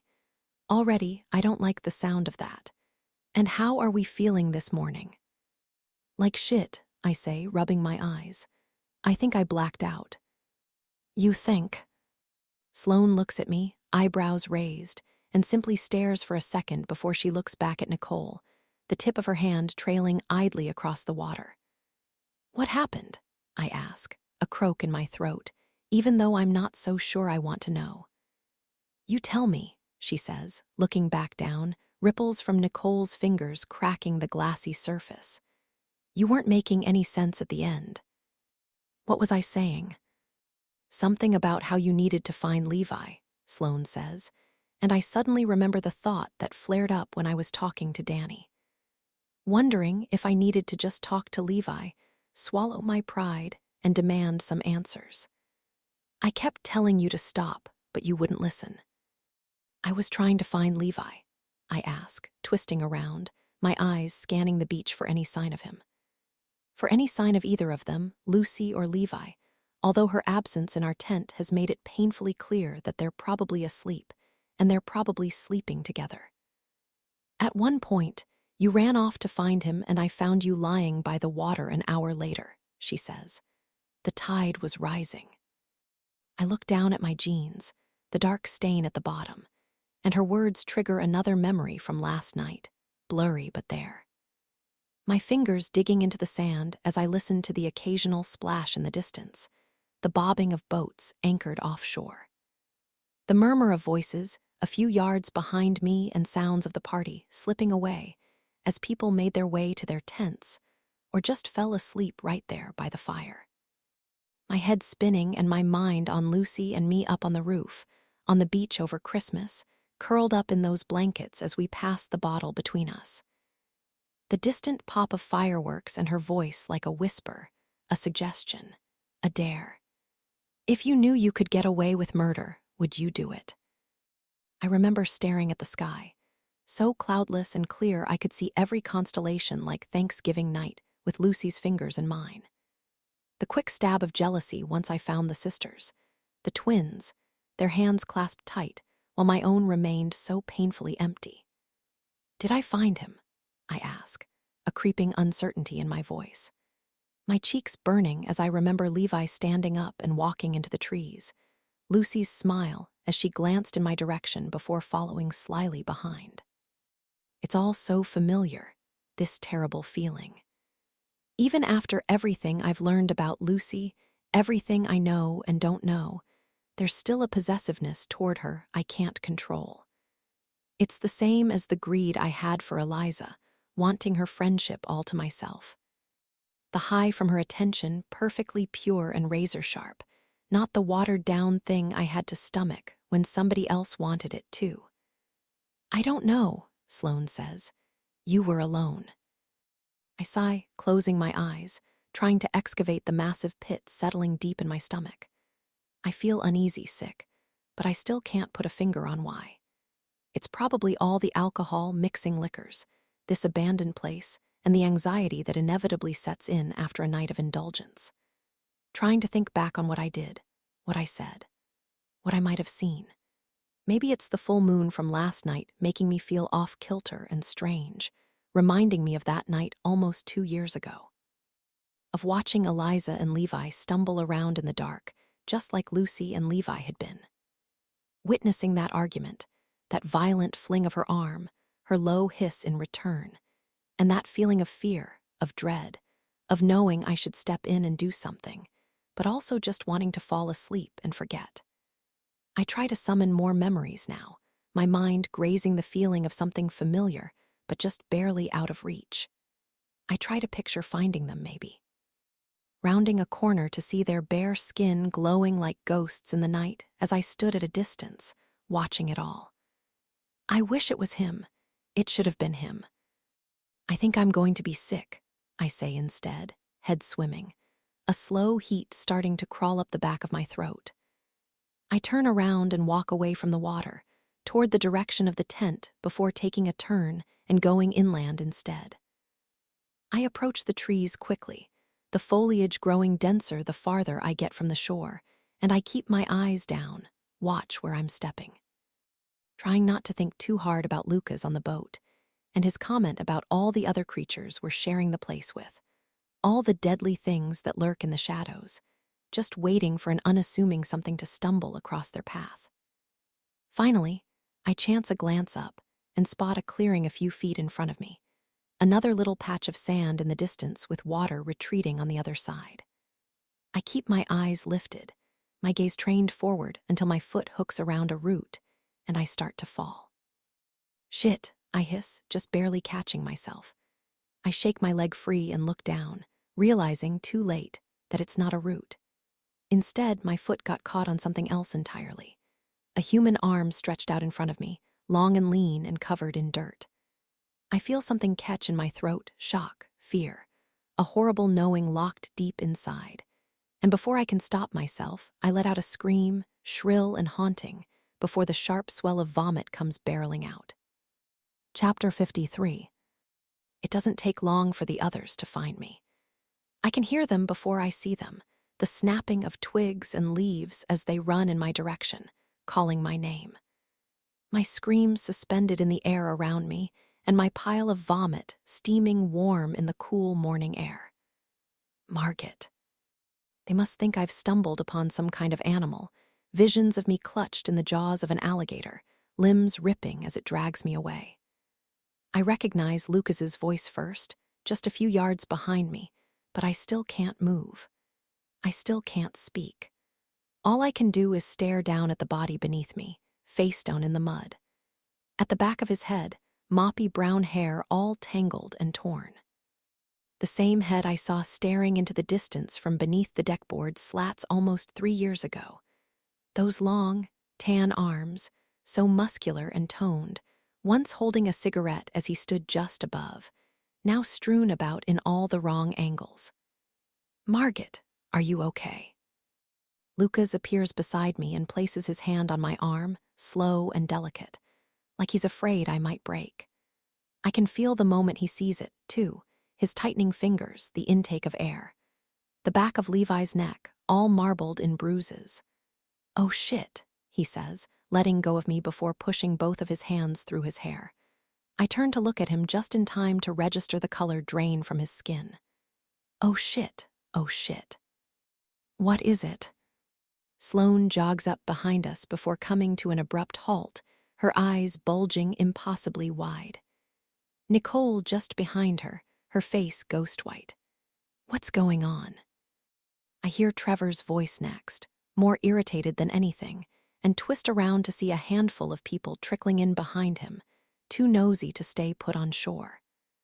I step to the side, mechanically letting him through, and watch as he follows everyone's gaze before registering the body lying limp in the mud. "What is this?" he asks before turning to look at me, his voice picking up an octave. "What happened?" "I don't know," I say, finally finding my own. "I just found him here."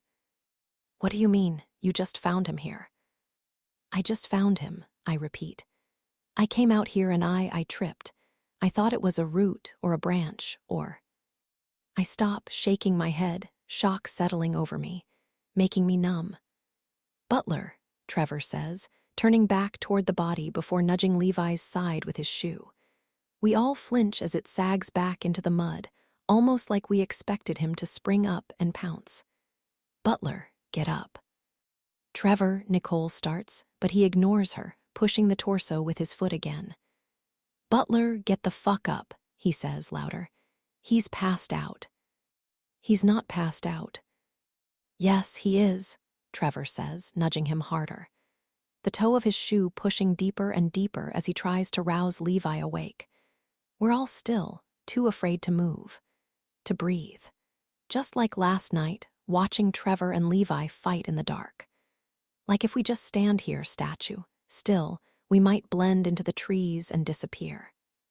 "Butler," Trevor yells, kicking his side, and before anyone can even realize what's happening, he charges toward Levi and grabs his shoulder, rolling him over so he's flat on his back.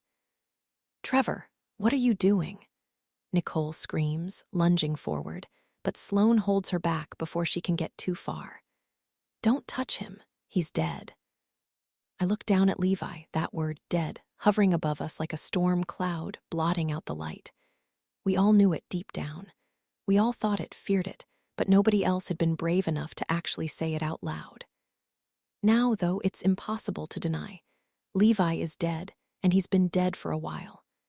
The entire front of his body is covered in thick brown mud. It's in his eyelashes, his nostrils, his mouth, his hair. I have a sudden flash of Eliza again, the way she must have looked splayed out on the ground beneath that old burnt building. Maybe it's the position of his limbs that suddenly reminds me of her, both of their bodies lifeless and limp like marionettes simply tossed to the side. "Fuck!"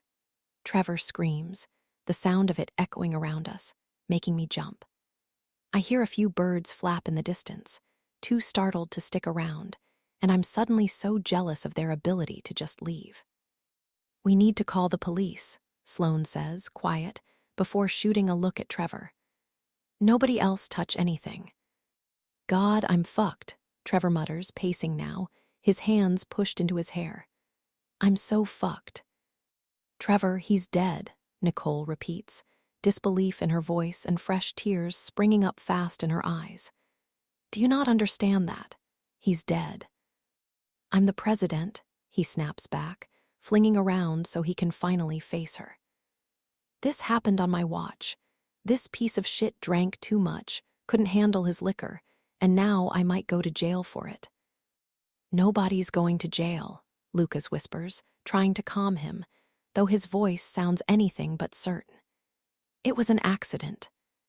"That wasn't an accident," Sloane snaps back, her voice suddenly too hard. "You saw his neck." We're all quiet, thinking of those bruises that looked eerily like fingers, almost as if someone had been holding him down. "You're disgusting," Nicole mutters, her gaze still on Trevor, and we all turn to look at her now, a quiet hatred festering in her eyes. "It's impossible for you to think about anyone but yourself, isn't it?" "Okay, come on," Sloane says, grabbing Nicole's arm and ushering her away. "Back to the beach. I'll get my phone and we can call for help." My feet stay planted as I listen to the slow retreat of the others, their ragged breaths and stifled cries now that the initial shock has worn off and everyone has finally realized what has happened. I vaguely register Sloane calling my name, trying to nudge me along, force me to follow, but I still can't move. I still can't speak. I still can't peel my eyes from his, from Levi's, wide open and blinding white against the thick, dark mud covering the rest of his face. I feel a touch on my arm and jump again, expecting to see Sloane right back beside me. But instead, it's Lucy, her expression hauntingly calm. I don't even remember seeing her show up, and I look back and forth, trying to decipher how long she's been here, where she came from, thinking about the last full memory I have of last night, her and Levi together in the sand. Lucy's hand on his thigh and the way Levi had pushed it, standing up with that look of disgust on his face. Her voice in Penny Lanes as she talked about murder with a cool indifference, the two of us in the kitchen, my chattering teeth. Her head cocked and curious as I muttered my confession, that inky black truth. "It feels good, doesn't it?" she says at last, her voice so low I'm not even sure if it's real or if I've somehow imagined it. Imagined it all. To finally get what you want. Chapter 54. The rest of the week is nothing more than a blur. All of us sitting in the sand, eyes wet and red, watching the Coast Guard appear in the distance. The police crawling the island, spinning cobwebs of yellow caution tape as a bloated man named Detective Frank pulled us to the side, one by one, scribbling notes as we gave our statements. It was a chaotic scene, frenzied from the start. None of us were able to answer his questions, not really, the details of the night fuzzy and fading. Conflicting accounts of who was where, and when, and why. The mud had swallowed our footprints. The shifting sand made it impossible to retrace anything. The tide the night before had been higher than normal, the full moon tugging at the water like it had tugged at all of us. The gentle pull of gravity like a curling finger daring us to indulge in our own intimate extremes. And as a result, any evidence, murky as it might have been, was washed away as it fell. Destroyed by Trevor flipping over the body, the grime covering Levi's skin masking any prints, any clues, any indication, other than those bruises, of how exactly this might have happened, of what could have gone so horribly wrong. By the time we made it back to land, I was shivering with shock, a trauma blanket wound around my shoulders despite the fact that I was still sweating. We were brought to the station next, every single one of us, where we were asked to repeat our statements again, and again. And again, our hair crusted with salt, sand still stuck to the crooks of our arms, the bend of our knees, the hidden spaces tucked between our toes, clothing damp and the smell of pluff mud permanently stuck to our nostrils, so no matter where we went or how far we ran, we were still back there, back on that island, looking down at Levi as it swallowed him whole. By Monday, the news was everywhere. Freshman Levi Butler died over the weekend at a fraternity-sponsored function. There was alcohol involved, dozens of empty handles collected from the beach and bagged as evidence. Crumpled cans bobbing with the waves and whispers of hazing, everyone remembering the way Trevor had treated him. That scary aura as he puffed his chest out. Officially, the boys' swore pledgeship was over, and Levi must have just drunk too much before stumbling away and passing out in the trees. That maybe he fell in the mud, his head too leaden and floppy to lift back up. Maybe he was smothered by it, thick and sticky as it lodged in his windpipe. Gagged him to death. Still, Kappa Nu was suspended indefinitely. The boys are still next door for now. Most of them don't have anywhere else to go. But the parties are over and the shed doors stay closed, that pathway between us irrevocably shut. They're strangely quiet when they do venture out, eyes cast down and tails tucked tight. All of them afraid of attracting unwanted attention in a way that reeks of irony, oddly refreshing. But at the same time, we keep to ourselves now, too, because while the unfolding news is one thing, the rumors are another beast entirely. From the second we stepped off that island, they spread like wildfire set to a parched, hungry place. Powerful, uncontrolled, ripping through campus with a speed that was startling. Each one somehow both outlandish and believable, and most of them, as always, revolving around Lucy. She was with him, after all, splashing him in the water, sitting next to him by the fire, and trying to console him after Trevor humiliated him in front of everyone. Like Nicole had said as the night was just starting, she's not exactly subtle, is she? People noticed the way she touched his leg and how he recoiled, flinging her arm back onto her lap. People noticed how he walked away and she stood up and followed. Nobody saw him after that. Nobody saw him return. I picked up a shift tonight. I snap my neck up, unsure of how long I've been sitting, staring, sinking into my mattress even though it's 2 o'clock on a Friday afternoon. Ruddle canceled class for the week, sent out emails encouraging students to sign up for free counseling. But as a result, every second since I stumbled across Levi has been spent in this house, what once felt like my sanctuary, now more like a cell. I have to get out of here, Lucy says when I don't answer, clearly feeling the same. I think I'm going crazy. I blink a few times, registering her in my doorway with the Penny Lane's logo pulled tight across her chest. Our conversations have been so surface level lately, so stilted, a heavy silence settling over the four of us every time we find ourselves together, thick and impenetrable as we chew it over. The comfortable quiet we once had now accusatory and cruel as we wonder which rumors could be real, which could be fiction, as we quietly develop theories of our own. Come by it close, she offers, and I try to smile, even though it feels more like a snarl. Margarita's on me. Not tonight, I say, registering the subtle hurt in her eyes. Sorry. Why not? She cocks her head, that same look of innocent interest I now know is anything but. It reminds me vaguely of a limping animal, something feigning weakness just to draw you close before whipping around and eating you alive. I'm just not up for it, I say at last. With, everything. Ah, yes, Lucy says, crossing her arms. Everything. Rain check, I ask, sitting up straighter and suddenly uneasy about the way she's standing in the doorway, blocking my exit. Her eyes are drilling into mine like she's trying to extract something from me, some buried truth I don't want to give up, and I catch that little quiver in her lip like there's something else she desperately wants to ask.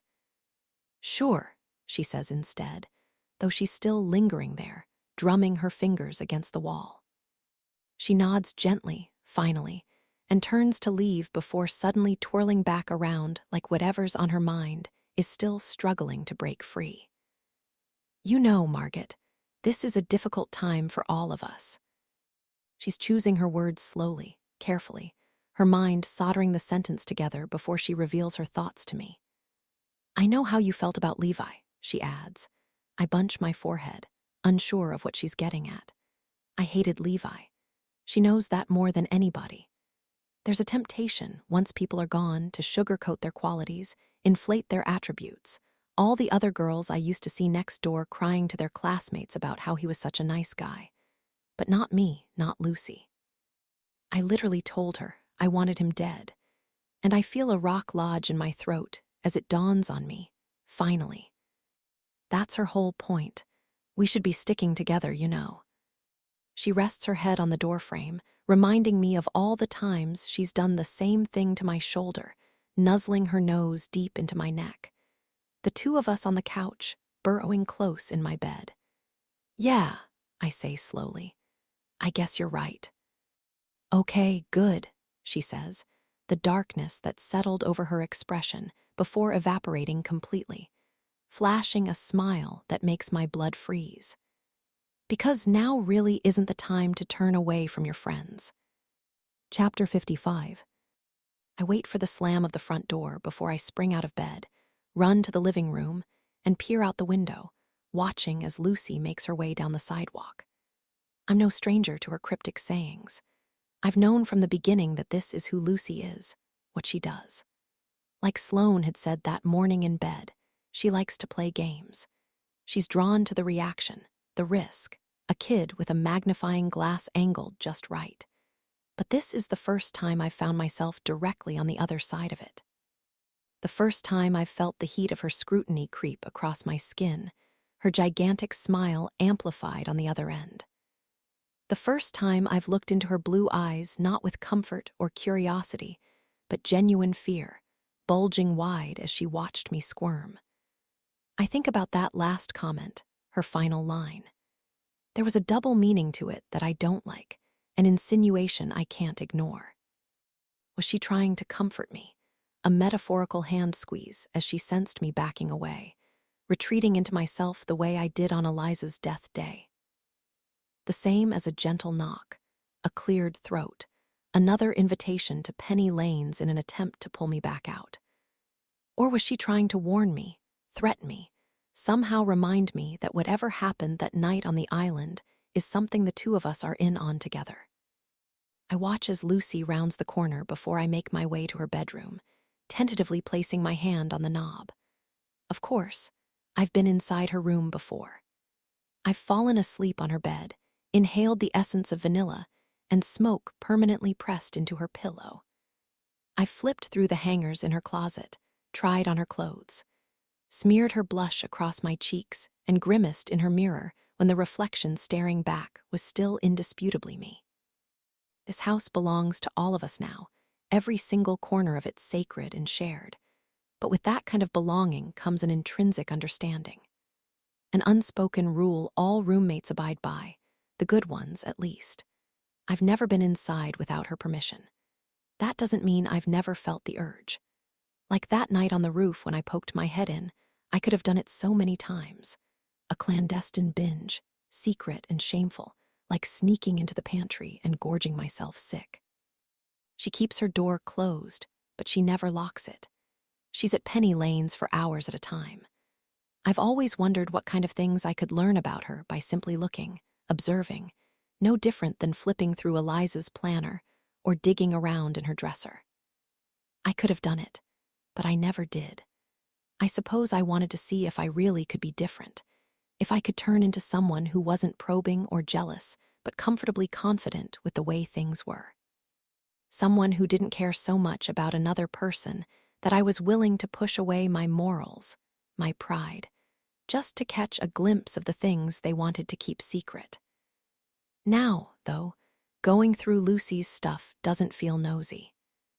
It feels necessary. I hold my breath as I twist the knob, taking a quiet step inside.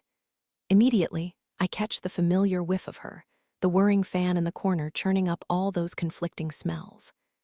Sloane and Nicole are just upstairs, and I think about shooting off a text, asking Sloane to keep watch.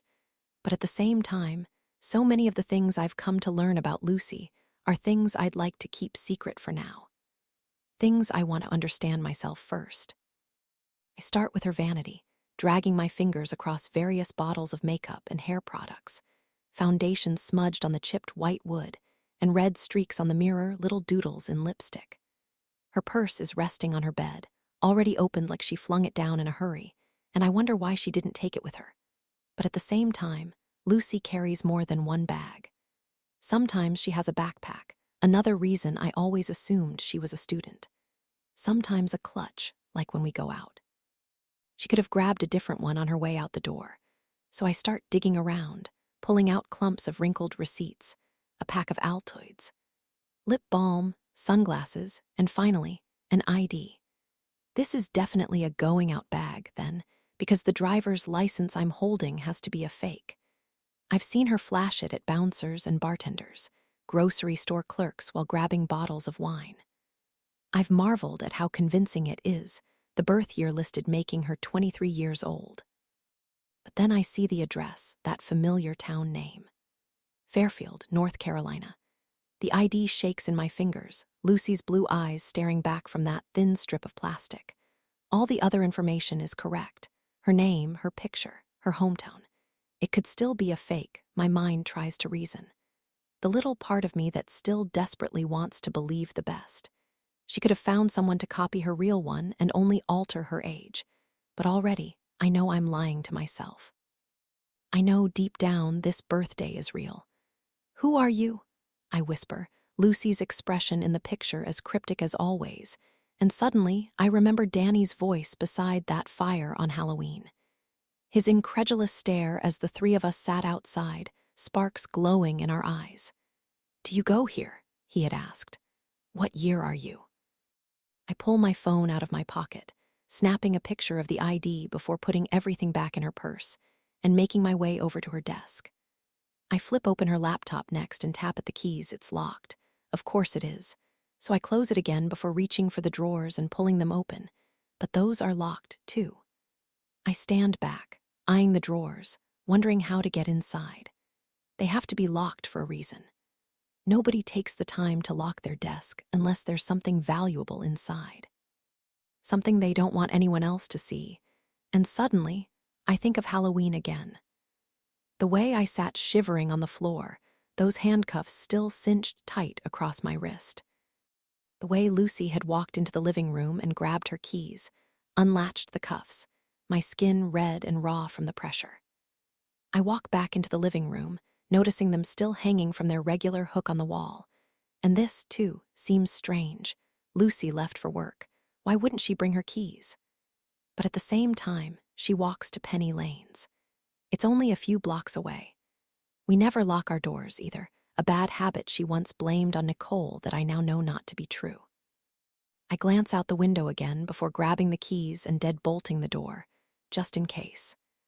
Then I head back to her desk and flip through them, one by one, recognizing the house key we never use, her car key dangling from a leather keychain. The key to the handcuffs, and finally, a smaller one that looks different, older. I push it into the lock, and it slides in easily before twisting it to the right and pulling the drawer open. Inside, I find the usual clutter: pens, notebooks, post-it notes with grocery lists and random reminders scrawled in cursive, and continue to dig, fingers shaking, knowing there has to be something to find. Finally, my hands brush up against something glossy and smooth, and I pull it out, flip it over, my breath catching in my throat when I register what I'm holding. For a second, I wonder if my mind is playing tricks on me again. If I'm still seeing Eliza everywhere like I have every other day for the last 19 months. In the living room at Kappa Nu, head bent low as she eyed us from afar. Sitting next to Levi, hand on his thigh, that skinny string of blood dripping out of her mouth. In Lucy's little tics, and that diamond necklace that, now that I've actually seen it up close, doesn't really look like Eliza's at all. But it's indisputable, no matter how many times I shake my head, try to blink it away. I'm staring at a picture of Eliza and me, a picture I haven't seen in 2 years, but that I've thought about so many times. The reason for that final fight, really. The mystery that came between us that we never actually solved. The one that turned me against Levi, Eliza against me. I'm staring at the picture that was stolen from her bedroom. Chapter 56. After. It's on. Sloane calls us to the living room and turns up the volume, Dean Heitwer's voice creeping into the silence of the house around us, bouncing off the newly bare walls. We've been moving our things out slowly, methodically, hauling boxes to the new apartment between classes. The furniture that came with the house is staying, of course, and we haven't decided what to do with Lucy's room yet. Right now, it's simply sitting untouched, as if we're all just waiting for her to step through the front door, throw herself down on the couch with a sigh. Hit us with some half-hearted apology for causing such a fuss, before crossing her legs and tilting her head, demanding we fill her in on everything. I make my way out of my bedroom, the sound of snapping cameras and murmuring journalists leaking from the TV, and smile at Nicole when I see her emerge on the landing. "Can't wait to hear this," she says, plopping down next to Sloane. I take a seat next to them and pull my legs up, settling in, trying not to think too hard about how this is probably the last time we'll all be nestled together on the couch like this. "Good afternoon," he says, fiddling with his tie. The Dean of Rutledge is as stereotypical as they come. White hair, tortoiseshell glasses, bulbous nose, and a slow southern drawl. Lucy's been missing for 3 weeks now, and while he's held press conferences since Levi's death, long-winded speeches devoid of any real detail, this is the first time he's expected to say something about her. As I'm sure you all know, Rutledge College has been mourning the death of one of our own, freshman Levi Butler, who tragically passed away at a fraternity function on Saturday, January 12. He says, refusing to peel his eyes from the paper in front of him. The fraternity in question, formerly known as Kappa Nu, has been suspended amid the official investigation, and several members have been brought in for questioning. "Okay, get to it," Sloane says, rolling her wrists. The dean is flanked by a few officers behind him, a show of solidarity, and I can't help but stare at Detective Frank just off to the left, twirling his wedding ring on his finger. Here at Rutledge, we value honesty and transparency above all else, so we would like to inform the public of the latest development. While Mr. Butler's death is still being investigated as an accident, you may have also heard that police are searching for a missing woman who they now believe may have vital information related to the case. That woman is 23-year-old Lucy Sharp, who has not only been connected to the deceased, but is believed to have been the last person to be seen with him alive. "Here we go," Nicole says, rubbing her hands together. I can feel the giddiness radiating off her, off all of us, this heavy secret we've been carrying around slowly being released. Like every other time, I learned a new truth about Lucy, though the initial surprise about her age was replaced with a kind of obvious understanding once I really thought about it. That first day in Hinds, when she appeared with a case of beer at hand, the rest of us so fresh out of high school, so naive. Just starting to scheme about how to find our fakes as we searched for upperclassmen with a passing resemblance, maybe. Someone we could bribe into passing one back. But Lucy always felt so much older than the rest of us, so much more mature, grabbing those bottles from penny lanes at random, not at all concerned about getting caught. And while I know that 23 isn't all that old, when you're cocooned inside a place like Rutledge, a place where everyone is simply a carbon copy of everyone else, it's old enough to somehow feel predatory, wrong. We're only sophomores, after all, most of us just on the cusp of 19. Even the seniors are barely 21. It is important for our parents and students to know that while Ms. Sharp deeply embedded herself into the Rutledge community, she is not, in fact, a student enrolled at the college. The dean continues, pulling me back. She reportedly spent a significant amount of time last year inside Hinds Hall, our female-only dormitory. And while we can understand the concern about a non-student gaining access to a college-owned building, we can assure you that Ms. Sharp was only allowed entry from residents she befriended, which does not, in fact, violate any school rules. "I knew it," Sloane says, clapping her hands before pointing at the dean, accusatory, as if he can somehow see her. "I knew he'd deny it." "I mean, yeah," Nicole adds. What else would he say? She conned her way in. Furthermore, Miss Sharp seems to have befriended several members of the Kappa Nu fraternity, including Mr. Butler. At the time of her disappearance, she was living with several Rutledge students in a private house off campus, immediately adjacent to Kappa Nu, which also does not violate any school rules regarding non-students living in college-owned housing. "They're not going to take any responsibility," Sloane says, an amused smile on her face. "They're going to play dumb." "Good," I say, pulling my legs tighter beneath me. "Let them." Ms. Sharp was reported missing on Tuesday, January 22, when she failed to show up for work for the third shift in a row. He continues. We watch as he pulls a handkerchief out of his pocket, dabs at the sweat dotting his forehead, and stashes it away without peeling his eyes from the podium. She is employed as a waitress at Penny Lane's bar and bowling alley, and thanks to the cooperation of her employer, police have been able to identify her parents, who were listed as her emergency contacts, and are requesting respect and privacy as they work with authorities to help locate their daughter so she can return to the station for questioning.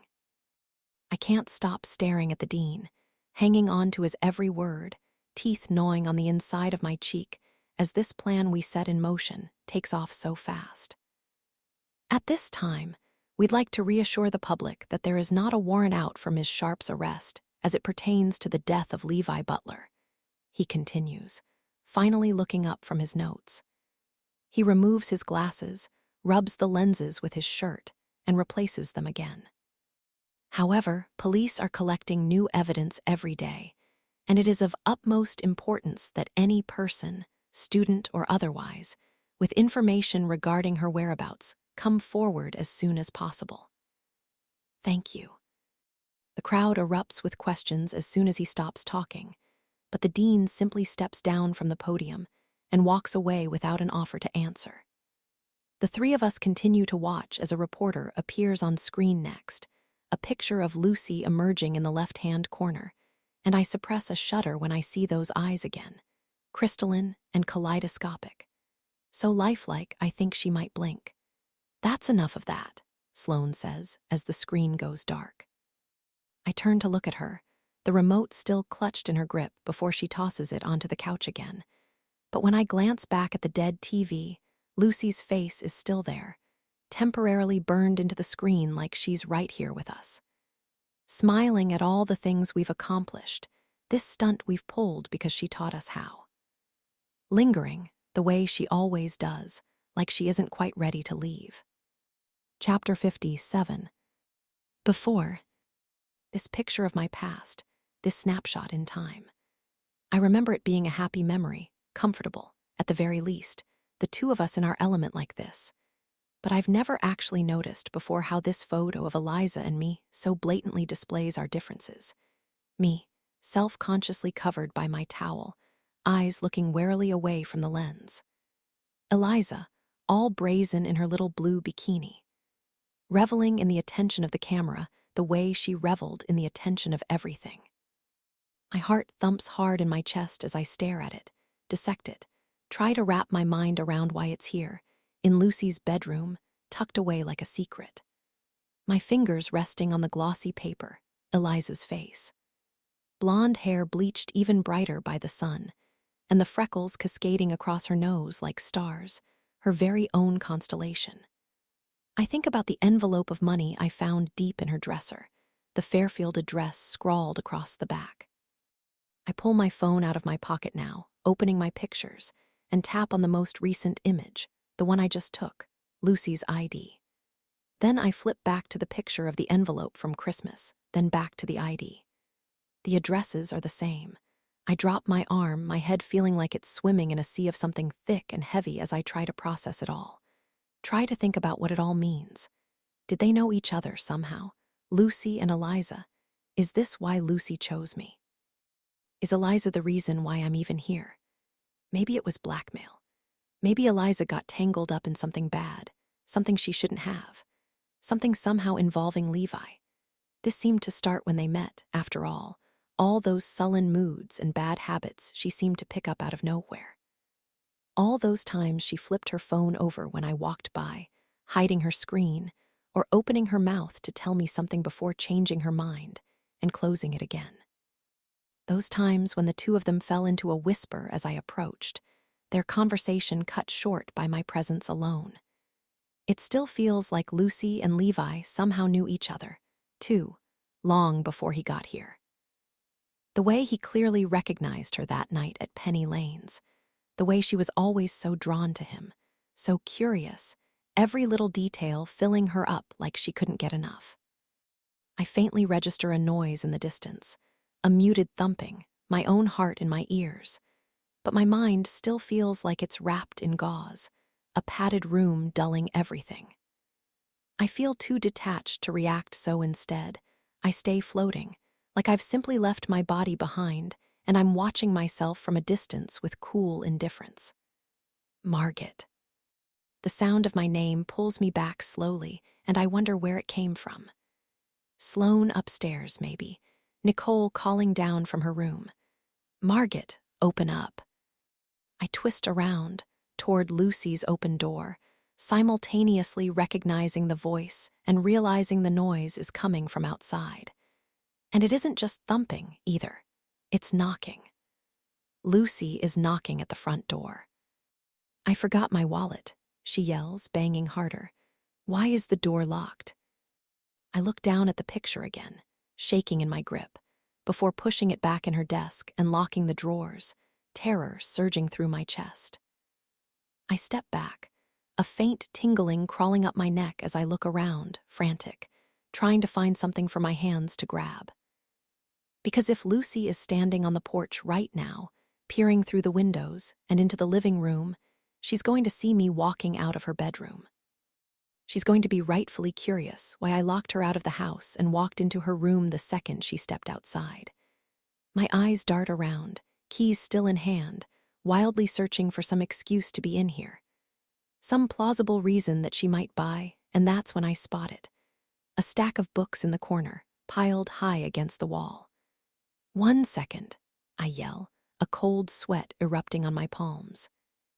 I grab the familiar title on top and walk out of her bedroom, trying to act casual as I register her face through the window, her expression twisted into grim annoyance. I shoot her a smile as I walk to the front door and unlatch the bolt, letting her inside, but she storms straight past me, hands on her hips. "Margaret, what the hell?" she asks, her eyes flicking back and forth between my face and her room. Her keys are stuffed in my back pocket, and I try to angle my body away from her, attempting to hide them. "What were you doing in my room?" "Just grabbing my book," I say, holding up Dr. Jekyll and Mr. Hyde. It's pure dumb luck that I spotted it sitting there, right on top, so easily within my reach. I need it for another class this semester. I wanted to get it before I forgot. "And the door?" she asks, gesturing back to it.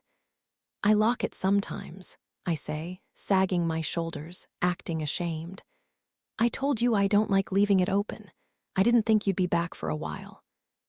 I stare at Lucy's expression, maddeningly neutral like a lenticular image, her very essence changing depending on which way I look at it. It's amazing how quickly she can morph in my mind from beautiful to menacing to something else entirely, the tiniest twitch of the eye or suggestive smile threatening to reveal something I've never seen in her before. "Okay," she says at last, posture loosening, though she doesn't sound convinced. "Yeah, okay." She walks past me and into her bedroom, my breath held as she disappears inside. Quietly, I walk over to the wall hook and replace her keys, biting my cheek, waiting for her to notice something out of place and come storming back out, demanding the truth. Instead, she reappears calmly with the bag slung over her shoulder, and I wonder, for a single second, if this was another test. If she left her purse on purpose, maybe. If she somehow knew I would do exactly this. "I'll be taking these," she adds, elbowing me as she walks past. I watch as she grabs her keys from the hook on the wall and shakes them in front of me, dangling like a carrot. "In case you decide to lock me out again." She walks back onto the porch and closes the door before I can respond, my head spinning as she skips down the steps. Then, once she's gone again, I walk into my bedroom and toss the book on my bed before opening my laptop and beginning to type. Chapter 58. According to Google Maps, Fairfield, North Carolina, is a 2-hour drive from my house in the Outer Banks. It has a population of 226, and I can't help but think about what Lucy told me that night on the roof, how she would go entire years without meeting a new person. She wasn't lying about that, at least. Fairfield is small, claustrophobically so, her entire town easily fitting into Kappa Nu during a particularly large party. I grab my phone and navigate to the picture of Lucy's ID again, zooming in first on her face. I look next at the book on my bed, little dots of sweat smeared from my fingers. The illustration on the cover showing the face of one person with two entirely different auras. Good and evil, foreign and familiar.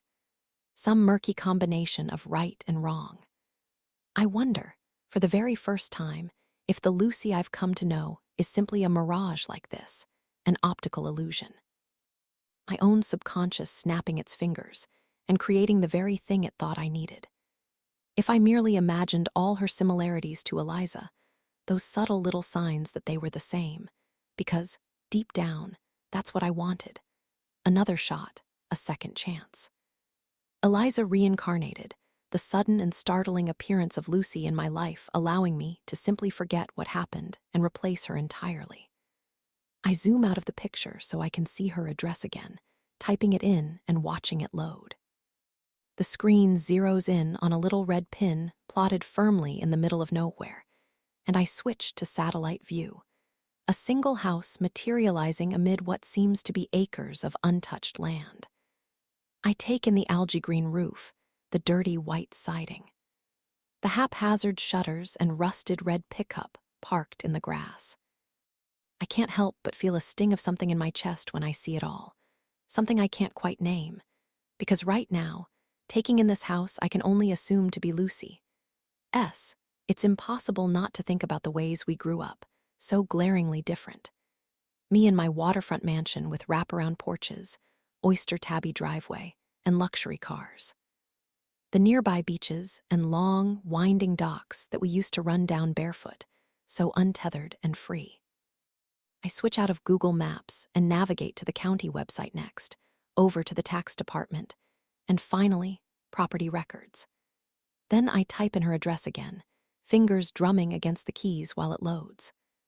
I've always wondered why tax records are made public like this, why any curious stranger should be able to simply search an address and learn everything there is to know about its owner. But right now, I'm just grateful for the opportunity to finally find some answers. After a few seconds, a single link pops up on the screen and I click it, holding my breath until the result appears. But once it does, confusion pummels me, the name glaring back looking strange and out of place. I stare at the computer, then back at the picture, wondering, for a second, if I typed in the wrong address. If my subconscious is playing tricks on me again, making me see people from my past like they're right there in front of me, fleshy and solid and undeniably real. I was expecting to find Lucy's mom, maybe. A person to pair with the stories I've heard. Another name I could Google or a phone number to call, any morsel of information I could add to my pile. But finally, I'm beginning to grasp the truth, the answers coming to me one by one like the steady drip of a faucet, filling me up with a sense of sick understanding. All the things I thought I knew are suddenly different, warped, like staring at my own reflection in the water and barely recognizing the face that stares back. I've been wrong about Eliza, about Lucy, about Levi, about everything. Chapter 59. I read the name on the screen again, blinking my eyes, head swimming with the implications of it all. These last 9 months, and the little crumbs Lucy has dropped like she was trying to get me to follow them all along. Like she was daring me to put it together, figure it out. Finger curling before running back into the dark, waiting patiently for me to find her at the end. I think about her stepping into my dorm on that very first day, diamond necklace cinched tight around her neck.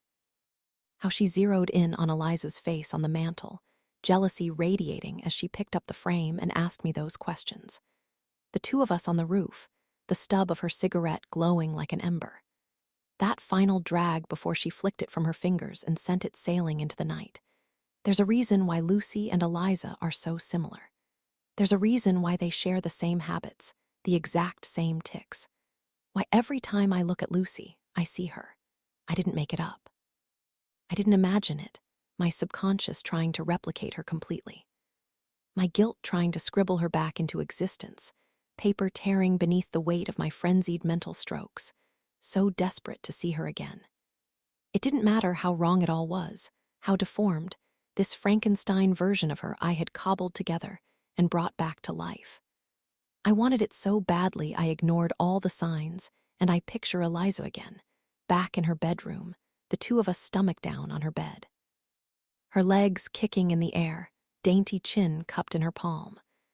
The way she rolled over to the side and glanced out the window, her voice a whisper only I could hear. "I think he watches me," she had said, twirling that diamond between her fingers before lifting it slowly, kissing it to her lips. "I think he's out there right now." It was never Levi she saw, that silhouette in the distance, my body cold as I imagined him watching in the dark. He wasn't the source of the cigarette we found beneath her window. He wasn't the one who watched, night after night, a looming presence we could all feel. It was Lucy out there, observing quietly, drinking in all the little things about Eliza that made her so rare. The way she moved, the way she talked, the way she made everyone around her love her so fiercely.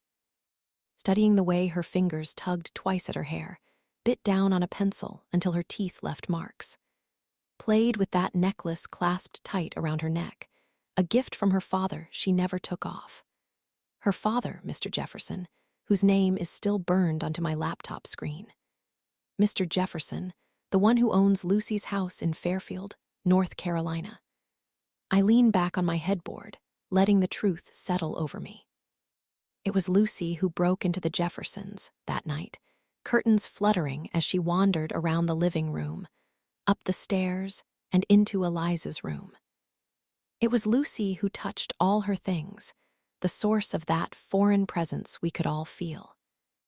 Who saw those pictures on the wall and plucked one from the center, taking it for herself. That picture not of me, not of Eliza, but of Mr. Jefferson tucked tight between us. Mr. Jefferson, Lucy's father. I think back again to that night on the roof, the way she stalled when I asked about her parents, her dad, like that bit of information was just a step too far. He gave me this, she had said, diamonds glinting between her fingers, pulling me close, her breath on my neck. He said it reminded him of me, because I was named after that song. The information is all here, all online, right in front of me and ripe for the picking. The deed, ownership history, property updates, and tax bills. Mr. Jefferson bought the house in Fairfield back in 1999, and I do the math in my head, counting backward, just to be sure, 23 years ago. The same age as Lucy. Eliza's parents have been together since high school. I've seen the pictures myself, the two of them at prom, so young at their wedding. But finally, I feel the pieces slide into place, and everything from the past 2 years suddenly makes sense. I see it now as clear as crystal, a young Mr. Jefferson, so charismatic and charming, so wild and free. A musician, a poet, a man with money, the temptation, I'm sure, was always there. Despite how strange it all feels, how at odds with the person I thought I knew, I let myself reach out and touch it, and it feels surprisingly solid, like I've somehow known this part of him was there all along. I imagine him traveling, untethered, the way he was before settling down on the coast. I imagine him finishing a gig and meeting a woman, letting the lust take over and cloud it all. A single lapse in judgment, a fatal mistake, a weekend away from his wife that left a girl pregnant and threatened to disrupt his entire life. So he did what people with money always do. He bought her silence, her shame. A house somewhere in the country that would keep her satiated and sustained and far, far away. I think of him the night after Eliza's funeral, the two of us on the porch together, rocking slowly in the dark. Smell of stale whiskey on his breath and his jet black hair glinting in the night. I remember turning to him, his face heavy with emotion, with exhaustion, with all those unanswered questions he kept torturing himself with. Was anything bothering her? Did she have any enemies? Anyone who might want to see her get hurt? Something had clearly been troubling him that night, weighing on his conscience, but I assumed he was simply trying to process, to grieve. Trying to make sense out of something so senseless. Trying, like I had been, to find someone else to blame. Now, I can't help but wonder if he knew that Lucy had found him. If he knew she had been coming around, watching his family, seeing that their life was so different than the one she had with her mother back home. I wonder if he suspected that it was her who broke in that night, and that's why he refused to call the police, made up those excuses, probably so afraid of his secret slipping out, ruining his perfect family. His perfect life. Because that's what they were, the Jeffersons. They were perfect. It was the way they ate dinner together, windows open and old music leaking out. It was the genuine laughter, the overwhelming love, Mr. Jefferson tossing Eliza's mom off the dock and bringing out his telescope when the sky was clear and the stars were out. I always thought that if I could just get close to them, it might rub off on me too. That I could be one of them, part of their family instead of my own. But Lucy, she must have felt that longing to such an extreme, knowing what she could have had, should have had, but was given instead. I think of the two of us on that beach now, New Year's Eve, the bottle between us as we stared at the sky. The distant pop of the fireworks as we whispered our secret wishes, our deepest desires, like if we muttered them out loud, they might just come true. I guess I was curious, she said, another little honesty she waved in front of me, knowing I would never see it for what it truly was. She wasn't just curious about Levi wandering into his house on Christmas. Sitting on his bed, taking his head in her hands, wondering what his lips might feel like on hers. It's all so clear now, so painfully obvious. When you're friends with Lucy, she makes you feel special. I think of her walking around Eliza's house, blue eyes drilling into the family photos on the hall, so proudly displayed. The ache in her chest knowing that she was something dirty, secret, banished away like a bad habit. Making her way into Eliza's bedroom, eyeing her planner. Flipping through the pages just like I had, learning all the little things she had rendered important enough to note. Her best friend's birthday, her first day at Rutledge. Move-in day at Hinds Hall. Like she chose you for a reason. It's why she showed up in the courtyard that morning, lingering in the background until she saw me pulling my cart with that neon 9 taped to the back. Why she approached Sloane and Nicole on the grass, 2 girls living on the same floor as me, just down the hall. Why she stepped into my dorm that day and grabbed my arm, invited me in. Lucy didn't want to live her own life anymore. She wanted to live Eliza's. Chapter 60. After. It's strange, standing on the sidewalk, less than a year since the first time I found myself planted in this very spot with my bags by my side. Looking up at this house and imagining all the things that could happen. The friends I could make, the person I could become. Wondering how it would all play out. I had no idea, back then, the things I would be capable of. The way Lucy would bend me and break me. The way 3 strangers would slowly turn into friends, then family, the bond between us turning from liquid to solid. Curdling in the heat until it was thicker than blood. Messier, too. Ready? Sloane asks, emerging from the living room and stepping out onto the porch. I watch as she sticks a piece of paper on the front door before she closes it, locks it, and hoists the last box under her arm. Yeah, I say, wondering now what that girl would think if she somehow knew how it would all end. If she would be impressed or horrified. Probably both. I turn around to find Nicole stacking bins of clothes in her car, and I catch a flash of movement out of the corner of my eye, an undercover cruiser rounding the corner and making its way toward the house. Frank is here. Sloane and Nicole stop what they're doing and watch now, too, the 3 of us waiting as Detective Frank parks across the street, steps out of the driver's seat, and slams the door behind him, walking toward us with that familiar stride. We instinctively form a line on the sidewalk like that first day in the dining room, anticipating his questions, rehearsing our answers. Girls, he says, tipping his hat. Rutledge has finally settled back into a strange sense of normalcy, although everything still feels a little bit off, a little bit strange, like the world got knocked off its axis, and we're all struggling to stand up straight, staggering around, wondering if we'll ever feel normal again. Downtown is filling up slowly, cautiously, the streets coming alive with students who are starting to trickle out of their houses. Our mandatory time of mourning complete. The sidewalks are crushed with lines again, elbows jostling to get into bars, Levi's face starting to fade from the posters that were hung up around town as a somber reminder to drink responsibly. It's funny. I've spent my entire life being anonymous, but now I finally know what it's like to be them. To be Lucy, to be Eliza, to be the kind of girl who attracts stares. The one who elicits whispers, rumors swirling around me like a thick mist of perfume. No longer a castaway or a sidekick, but a part of the pack, a piece of a whole. We're a unit now, inextricably linked. A clique that feels a little bit jarring, a little bit off. When one of us tries to venture out on our own, Lucy's aura still clinging to us like a spider's thread, sticky and strong. Something we can feel more than we can see. And that's what I had wanted in the beginning, what I would have given anything for. But now I understand the strange feeling I got when I used to see the three of them walking down the hall together, arms attached like a chain of paper dolls. Rip one of us away, and we'll never feel whole again. Moving day, Detective Frank asks, and I blink back into the conversation, his toe kicking at a box at my feet.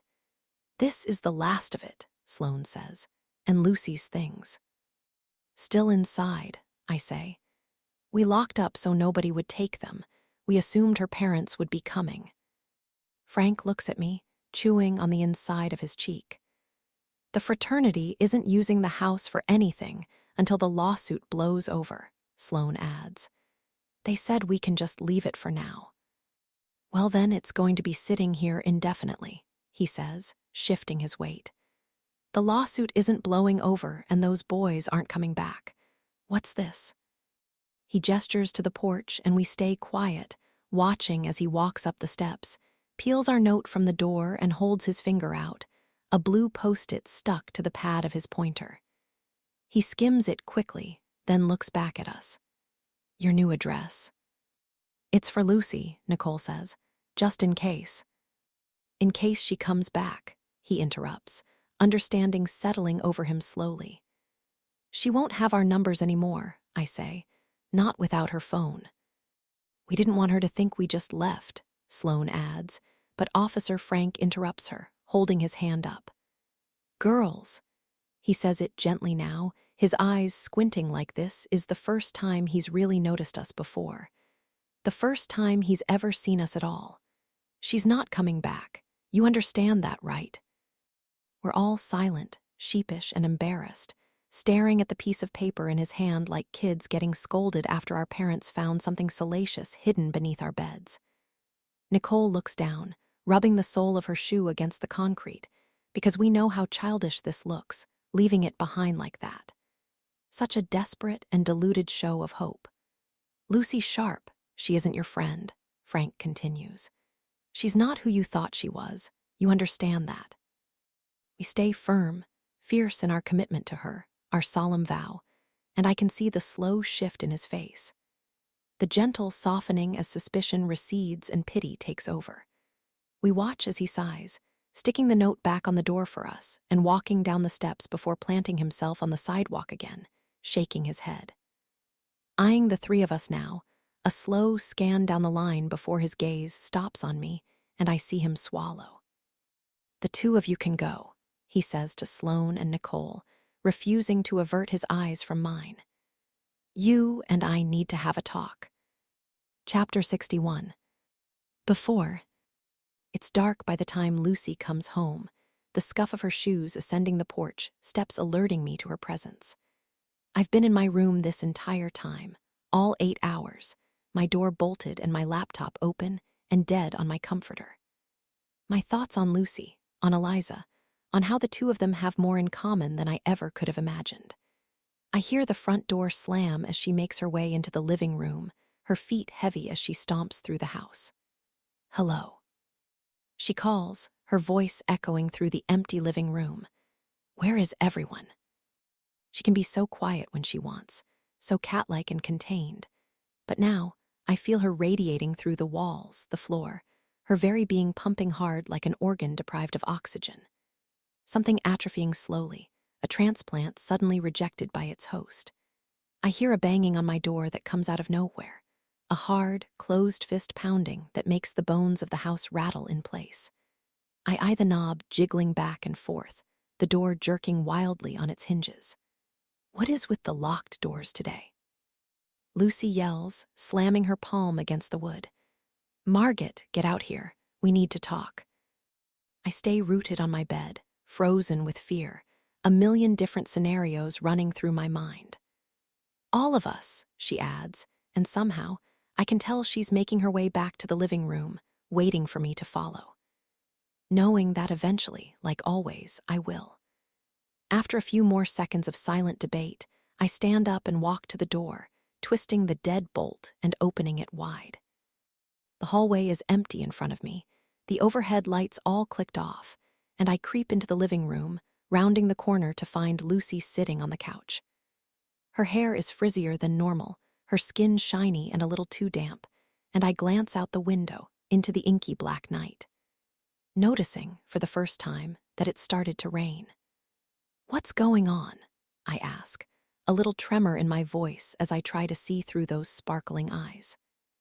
They're impenetrable, like always, tough as diamonds, and just as rare. "That's what I'm trying to figure out," she says, glancing to the staircase just as Sloane and Nicole come creeping down. "Everyone, sit." Sloane looks at me, eyes wide and unusually afraid, before she and Nicole walk to the second couch and sit down in tandem. I stay standing at the edge of the room, and Lucy turns to me next, willing me forward. I can feel the pull of her like a rope around my waist. I can feel the tension, the physical tug, and I let her gaze guide me farther into the room, though I stop short at the coffee table, refusing to get closer.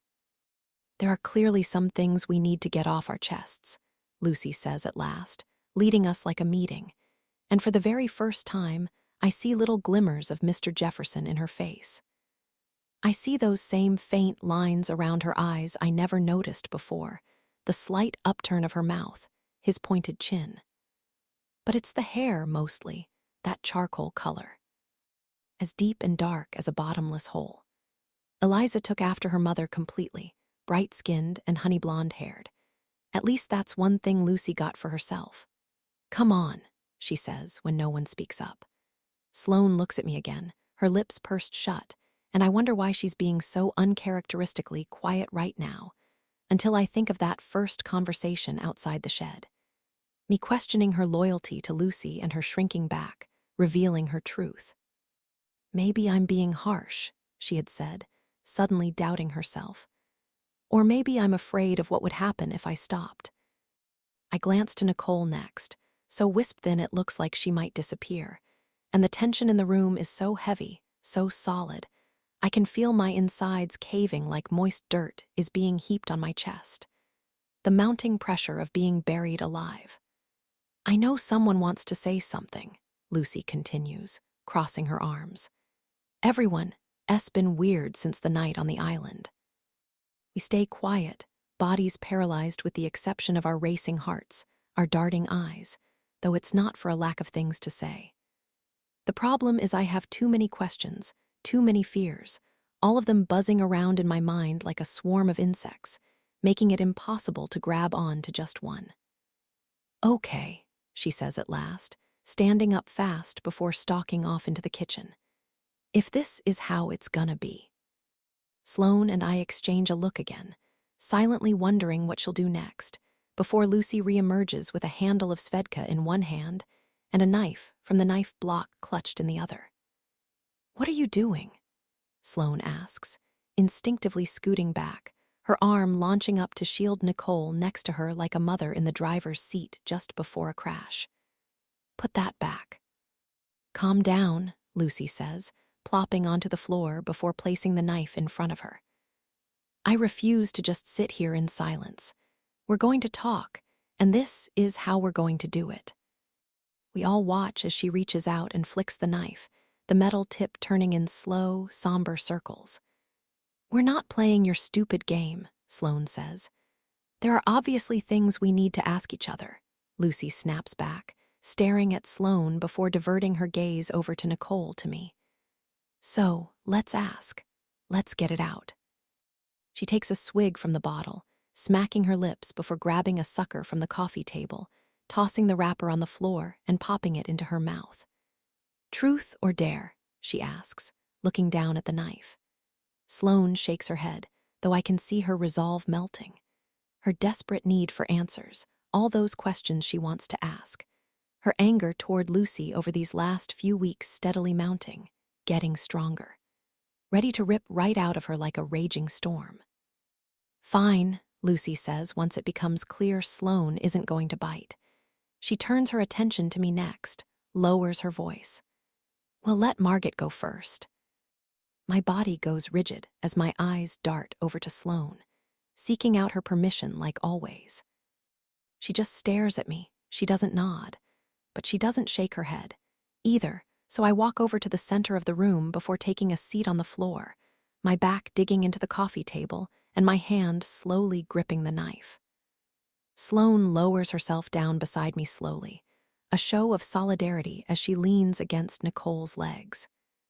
"Spin it," Lucy says, and I feel myself blink. Everything feels muffled, hazy, as the memories of the last 9 months pulse around me now. The many, many times the four of us have been in this living room, sitting in a circle just like this, telling Lucy whatever she wants, readily doing anything she asks. "Margit," she says, and I lift my head, eyes on hers, wondering how to word all the things I so desperately need to know. Because Lucy is a liar, yes, but I realize now that's not even the problem. The problem is she's been honest, too, and I have no idea how to tell what's real and what's not.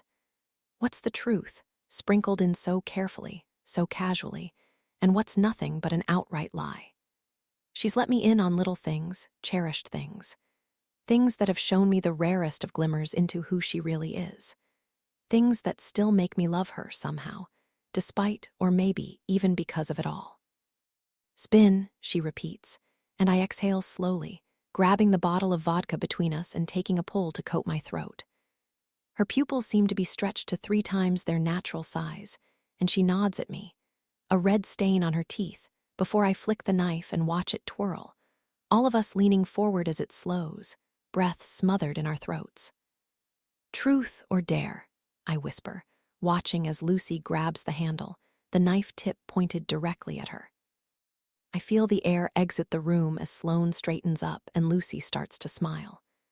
"Truth," she says, although the way she's looking at me now, eyebrows lifted, I know she means it more as a dare. She's taunting me, egging me on, challenging me to ask her the thing she knows I want to ask. This is her game, after all. It always has been. This is what Lucy does. She dangles. "Why did you do it?" I ask, that single question encompassing so much. The last 2 years pummel over me now as I picture Eliza and me in her bedroom, that silhouette outside in the dark. The missing picture and Lucy showing up at Rutledge, coming into my dorm room, singling me out. Finding out where Levi would live and casting her spell over him, too, before following him into a darkness so dark, he'd never be able to claw his way out.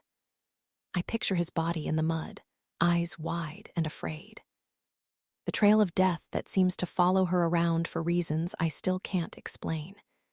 Lucy looks at me, head tilted like she's observing me from behind a piece of thick, clear glass.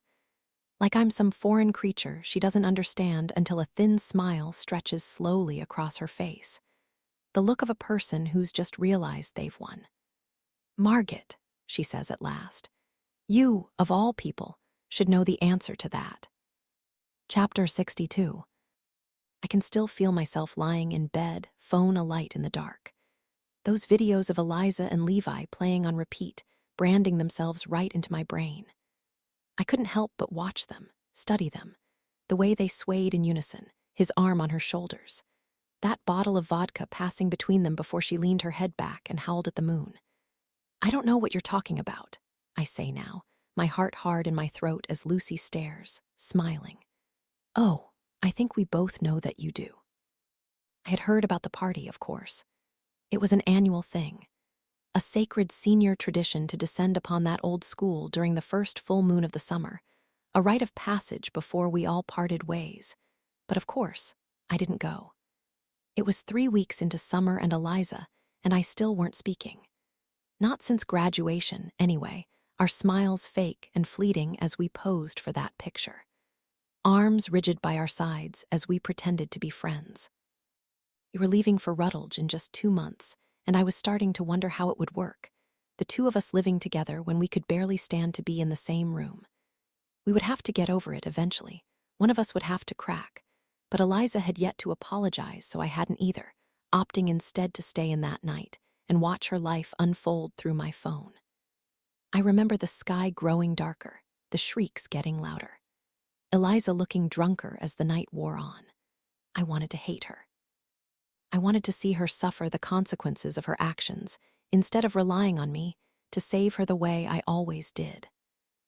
I wanted her to stumble home drunk and get grounded by her parents, her senior summer ruined because I wasn't there to keep her quiet when we crept in late. Because the truth I had secretly known for so long, she never appreciated it.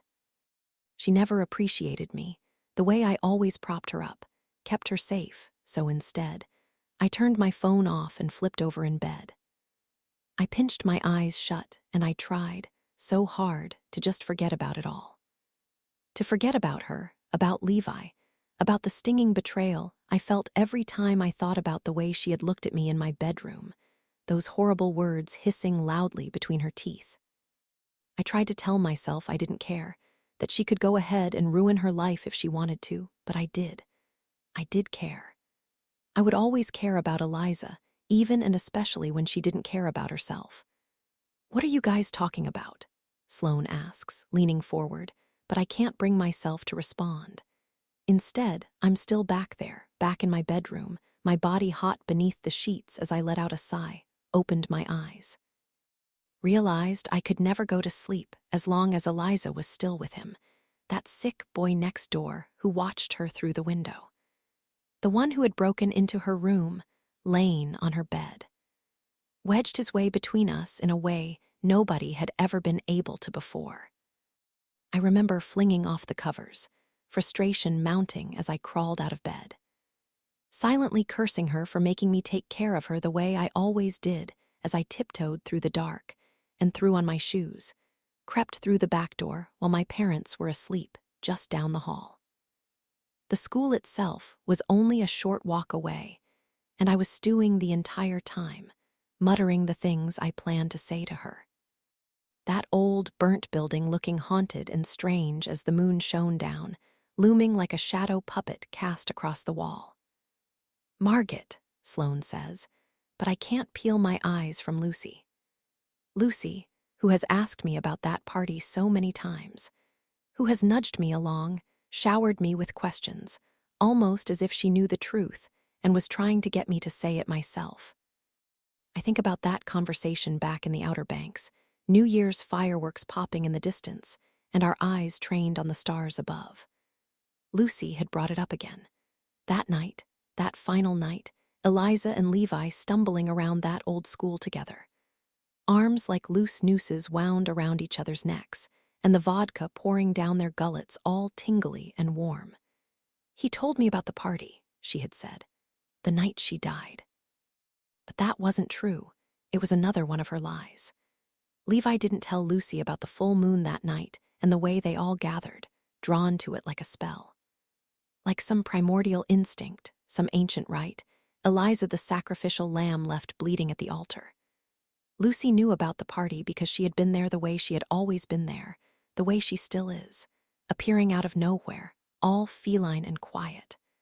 Watching in the distance, her body blending into the dark. "I saw it happen," she says to me now, reading my mind as I remember the way I walked into that building, the party already dying by the time I arrived. Sidestepping people I vaguely recognized as they staggered onto the sidewalk, looking straight through me as if I were a ghost. I had always been invisible when I wasn't with Eliza, and that night had been no different. All those limp bodies with glassy eyes stumbling home like people possessed. I saw it all. I remember poking my head into every single room, each one littered with cigarette butts and empty beer cans. The sour smell of vomit mixing with the sea breeze as I made my way up the stairs. I just kept climbing, the second floor, the third, searching every corner, trying to find her. The roar of waves in the distance somehow sounding louder the higher I went. "Margit, talk to me," Sloane says, grabbing my wrist. "What is this about?" It's all suddenly too much. The memories, this room, the feel of Sloane's hand on my arm and the heat of their stares, all eyes on me. So I stand up fast before walking into the kitchen and out the back door, desperate for space to think, for air to breathe. But the rain is beating down hard as I stagger into the yard, loud cracks of thunder vibrating my bones. flash of lightning illuminating the shed, those big double doors still latched shut. I walk toward it, the smell of blood prickling the skin on my neck as I swing the doors open and stumble inside, breathing heavily. My hair dripping wet as I drop my head in my hands, my mind fully immersed in that final night now like it's happening all over again, so unbearably real. The memory of my body ascending higher, those rickety stairs with the full moon above illuminating it all. I was so close to leaving. I was so close to just giving up, going home, until I heard that noise. Something like a kicked can, the scrape of aluminum as it skidded across the floor. What was that? I remember my head snapping to the side, Eliza's voice just barely above a whisper. It sounded strange, slurred, so I rounded a wall and that's when I saw it. Two bodies moving in unison in the corner, pale, bare skin glowing bright in the dark. "It's fine," Levi said, his voice breathy and hoarse. "It's nothing." "Is there someone there?" I said it's nothing. I crept closer, blinking my eyes, each flip of the lids making everything a little bit clearer, a little more real. It was them, I could tell, even in the darkness. It was Eliza and Levi, completely unclothed, lying on the floor of that disgusting place. They were surrounded by empty bottles and sleeping bags, cigarette stubs, and discarded trash. Levi's body moving in a rhythmic motion, his hands clenched tight around her wrists, fingers digging into her skin while Eliza lay beneath him, open eyes on the sky. I opened my mouth and started to take a step forward, but then I stopped myself, remembering the night of the break-in. The way I could smell Levi in her bedroom, the scent of him stained deep in her sheets. Realizing, with a jolt, that what I was watching wasn't the first time. I still don't know which part was worse. Seeing Eliza like that, the way she kept lowering her standards for him, digging herself deeper into this hole I somehow knew would trap her forever, or finally understanding the magnitude of their relationship and what it entailed.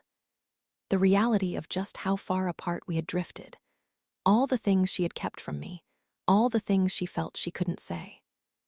I remember watching with pure detachment as they finished, unable to look away. Levi rolling off with a grunt before standing up, pulling on his shorts. Eliza self-consciously gripping her chest while she looked around for her sundress, fingers skimming the floor. "I'll be back," he had said, not bothering to help her up before heading to the stairs and walking down. "Gonna grab another beer." It was pure reflex that finally pulled me out of the shadows, my body stepping forward as Eliza got dressed.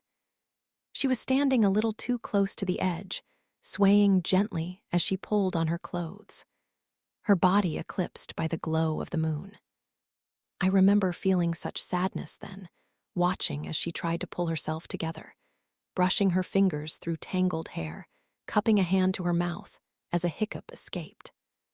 Thinking that the person I was looking at then wasn't the Eliza everyone envied, that it wasn't the Eliza I looked up to, the one I spent my entire life wanting to be. The person in front of me was someone else entirely. It took her a few seconds to realize I was there, but then she turned around, somehow feeling the presence of another body behind her, and I registered the shock in her expression, the unmistakable shame. "Margit," she said, "what are you doing here?" "I came to make sure you were okay." She was quiet, a subtle wetness in her eyes, and for a single, stupid second, I actually thought she might run over and hug me. "You don't have to protect me," she said instead, crossing her arms tight across her chest.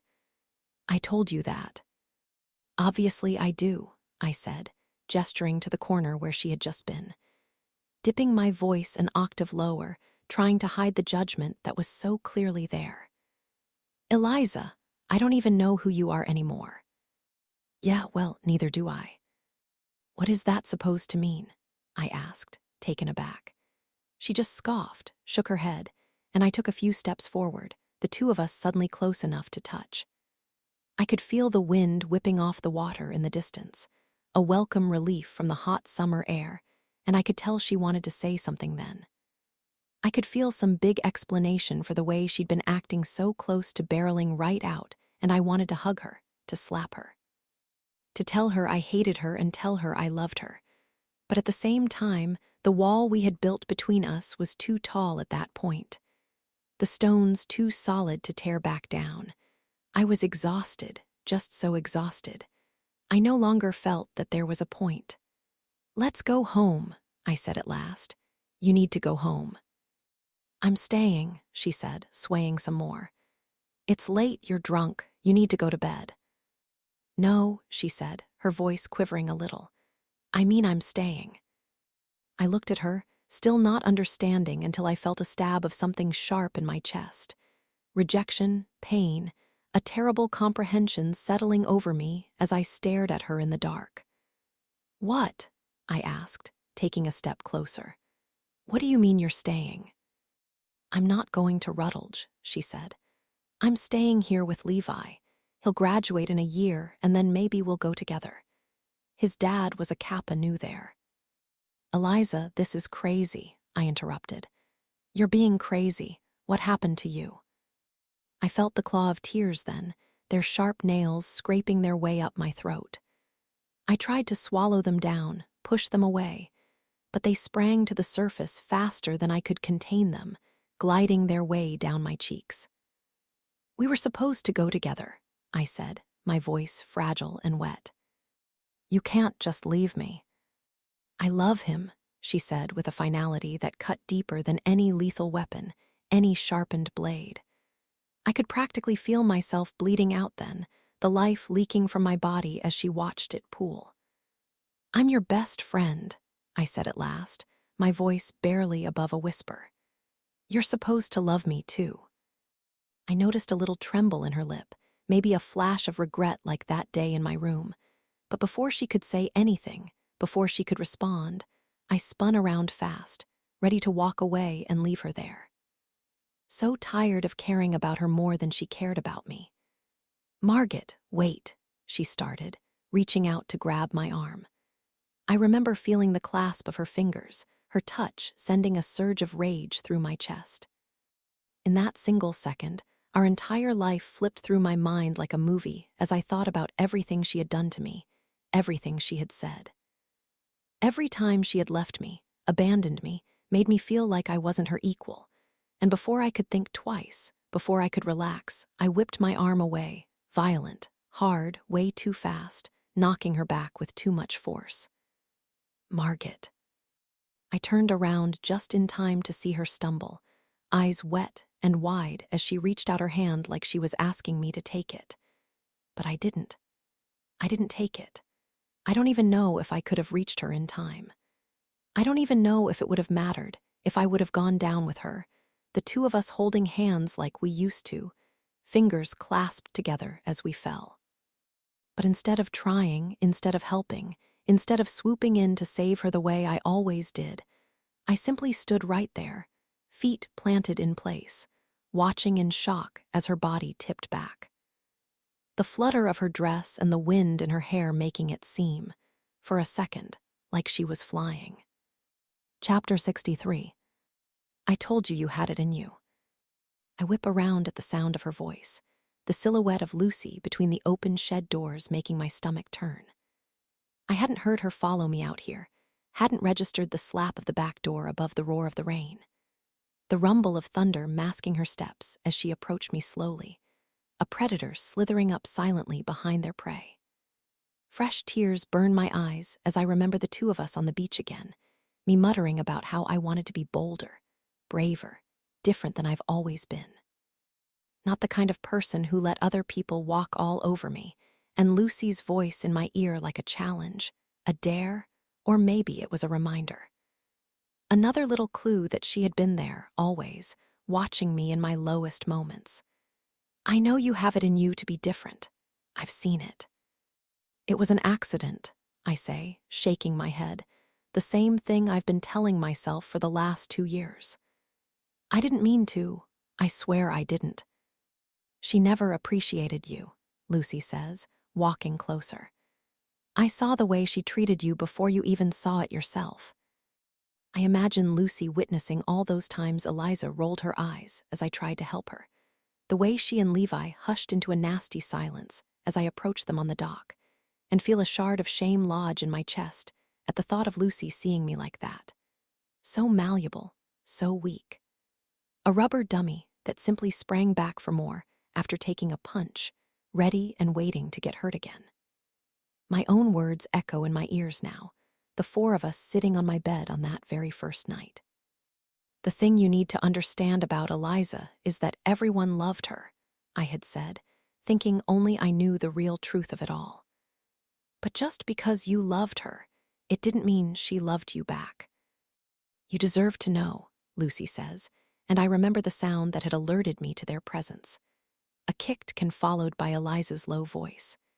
The only reason I rounded that corner and even found them at all. I always assumed Eliza, Levi, and I were the only people up there, the only ones left, but I realize now, that noise had to have come from somewhere. It was you, I say, a sudden shudder cutting through me, quick and vicious, like swimming through a cold spot. The thought of Lucy pulling my puppet strings even then, even before I knew she existed. You wanted me to see them like that. I wanted you to do something, she responds. Why? I ask, imagining Lucy watching as I roamed. Knowing what Eliza was doing just around the corner and spotting that can, kicking it hard. Making a noise so I would find her. Because we're the same, Lucy says.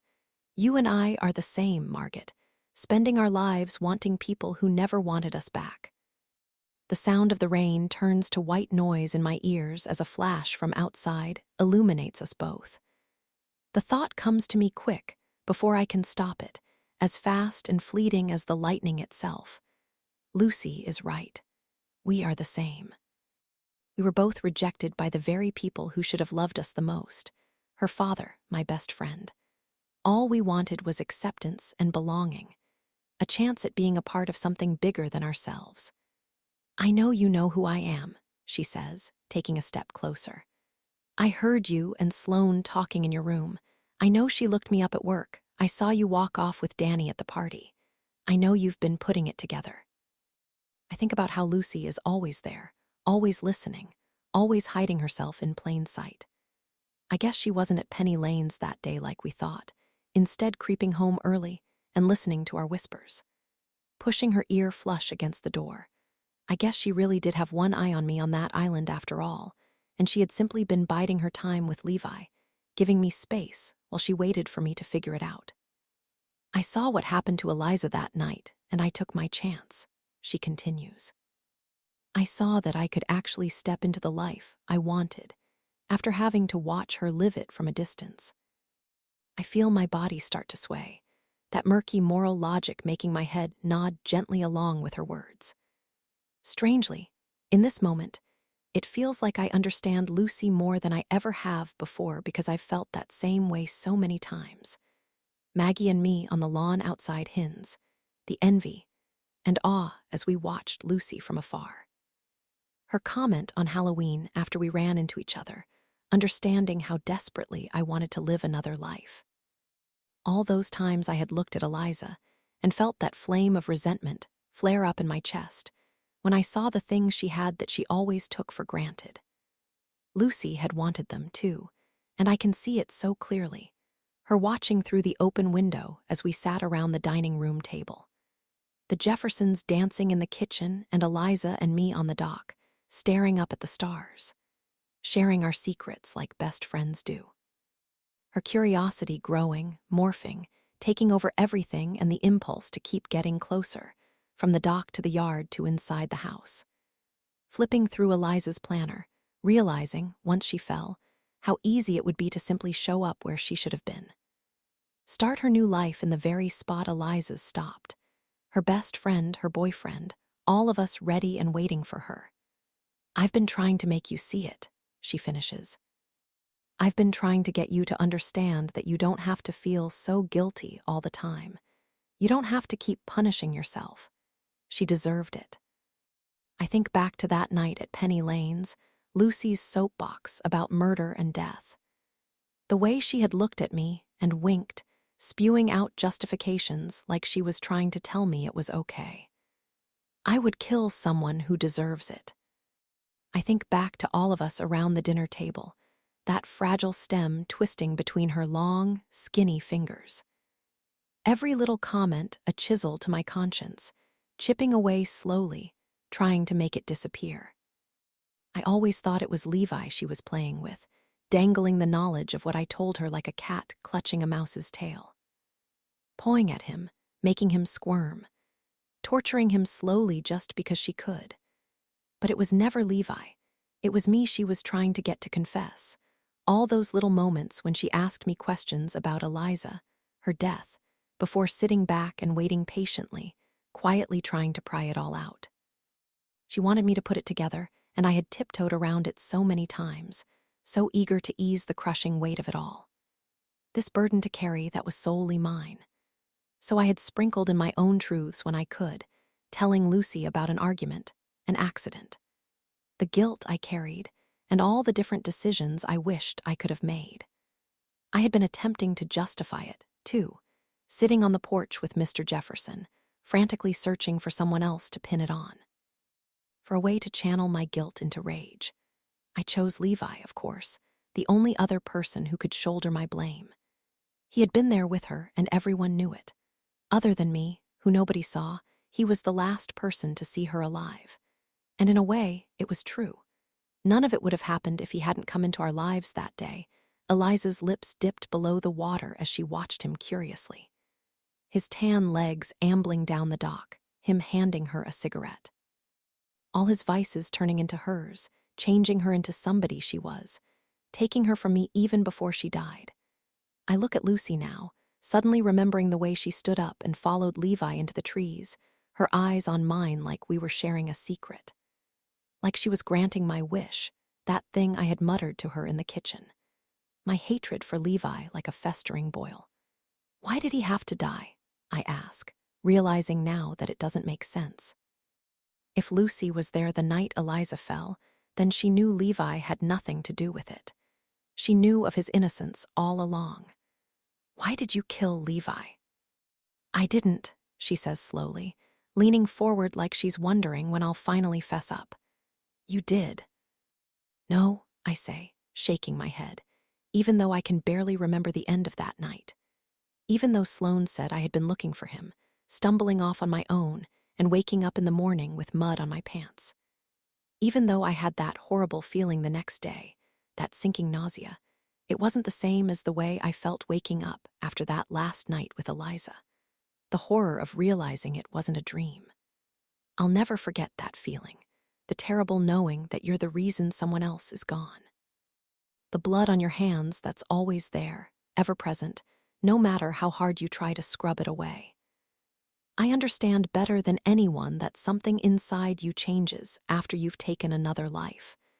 Something cellular and permanent, an alteration of your very being, your very DNA. There is nothing muddy about it. In fact, it's crystal clear. If I killed Levi that night, I would have known it in the morning. I didn't kill him, I say, even firmer now. I had no reason to. Come on, Margaret. You hated him, she says. You told me yourself you wished it had been him instead of Eliza. Of course I wish it had been him, I say, remembering the way Lucy had ambled up to me that morning, her voice in my ear. It feels good, doesn't it? To finally get what you want. But that doesn't mean I killed him. You were the one who followed him out there. I was trying to calm him down, she says, but he wouldn't listen to me. He was a lot drunker than I realized, yelling at me that he couldn't pretend anymore. Pretend what? I ask. I don't know. So you just left him out there? Yes, she says. There was no reasoning with him like that. I tried for a while, but eventually I just left him alone to cool off. We're both quiet, staring at each other, all our deceits tangling together in our minds until they're impossible to unravel. What about Parker? I ask at last, my final card, shame at the accusation creeping into my cheeks mixed with a hint of pride that I know her secrets, too. It's just a coincidence that your last boyfriend also died right after a big argument. Lucy looks at me like she's just been slapped, a mixture of shock and hurt as she processes the question. I think about us up on the roof, all those rumors Danny told me about her swirling around like a cloud of smoke. The gossip she absorbed from everyone back home, and how she had tried to outrun it only to be met with the same thing here. I had nothing to do with that, she says, her voice suddenly so cold. It's not my fault he got into a car after drinking too much. What were you arguing about? If you must know, we were arguing about my dad, she says, those final 2 words sounding so strange in her mouth. Like she still doesn't think they belong to her. Like she's tried them on so many times only to find that they'll never truly fit. My mom had just told me where to find him. I guess their agreement was that she would stay quiet as long as the money came. And then, 1 month, it stopped, and she spilled. I think about the envelope I found in Eliza's dresser, and how it was made out to Lucy's address. All that cash inside, thousands of dollars. Eliza must have intercepted it, somehow, all those nights she snuck into her dad's office, poking around, stealing liquor from his private stash. I close my eyes, wondering if she had any idea what she had stumbled across. The enormity of that single domino she inadvertently tipped over, removing it from wherever she found it and keeping it as her own. Parker told me not to go, Lucy says at last, the closest thing I've ever seen to tears in her eyes. He said it was a bad idea, that my dad wouldn't want me, and that I shouldn't even be thinking of him as my dad anyway. That real dads don't hide from their daughters with hush money. And maybe I should have listened to him, she shrugs, wiping her nose. But I was angry, okay? He was telling me hard truths that I didn't want to hear. After he died, there was nothing else keeping me in Fairfield. I had nothing left to lose. I find myself nodding along, all these pieces that have been floating around for the last 9 months now pushed together to reveal something whole. It makes sense, all of it, and despite the fact that Lucy has lied about so much, despite the fact that she's a master of manipulation, of misdirection and deceit, I find myself believing her now. I find myself wanting to somehow still make this work, wanting to simply give in to her web of secrets, so sticky and strong, because it's easier that way. It's easier not to fight them, but to wrap myself up in them like a blanket, all silky and smooth as she crawls even closer, whispering her little lies in my ear. Because what the 4 of us had this year was good, real. I know it was, even if it wasn't entirely honest. There is no way those moments were manufactured. Socked feet sliding around penny lanes and fits of laughter so intense, so pure, I thought my sides might split like a busted seam. My conscience healing slowly like scar tissue, something thick and hard growing over the spot in my heart that was once so raw. Secrets whispered in the night, bashful truths and audacious dares that wound us all together, so maddeningly tight that sometimes it hurt. And that's the problem, I suppose, when so many lives become so intricately entwined. One snag, one single loose thread, and it all threatens to come undone. I didn't kill Levi, Lucy says now, drawing my attention back. But that detective thinks I did. I look at her, eyebrows bunched. He brought me in for more questioning, she continues. People are saying they saw me follow him, that they saw us fighting. It's the same thing all over again. Maybe it really was an accident, I say, mostly to myself, but Lucy is already shaking her head. His neck, she says, those bruises. Trevor, I ask, the next logical option. Maybe they kept fighting and it went too far. I don't know who it was, but I'm going to find out, Lucy says. And I'm going to turn them in. I'm not going down for this. We'll figure it out, I say, but I see Lucy's eyes widen, some new understanding dawning on her as she starts to back up. The rain outside has slowed to a steady trickle now, a handful of stars peeking out from behind a blanket of clouds, and it makes me think of that night on the roof again, Lucy's hand in mine as she traced them for me. The constellations so close and clear, it felt like I could reach out and grab them like a handful of sand. "I don't want to keep running," she says, almost to herself. She backs up some more, closer to the doors, and I have the strange sensation that they're hiding from us now, all those stars. Aware of some impending disaster they don't want to witness. I'm not going to take the fall.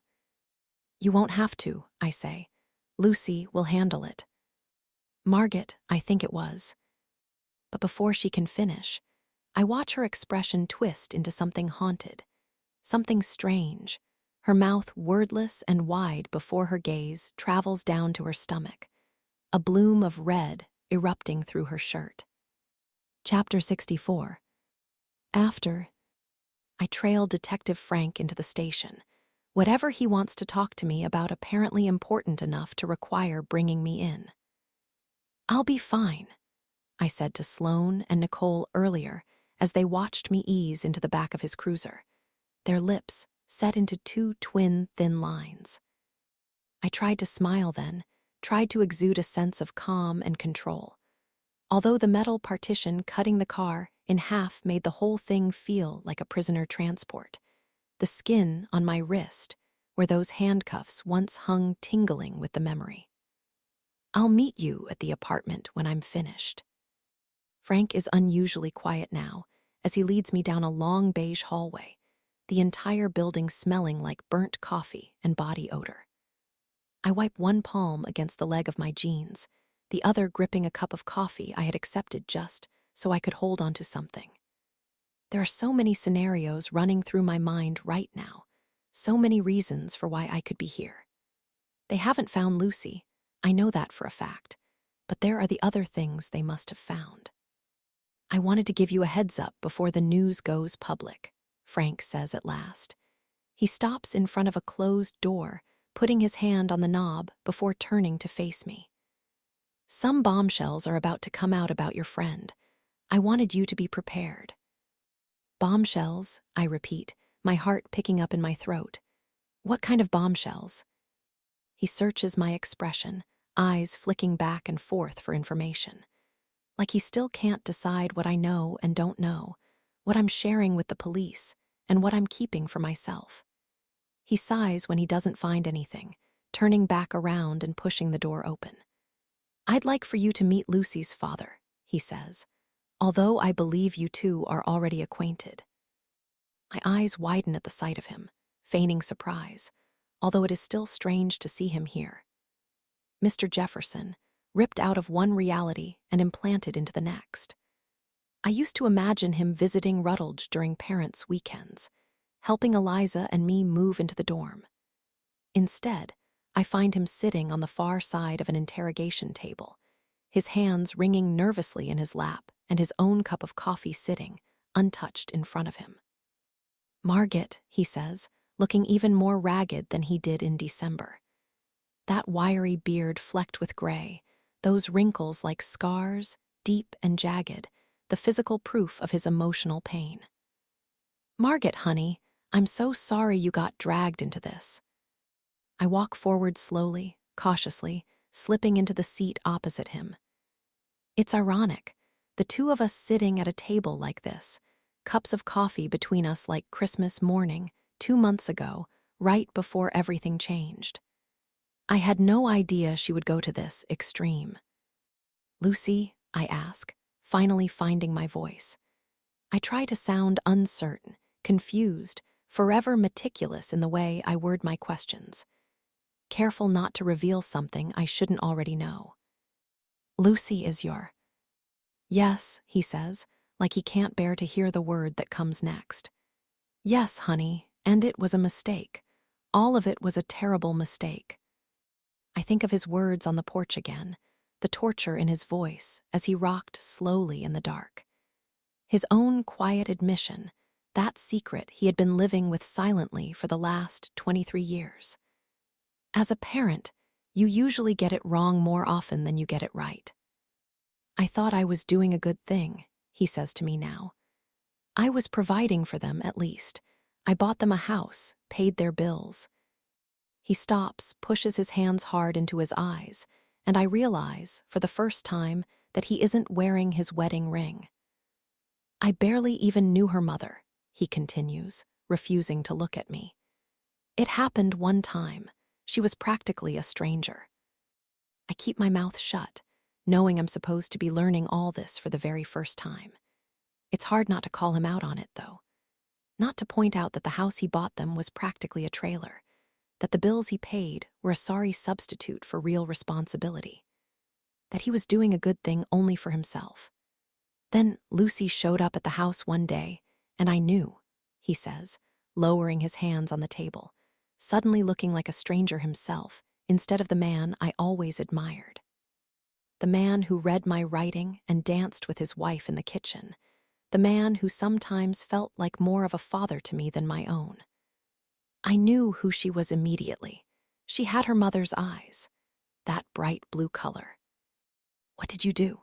I ask, leaning forward, the curiosity in my voice authentic this time. Thinking of Lucy and me up on that roof, her fingers working at her necklace as she pulled me close like she was sharing a secret. She had danced around that moment so delicately before, with a ballerina's sweeping finesse, and the memory of her voice raises the skin on my arms now, so close to finally knowing what's real and what's not. "I turned her away," Mr. Jefferson says, his voice devoid of any emotion. "I told her to leave. I had a family, Margaret, a real family." Had, the use of past tense, sends a fresh wave of tears to my eyes as I remember the two of us together on Christmas, Mrs. Jefferson notably absent. I wonder when she found out about Lucy, if it was before or after her own daughter's death. I wonder if she blames her husband for everything now. I wonder if that's why she left.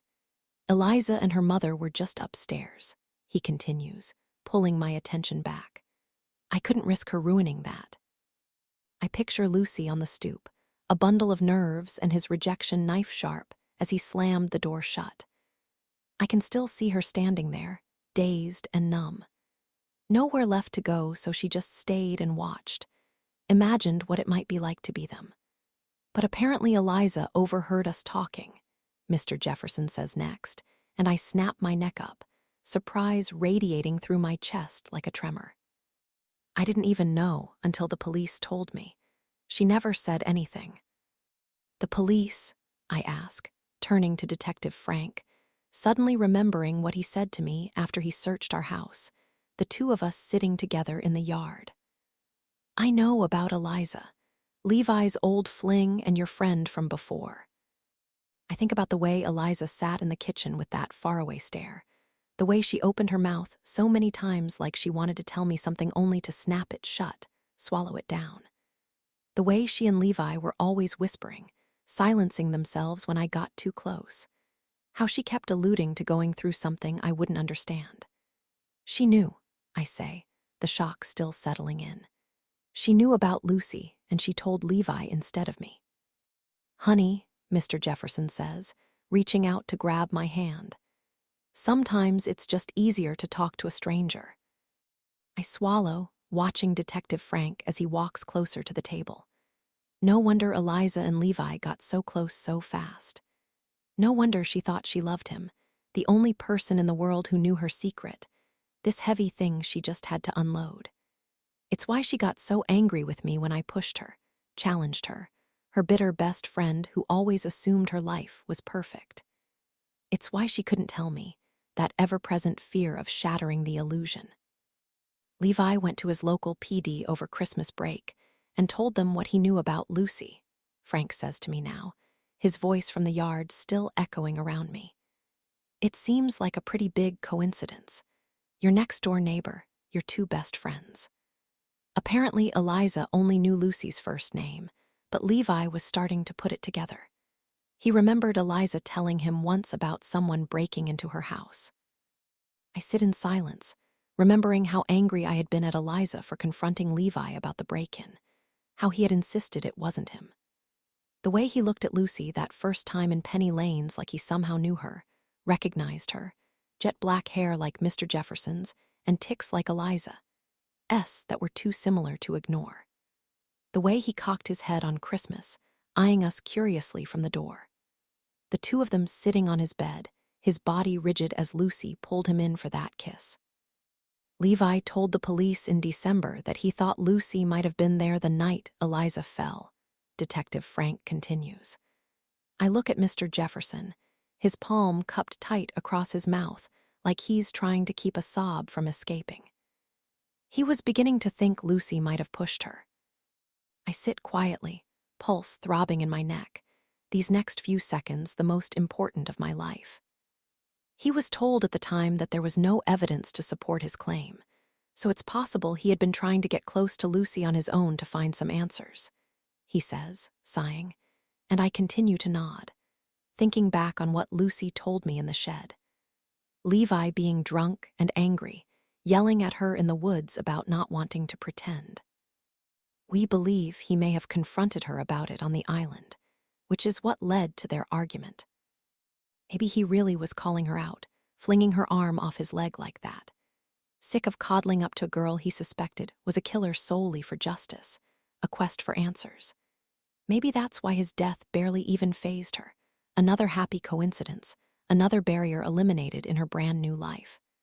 Margaret, we found some things in Lucy's bedroom that support all this, Frank finishes, as a single tear slips silently down Mr. Jefferson's cheek. Some things that will probably disturb you. Chapter 65. Before. Lucy, I ask, my voice trembling as I take a step closer. I don't understand what's happening, even as her hands clutch at her belly. Even as the blood gushes from her stomach, suddenly everywhere, her eyes wide and afraid as it leaks through her fingers.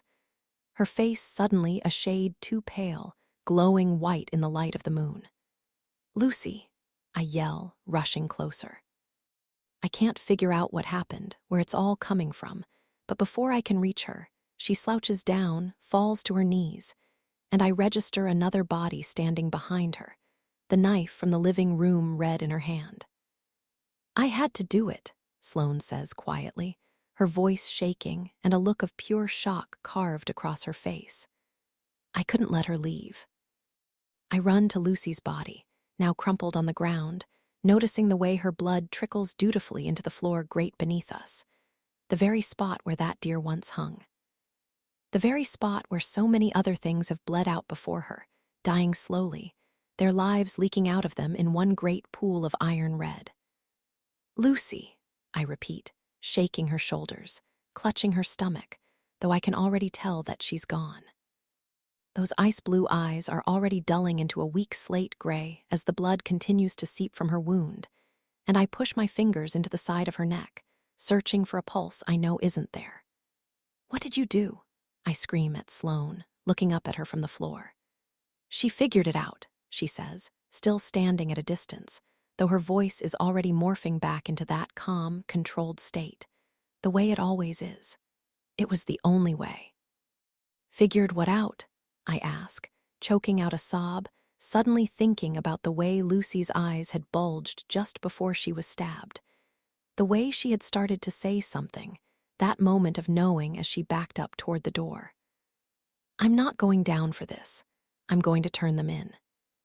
It was you, I ask, my mind hanging in some strange limbo between adrenaline and shock as I stare down at the body below me, my eyes following the single line of blood slowly leaking out of her mouth. Even in death, they're so much the same. Lucy, Eliza, their light extinguished as quick and violent as a shooting star. You killed Levi. And then, like somebody simply snapped their fingers, flicked on the light, I see it all so clearly. The way Sloane's arm shot out to the side when Lucy appeared with the knife from the kitchen.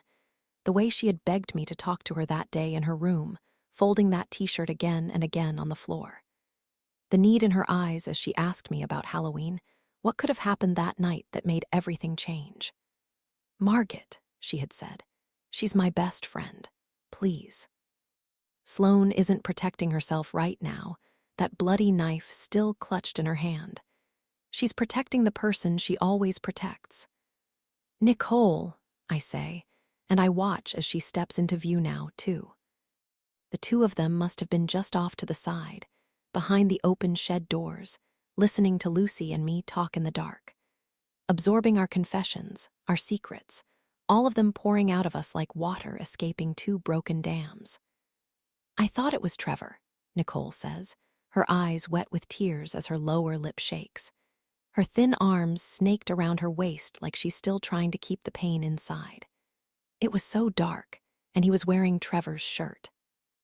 You thought Levi was Trevor, I repeat, the truth dawning on me now as the events from that night come roaring back. Remembering the way Trevor had tripped by the fire and struggled to stand. The way Nicole stood up and left, refused to watch it, never even seeing the fight that came after. Trevor spilling that rum, Levi laughing in the distance. The two of them switching clothes before Levi stalked off and into the trees. Those woods were so dark away from the fire, and I can see how the two of them could look alike from the back. Their hair color, their height. All those boys just a shade away from being exactly the same. Trevor hurt you on Halloween.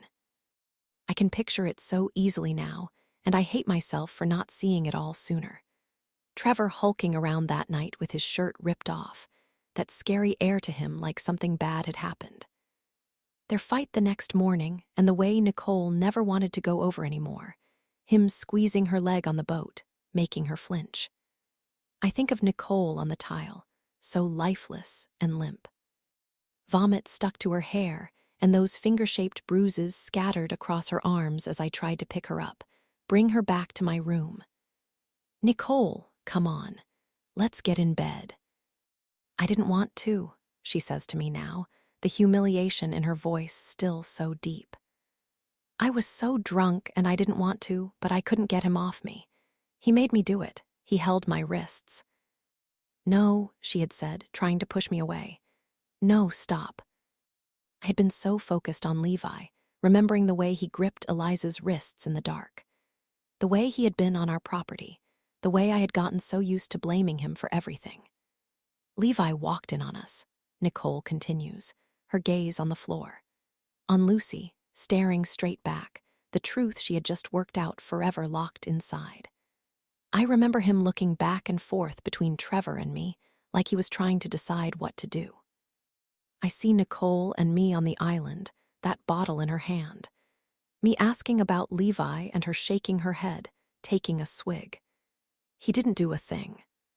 He just left, she says at last, looking back at me. A plea in her eyes that cracks my heart open. He just closed the door and left. That's why Nicole and Levi avoided each other after that. That's why they would always dart their eyes, refuse to talk. Both of them so ashamed for reasons related, but also entirely apart. Levi knew what he was witnessing, and he did nothing to stop it. He was a pledge, Trevor the president, the only person with the power to make his life a living hell. The person who reminded him of that again and again, just to prove a point. I tried to talk to Trevor about it the next morning, and he got so mad, Nicole continues. He started screaming at me for accusing him of something like that. He said it wasn't even possible anyway, since we were dating. Nicole, I start, but Sloane shakes her head, a silent cue for me to let her finish. I tried to just forget about it, she says, the tears streaming faster. But I couldn't. Then that night, you were pushing me so hard, and I was getting so angry all over again. I couldn't stand the thought of us sleeping in that tent together, of him touching me. It's okay, I say, walking toward her finally before pulling her into a hug. Nicole, it's okay. I thought it was Trevor, she cries into my neck, little chokes erupting from her throat. I went into the woods, and I saw him stumbling around. He had tripped on a root or something and couldn't get up like that time by the fire, and before I even knew what was happening, I was holding him down and he was too drunk to fight back. I picture Nicole in the dark, her body pushed hard into Levi's neck. She's so small, so fragile, but her rage is big, all-consuming, growing inside her for the last few months. Adrenaline and anger and fear and hatred gnawing at her like an incessant itch. An open sore that could never truly heal. It felt good, she whispers, almost to herself, and I think of the thrashing, the choking, the mud lodging itself deep inside Levi's throat. The roles reversed, the power reclaimed. That's the worst part. It felt good when I was doing it. until he stopped moving, and I realized my mistake. I look up at Sloane, staring at us from across the shed. The knife still hanging limp in her hand, blood dripping from the tip like that night on the boat as it leaked from Lucy's finger, little red circles dotting the floor. She would have told Frank, she says quietly. She would have turned Nicole in. We don't know that, I argue, but Sloane interrupts me, shaking her head. Yes, we do, she says, pragmatic and even, our voice of reason. Lucy would have saved herself and you know it. But she didn't actually hurt anyone. Are you kidding me? Sloane snaps back.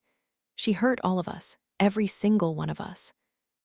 We're all quiet, this familiar shed transporting us somewhere new now. Somewhere foreign and uncharted, though I've seen a glimpse of this place before. Standing on the edge of that charred black building, looking down, Eliza's body bent and broken beyond recognition or repair. Swaying slightly with the breeze and the realization that I could just turn around, walk back home, and nobody would be the wiser. Lucy's voice in the wind like a whisper from the grave. If you knew you could get away with murder, would you do it?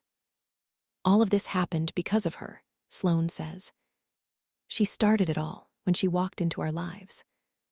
I picture Lucy alone on the dock, her body the silhouette that kicked my fear into motion.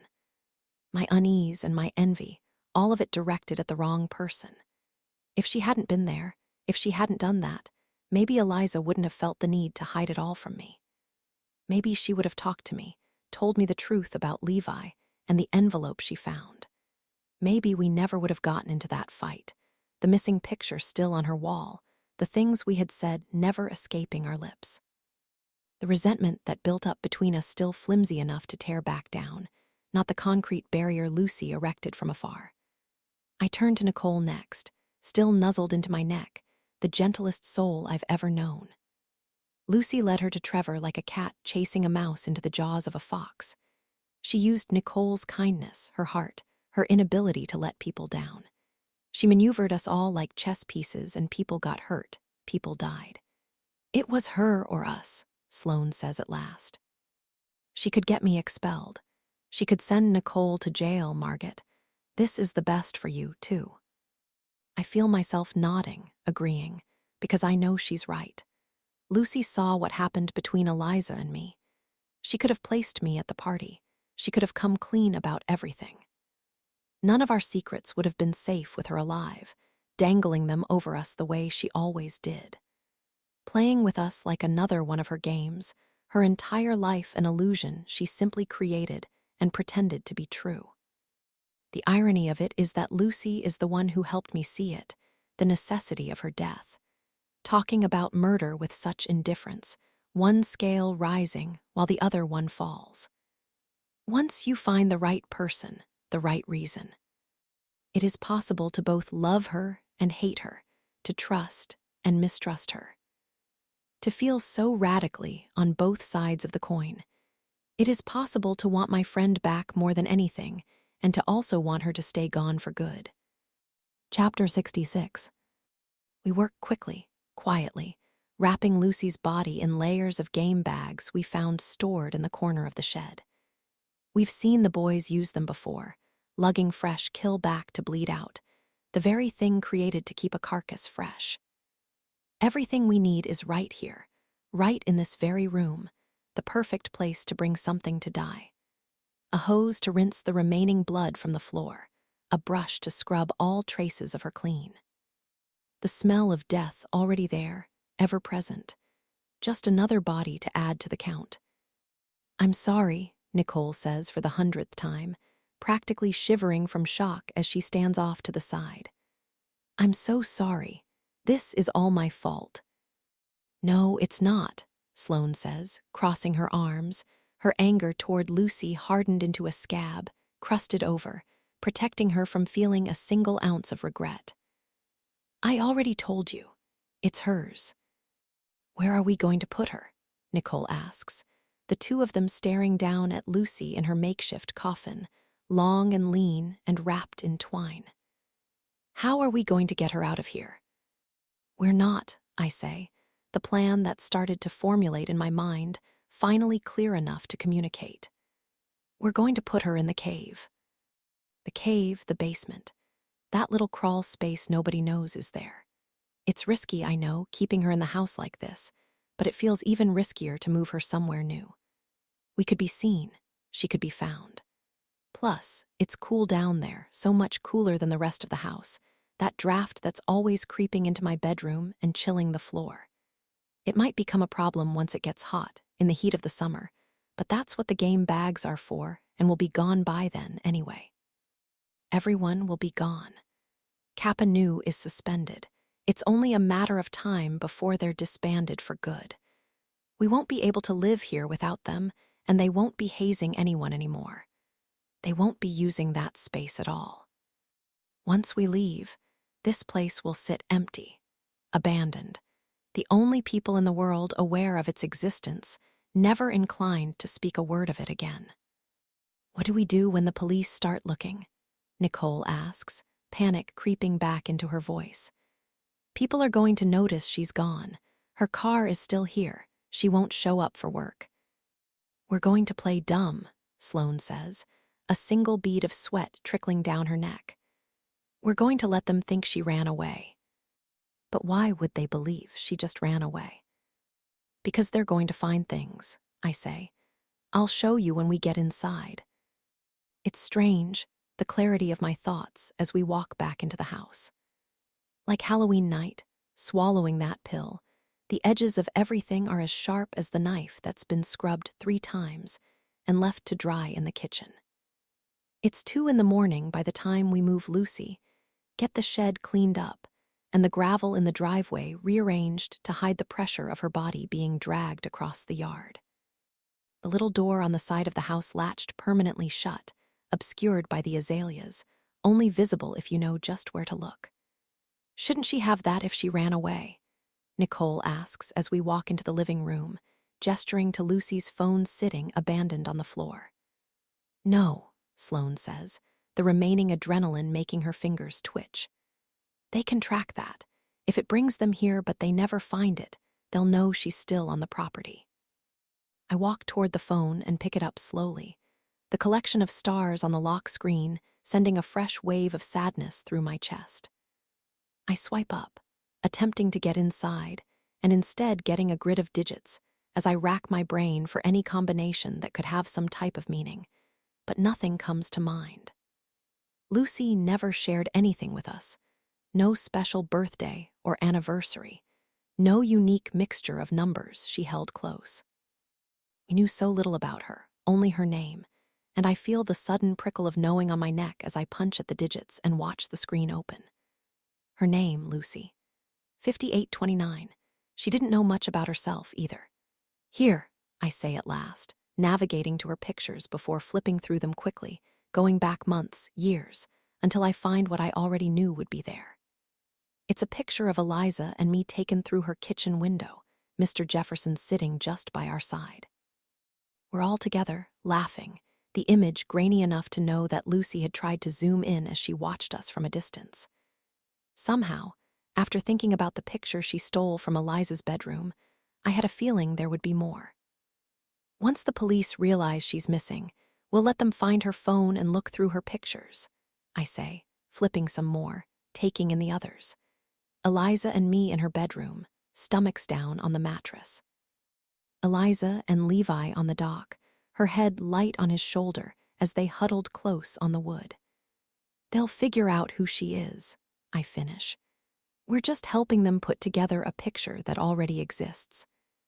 You're going to let them think. It explains them both, I say. Eliza and Levi, it'll take care of everything. Why don't we just tell them ourselves? Nicole asks, always so innocent. Save them the trouble. We can't give ourselves a motive, I say, shaking my head. We don't want them looking into us or the house any more than necessary. Nicole stays quiet, her expression unsure. But Sloane is starting to nod along now, too. I watch as she walks with purpose into Lucy's room, re-emerging with her wallet as she pulls out Lucy's ID, a few credit cards. Things she would have taken if she decided to skip town. This is what Lucy does, she says. She takes off without warning.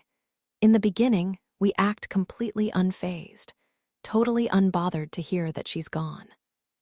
Like it's normal, I add. But after a while, we start to get nervous, scared. Everything they learn about Lucy, we act like we're learning it for the first time, too. Then one of us has to crack, just for a second, Sloane says. We both look at Nicole, the weakest link. Accidentally tell them something that will confirm their suspicions. Like what? She whispers, her face draining into a ghostly shade of white. That night at Penny Lane's, I say. The boys will remember it, too. They can corroborate it if they're asked.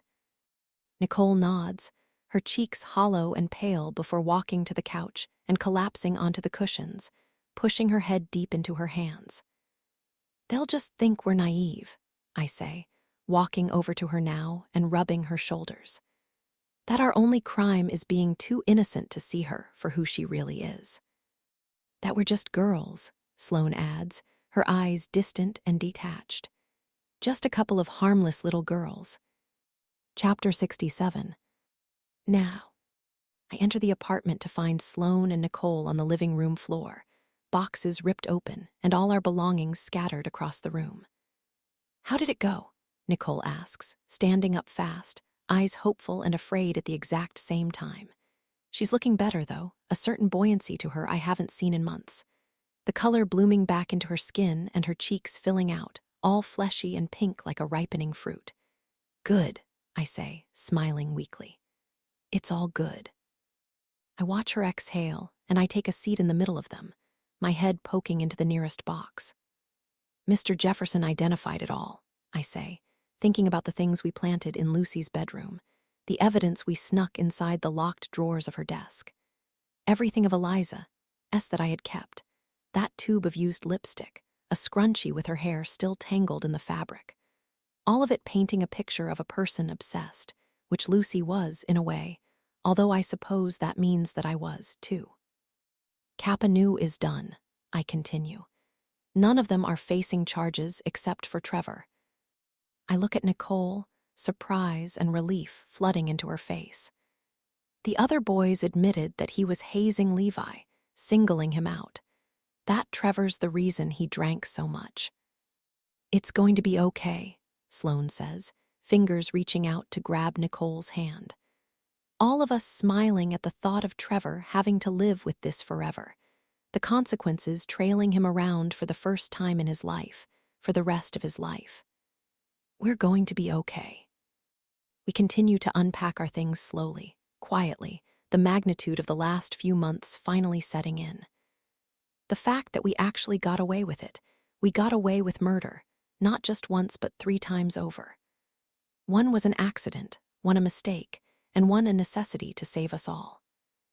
I didn't know you had one of those, too, Sloane says suddenly, and I look up, tracing her gaze down to my neck. To my hand, absent-mindedly playing with the chain clasped tight around my throat. Lucy's necklace, that constellation of stars. The one I had plucked from her body when nobody was looking, a familiar urge I couldn't suppress. Lucy had one just like it, she says, from that jewelry dispenser by the door at Penny Lane's. Oh, yeah, I lie, remembering what Lucy had whispered on the roof. I don't need him, she had said, but he gave me this. I picture her standing on the dock, listening to the music creeping out through the windows, watching us dancing, singing, Eliza twisting the jewels around her neck as we looked up at the stars and found pictures in the sky. Her body rigid by the door after Mr. Jefferson slammed it, banishing her to a life all on her own. He said it reminded him of me because I was named after that song, Lucy in the Sky with Diamonds. Another lie, though whether that one was meant for me or herself, I'll never really know. I got it sometime over the summer, I add. Sloane nods, looking back down, and I can't help but feel a pang of something new now, something fresh. Pity and understanding, the lengths that Lucy went to just to feel like her life was a little bit different, a little bit better than what it really was. I dip my hand into my last box now, the one full of all my old books. The stories I used to get lost in, too. All the other lives I preferred to my own. Dr. Jekyll and Mr. Hyde resting on top, that single person capable of both good and evil. Love and violence. Emotions strong enough to take another life. I look around our little apartment, at us three friends now bonded by blood. I know better than either of them that this kind of violence never really washes away.